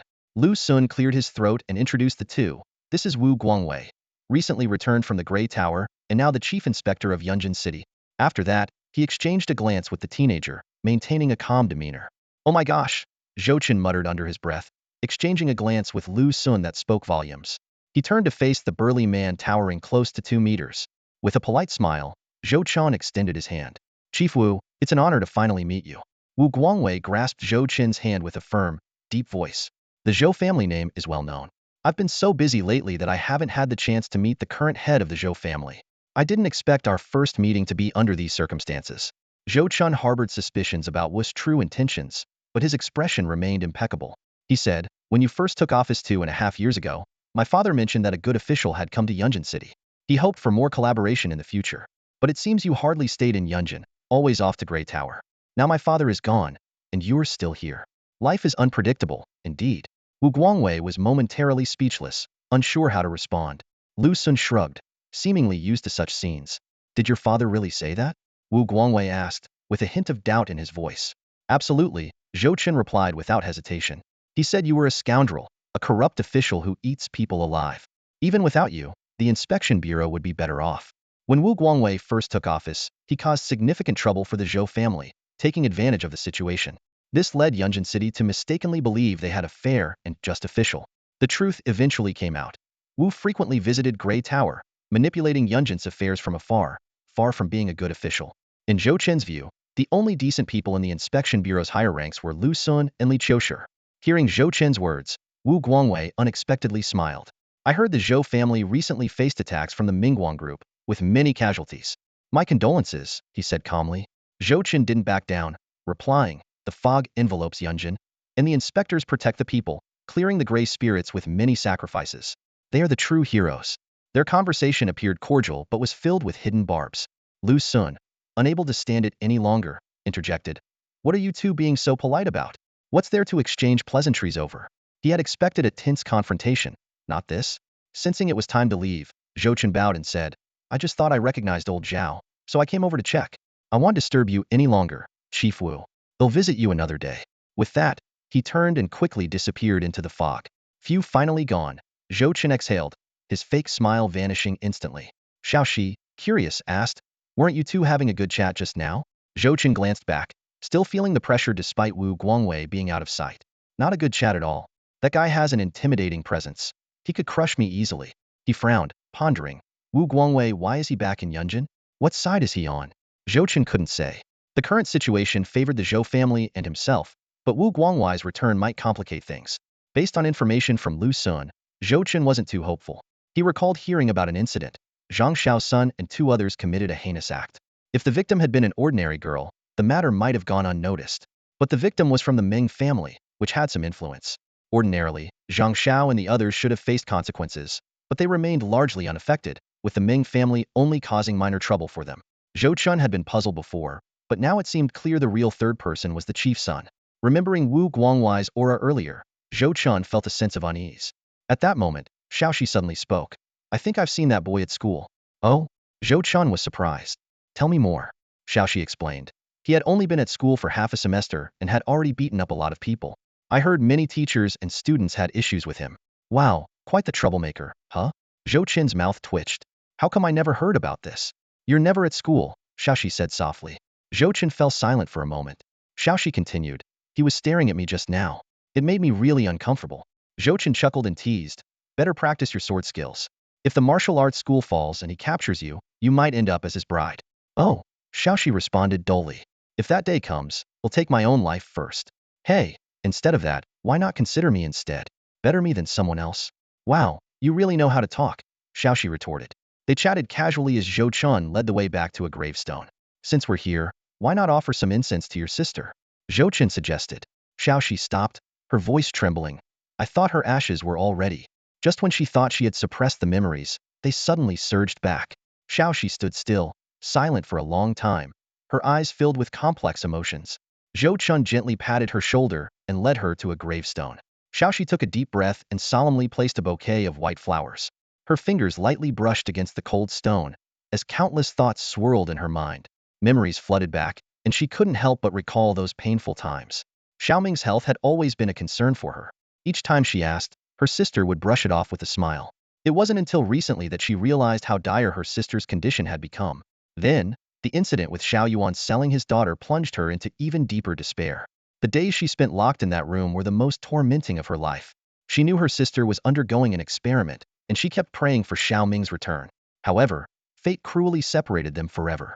Zhou Chen thoughtfully stepped back a few paces, giving Xiaoxi some space.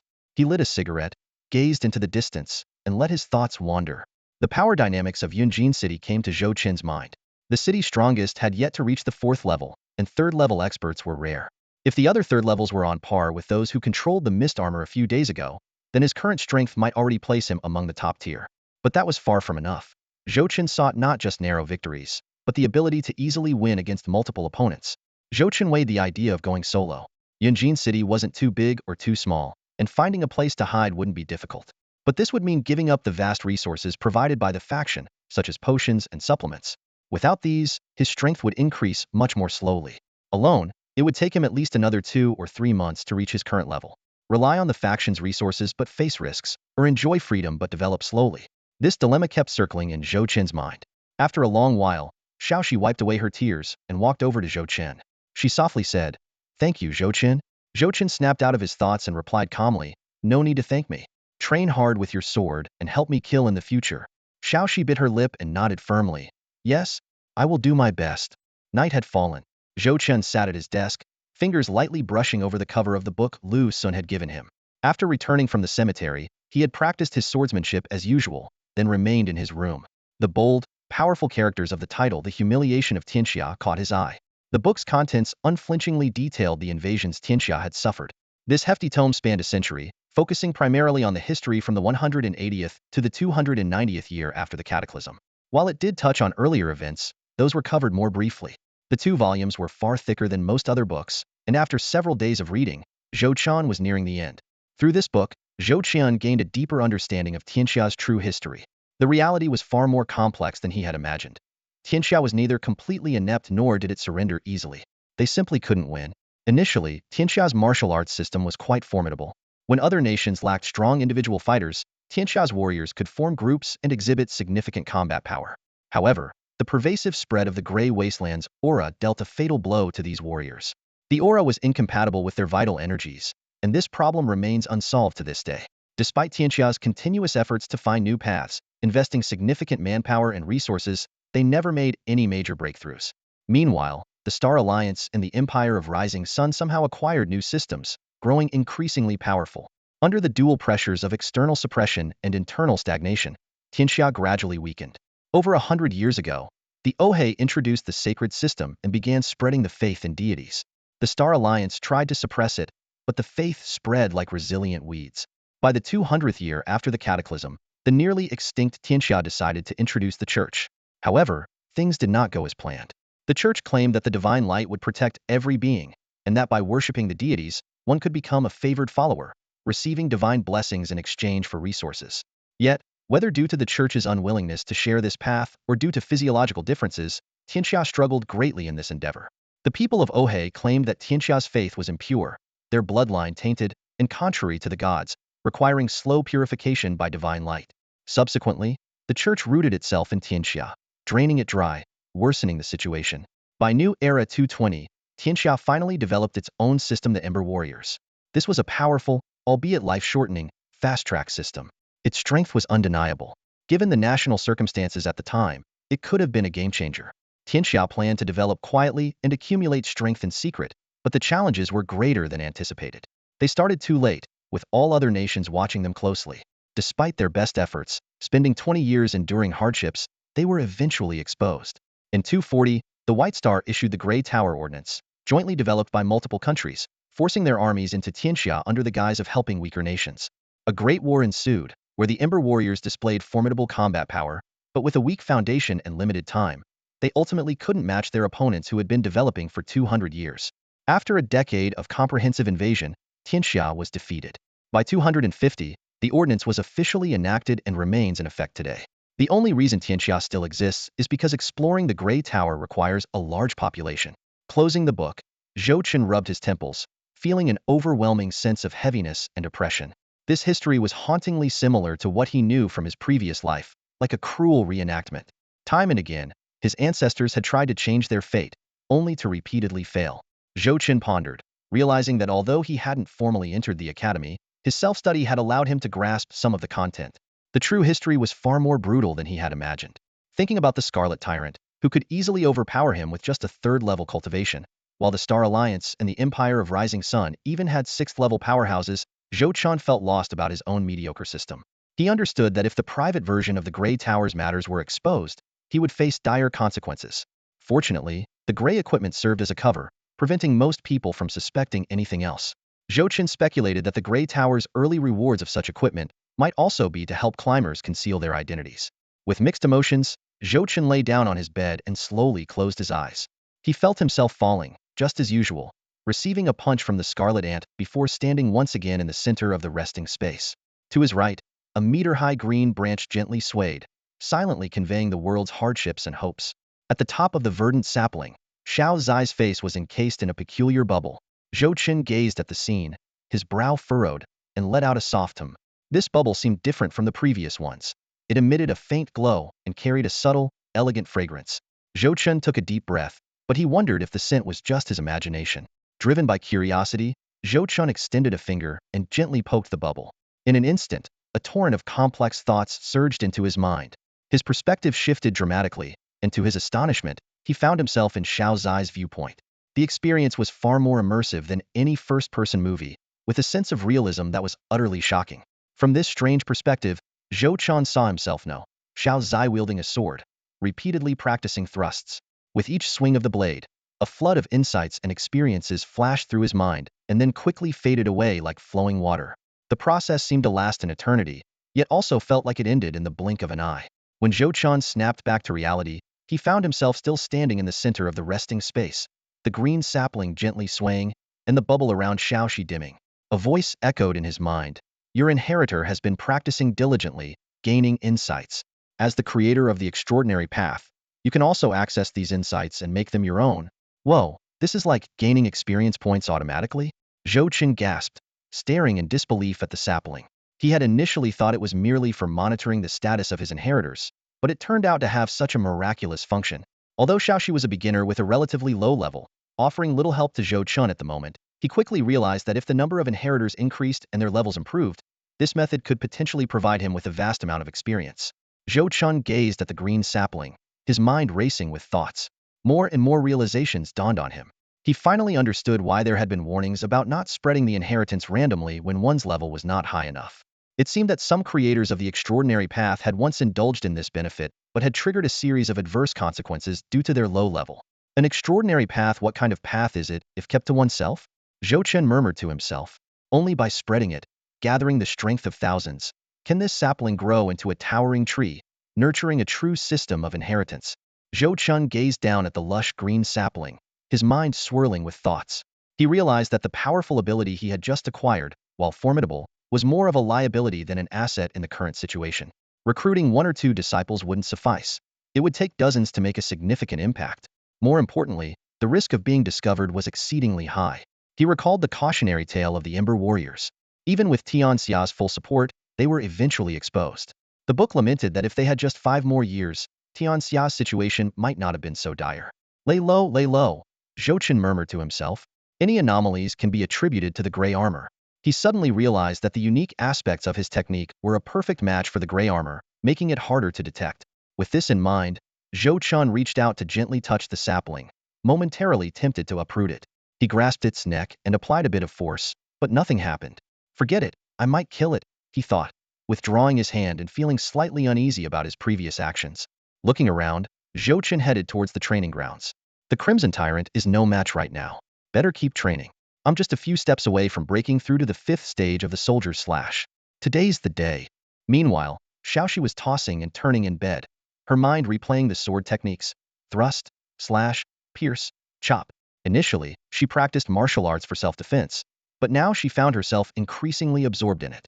Besides the sword moves, Zhou Chen's image occasionally flashed in her thoughts. After spending time with him, she realized he wasn't as terrifying as the rumors suggested. Unable to sleep, Xiaoxi got up, put on her training clothes, and stepped outside. The moonlight was like water, and the night in Yunjin carried a hint of chill, easily dispelled by the soldier's energy flowing through her. Standing in the center of the small training ground, Xiaoxi took a deep breath and exhaled forcefully.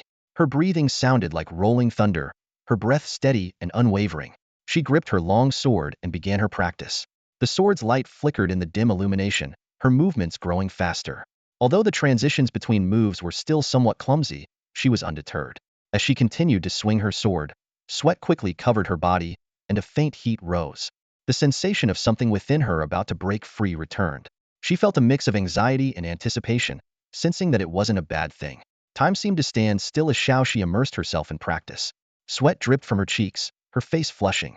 Unbeknownst to her, her movements began to distort, and her breathing became irregular. The blade in her hand was now full of cracks. This was already her 3rd replacement sword. After another round of swings, the iron sword finally gave in, breaking into pieces. Xiaoxi stood with her eyes closed, feeling the surging blood within her, the energy flowing like a tangible substance. The sensation of something about to emerge grew clearer. Driven by instinct, she raised her hand and made a gentle pulling motion. Countless azure particles suddenly gathered in the air, forming a silver-white long sword. The blade was as soft as a ripple, shimmering in the moonlight.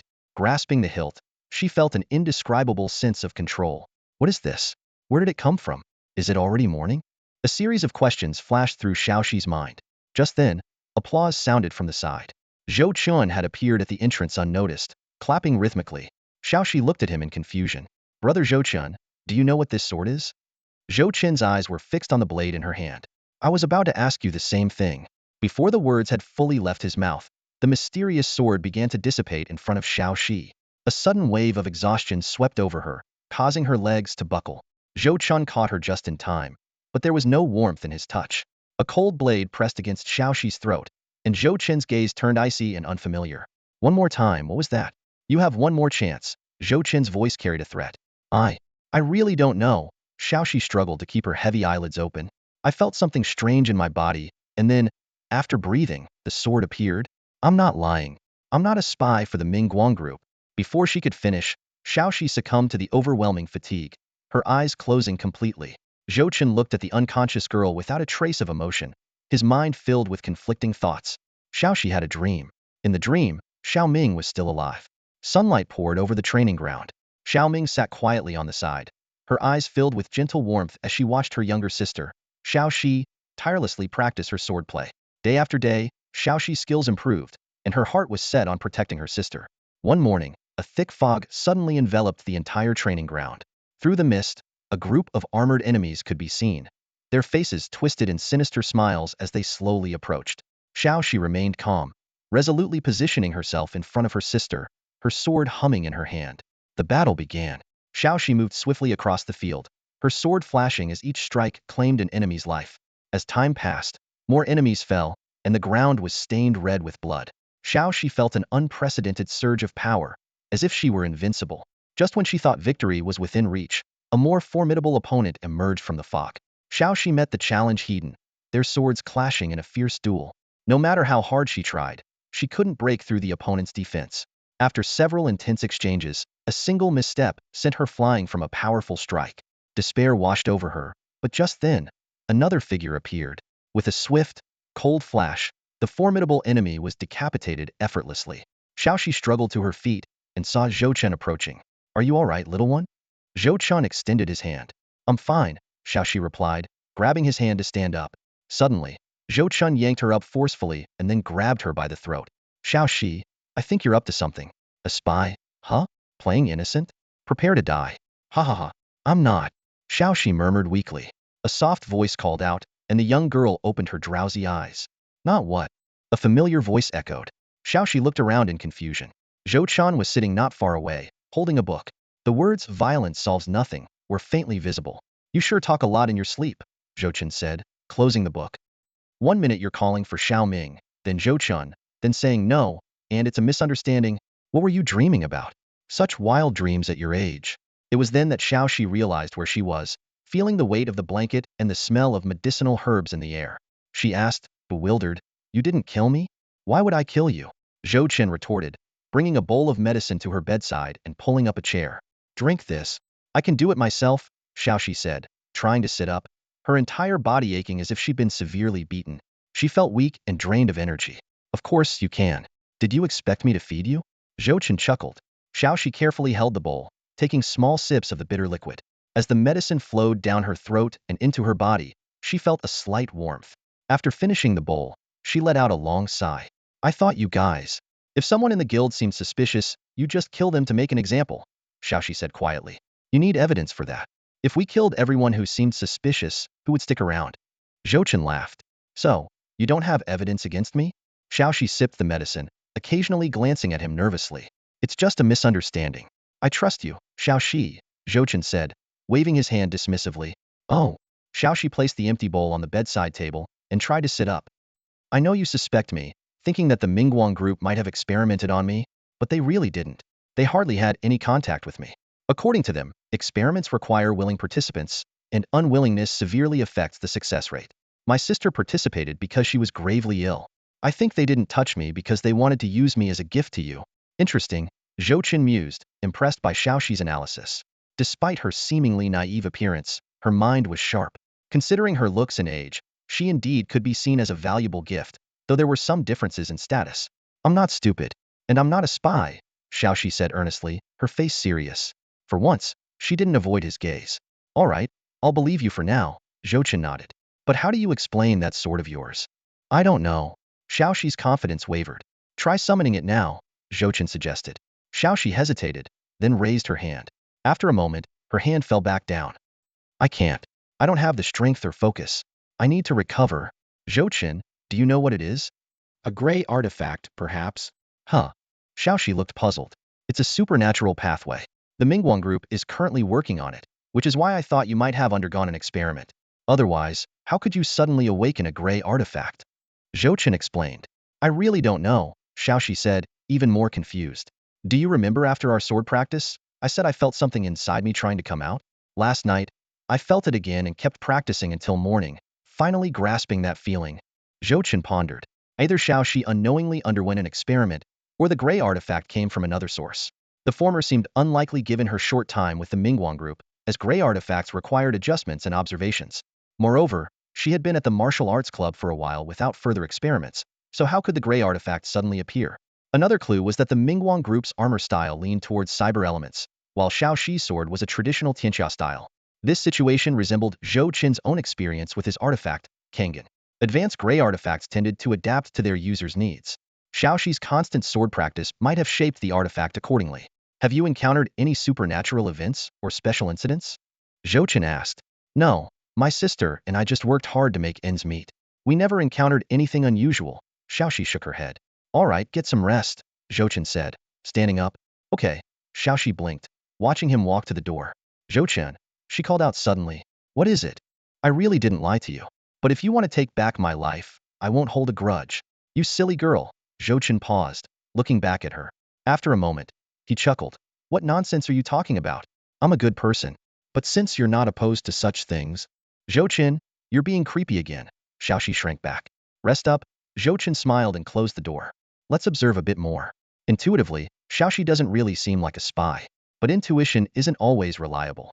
Chen put aside his thoughts about Xiaoxi for now and left the courtyard. Just as he was about to start his daily training, his phone buzzed. It was a message from Lao Lang. Chen, I want to pick up Uncle Zhong this morning. We'll be at the gate shortly. Wow, you picked him up today? Chen muttered to himself, stopping in his tracks and quickly heading towards the gate. He didn't have to wait long before a black sedan sped towards him, tires screeching as it skillfully turned into the parking spot. Morning, Chen. Lao Lang jumped out of the driver's seat and hurried to the passenger side. Young master, Uncle Zhong's voice came from inside the car. Chen noticed that he was strapped into the seat, unable to move. Uncle Zhong, I thought we agreed I'd pick you up in a couple of days. Chen quickly moved forward, helping Lao Lang carefully lift Uncle Zhong out of the car. Uncle Zhong shook his head with a smile. Though he looked tired, his eyes sparkled with joy. A couple of days could turn into forever. I was so bored in that hospital. I feel much better now, and it's more comfortable to be home. Chen placed Uncle Zhong in a wheelchair, a hint of helplessness in his tone. Comfortable, yes. But our family is still in turmoil. You must have noticed the mess when you arrived. We've been cleaning up for days, and rebuilding will take at least a month. The martial arts academy isn't safe right now. You'd be better off staying in the hospital.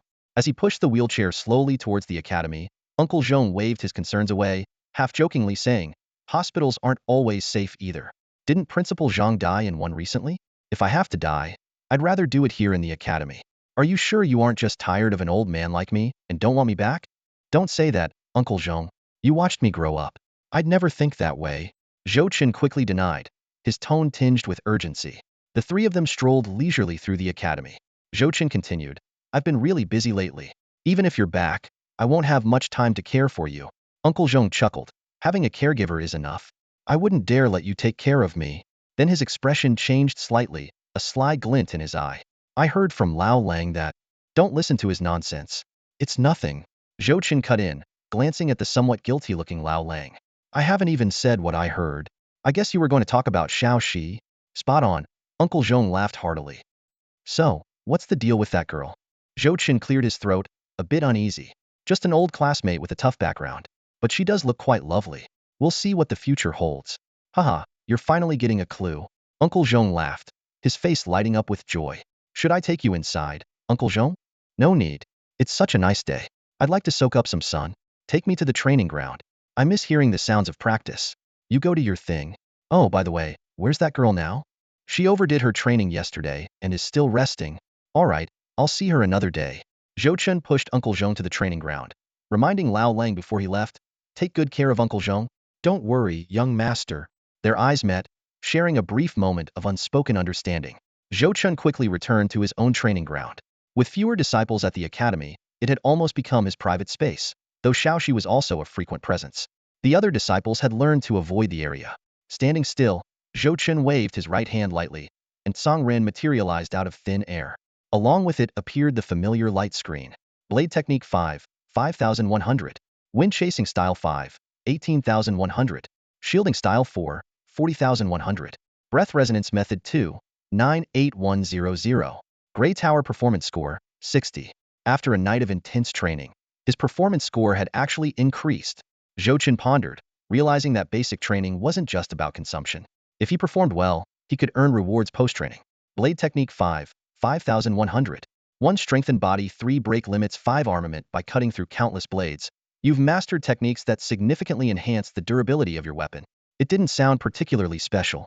Chen dismissed Ren and picked up a wooden training sword. It was blunt and lightweight, meant for beginners. Standing 2 meters from a dummy, Chen made minimal movements. His chest rose and fell steadily, his breathing calm and powerful.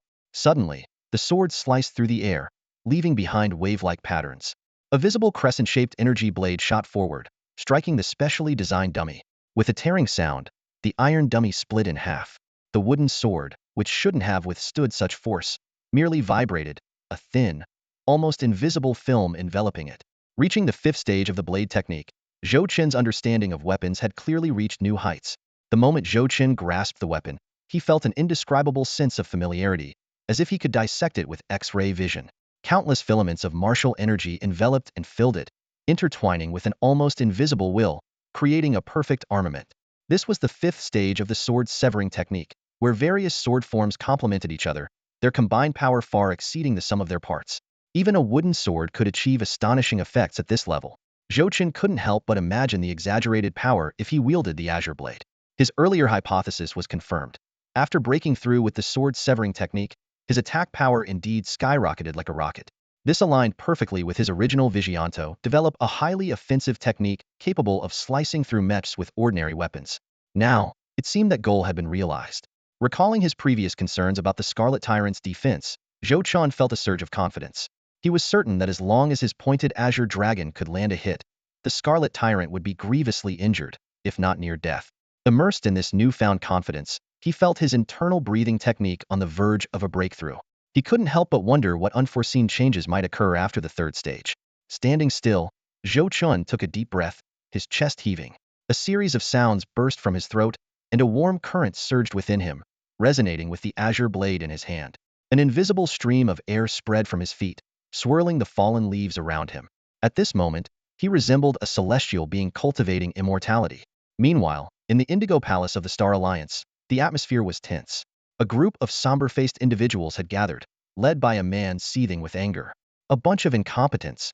In half a year, you haven't found a single useful piece of information? The Ash Ruins token has been giving hints for so long. This is a power capable of changing a civilization.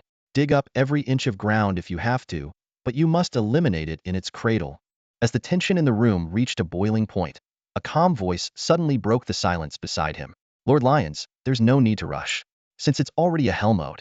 Even if there are newcomers, what can they do? The fact that we haven't noticed anything unusual suggests that the challenger might have already failed. In 6 months, it's hard to say if they've even passed the first level. Why worry? In my opinion, we should focus on our gray tower. Resonance breathing technique, 99100. Zhou Chen had been diligently practicing over the past few days, and his proficiency in other techniques had improved. However, the resonance breathing technique was stuck at 99 progress, and he couldn't break through. Zhou Chen likened it to the core principles of martial arts. While one can practice moves without mastering the core, only by combining both can one unleash their full potential. In the waiting space, Zhou Chen took a deep breath and once again attempted to break through using his breathing. The challenge of creating his own system lay in the vague concept of the path ahead, and without a formal extraordinary inheritance, he had to rely entirely on his own exploration. Hitting a bottleneck was to be expected. As the countdown ticked away, Zhou Chen calmed his scattered thoughts and adjusted his state of mind. When the countdown reached 0, the surrounding scene abruptly changed. Blood-red mist transformed into streams of air, rushing into the blood cocoon as if drawn by a vortex. Zhou Chen steadied himself, focusing only on his pale blades and refraining from using the point-Zonglong technique. His experience told him that if the Crimson Tyrant felt threatened, it would release lifelike blood clones. In the mist, these clones were hard to distinguish, and even if he saw through them, he would still have to guard against the main body, making the battle extremely difficult. As the blood energy surged, there was a crisp sound, and a giant claw pierced through the cocoon. The Crimson Tyrant, eyes blood-red, transformed into a blood-colored smoke and charged at him without hesitation. Zhou Chen drew a circle with his right foot, lowered his body, and crossed his pale blades in front of him. Suddenly, he pushed off with his feet and darted to the side. The next second, a thunderous explosion erupted.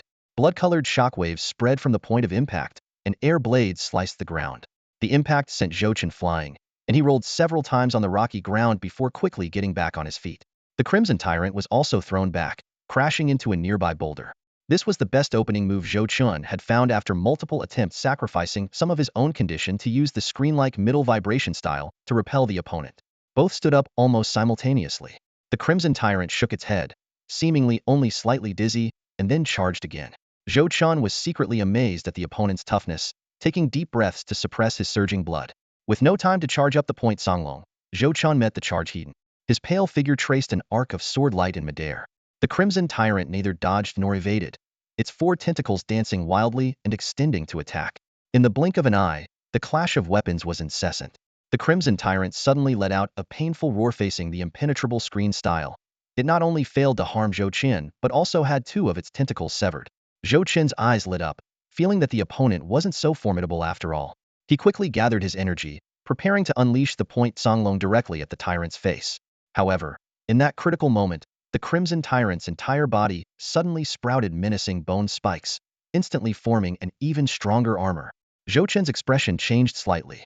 He had no time to think, forced to halt his energy and cross his blades in front of him.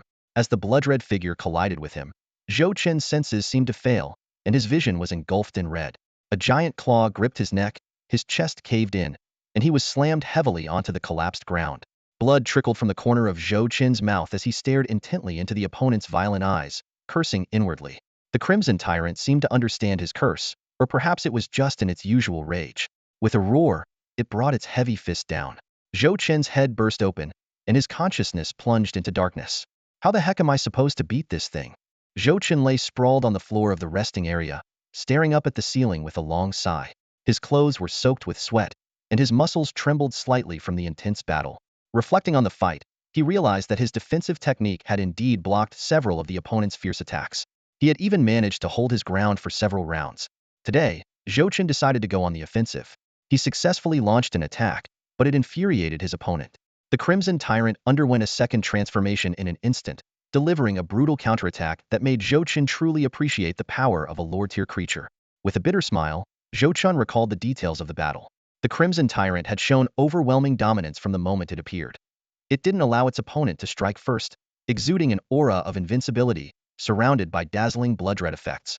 Its speed was astonishing, closing the distance to Zhou Chen almost instantaneously, and its attacks hit like a heavy artillery barrage. High attack, thick skin, incredible speed, and it can transform after taking serious damage, Zhou Chen muttered to himself. It doesn't give you a moment to catch your breath? Thinking about his own sorry state, Zhou Chen couldn't help but laugh at himself. Ha ha ha, that was intense. You piece of crap. He could almost feel the malice emanating from the gray tower. And this is just the first 10 levels. Zhou Chen sighed. Hell mode must get harder with each level. Those damn designers definitely won't make it any easier later on. Taking a deep breath, Zhou Chen suddenly noticed a change within his body. A warm current flowed through his organs, and a fine stream of energy surged within him. The frustrations of the past few days seemed to dissipate under the Crimson Tyrant's fierce assault. In their place was a tingling sensation spreading throughout his body. I think I have an idea. Zhou Chen's mind began to clear, and some insights started to surface. He began to organize his thoughts, starting from a breakthrough in his breathing technique, which was not about the combat style but the energy itself. He imagined the fine strands of energy, like unrefined blades. Where do divine weapons come from out of nowhere? Zhou Chen asked himself.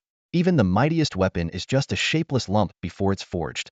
Only through repeated hammering and refining can it become a true weapon. He suddenly realized, energy drawn from breathing in harmony with weapons. It makes sense. Zhou Chen sat up abruptly, his eyes gleaming with excitement. The energy needs to be tempered. Bang. Brains splattered. Boom. Chest caved in. Crack. Body shattered into pieces. Zhou Chen's body repeatedly broke apart and regenerated under the relentless assault of the Crimson Tyrant. He no longer hoped to clear the level. Instead, he sought a breakthrough amidst the endless cycle of death. The sheer power of a Lord-level creature far exceeded his expectations. The White Wolves and Defenders that once gave him headaches were mere lambs to the slaughter before the Crimson Tyrant. However, in this seemingly hopeless situation, Zhou Chen found a glimmer of hope. He continuously engaged the Crimson Tyrant Hedon, honing his skills. The Soldier Slash granted him sharpness and resilience. The Wind Pursuit enhanced his reaction speed, and the Shield Formation improved his observational and defensive abilities. These three techniques complemented each other, gradually enabling him to withstand the Crimson Tyrant's frontal assaults.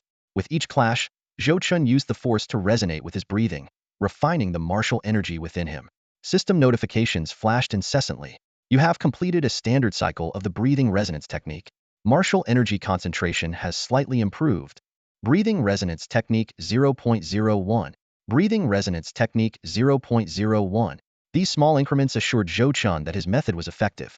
Although proficiency only displayed whole numbers, he could clearly feel his abilities progressing slowly.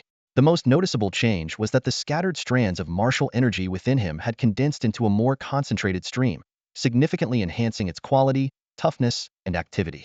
After countless collisions, Zhou Chen finally concluded his dream training for the day.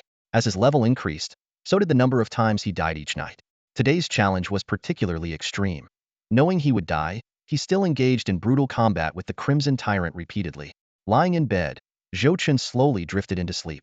However, the next morning, he was immediately struck by a severe headache. The rhythmic but intense throbbing pain instantly dispelled all drowsiness.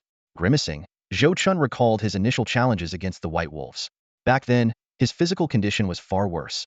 Dying over a dozen times a day often left him with excruciating headaches, which he could only manage with restorative brews. The system promptly displayed a notification. Night of 50 deaths, pushing physical limits. You have achieved the milestone rebirth from death, performance score 0. You are aware that each death within the Grey Ruins Tower imposes a certain burden on your mind. Excessive deaths in a short period may lead to fatigue, headaches, and other negative states. Use the rest chamber to recover and achieve more efficient sleep, with a chance of unexpected benefits. Zhou Chen frowned in thought. He had indeed neglected the rest chamber for a long time, mainly due to its hefty cost of 10 performance points. However, the system's advice was always accurate. It might be worth a try.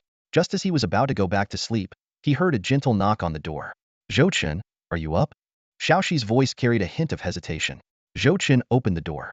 What's up, kid? Xiaoxi was about to speak, but was startled by Zhou Chen's appearance, instinctively taking a half step back. Zhou Chen's hair was disheveled, his face pale, lips bloodless, and he looked utterly drained. Zhou Chen, you look terrible. Your dark circles are really bad. Should I call a doctor? Xiaoxi asked worriedly. No need, Zhou Chen said, straightening up despite his exhaustion, his eyes still dull. I'm fine. Xiaoxi shook her head helplessly. Seeing he was insistent, she decided not to press further. She raised the long sword in her hand, excitedly showing it off. Look, Zhou Chen, I made it. I haven't tested its sharpness yet.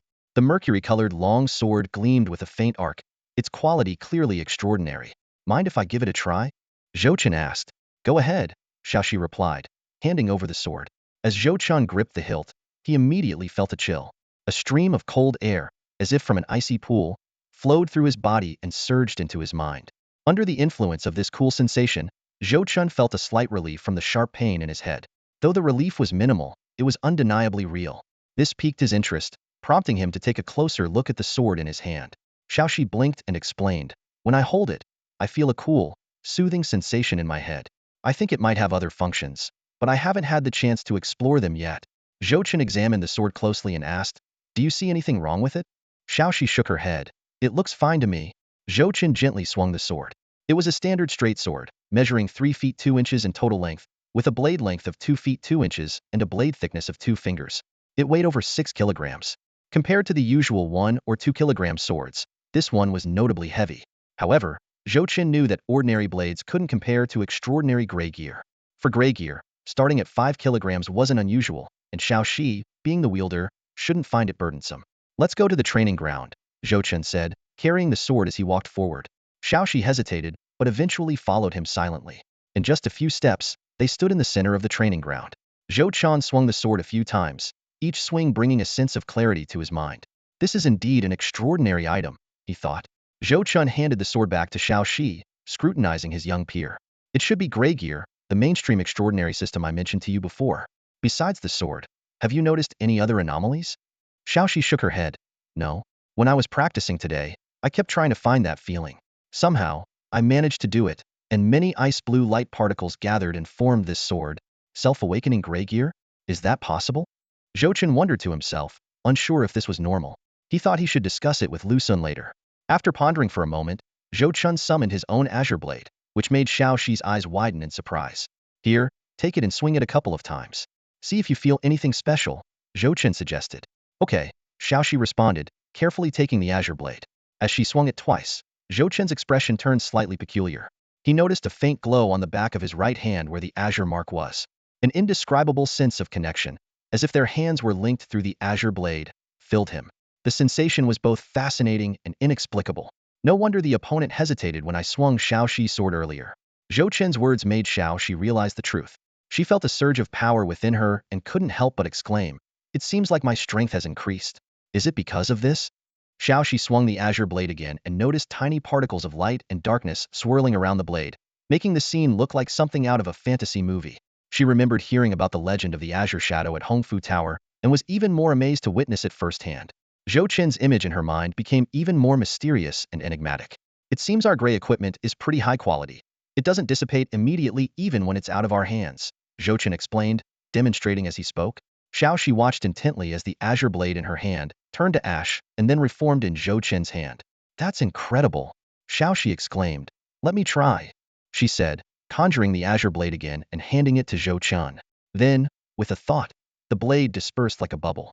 This is just like magic from Legends. She excitedly experimented with her newfound ability. Zhou Chen smiled and explained, Gray equipment is an independent extraordinary system that can coexist with other systems. You can use the gray sword blade while practicing, and with continued use, the gray form will gradually perfect itself. Eventually, you'll be able to master the complete form. Xiaoxi pondered for a moment and then asked, Brother Zhou Chen, I've heard that extraordinary practitioners have different levels, like second-level warriors can unleash inner strength, and third-level ones are considered minor masters. How should my level be classified? Zhou Chen fell silent. He didn't have a definitive answer to this question yet. Although there were explanations about extraordinary levels in the books provided by Lu Sun, self-study still left many uncertainties. He slowly explained the commonly accepted system in the White Star. The first level is awakening, mainly focused on tempering the body, awakening the soul, and absorbing the power of the gray void to strengthen oneself, serving as a foundational stage. The second level is extraordinary, which means transcending the ordinary. It's not just about destructive power but also mastering abilities beyond human reach, like our gray armor or my technique of cutting steel with a wooden sword. The third level is called mastery, where one can fully control their abilities, clearly understand their limits, and perform at or beyond their peak. Zhou Chen added, however, each extraordinary path is different, and the progression routes vary. For instance, in the gray equipment system, the second level involves forming armor, staying within the physical realm. The third level grants more extraordinary abilities, like my fog manipulation when I fought that opponent who controlled the mist. He continued, somewhat puzzled. But people can't be generalized. My azure shadow had the ability to blend into light and dark environments right from the start, which should technically classify it as a third level. As for the blade technique, being the creator of this extraordinary path, I can't even determine my own level. Seeing Zhou Chen lost in thought, Xiaoxi gently shook his hand and comforted him. Don't worry about the levels. You'll understand it in time. Zhou Chen snapped out of his thoughts and nodded. Yeah, you're right. Xiaoxi went to the side and started practicing her swordsmanship. Zhou Chen yawned and said, All right, you keep practicing here. I'm going back to sleep. Sleeping during the day? Xiaoxi asked curiously. Getting old, you know? Can't keep up with you youngsters. Zhou Chen joked half seriously. You practice well? I'm counting on you to gain some experience points. Experience points? I don't get it. The girl looked puzzled. Zhou Chen waved her off and left, while Xiaoxi continued her practice with focus. Back in his room, Zhou Chen lay on the large bed. He didn't think much about their earlier interaction, merely seeing it as a simple encounter facilitated by the gray equipment. As a martial artist, he felt no emotional ripples. Before falling asleep, he sent a message to Old Wolf, asking him to reserve a private room at the entrance. He planned to sleep until evening, have dinner, and then head out for his mission. Zhou Chen closed his eyes, his consciousness gradually sinking, and soon he was fast asleep. In the rest space, he headed straight for the resting room. As he opened the door and saw the simple bed, he jumped onto it without hesitation. Suddenly, the scene around him changed. He found himself on a lush green hillside. The fragrant grass spread out before him, with distant mountains stretching as far as the eye could see, herds of cattle and sheep grazing leisurely, and towering snow-capped peaks piercing the sky in the distance. Fluffy clouds drifted lazily across the azure sky. The fresh air and the expansive view made him feel a wave of drowsiness. So comfortable, Zhou Chen sighed, suddenly realizing the unusual warmth and softness under his head. Wait, how could the grass be so comfortable? Brother Zhou Chen, just sleep? A familiar voice spoke. What the heck, Xiaoxi? Zhou Chen snapped awake. How did you get in here? This must be the Gray Tower's doing. He tried to get up but found his body weak and unable to muster any strength. He then realized he wasn't lying on the grass but on Xiaoxi's lap. Don't worry, Brother Zhou Chen. Is this pressure all right? Xiaoxi said softly, her hands gently massaging his temples. Let go, Zhou Chen managed to say, but the cool fingertips pressing on his temples sent a wave of indescribable comfort through his body. Xiaoxi began to hum a tune, like the sound of a gentle stream flowing by. Zhou Chen's mind struggled. Damn Gray Tower. What kind of sedative did it inject me with? I can't muster any strength. Damn it. I'm supposed to be the master of this place. You wretched Gray Tower. However, his consciousness grew increasingly fuzzy, and he eventually drifted into a deep sleep. Don't stop. Zhou Chen woke up from a tantalizing dream, still feeling a mix of confusion and pleasure. He lay in bed, his body almost numb, his brain not fully operational yet. Suddenly, a thought struck him, and he sat up abruptly. As the heir of the Zhou martial arts school, How could I indulge in such fantasies? Avoiding temptations is my hallmark, and being ruthless is my nature. How dare a mere dream disturb my peace? After a deep sleep, Chen felt fully recharged, the fatigue completely gone. He marveled at the effectiveness of the rest area. The tension from intense training had vanished, and all the overlooked details of his training were now integrated. The display showed improvements in his skills. Warriors /5.15100. Windchaser 5.27100.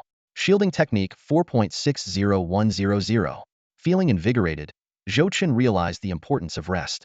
Although it was rare for sleep to enhance his abilities so dramatically, this rest had indeed brought unexpected benefits. Dressed in a black trench coat, Chen stepped out, coincidentally running into Xiaoxi, who had just finished her training.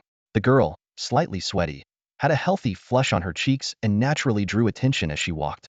Chen, you're awake? Xiaoxi said, surprised. Finished early today? Chen glanced at the still-dimming sky. Feeling a bit tired, so I took it easy, Xiaoxi replied, wiping her sweat with a towel and catching her breath. Where are you headed, Chen? Going to grab a bite at the martial arts school entrance. Want to join? We can call Lao Lang and the others too. Xiaoxi hesitated. So many people. Maybe not. Aren't you bored staying in the school all the time? Chen smiled. I just finished training, and I'm all sweaty. Then wait for me. Are you serious? Chen was a bit taken aback. You're teasing me again. Xiaoxi looked embarrassed. All right, I'll wait for you.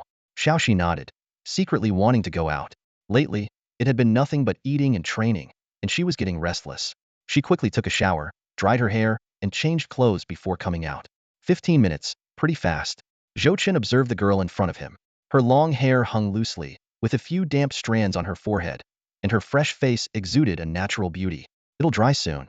Ready to go? Xiaoxi avoided his gaze. Let's go. Do you know where we're heading? The place at the entrance, right?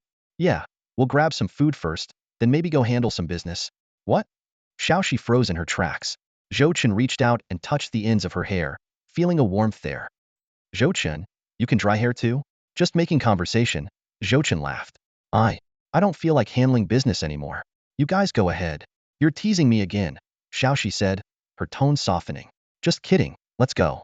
We'll decide after we eat. Xiaoxi felt like crying but followed him anyway. As they passed the training ground, Chen called Lao Lang. He learned that Lao Lang and Lu Ming had already gone to eat, which made Chen's expression change slightly. I heard that, Xiaoxi whispered. He's giving you an opportunity. Don't be ridiculous. It's just the two of us then. I'm starving. They arrived at a well-known restaurant near the school and entered a reserved private room. Originally meant for 6 people, it was now just Chen and Xiaoxi. Xiaoxi didn't show any shyness and directly opened the menu. Chen gestured for her to order whatever she wanted, assuring her he could eat a lot. I heard the food here is as good as Hong Fu Lu's. My sister and I saved up to come here once, Xiaoxi recalled. We splurged on a dish of braised flounder for 180 yuan. It was so expensive, but it was my birthday.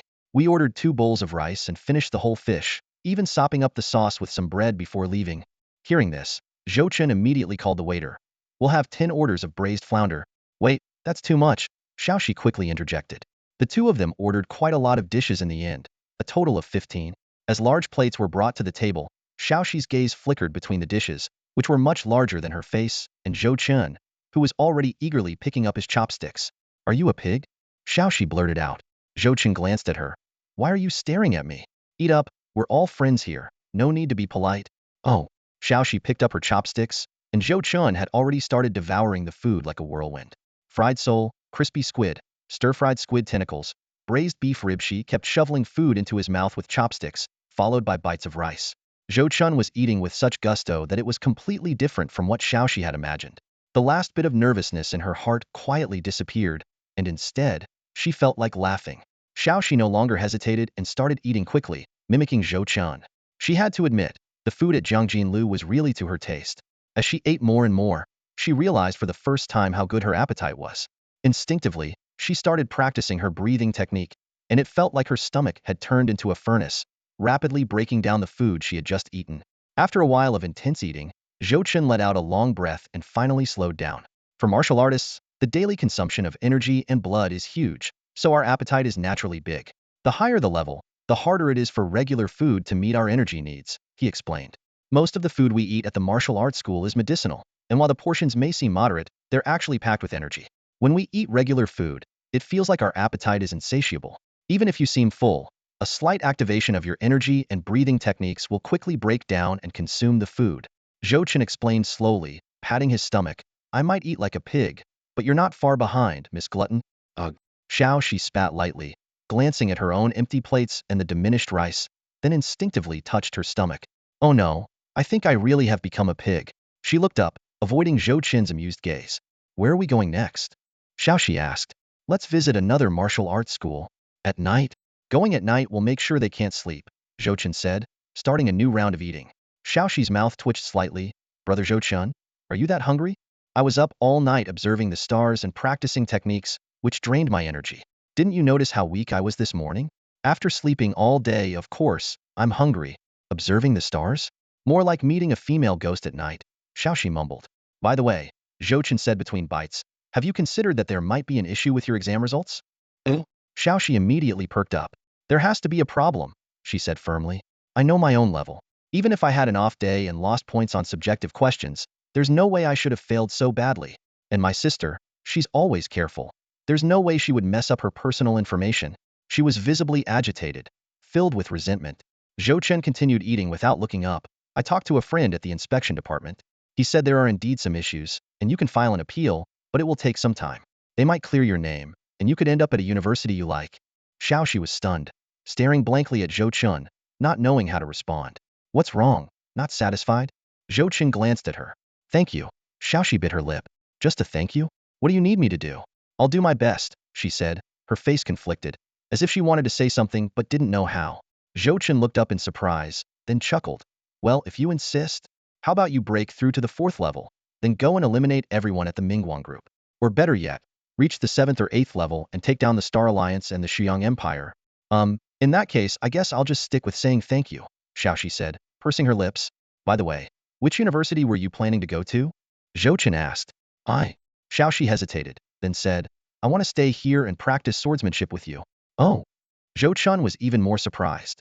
I feel more and more insignificant. No matter how much I study, without power in my hands, I'll always be at the mercy of others, Shi sighed. If I had the power I have now a month ago, maybe none of this would have happened. Brother Zhou Chen, I'm really grateful to you. I don't need scores to prove myself anymore, but my sister does. We both studied hard, and everyone used to praise us. But after the exam results came out, the neighbors started talking behind our backs. I really want to clear my sister's name. Zhou Chen paused, then gently shook his head. Let's see how it goes. Even if they investigate, who knows if they'll find anything or when they'll find it. Thank you anyway, Shi said earnestly. They continued chatting and eating until they had cleaned the table. I'm full. Zhou Chen slumped in his chair. You know what they say, once you're full, you start thinking about. I don't know. Shi quickly covered her ears. Once you're full, you start thinking about fighting. What? You need to be full to have the strength to fight. Zhou Chen patted his stomach. Oh? Shi was confused. Let's get going. Time to head out. Do I really have to go? If you really didn't want to go, you wouldn't have come to dinner with me. I think you're just pretending to be reluctant. Zhou Chen snapped his fingers.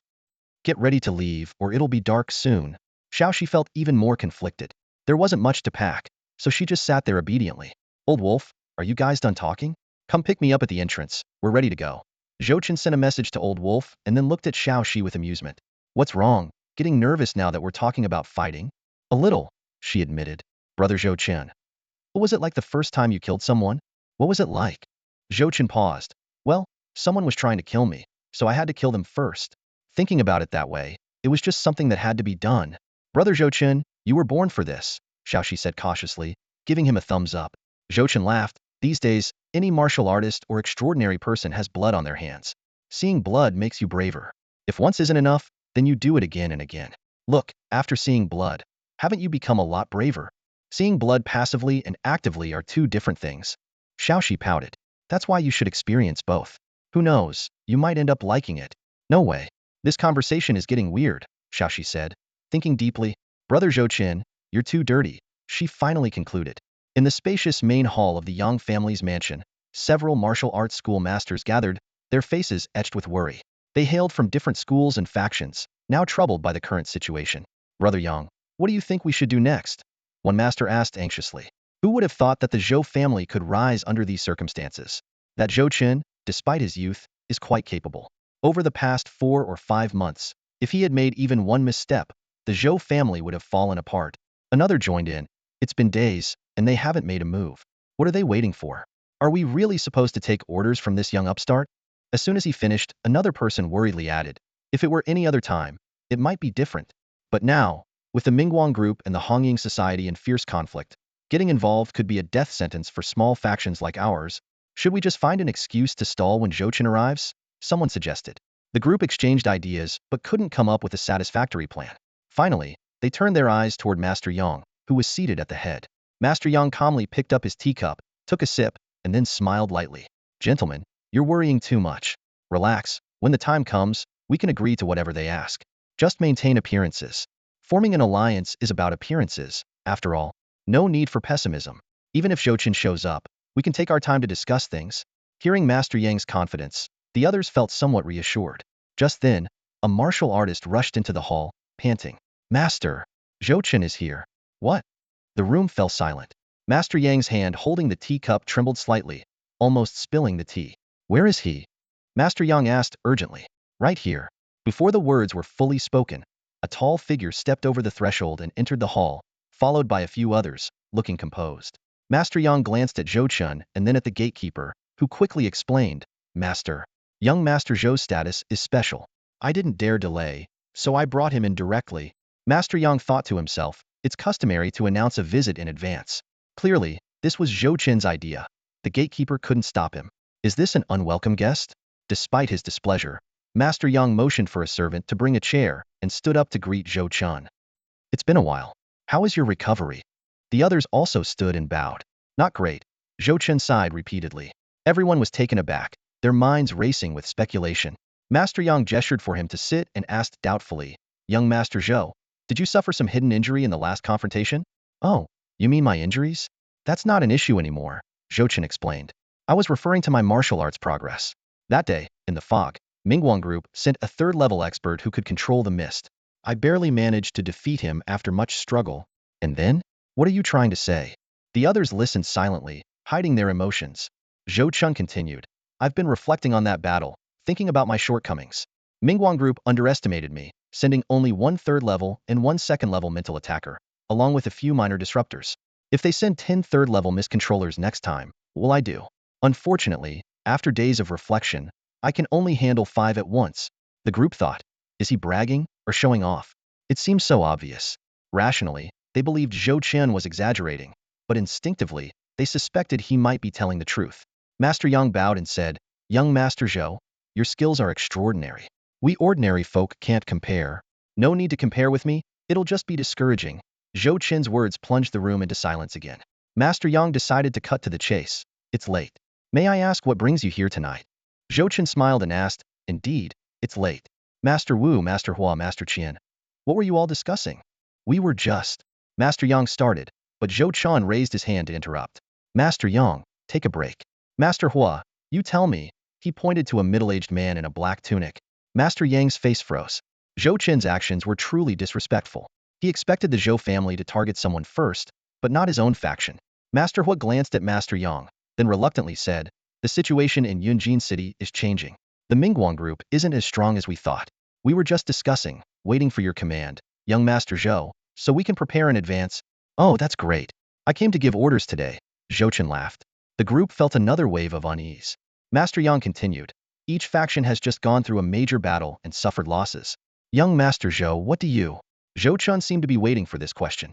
He interrupted, precisely because of that. I'm concerned. They dared to act at Hongfu Tower yesterday. They'll dare to target us individually tomorrow. What will we do then? The only way is for all of us to unite tightly, form a close alliance, and extend a helping hand in times of crisis, so the red flame can sweep through Yunjin. Zhou Chen raised his arm, looking somewhat foolish. His words sounded naive, but the group didn't understand. What proletariat? Strictly speaking, they were all landlords, and Zhou Chen himself was too. So, what's your plan? Master Yang asked again. Zhou Chen explained, simply put, there's strength in numbers. We need to consolidate our strength to maximize our impact. My Zhou family, for now, should be the largest and strongest, right? To be blunt, in the martial arts world, currently, I am the strongest. As he spoke, Zhou Chen leaned back in his chair. 2 small hands suddenly appeared from behind, gently massaging his shoulders. Zhou Chen was slightly taken aback but maintained his expression, a faint smile on his face. He continued, you have 2 choices, contribute resources or manpower. My Zhou family will soon be rebuilt. If you have many people in your schools, please send some to the Zhou family to follow orders. Or, you can go to the Hongying Society and discuss your next steps. With that, Zhou Chun closed his eyes, grabbed the small hands on his shoulders, and moved them to his temples. The martial artists exchanged glances, looking at Zhou Chun, the girl massaging him with an indifferent expression, and the other members of Zhou Chen's entourage with amused looks. They thought, how can you be so good at showing off? After a busy night, Zhou Chen finally made the rounds to visit all the major factions within Yunjin City. Accompanied by Xiao Shi and Lao Lang, he covered 5 venues in total, with impressive results. Most people were convinced by his prowess, and those who weren't were quickly subdued in combat. Zhou Chen's reputation was well-deserved. Even without activating the shadow of Cong Hong, his martial prowess alone was enough to dominate the fighters of Yunjin City. The night shrouded Yunjin, with the streetlights emitting a faint glow. Since the city implemented a winter curfew, few people were seen on the streets after 10 p.m. The rampant gray tide made the night unsafe, making this measure a necessary evil. On the way back, Zhou Chen stretched and relaxed. Finally dealt with those troublemakers, he muttered to himself. If I didn't go to them, they probably thought I just let them off. Acting like turtles every day. I don't get it. He yawned and turned to ask, so, was I impressive tonight, or what? Lao Lang, driving in the front, still had a hint of excitement on his face. You were amazing, Chen. Your performance was incredible. I wish I could learn those tricks, he said eagerly. Lao Lang had long been fed up with those people. When the Zhou family was powerful, these martial arts schools and gangs were all connected to them. But after the Zhou family fell, these people either pretended not to know them or nearly kicked them while they were down. Although it was understandable, Lao Lang still couldn't stand it. Tonight, they finally regained their honor, and he felt vindicated. Chen, when will you teach me swordsmanship? I've been looking forward to it for a long time, Lao Lang continued, his excitement evident. Zhou Chun rubbed his temples. Give it a couple of days. I reckon the major martial arts schools will start sending people to us soon. He gave Xiao Shi a look. The latter hesitated, glanced at the driver, and then whispered, forget it. All right, we'll talk about it when we get back. Zhou Chen nodded. Xiao Shi looked conflicted. It's not that. Why are you so addicted to this? Lao Lang chose to ignore their whispered conversation and frowned. Chun, are you really going to incorporate all those people into our martial arts school? It's going to be chaotic. Zhou Chen explained. We'll divide the areas. They'll gather in one section, and we'll gather in another. It may be chaotic, but at least it will look powerful on the surface. The Hongying Society wants that kind of image. With this setup, the Mingguang group won't dare to invade openly. Lao Lang still felt uneasy. It feels like inviting trouble. These people aren't exactly enemies, but they're not as reliable as our core members. Zhou Chen suddenly said, in a few months, I might leave Yunjin. What? Lao Lang was taken aback, his expression changing. Chun, where are you going? I don't know yet. Just want to see where I can go further. Yunjin is too small, Zhou Chen replied. That had been his previous thought, but now the situation had changed. After learning about the Tower of Grey Ruins, he realized he could take a unique path and enrich his foundation by referencing other systems. Now, he wanted to leave Yunjin simply because it could no longer contain him. You're 23 this year, right, Lao Lang? Zhou Chen asked. Yes, Chun. Lao Lang nodded. Ever thought about coming with me? Are you serious, Chen? You'd take me with you? Lao Lang asked, surprised and delighted. Zhou Chen chuckled. Maybe even take a few other brothers. Can't let all the assets in Yunjin fall into the hands of those scoundrels. Lao Lang got excited again. Of course, I'll go with you, Chen. I have no family. Master Zhou raised me. He's like a father to me. Most of our brothers would probably want to go with you too. I always knew you had such skills. You shouldn't be stuck in a small place like Yunjin. Zhou Chen smiled. That sounds familiar. Don't get too excited just yet. It's just a thought. A lot can change in a few months. Then, changing the subject, he asked, how's Uncle Zhong doing? Lao Lang understood immediately. Uncle Zhong seems in good spirits, cheerful as always. That's good. Take good care of him. His legs aren't what they used to be. Will do, Chun. As they talked, the car quickly arrived at the martial arts school. After saying their goodbyes, Zhou Chun and Xiaoxi headed towards the backyard. The streetlights cast a faint glow as they walked side by side along the path. Zhou Chen, Xiaoxi suddenly spoke. Zhou Chen glanced at her. Are you really leaving Yunjin City in a while? Xiaoxi asked. Why? Will you miss me?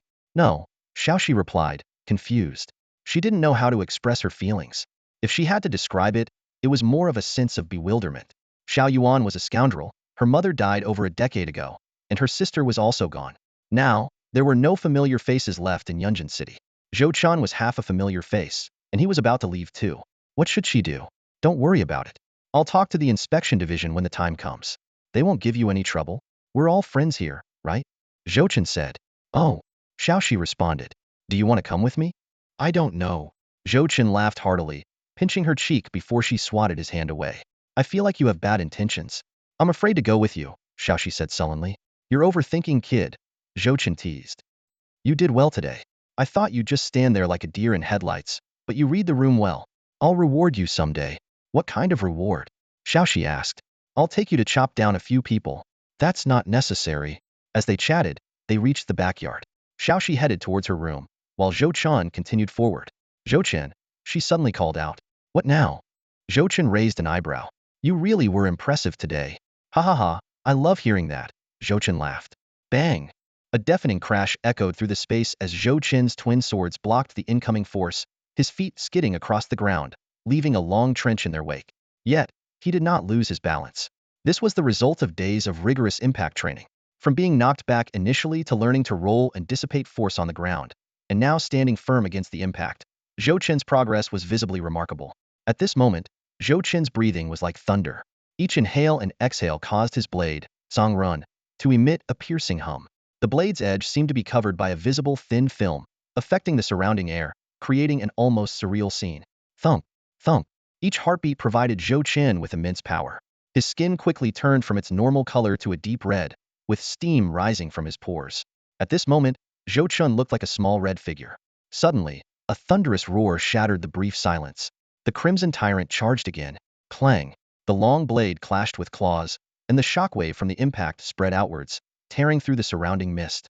Zhou Chen did not strike back. He focused all his energy on defense. Just blocking the attacks took all his strength, let alone counterattacking.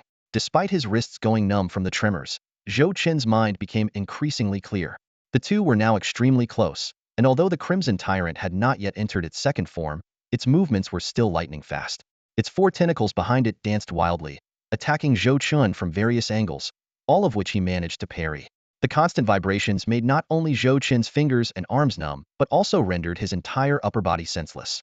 Yet, he could clearly feel his internal energy, or Bing Yuan, continuously solidifying, reorganizing, and transforming, just as he had envisioned. Through constant refinement, impurities were eliminated, leaving only the most refined essence. Time slipped away amidst the fierce clashes, and Zhou Chen had lost track of how long the battle had lasted. He had already set the conditions. No unnecessary words, just fight. If his state couldn't hold up, he would restart immediately, keeping his mental state at its peak. This process wouldn't waste much time and would maintain Zhou Chen's condition to the fullest. As the battle continued, Zhou Chen's breathing grew heavier, roaring like a giant bellows. At the end of one clash, it felt as if some internal shackle suddenly broke open. Waves of new Bing Yuan were born and flowed within him. These new energies were stronger, more resilient, and larger in volume than before. They merged with his blood, seemingly existing in another dimension, nourishing his internal organs and fortifying his body and spirit. Just like how martial artists could harness their internal energy to strengthen their bodies, Bing Yuan could achieve the same effect. The Crimson Tyrant launched successive attacks, but soon it noticed something unusual. The human before it was not weakening but growing more vigorous. Moreover, the previously invisible energy that was only around his weapon now enveloped Zhou Chen's entire body. The energy, which should have been intangible, became a visible force around him, transforming him into a living, peerless sword. Clang! Another fierce swipe of the claws. This strike only pushed Zhou Chen back a short distance, but the Crimson Tyrant's claws were torn with two deep gashes. Blood splattered like jewels, sizzling as it hit the ground. It tried to activate its regenerative ability, a simple task for the Crimson Tyrant, as usual lacerations would heal in seconds.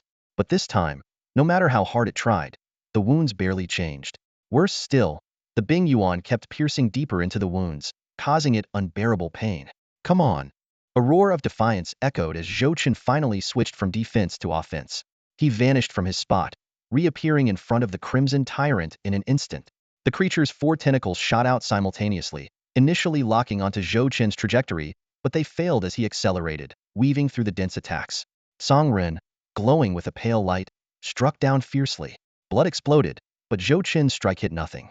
The opponent had a blood clone and could instantly teleport by transforming into blood. As a Lord-level creature, such abilities were expected. Zhou Chen was already used to these incredible powers, knowing that in this training space, he had disabled the opponent's second transformation ability, so he didn't have to worry about being overwhelmed. Activating his breathing technique and initiating the swift wind step, coupled with the light and shadow flashes of the Songhong shadow, Zhou Chen appeared before the opponent again in the blink of an eye. Slash. With a sharp, tearing sound, Song Ren cleaved down heavily. The Crimson Tyrant's arm, covered in a hard keratin layer, was nearly split in half. If Zhou Chen's slashing technique improved by another level, this strike could have severed the claw entirely. If even the hardest part couldn't withstand the attack, the other parts were even more vulnerable. Zhou Chen's breathing grew increasingly labored, his exhaled breath forming long white trails in the air. His heart pounded like a drum, shaking the heavens and earth. Screech, screech. The grating sound of tearing continued. The Crimson Tyrant's attempts to fight back were futile. At this point, Zhou Chen had completely taken control of the battle's rhythm. The more he slashed, the more invigorated he became. Suddenly, a crisp, shattering sound rang out. Despite being reinforced, Song Ren finally couldn't hold up, disintegrating into countless pale particles. At the same moment, Zhou Chen also reached his limit.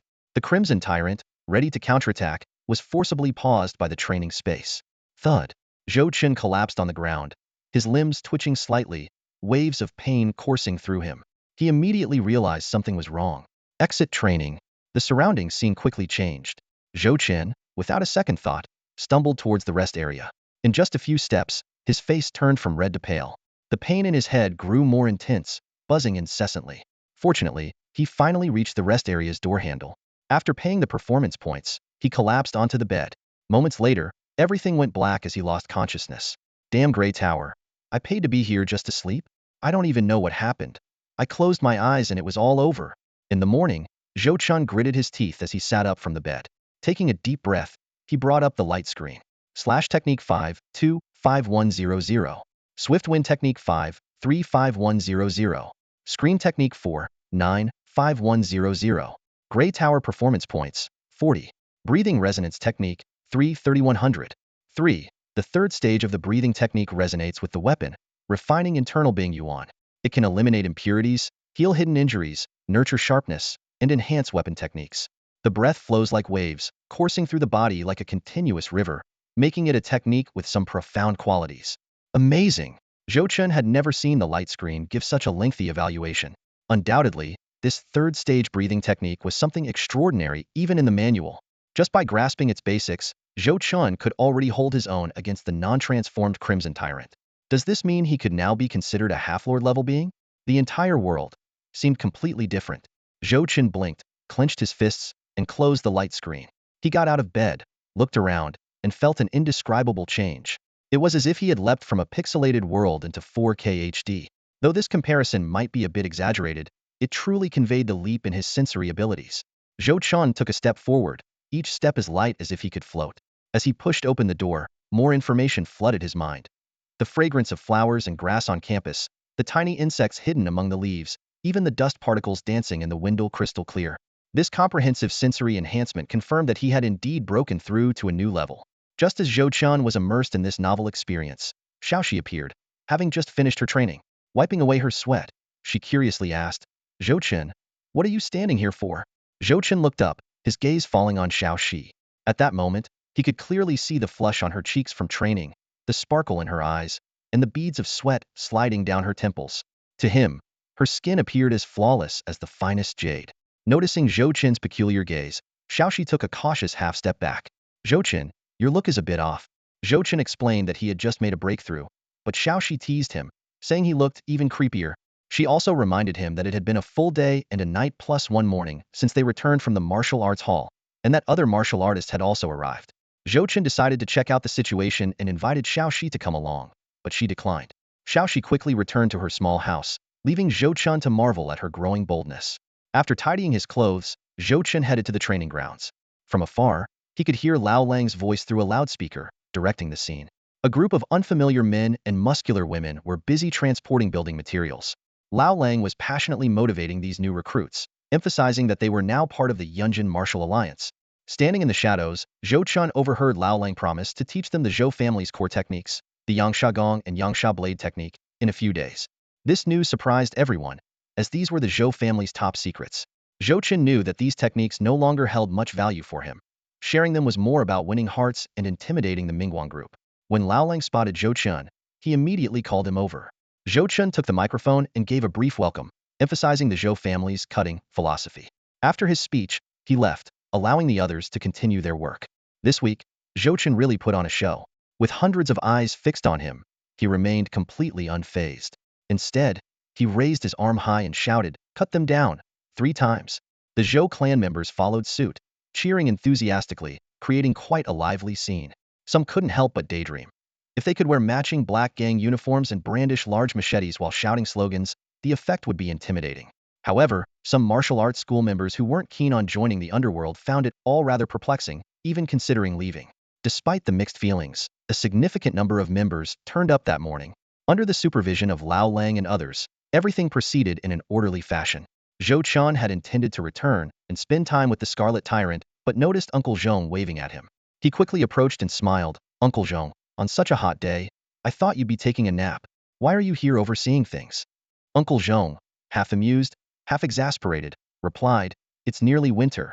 How is it hot? Anyway, I had nothing better to do, so I came to check things out. Everything's going smoothly, no unexpected incidents." Zhou Chen nodded. "I thought there might be some trouble, but it's been fine. I overslept and no one woke me up. I just found out that other martial arts schools have sent people over." Uncle Zhong teased. "What were you and Xiaoxi up to last night? Don't accuse us.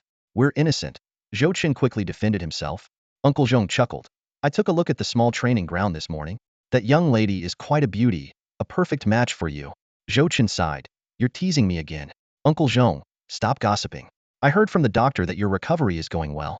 With some more rest, you might regain a bit of mobility." Uncle Zhong lightly shook his head. "What good is a bit of mobility? I still can't walk or take care of myself. In Yunjin City, I don't think there's any hope of standing again. Unless we turn to the Ming Guang group." Zhou Chen was startled. "Hey, why are you bringing that up?" Uncle Zhong laughed heartily. "Just kidding. I'd rather die than seek help from those beasts." As a staunch Antaming Guang group warrior, Uncle Zhong's stance was unwavering. Though being paralyzed might change one's perspective, Uncle Zhong would never seek help from Ming Guang group after all. His wife and 2 daughters were killed by them, and his parents died indirectly because of them. The pain of losing his loved ones, one by one over a decade, from a happy family to utter loneliness, created a deep-seated hatred that couldn't be easily set aside. Uncle Zhong gazed ahead, somewhat despondent. "Even if I stand again, what use would it be?" Lao Lang was still holding the microphone, organizing everything meticulously. Zhou Chen realized that Lao Lang indeed had a knack for management. After Uncle Zhong's accident, Lao Lang and a few other brothers had been managing the dojo, sparing Zhou Chen a lot of trouble. Otherwise, with such a big family business, handling everything personally would have been exhausting. Zhou Chen consoled. "Don't say that, Uncle Zhong. Yunjin is just a small city. Problems that seem difficult here might be easily solved in a bigger city. There's always hope." Uncle Zhong chuckled again. "Then I'll count on you." Leaving Uncle Zhong, Zhou Chen returned to his small courtyard. He wasn't sleepy anymore. His schedule had been somewhat turned upside down recently. He had about 10 hours of practical training left, but he didn't plan to use it immediately. He had pretty much figured out the Scarlet Tyrant's moves in the first phase. As long as he didn't severely injure it, it wouldn't enter the second phase. Perhaps because the second phase was highly taxing, the Scarlet Tyrant wouldn't easily initiate it under normal circumstances. This gave Zhou Chen an opportunity under the Dian Songlong cover. The Scarlet Tyrant wouldn't last a second. Standing in the training ground, Zhou Chen thought, "First, I need to withstand its opening 10 rounds of attacks." The Scarlet Tyrant's initial onslaught was immensely powerful, especially the first few rounds, which dealt explosive damage. The wind chasing and screen techniques were crucial. "Come on, let's see what new changes the 5th stage brings." Zhou Chen conjured 2 Tsang blades, closed his eyes, and relied on his senses to swing his swords. Wind currents swirled around him as he felt the shape of the wind. Without deliberately channeling his energy or emitting sword chi, a crescent-shaped blade aura spread forward as his blades cut through the air. Zhou Chen stood his ground, moving his feet side to side, his twin swords leaving trailing shadows. Blade auras continuously erupted, and eventually, the speed increased to the point where it seemed as though a transparent shield of air currents formed around him. This was the screen technique, inspired by the screen horses in chess. Twin horses jumping to form a screen could protect the center and guard the flanks, providing both offensive and defensive capabilities. Now named Bing style, it inherited the defensive strengths of the screen horses. Thrust, sweep, cloud, intercept, parry, cut. These were the main techniques of the screen style. Blocking and counterattacking, with thrust and sweep being the core moves. The screen style's utility was not limited to defense. The 3rd stage had unlocked an unexpected sensory enhancement, amplifying perception to better capture enemy movements and facilitate more precise parrying. Zhou Chen's strength was significantly lower than that of the Scarlet Tyrant. His ability to withstand its attacks relied on his skill in deflecting and parrying. Now, with his breathing technique reaching a new level, Zhou Chen had also entered a new realm. He was curious whether his parrying could cause more trouble for the Scarlet Tyrant. Zhou Chen's movements became faster, tirelessly swinging his swords. Wind currents surged, carving out gashes in the training ground. Defensively, this was all about technique, capturing the trajectory of the opponent's attacks and reacting accordingly. So, what new traits would the next stage bring? As the protective layer generated by his twin swords expanded to its limit, the last bit of proficiency was finally filled. Zhou Chen gradually slowed his movements, and the visible wind currents dissipated like a vortex. A system prompt appeared. Screen style 5, 11001. Skin and bone 3. Perception 5. Still water. Mind is still water. Insight like a burning fire. Activating this technique, you will enter a calm state, better controlling yourself. Zhou Chen felt a surge of joy. Screen style, stage 5. Achieved. Still water? What about Kodo Amatsukami? Zhou Chen murmured to himself, a hint of surprise flashing in his eyes. He had expected an ability to enhance defense, but it turned out to involve state control. Standing in the center of the training ground, Zhou Chen took a deep breath and began to activate this unfamiliar ability. In an instant, the world seemed to hit the mute button. All surrounding sounds vanished, and moving images froze into a static scene. However, this sudden change didn't make him uncomfortable. It was as if he had anticipated this outcome. He gripped the azure blade and swung it lightly. The blade cut through the air, bringing an indescribable, peculiar sensation. Zhou Chen carefully sensed this change, trying to understand the impact of the still water state. Strength and speed didn't seem to improve, but his observational skills were significantly enhanced. The world, already clear under his heightened senses, now appeared astonishingly vivid. The phrase, heart as still as water, needed no further explanation, while seeing through to the essence aptly described his current perception. Although Zhou Chen had doubts, his emotional fluctuations were surprisingly minimal. He looked up and saw Xiao Shi, who had stopped her sword practice, staring at him in shock. Clearly, the girl had witnessed his entire training process and was too stunned to speak. Each of Zhou Chen's sword swings created a strong gust, with the sword energy roaring. Even without actual attacks, the mere force of his swings carved visible grooves into the hard ground of the training field. This kind of power would likely make even Zhou Chen from a few months ago kneel and beg to be taught. Zhou Chen looked at Xiaoxi expressionlessly. The girl didn't look much different from the morning, still sweating from practice. She was still very pretty, but Zhou Chen felt no urge to get close to her. Instead, in his eyes, Xiao Zai's flesh seemed to peel away, revealing her bones and meridians. He could even easily predict Xiao Zai's next move. You will step back half a step, lower your right sword blade to a 70-degree angle with the ground, and lift your head by about 10 degrees, Zhou Chen stated calmly. Sure enough, Xiaoxi stepped back as he described, then widened her eyes in even greater surprise. The extremely cold Zhou Chen at this moment made her feel a bit scared. Brother Zhou Chen, she asked cautiously, am I disturbing you? No, Zhou Chen replied coldly. The field fell into silence again. Are you hangry? Xiaoxi asked cautiously again. It was the first time she had seen Zhou Chen like this, cold and expressionless, speaking with a chilling tone. Suddenly, Zhou Chen exhaled deeply, and his whole body seemed to relax instantly. Although the change on the surface was minimal, this subtle shift in expression gave off a completely different feeling. Brother Zhou Chen? Xiaoxi stammered. I was experimenting with a new ability. How did it feel? Zhou Chen asked. I can't really say. The pressure was too intense. I still prefer your usual, pervy self, Xiaoxi answered honestly. Zhou Chen looked puzzled. When was I ever pervy? Like right now, Xiaoxi said. Zhou Chen looked even more confused. I think you have a misunderstanding about me. Maybe, Xiaoxi hesitated.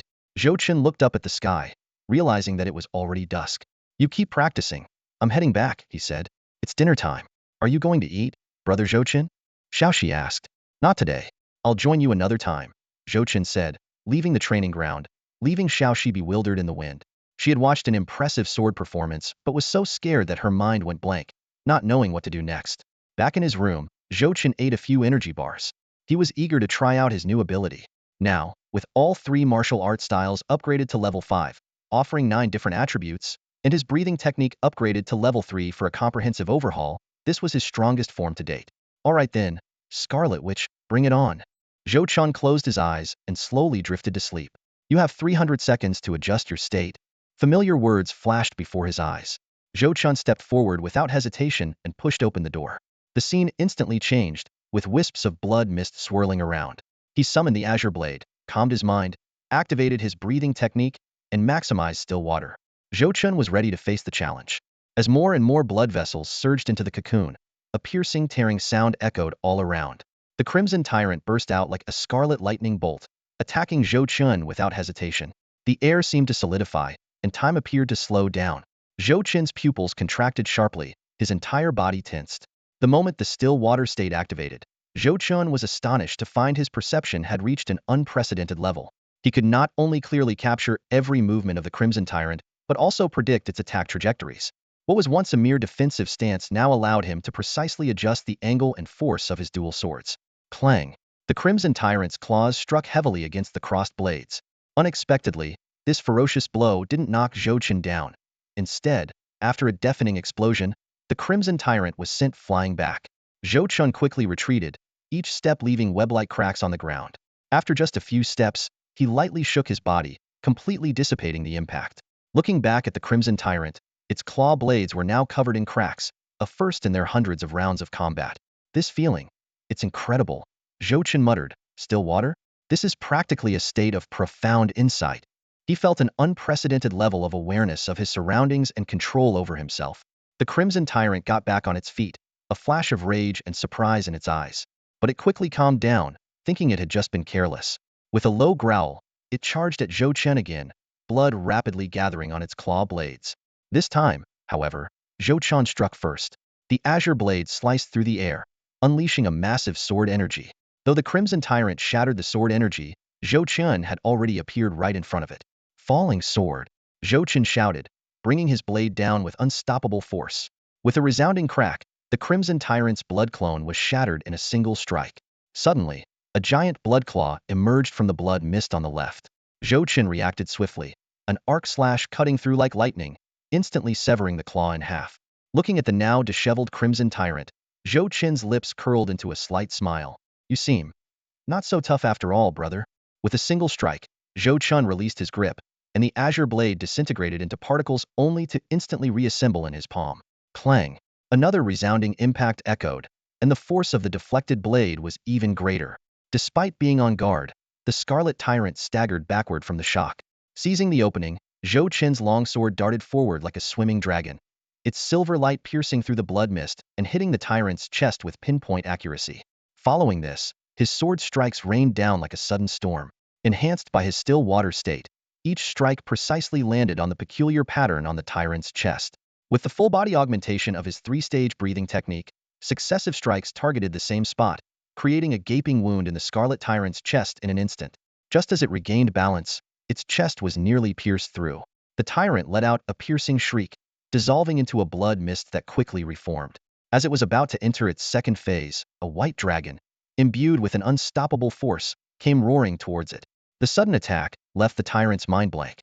If it could complete its second transformation in an instant, it wouldn't have fallen to the lowest rank of the third stage. Zhou Chen leaped forward, unleashing the Azure Dragon technique. A blazing white light filled a 10-meter radius. The quality of his weapon essence surged, and his mastery of the technique was at its peak, making this strike far more powerful than when he first used it. The Azure Dragon descended, slicing through the tyrant's resistance like a hot knife through butter. Its eyes widened in fury as it desperately fought back, but it couldn't stop the dragon's devouring force. In a deafening roar, the tyrant was torn into countless pieces. As the dust settled, Zhou Chen's arm trembled slightly, the azure mark flickering. He looked down at the pitted scars on his body, some caused by corrosive blood, others by the strain of overusing his abilities. Good thing I seized the chance to take you down quickly.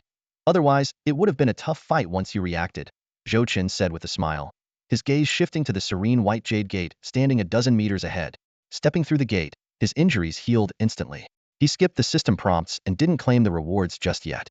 Zhou Chen breathed a sigh of relief. Clearing the stage initially was just the beginning, repeated challenges were the real focus. Wasting no time in the resting space, he immediately re-entered. After bypassing the waiting period, new subtitles appeared before his eyes. This is the Lord's Lair.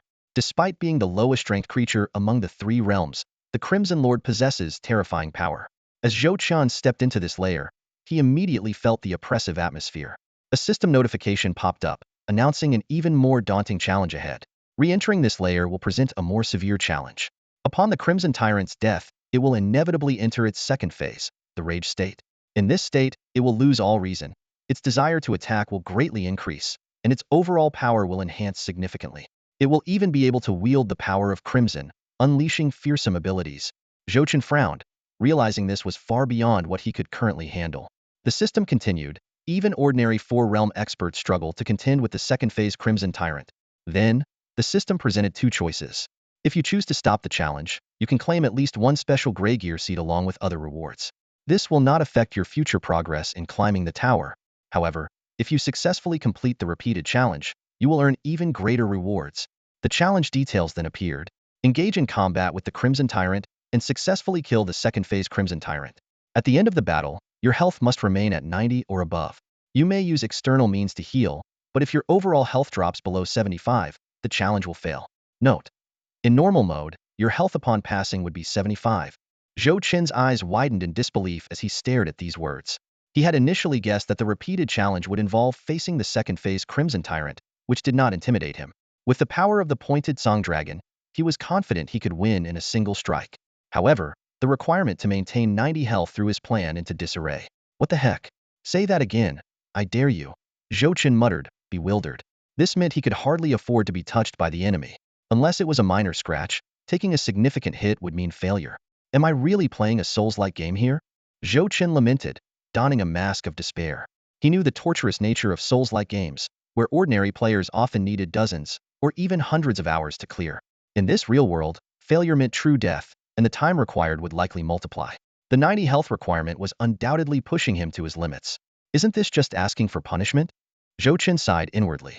As the narrative text slowly faded away, the countdown for the repeated challenge began.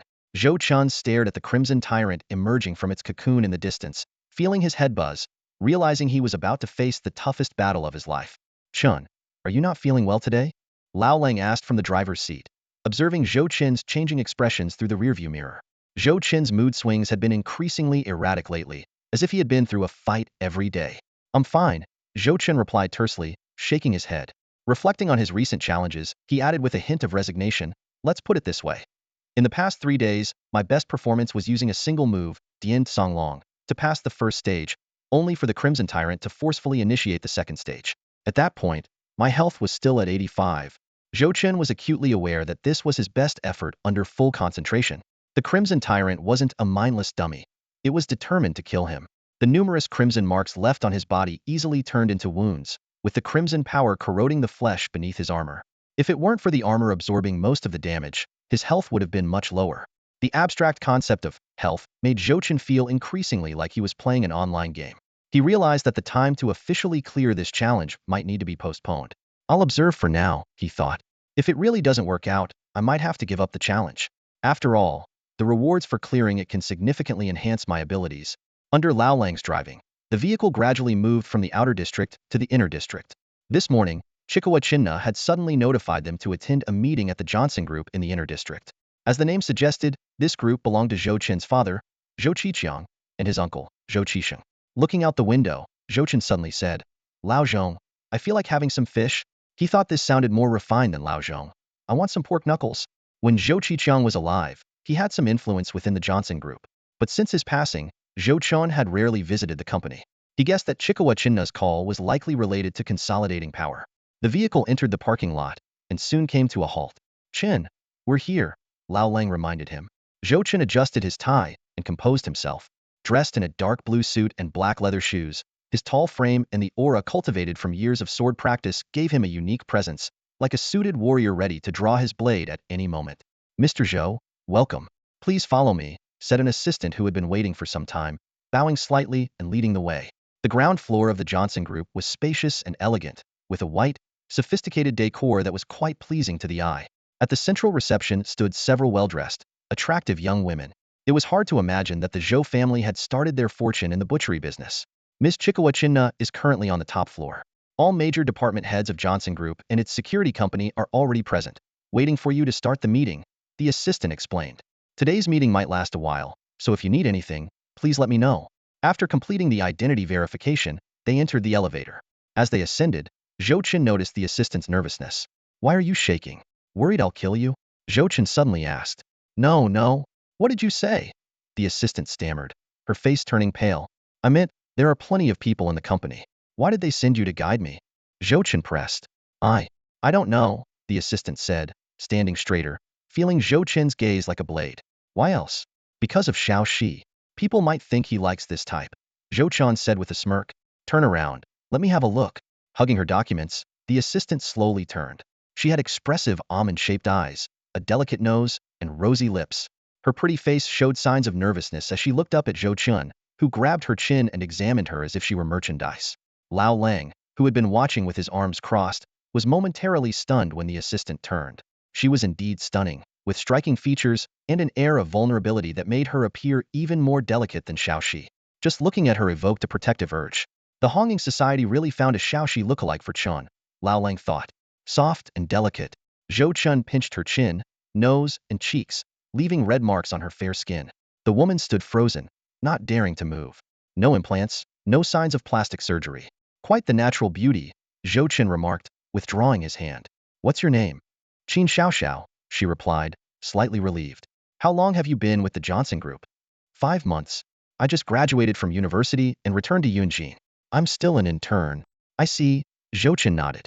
Ding, the elevator arrived at their floor, and the doors opened. Mr. Zhou, we're here, Qin Xiaoxiao softly reminded him. She steadied herself and gestured invitingly. Let's go. Zhou Chen chuckled softly and, as he passed, playfully pinched her soft, delicate cheek.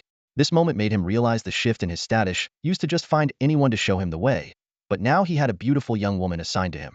Zhou Chen sighed inwardly and fully engaged his vigilance mode, scanning his surroundings for any subtle anomalies. He quickly saw through the facade. This wasn't some innocent White Lotus girl but a meticulously set trap. The elevator reached the top floor, a spacious but sparsely populated area. Qin Xiaoxiao led Zhou Chen to the CEO's office door and knocked 3 times. Miss Qianai, Zhou Chen is here. A voice from inside responded, and Zhou Chen pushed the door open, leaving Old Wolf and Qin Xiaoxiao outside. The office's interior was just as he remembered. On the left, a solid wood bookshelf filled with his father's favorite books, and a custom-made sofa stood quietly beside it.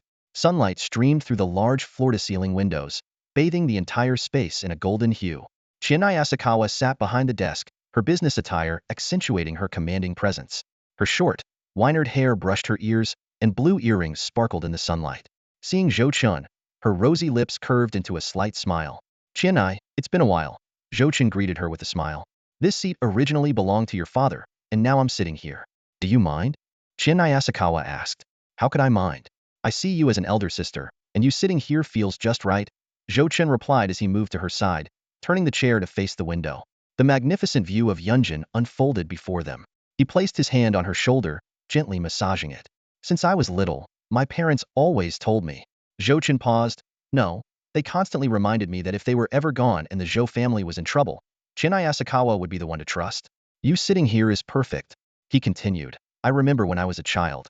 My father would sit in this very spot, and we would admire the view of Yunjin together. I always loved curling up in his lap, asking all sorts of questions. Now that he's gone, I wonder if I could. Before he could finish, Qianai Asakawa slapped his hand away, her expression a mix of irritation and amusement. You little rascal. Were you about to say you wanted to curl up in my lap and relive those old memories? Zhou Chen cleared his throat a few times, trying to mask his embarrassment.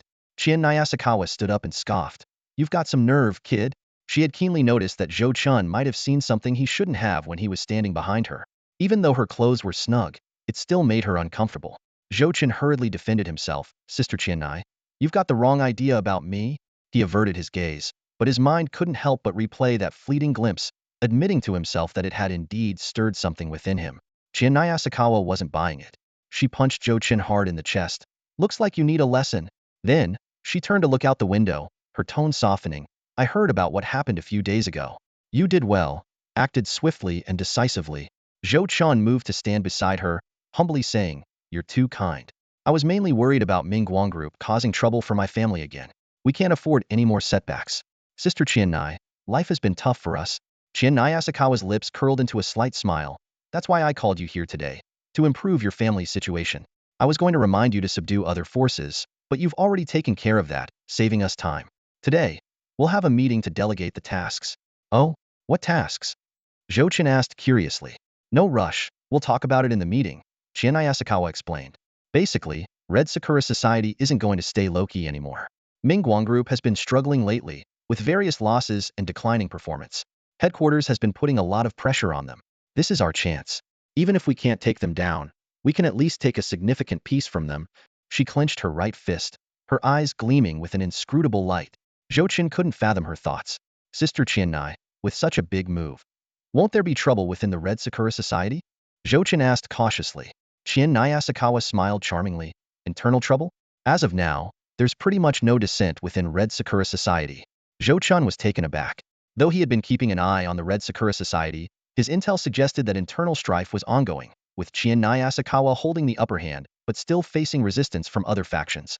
He was surprised to find out that she had essentially taken full control. This Jiangshan group sure knows how to build. Even Red Sakura Society doesn't have such grandeur, Qianai Asakawa said, looking into the distance, her eyes showing a desire to dominate Yunjin. Zhou Chen joked, unlike you, standing here makes me want to jump off. Do you think I'd die if I jumped, Sister Qianai? After a long silence, Qianai Asakawa sighed. Can you speak normally? She continued, in any case, we're confident now. Everyone is looking forward to further development. Your earlier concerns won't come to pass. Sister Qianai, you know what I'm worried about? Zhou Chen smiled. Who wouldn't know? Qianai Asakawa rolled her eyes. You're just worried about Ming Guang Group making a move and wiping out your family. No, my family's secondary. I'm mainly worried about myself, Zhou Chen chuckled, not elaborating further. All right, it's about time. Before the meeting starts, let me give you a few last words, Qianai Asakawa said. Sure, I'm listening. During the meeting, executives from Jiangshan Group and the security company will be present. You're young and skilled in martial arts, but you might lack management experience. I'll appoint someone else to lead, and you'll assist. Is that okay? No problem. I'm not interested in managing an entire group. Zhou Chen nodded in agreement. Good, that's all. I just hope you don't suddenly draw your sword and stab someone mid-conversation. Sister Qianai, I'm very well behaved. Yeah, right. Qianai Asakawa brushed off his collar. Let's go. Everyone's been waiting long enough. They left the office and headed to the top-floor conference room. When they pushed open the door, the large room was already packed, with only the 2 seats at the head of the table empty. The once noisy room fell silent as Qianai Asakawa entered, and everyone quickly stood up. Qianai Asakawa walked to the head of the table, where the seats on either side had name tags. Zhou Chen found his seat on the right. Everyone, please be seated, Qianai Asakawa said, looking around and nodding. She took her seat first, and the others followed suit. Zhou Chen couldn't help but think, this really feels like a corporate meeting. Report on the current status of Jiangshan Group, Qianai Asakawa said, folding her hands. Understood. A woman stood up and pressed a remote. The screen lit up, displaying a prepared slideshow. Watching this, Zhou Chen thought to himself, is this really just a regular corporate meeting? The woman began to report on the current state of the Johnson Group. She provided a detailed overview of the market response to various products and the revenue situation in different districts. Zhou Chen listened intently. It was his first time gaining such an in-depth understanding of his family's business operations. In the past, his focus had been more on fighting and flirting with young women, only paying attention when it was time to split the profits. 3 women stepped forward one after another, covering the Johnson Group's operations over the past 6 months comprehensively. After listening, Zhou Chun had a clear picture of the group's overall situation. He realized that since his father's death, the group had contracted in various aspects but had maintained its original business model. After the reports concluded, Qianai Asakawa nodded slightly and finally spoke. As everyone knows, recently, the Mingguang Group has been causing trouble in the thick fog, resulting in significant casualties in Yunjin. But this is just the beginning. While public opinion cannot directly destroy the Mingguang Group, it can shake their foundation. She looked around and asked, how prepared are all departments?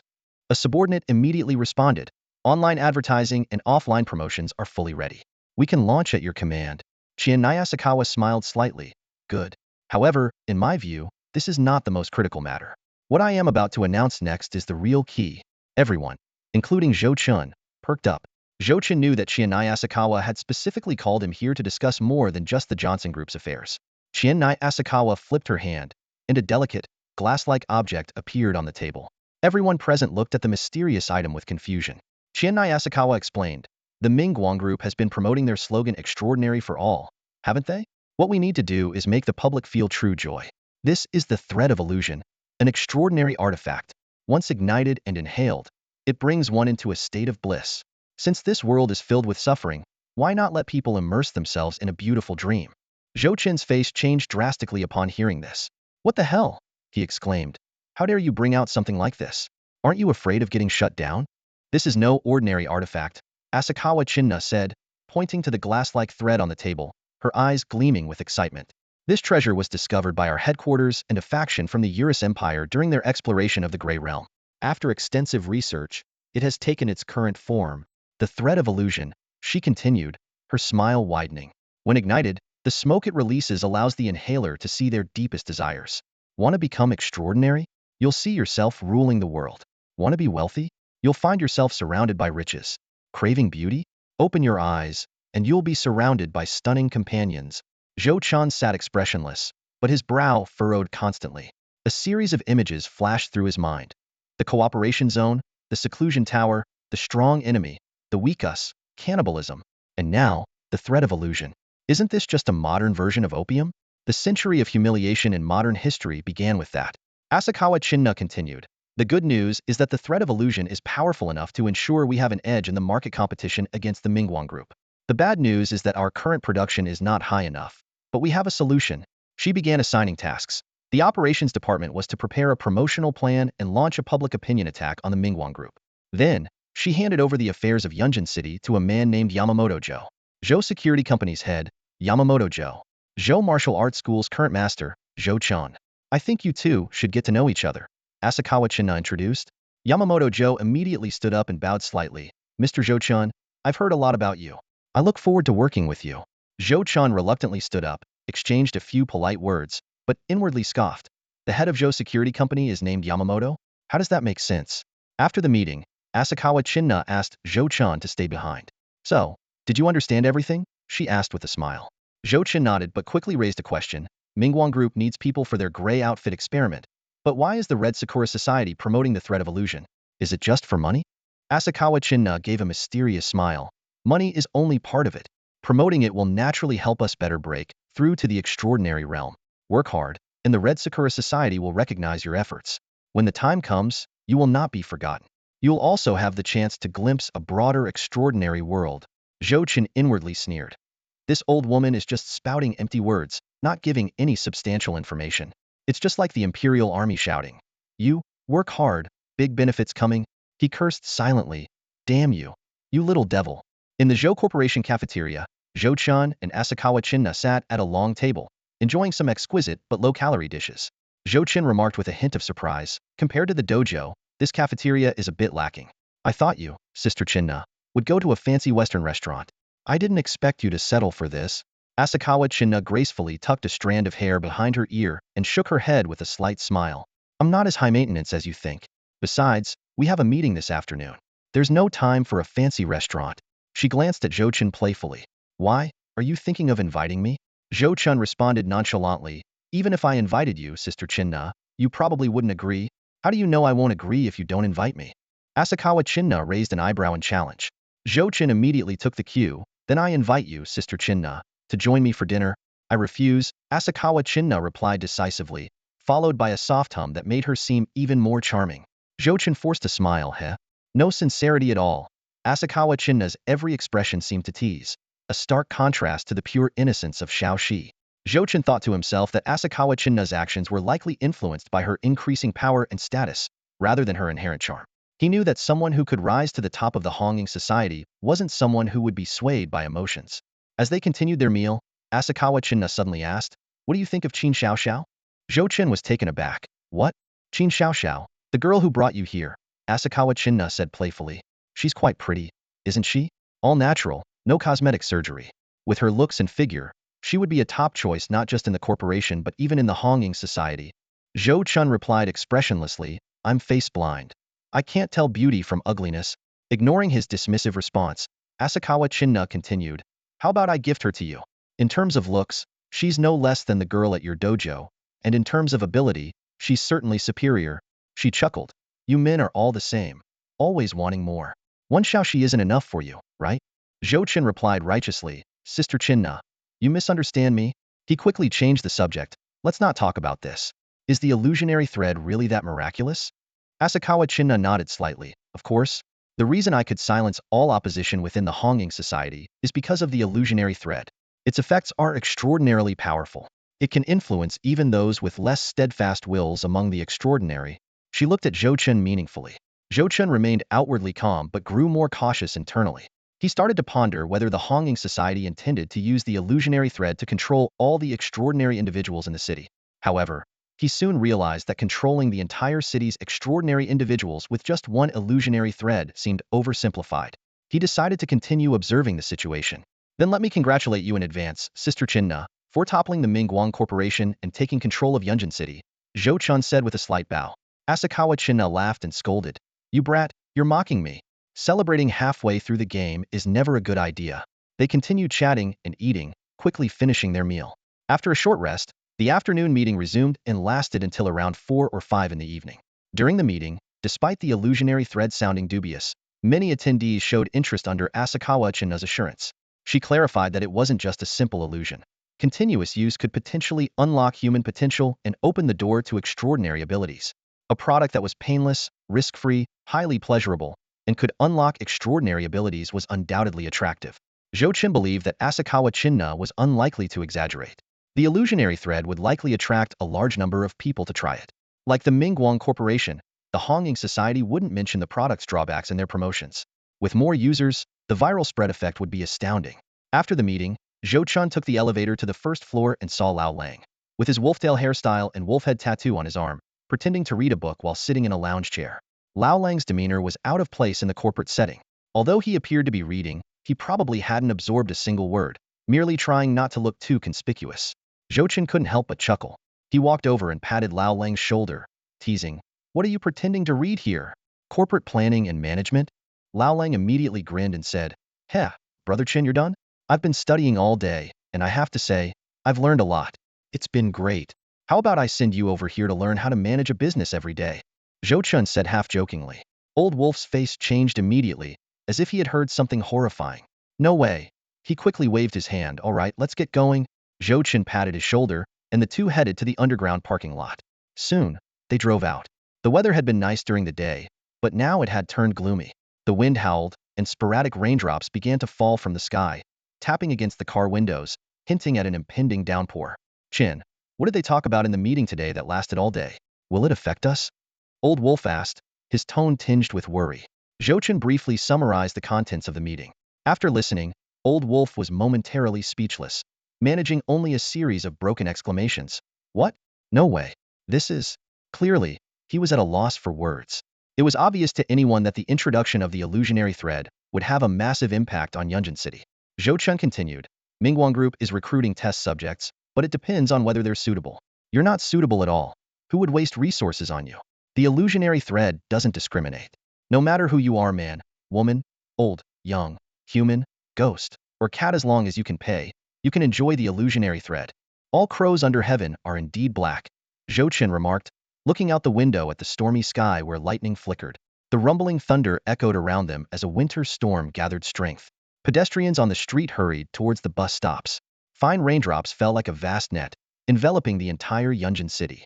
It left a tiny gap, just enough for fish to breathe, giving them the illusion of escape. But both the fishermen and the onlookers knew that once caught in the net, the fish had no chance of getting away. Zhou Chen fell into deep thought. It wasn't just fish that were trapped. Those tangible and intangible lines tightly gripped the lifeblood of the nation. Perhaps some had once cried out, but their voices were drowned out by the waves. So what should I do? Zhou Chen asked himself. I don't want to be a hero, nor do I wish to conspire with wrongdoers. Stand out? Hold myself above others? He felt a bit pretentious, but having once felt the fiery blaze burn across the mountains, how could he endure this endless winter?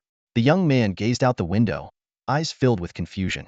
Suddenly, a bolt of lightning illuminated the sky.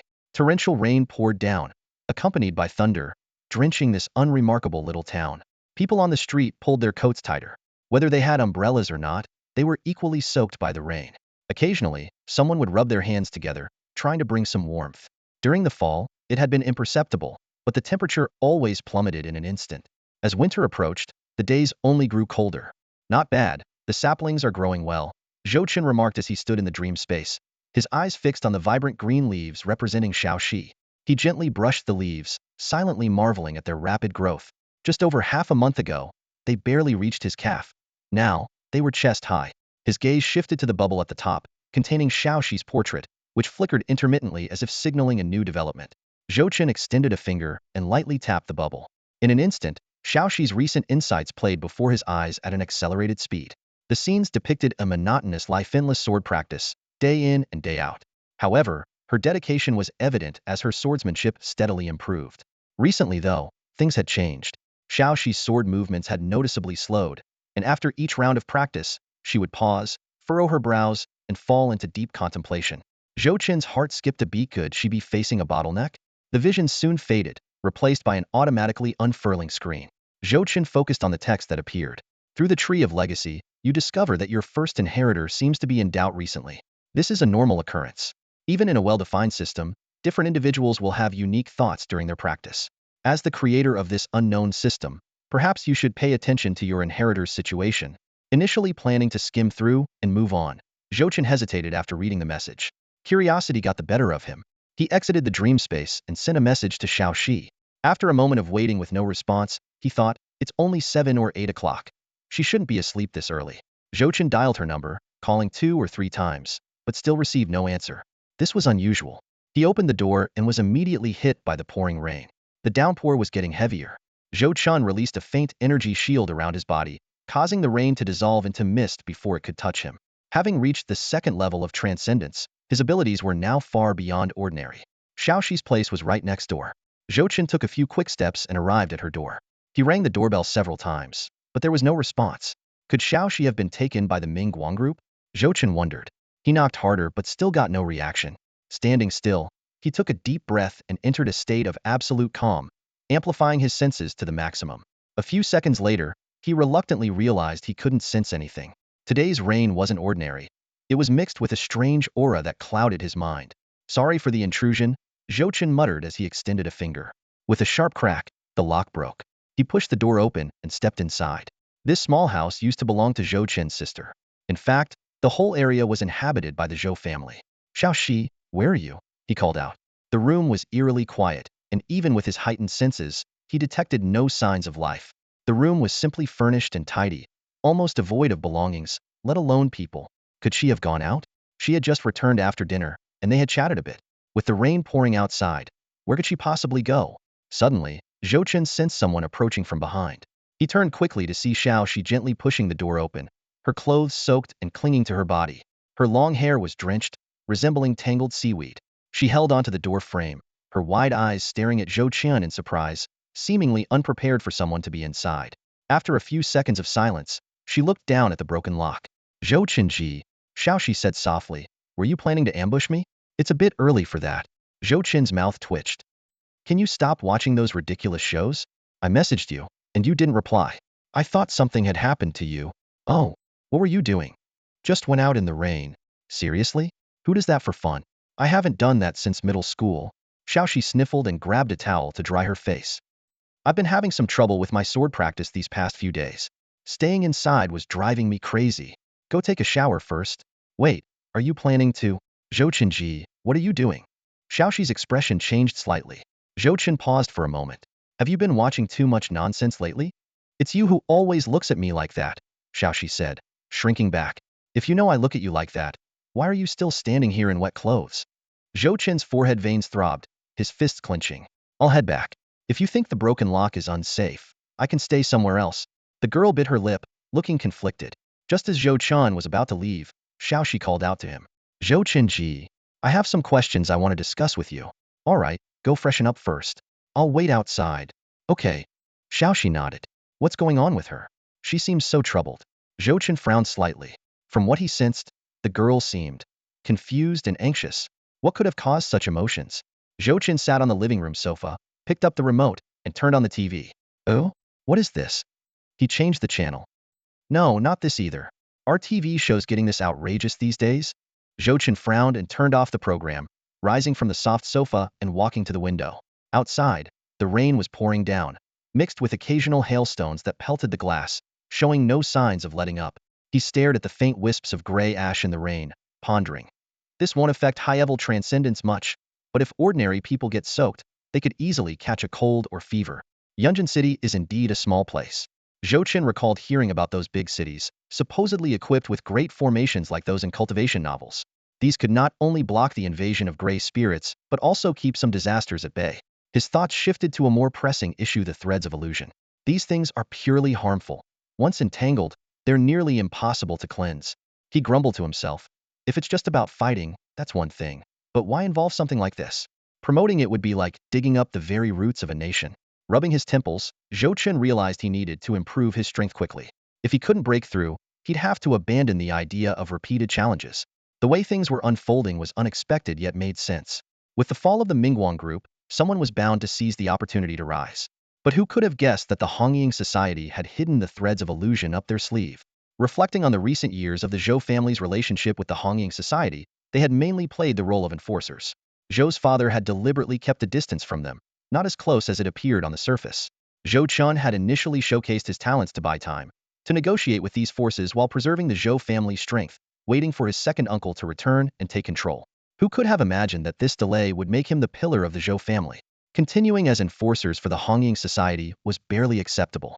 But helping to promote the threads of illusion was a different matter entirely. Zhou Chen couldn't predict the direction of the situation, but he had to prepare for the worst, potentially breaking ties with the Hongying society altogether. One more breakthrough. If he could advance one more level, he would be virtually invincible in Yunjin. Even a half-step breakthrough would significantly enhance his self-defense capabilities. The threads of illusion had yet to be mass-produced, so there was still time. Compared to the dire straits a few months ago, the current situation showed a glimmer of hope.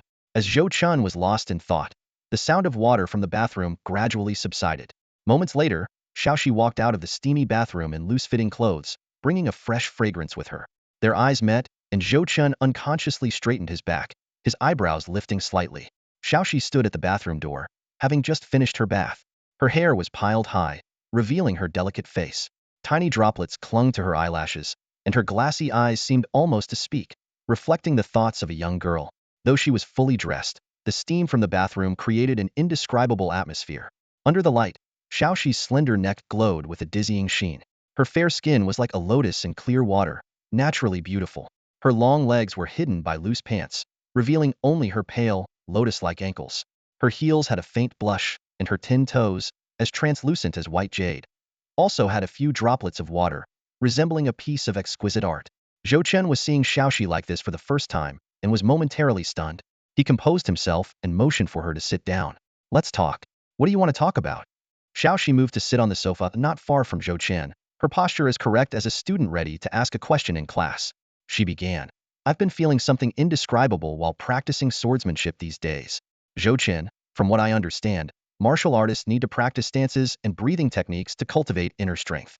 But it seems we've skipped that part. She continued, the resonant breathing technique is about resonating with weapons to condense weapon essence. Can it resonate with other things to condense different kinds of essence? I've been trying to use the breathing technique in different ways, but without much success. Today, with the heavy rain, Xiaoxi noticed Zhou Chen's gaze and said discontentedly, Zhou Chen, stop looking at my feet. I'm talking to you. She retracted her toes slightly, complaining. Zhou Chen hurriedly explained, ahem, don't be ridiculous. I wasn't looking. I was just listening carefully to what you were saying. He averted his eyes and asked, so, you went out in the rain to see if you could gain some insight from practicing the breathing technique? Xiaoxi nodded. Yes, I was swinging my sword in the rain, trying to adjust my breathing frequency to capture that feeling. But I failed. Zhou Chen pressed further. Why did you suddenly decide to adjust the breathing technique? Was it just on a whim? Not entirely. Xiaoxi started to explain but noticed Zhou Chen's unusual expression again. Zhou Chen, you're still looking. Why are you swallowing so much? Zhou Chen quickly defended himself. I didn't eat enough dinner. And who's looking at your feet? What's there to see? Do you think I'm a pervert? Xiaoxi blushed, curling her toes even more to hide them. She explained, it's not sudden. I just feel the technique is a bit generic. I want to find a more detailed and suitable direction for myself. Zhou Chen was silent for a moment, then said, your current situation needs a specific approach. Solving this problem requires finding the key issue. Xiaoxi interrupted him. I don't understand. Zhou Chen, are you using me as a guinea pig? Or are you also confused? Zhou Chen straightened his face. What are you talking about? I'm teaching you the basic breathing technique. There's more advanced content beyond that. It's normal to have doubts when you first encounter this technique. My advice is to master the basics first. The weapon essence is crucial in this technique. When we have a suitable opportunity, you can perform it from the beginning, and I'll see what's wrong. Xiaoxi listened carefully and nodded. Thank you, Zhou Chen. Still calling me Zhou Chen? Zhou Chen asked. Xiaoxi looked puzzled. Isn't it appropriate? Zhou Chen's face darkened. I thought you seemed honest, but why do you always think of nonsense? Call me master. I don't. You're the one always teasing people, Xiaoxi retorted. Is there anything else? If not, I'll go back. No, that's all. Zhou Chen shook his head. Really nothing? Well, if I had to say, I hope the broken door gets fixed. Zhou Chen reassured her. Don't worry. No one will come in the heavy rain, and even if you open the door, no one would dare enter. Then how did you get in? Xiaoxi asked. I'm different. I dare. Zhou Chen said confidently. Oh, Xiaoxi responded, feeling that Zhou Chen was indeed the most dangerous person in the Zhou Martial Hall. Zhou Chen stood up to leave. I'm going. If you have any doubts or hit a roadblock, don't practice blindly. If you go wrong, I'll have to fix it. Xiaoxi sighed. So, I'm just a guinea pig. Zhou Chen, you have no heart. She added, you're just a tease. Zhou Chen flicked her forehead lightly. Behave and get some rest. With that, he walked out. At the door, Zhou Chen glanced back and met Xiaoxi's eyes. He felt her gaze was different today. Xiaoxi tilted her head, meeting his eyes. After a long while, Zhou Chen chuckled softly and closed the door behind her. Scared me. I almost thought he was going to lose control. Xiaoxi exhaled deeply. Suddenly, the door opened again, startling Xiaoxi. Zhou Chen poked his head in and asked, Oh, by the way, has there been any change in your gray outfit recently? No. Xiaoxi said with a stern face. Zhou Chen, can you stop scaring people? All right, I'll knock next time. Zhou Chen said, closing the door again. Zhou Chen activated his weapon essence and returned to his room in a few steps. He had to admit that Xiaoxi's small feet were indeed tempting, but to him, the advanced, perfected technique was even more beautiful. Enter dream. Activate. Zhou Chen lay down on his bed, his consciousness quickly sinking. As soon as he entered the dream space, a line of text appeared before his eyes. Through your conversation with the inheritor, you have also developed doubts about your own system. Creating a system is extremely difficult and rarely achieved by one person alone. Even a genius may feel lost on the path ahead. Therefore, it is necessary to spread the inheritance, gather collective strength, and pass the torch to reach the peak. The creator of the system can make changes and definitions to their system, but the Book of Records advises against making too many definitions in the early stages. You will have a winding path forward, experiencing various choices, right and wrong, ultimately finding a clear path. Looking back then, you will have gained something. As Zhou Chen looked at the prompt on the screen indicating his level had increased, he felt a surge of excitement. The new training mode promised more efficient training, allowing him to gain more insights in the same amount of time. Without hesitation, he activated the offensive training mode, even though it cost him 20 out of his remaining 40 performance points. Initially, Zhou Chen had planned to train a few more times and take some breaks to relax. However, not only had the prices for the restrooms increased, but the training grounds had also become more expensive. He recalled the recent decline in training effectiveness, whether it was chopping down jade wheat, dodging small animals, or fighting off nine-headed bees, all had become too easy given his current level of skill. The reduced pressure directly led to a sharp decline in experience gains. He couldn't help but think that if his skills improved further, he might be able to cut down large swathes of jade wheat with a single strike, rendering the training almost useless. Zhou Chen realized that the increase in both price and quality was indeed reasonable. He sighed inwardly and decided that unless absolutely necessary, he would avoid using the expensive rest rooms and instead rest in the real world. With a burst of particle reorganization, Zhou Chen found himself standing in a lush bamboo forest. The fresh scent of bamboo filled the air, reminding him of scenes of young girls playing by the stream in early summer. He suddenly realized his thoughts were wandering and quickly shook his head to clear his mind. Zhou Chen, get a grip, he muttered to himself. Your skills have improved, the pressure has lessened, and now you're daydreaming? The Mingguang group is still unresolved, and Asakawa Chinna is still at large. Forcing himself to focus, he turned his attention to the newly appeared screen. The instructions for the second phase of the offensive training appeared. In the endless wild mountains, the guardian jade bamboo is both resilient and connected to the mountains, making it both dead and alive. The structure of the jade bamboo determines its toughness, and cutting down more valuable jade bamboo will yield higher evaluations. These jade bamboos are not only extremely tough, but also possess strong counterforce and self-healing abilities. The screen continued to explain that the endless wild mountains were a special mountain range where low-level individuals would feel lost. However, by following the direction of the higher-level guardian jade bamboo, one could reach the mountain peak and leave the area. Zhou Chen carefully examined the bamboo forest before him. The jade bamboos of various colors stood tall, with the nearest ones being light green, a lower-grade variety, each with a diameter of over 10 centimeters, almost the size of small trees. As the screen disappeared, a 24-hour countdown began. Zhou Chen immediately summoned 2 azure blades and charged at the nearest emerald green jade bamboo. Clang! The blade struck the jade bamboo, only penetrating a third of the way before erupting in a shower of sparks. Before Zhou Chen could react, a powerful counterforce hit him. Whoa, damn! Zhou Chen exclaimed, nearly being thrown back. He staggered a few steps before managing to dissipate the force. Grimacing, he remarked, "This is tough."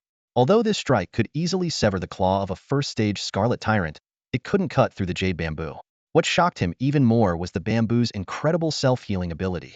Within seconds, the large gash had reduced to a shallow white mark. "You stubborn thing. I refuse to believe I can't cut you down." Zhou Chen gritted his teeth and fully activated his breathing technique, his internal energy burning like a wildfire. He swung his twin blades, attacking relentlessly. Clang, clang, clang. The sound of impacts echoed continuously, like pearls falling onto a jade plate. Using 3 major combat techniques and 9 different traits, Zhou Chen slashed 13 times before finally cutting down the 10-meter-high jade bamboo. "This bamboo is insanely tough," Zhou Chen muttered in disbelief. He realized that every time he struck, the bamboo would vibrate at a high frequency, effectively dissipating most of the force. Combined with its incredible regenerative power, it was like a Wolverine-grade bamboo. Facing the vast bamboo forest, Zhou Chen took a deep breath. "No time to waste, let's get to work." The 24 hours flew by. In the last half-minute, Zhou Chen's aura changed drastically, enveloping him in a radiant white light. "Azure Dragon Strike," he roared, unleashing his most powerful attack. The dragon roared and surged forward, shattering all the jade bamboo in its path. After the deafening crash, Zhou Chen collapsed to the ground, exhausted but exhilarated. Finally, some relief after a whole day of frustration, he sighed contentedly. However, when he looked at the results screen, his excitement turned to disappointment. Calculating rewards, the training objective was to harvest more jade bamboo, not bamboo fragments. The integrity of the bamboo will be assessed. Are you kidding me? Zhou Chen clenched his fists, filled with frustration and helplessness. After the combat training ended, Zhou Chen collected 15 pieces of jade green bamboo and 300 pieces of light green bamboo. Although the training lasted for 24 hours, averaging over 4 minutes to chop down a single piece of bamboo, the harvest was not abundant. However, this was his limit. Reflecting on the training process, Zhou Chen couldn't help but smile wryly. The bamboo's recoil and self-healing abilities had left him utterly exhausted. Even the lowest-grade jade green bamboo required his full effort to cut through before it healed. He started the training with confidence, but within an hour, he was drenched in sweat, his arms numb to the point of losing sensation. Despite this, the training yielded results beyond Zhou Chen's expectations. Checking the attributes on the light screen, he was delighted to see significant improvements in his skills. Soldiers/5, 90,100. Windchaser 5, 60,100. Screenbreaker 5, 10,100. Breath Resonance Technique 3, 15,100. Grey Tower Performance Score 205. Zhou Chen anticipated that within a few days, Soldier/ would enter a new stage, greatly increasing its power. However, he still felt something was missing. As he pondered, a clap of thunder brought him back to reality. Zhou Chen opened his eyes and saw that the rain outside was intensifying. After a quick wash, he pushed open the door, and the sound of pouring rain filled his ears. Looking up, he saw thick clouds covering the sky over Yunjin, swallowing the morning light. This downpour was rare in Yunjin. Standing at the doorway, Zhou Chen gazed at the dark sky, lost in thought. "What are you looking at?" Xiaoxi's voice suddenly broke Zhou Chen's reverie. "I was wondering at what level of cultivation one could slice through these dark clouds with a single sword strike." Zhou Chen replied casually. "Ah, that seems impossible for humans," Xiaoxi said, also looking up at the sky. The clouds seemed almost sentient, making even the streetlights in the martial arts hall flicker. Zhou Chen raised his right hand, feeling that the power of Tsang Hin had weakened significantly, and felt a bit uneasy. Noticing Xiaoxi's gaze, Zhou Chen asked, "Why are you staring at me?" "I've noticed that you often drift into thought in the middle of a conversation," Xiaoxi said curiously. "Do you have something on your mind, Zhou Chen? What would a kid like you know?"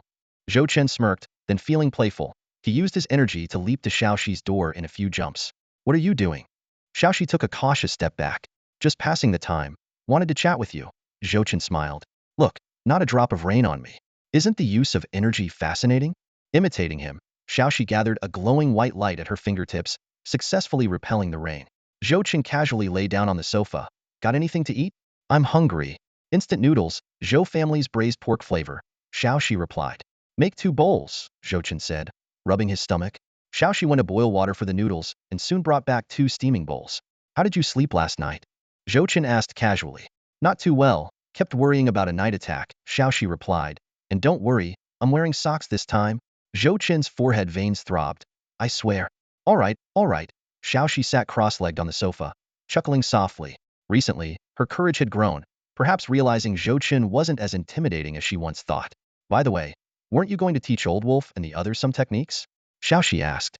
Haven't had much time lately, maybe later, Zhou Chen replied. Why? Eager to become the senior disciple. Hee. Xiaoxi laughed awkwardly. I thought if there were more test subjects, I could observe their progress too. Don't call them test subjects. It's not nice. Zhou Chen rolled his eyes. Oh, right, experimental subjects, Xiaoxi quickly corrected herself. I don't force anyone, and there's no life-threatening risk. It's much better than Mingguang Corporation, Zhou Chen said. True, it's pretty good. Xiaoxi nodded with a smile.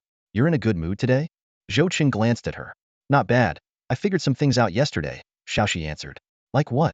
Just some trivial past matters, and what to do next. I don't even know what to do next, and you have it all figured out? Zhou Chen laughed, then picked up his noodles and took a big slurp. Following his example, Xiaoxi tried to eat but ended up burning her tongue, her face scrunching up in pain. Need me to blow on your tongue? Zhou Chen teased. No need. Xiaoxi hastily refused. As Zhou Chen continued to devour his noodles, he said, everyone has their moments of confusion. Tell me, would you ever betray your country or do something evil just to survive? Xiaoxi paused, thought for a moment, then shook her head. I don't think I would. I have principles. Haha. Zhou Chen laughed heartily, not talking about such big things. What if you were coerced or tempted? Would you betray me? Xiaoxi thought deeply but shook her head again. I don't think I would. So confident? You spend your days either practicing swordsmanship or teasing me. Even if I wanted to betray you, what information could I possibly provide? Oh? Zhou Chen was momentarily speechless, unsure how to respond. Zhou Chen, did you start practicing swordsmanship from a young age? Xiaoxi asked, sipping her steaming cup of water with a curious sparkle in her eyes. Zhou Chen nodded briefly. Pretty much. No wonder you're so skilled, Xiaoxi remarked. I often hear people at the martial arts school talking about you.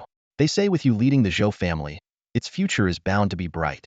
Zhou Chen's lips curled into a slight, self-deprecating smile. Let's not get too ahead of ourselves. It feels like a jinx. Xiaoxi's observation was actually a common speculation among outsiders. On the surface, Zhou Chen seemed like an ordinary handsome young man with no exceptional abilities. But in reality, he was the Zhou family's hidden ace. Even without activating his gray armor, he could take on the Mingguang squad and a White Wolf. Once he activated his gray armor, his power would surge dramatically, almost like taking a giant leap overnight. It sounded quite plausible. Of course, if Zhou Qian were to demonstrate his Songren Shao Jianqi at Mingguang Group or the Honging Society, creating a scene akin to a missile strike within a 10-meter radius, those groups would probably scramble to reinforce their headquarters. Zhou Chen, what do you do when you're not practicing swordsmanship? Xiaoxi asked again, her eyes still brimming with curiosity. Zhou Chen raised an eyebrow and smirked. When I'm not practicing, I listen to music and watch girls in white stockings. Xiaoxi's eyes widened in shock. Just kidding, Zhou Chen quickly added. Oh, okay, Xiaoxi sighed in relief. As if I'd actually listened to music, Zhou Chen teased with a playful tone. The series of jokes left Xiaoxi bewildered. She glanced down at her own feet, clad in simple white cotton socks, nothing special, just small and delicate. Then she looked up at Zhou Chen, their gazes meeting. Haha, Zhou Chen suddenly laughed. Xiaoxi thought to herself that maybe she should switch to chicken claw socks. They might be safer. You're so full of yourself, acting like I have some special interest in you. Zhou Chen chuckled, his eyes gleaming with mischief. I hope not, Xiaoxi muttered, then quickly changed the subject. Zhou Chen, have you thought about where to go after leaving Yanjin? No idea. We'll see when the time comes. I'm definitely not going to the cooperation zone, Zhou Chen replied, frowning slightly as if pondering the question. It was indeed a question worth considering. It was already December, and soon it would be January, followed by the new year. After the new year, the intensity of the gray tide would likely decrease significantly. By his calculations, he only needed to deal with Tianxia for another 2 or 3 months. If there were no unexpected complications, everything should be manageable. Unfortunately, things often didn't go as planned, making the future uncertain. Give me a head massage, Zhou Chen said, lying down on the sofa and crossing his legs, looking completely relaxed. Why are you lying down all of a sudden? Xiaoxi hesitated, unsure of what to do. Zhou Chen sighed deeply. It's tiring, stressful. I have to ensure everyone's safety, manage the martial arts school, and diligently teach my students. Yet my only little disciple keeps mocking me. Stop grumbling, Xiaoxi muttered, reluctantly moving to sit beside him. She sighed softly, not knowing what she was sighing about. She extended her delicate hand and gently massaged Zhou Chen's temples. If you lie like this, I have to twist my body. Why don't you sit on a chair? Xiaoxi suggested. No need, I'll just lie on your lap, Zhou Chen said, resting his head on her lap. Zhou Chen, you? Xiaoxi began. but Zhou Chen interrupted her. Have some sympathy for your master. You're too much, Xiaoxi sighed, but continued to gently massage his head. Not bad, not bad. Zhou Chen closed his eyes, enjoying the moment. This feels almost like the relaxation room. Since the relaxation room costs money, I might as well enjoy it for free in real life. And it's better when it's real. Zhou Chen, you're smiling in a really creepy way, Xiaoxi frowned. Can't you use a different word? And it's just a head massage. Why are you tensing your legs like a wooden plank? Zhou Chen teased. If you don't like it, get up, Xiaoxi retorted, embarrassed. Heh, Zhou Chen chuckled, closing his eyes and lying on Xiaoxi's lap, enjoying her gentle touch. This is good. After every sword practice, I'll come find you for this, okay? Can I say no? Xiaoxi asked helplessly. Probably not. You're such a pervert, Zhou Chen. There's no saving you, Xiaoxi chided. Outside, the rain pattered softly, and their conversation gradually faded into a tranquil silence. Xiaoxi's hands moved more slowly, her eyes closing as she leaned back on the sofa, her consciousness drifting. The rain tapped against the window, accompanied by occasional thunderclaps, and the room fell into complete stillness. After an unknown amount of time, a sudden buzz from a phone jolted them awake. Ugh. Zhou Chen opened his eyes and sat up quickly. After a moment of disorientation, he answered the call. Zhou Chen? Brother Liu? He rubbed his cheek, trying to wake up. It's almost afternoon, and you're just waking up? Cut the crap. What's going on? Zhou Chen felt like today was a bit of a lazy day. This rain is unusual. Yunjin has partially overlapped with a gray realm, and many gray spirits have entered the city. The patrol division is severely understaffed. Can you spare some people to help? We'll pay market rates for each gray spirit killed. Really? Zhou Chen instantly perked up. I've got people, but do you have high-precision gray spirit detectors? I need a few. Come to the patrol division to get them yourself. After a few more exchanges, they finalized the details, and Zhou Chen hung up. Gray spirits, Zhou Chen muttered to himself, a gleam of excitement in his eyes. Finally, a gray spirit. Zhou Chen thought with a hint of excitement, but then he remembered Yunjin's unique situation. This city was quite far from the nearest gray tower and rarely faced disturbances from gray spirits. More importantly, Yunjin was equipped with high-tech devices to repel these spirits. While this ensured safety, it also hindered Zhou Chen's plan to collect embers. He couldn't exactly turn into a demon and slaughter the entire city.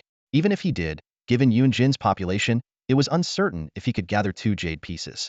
A gray spirit? Xiaoxi, awakened by the phone, groggily opened her eyes and asked. Yeah, something's up in Yunjin. I need to go deal with it. Zhou Chen replied succinctly. Oh.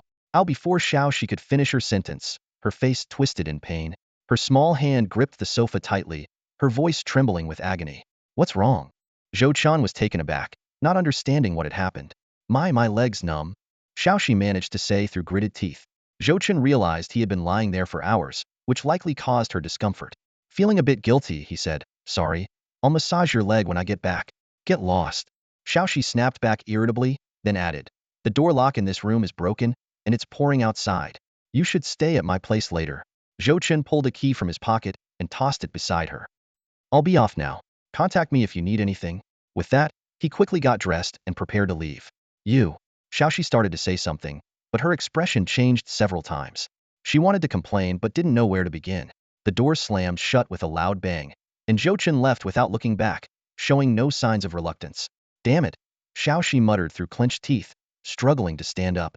She channeled her energy into her legs, and the tingling, itchy, painful sensation began to fade quickly.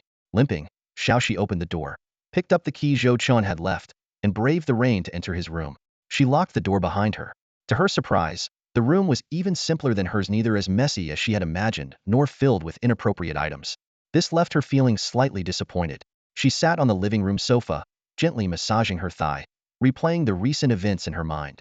With a bitter expression, Xiaoxi muttered to herself, this annoying guy is getting worse each time. The Ash Realm, a mysterious world filled with embers. It is a convergence point for countless civilizations and planes reduced to ruins, a special domain. Its origin and duration of existence remain unsolved mysteries, but by piecing together known information, people have discovered that the Ash Realm holds endless possibilities. In this dim land, creatures known as Ash spirits roam. Calling them creatures might be a bit inaccurate, as they are not entirely free, subject to many restrictions. Some powerful Ash spirits are even immortal, existing on a conceptual level. However, higher-tier Ash spirits possess self-awareness and intelligence, making them difficult to define simply. They seem to be in a state of superposition between life and death, like a blend of black and white forming gray. Within the Ash realm, there are special areas called Ash domains. In modern gaming terms, these are akin to instances. Explorers enter the Ash realm, delve into Ash domains, and challenge the bosses within. This might be common in online games, but in reality, it is fraught with danger. Each Ash domain has its own unique rules, and dying within one could mean becoming a new Ash spirit. The power of the Ash realm constantly erodes the White Star world. It is usually imperceptible, but special events can occur at any time. As Lu Sun said, when the Ash domain overlaps with reality, it can lead to catastrophic consequences. Every year, countless explorers go missing in the Ash realm, and such disappearances often equate to death. No one expects to find bodies because the supplies one can carry into the Ash realm are limited. If they don't return in time, the chances of survival are minimal. Zhou Chen's second uncle was one such missing person. Whether he is still alive in the Ash realm or already dead, Zhou Chen has no way of knowing the truth. At this moment, Zhou Chen stands on the top floor of a building, wearing a waterproof brocade robe. With a light leap, he crosses several meters. The books provided by Lu Sun contained vast amounts of information, filling in many gaps in his knowledge about the Ash realm. Upon receiving Lu Sun's call, Zhou Chen immediately mobilized the personnel from the martial arts hall. Although they couldn't fully assist the patrol department in exterminating Ash spirits, they could patrol the nearby areas, helping to ease some of the patrol department's burden. Zhou Chen personally went to the patrol department to retrieve an Ash spirit detector and a signal-boosting communicator. He even regretted not wearing the patrol uniform, but the brocade robe he had on was already a perfect fit, so there was no need to change. The detector indicated traces of an Ash spirit in Building 3, Unit 3 of Changjin Yunting Community, with energy fluctuations around the second tier. Zhou Chen thought to himself that encountering a weaker third-tier Ash spirit would be ideal. One might yield nearly half a white jade. He shook his head lightly. An average second-tier Ash spirit would only provide a single-digit amount of Ash jade, which might have been decent in the past, but now seemed increasingly insufficient. After a few large jumps, Zhou Chen landed on the ground, splashing up countless droplets. Instead of taking the stairs, he leaped up, moving along the wall with ease, using both hands and feet with the grace of a gymnast. In a matter of seconds, he had entered the 10th floor through a broken window. Suddenly, a cooing sound echoed. A massive shadow turned around, with 7 or 8 distorted pupils darting in different directions, looking extremely grotesque. Before it could identify the source of the sound, a crescent-shaped cold light sliced through the rain, bringing a deadly threat. Screech! The Ash spirit let out a sharp cry, but it was too late. The sword energy, swift as lightning and precise, reached it in less than half a second. The cold light silently pierced through the Ash spirit's body and embedded itself into the wall ahead. Zhou Chen softly counted down. 3, 2, 1. Collapse. As his words fell, the massive, muddy figure split in half, sliding apart. The room was in complete disarray, with flesh and blood scattered everywhere. Broken limbs were strewn about, and fragments were all over the ceiling, walls, and floor. A family photo on the table was stained with blood, making the faces unrecognizable. Zhou Chen's expression remained unchanged, but his mind was racing. Armor experiments, illusion threads, Ash spirit invasions. What a mess! He took a slight breath, and with a wave of his hand, 2 more sword energies sliced the Ash spirit into 8 pieces. He stepped forward, extending his right hand while sending a message to the patrol department with the other, requesting assistance in handling the scene. Gray particles surged from the Ash spirit's corpse, flooding towards Zhou Chen's hand before disappearing. He glanced at the display and calculated. Almost 20 Ash jade now. As expected, killing Ash spirits is the main source. Collecting embers is best done by specifically targeting Ash spirits. They drop a lot. A single gray spirit of the second realm can yield 4 or 5 gray jades, with the most providing up to 9. Zhou Chen was secretly delighted, but quickly realized that the only thing affecting his efficiency was his traveling speed. He recalled Lu Sun mentioning that gray spirits were abundant, but in reality, they were scattered all over the city. If there's one gray spirit every few hundred meters to a kilometer, that situation is pretty severe. Zhou Chen muttered to himself as he reopened the detector. The screen showed that the nearest gray spirit was 5 kilometers away. With a sigh, he was about to start running when his communicator suddenly emitted an urgent alarm. Beep beep, beep beep. 3 light spots suddenly appeared on the screen, their colors not very deep and flickering as if with a poor signal. They were located in an upscale villa area 1 kilometer away. What's going on? Zhou Chen stared at the screen in surprise. This high-precision detector was specially given to him by Lu Sun and could accurately detect gray spirit fluctuations within an 8-kilometer radius. Even if it couldn't detect them, there were several high-power detectors in Yunjin City that would send the location to his device upon receiving a signal. If he remembered correctly, there was only 1 gray spirit of the second realm nearby, and now 3 more had suddenly appeared? Regardless, with only a few hundred meters to cover, he decided to check it out. With a few leaps, Chen followed the feedback from the device and gradually approached a particular building. Yun Shui Hua Yuan was an upscale villa area, one of the most expensive properties in Yunjin City. Naturally, it had equipment to repel gray spirits. However, today was different. Many things were submerged in this unusual heavy rain. Zhou Chun stood still, his gaze shifting between the brightly lit villa and the detector in his hand. There were no cries for help, no signs of a struggle, and no damage. Could the gray spirits have already started eating? His heart tightened, and he quickly stepped forward. The curtains of the entire villa were drawn, preventing Zhou Chun from seeing inside. As the detector's response grew stronger, he swiftly approached and, after several unanswered knocks, kicked the door open. Gray spirits. Zhou Chen began, but his sword froze in midair. The scene before him was so absurd he struggled to describe it. What the heck? He widened his eyes. A masquerade party? With gray spirits? That's all for today. Thank you so much for watching. I hope you guys enjoyed. If you wish to have another part of this recap, please give us at least 1,000 likes. Please don't forget to comment and subscribe to our channel for more content like this. Until next time.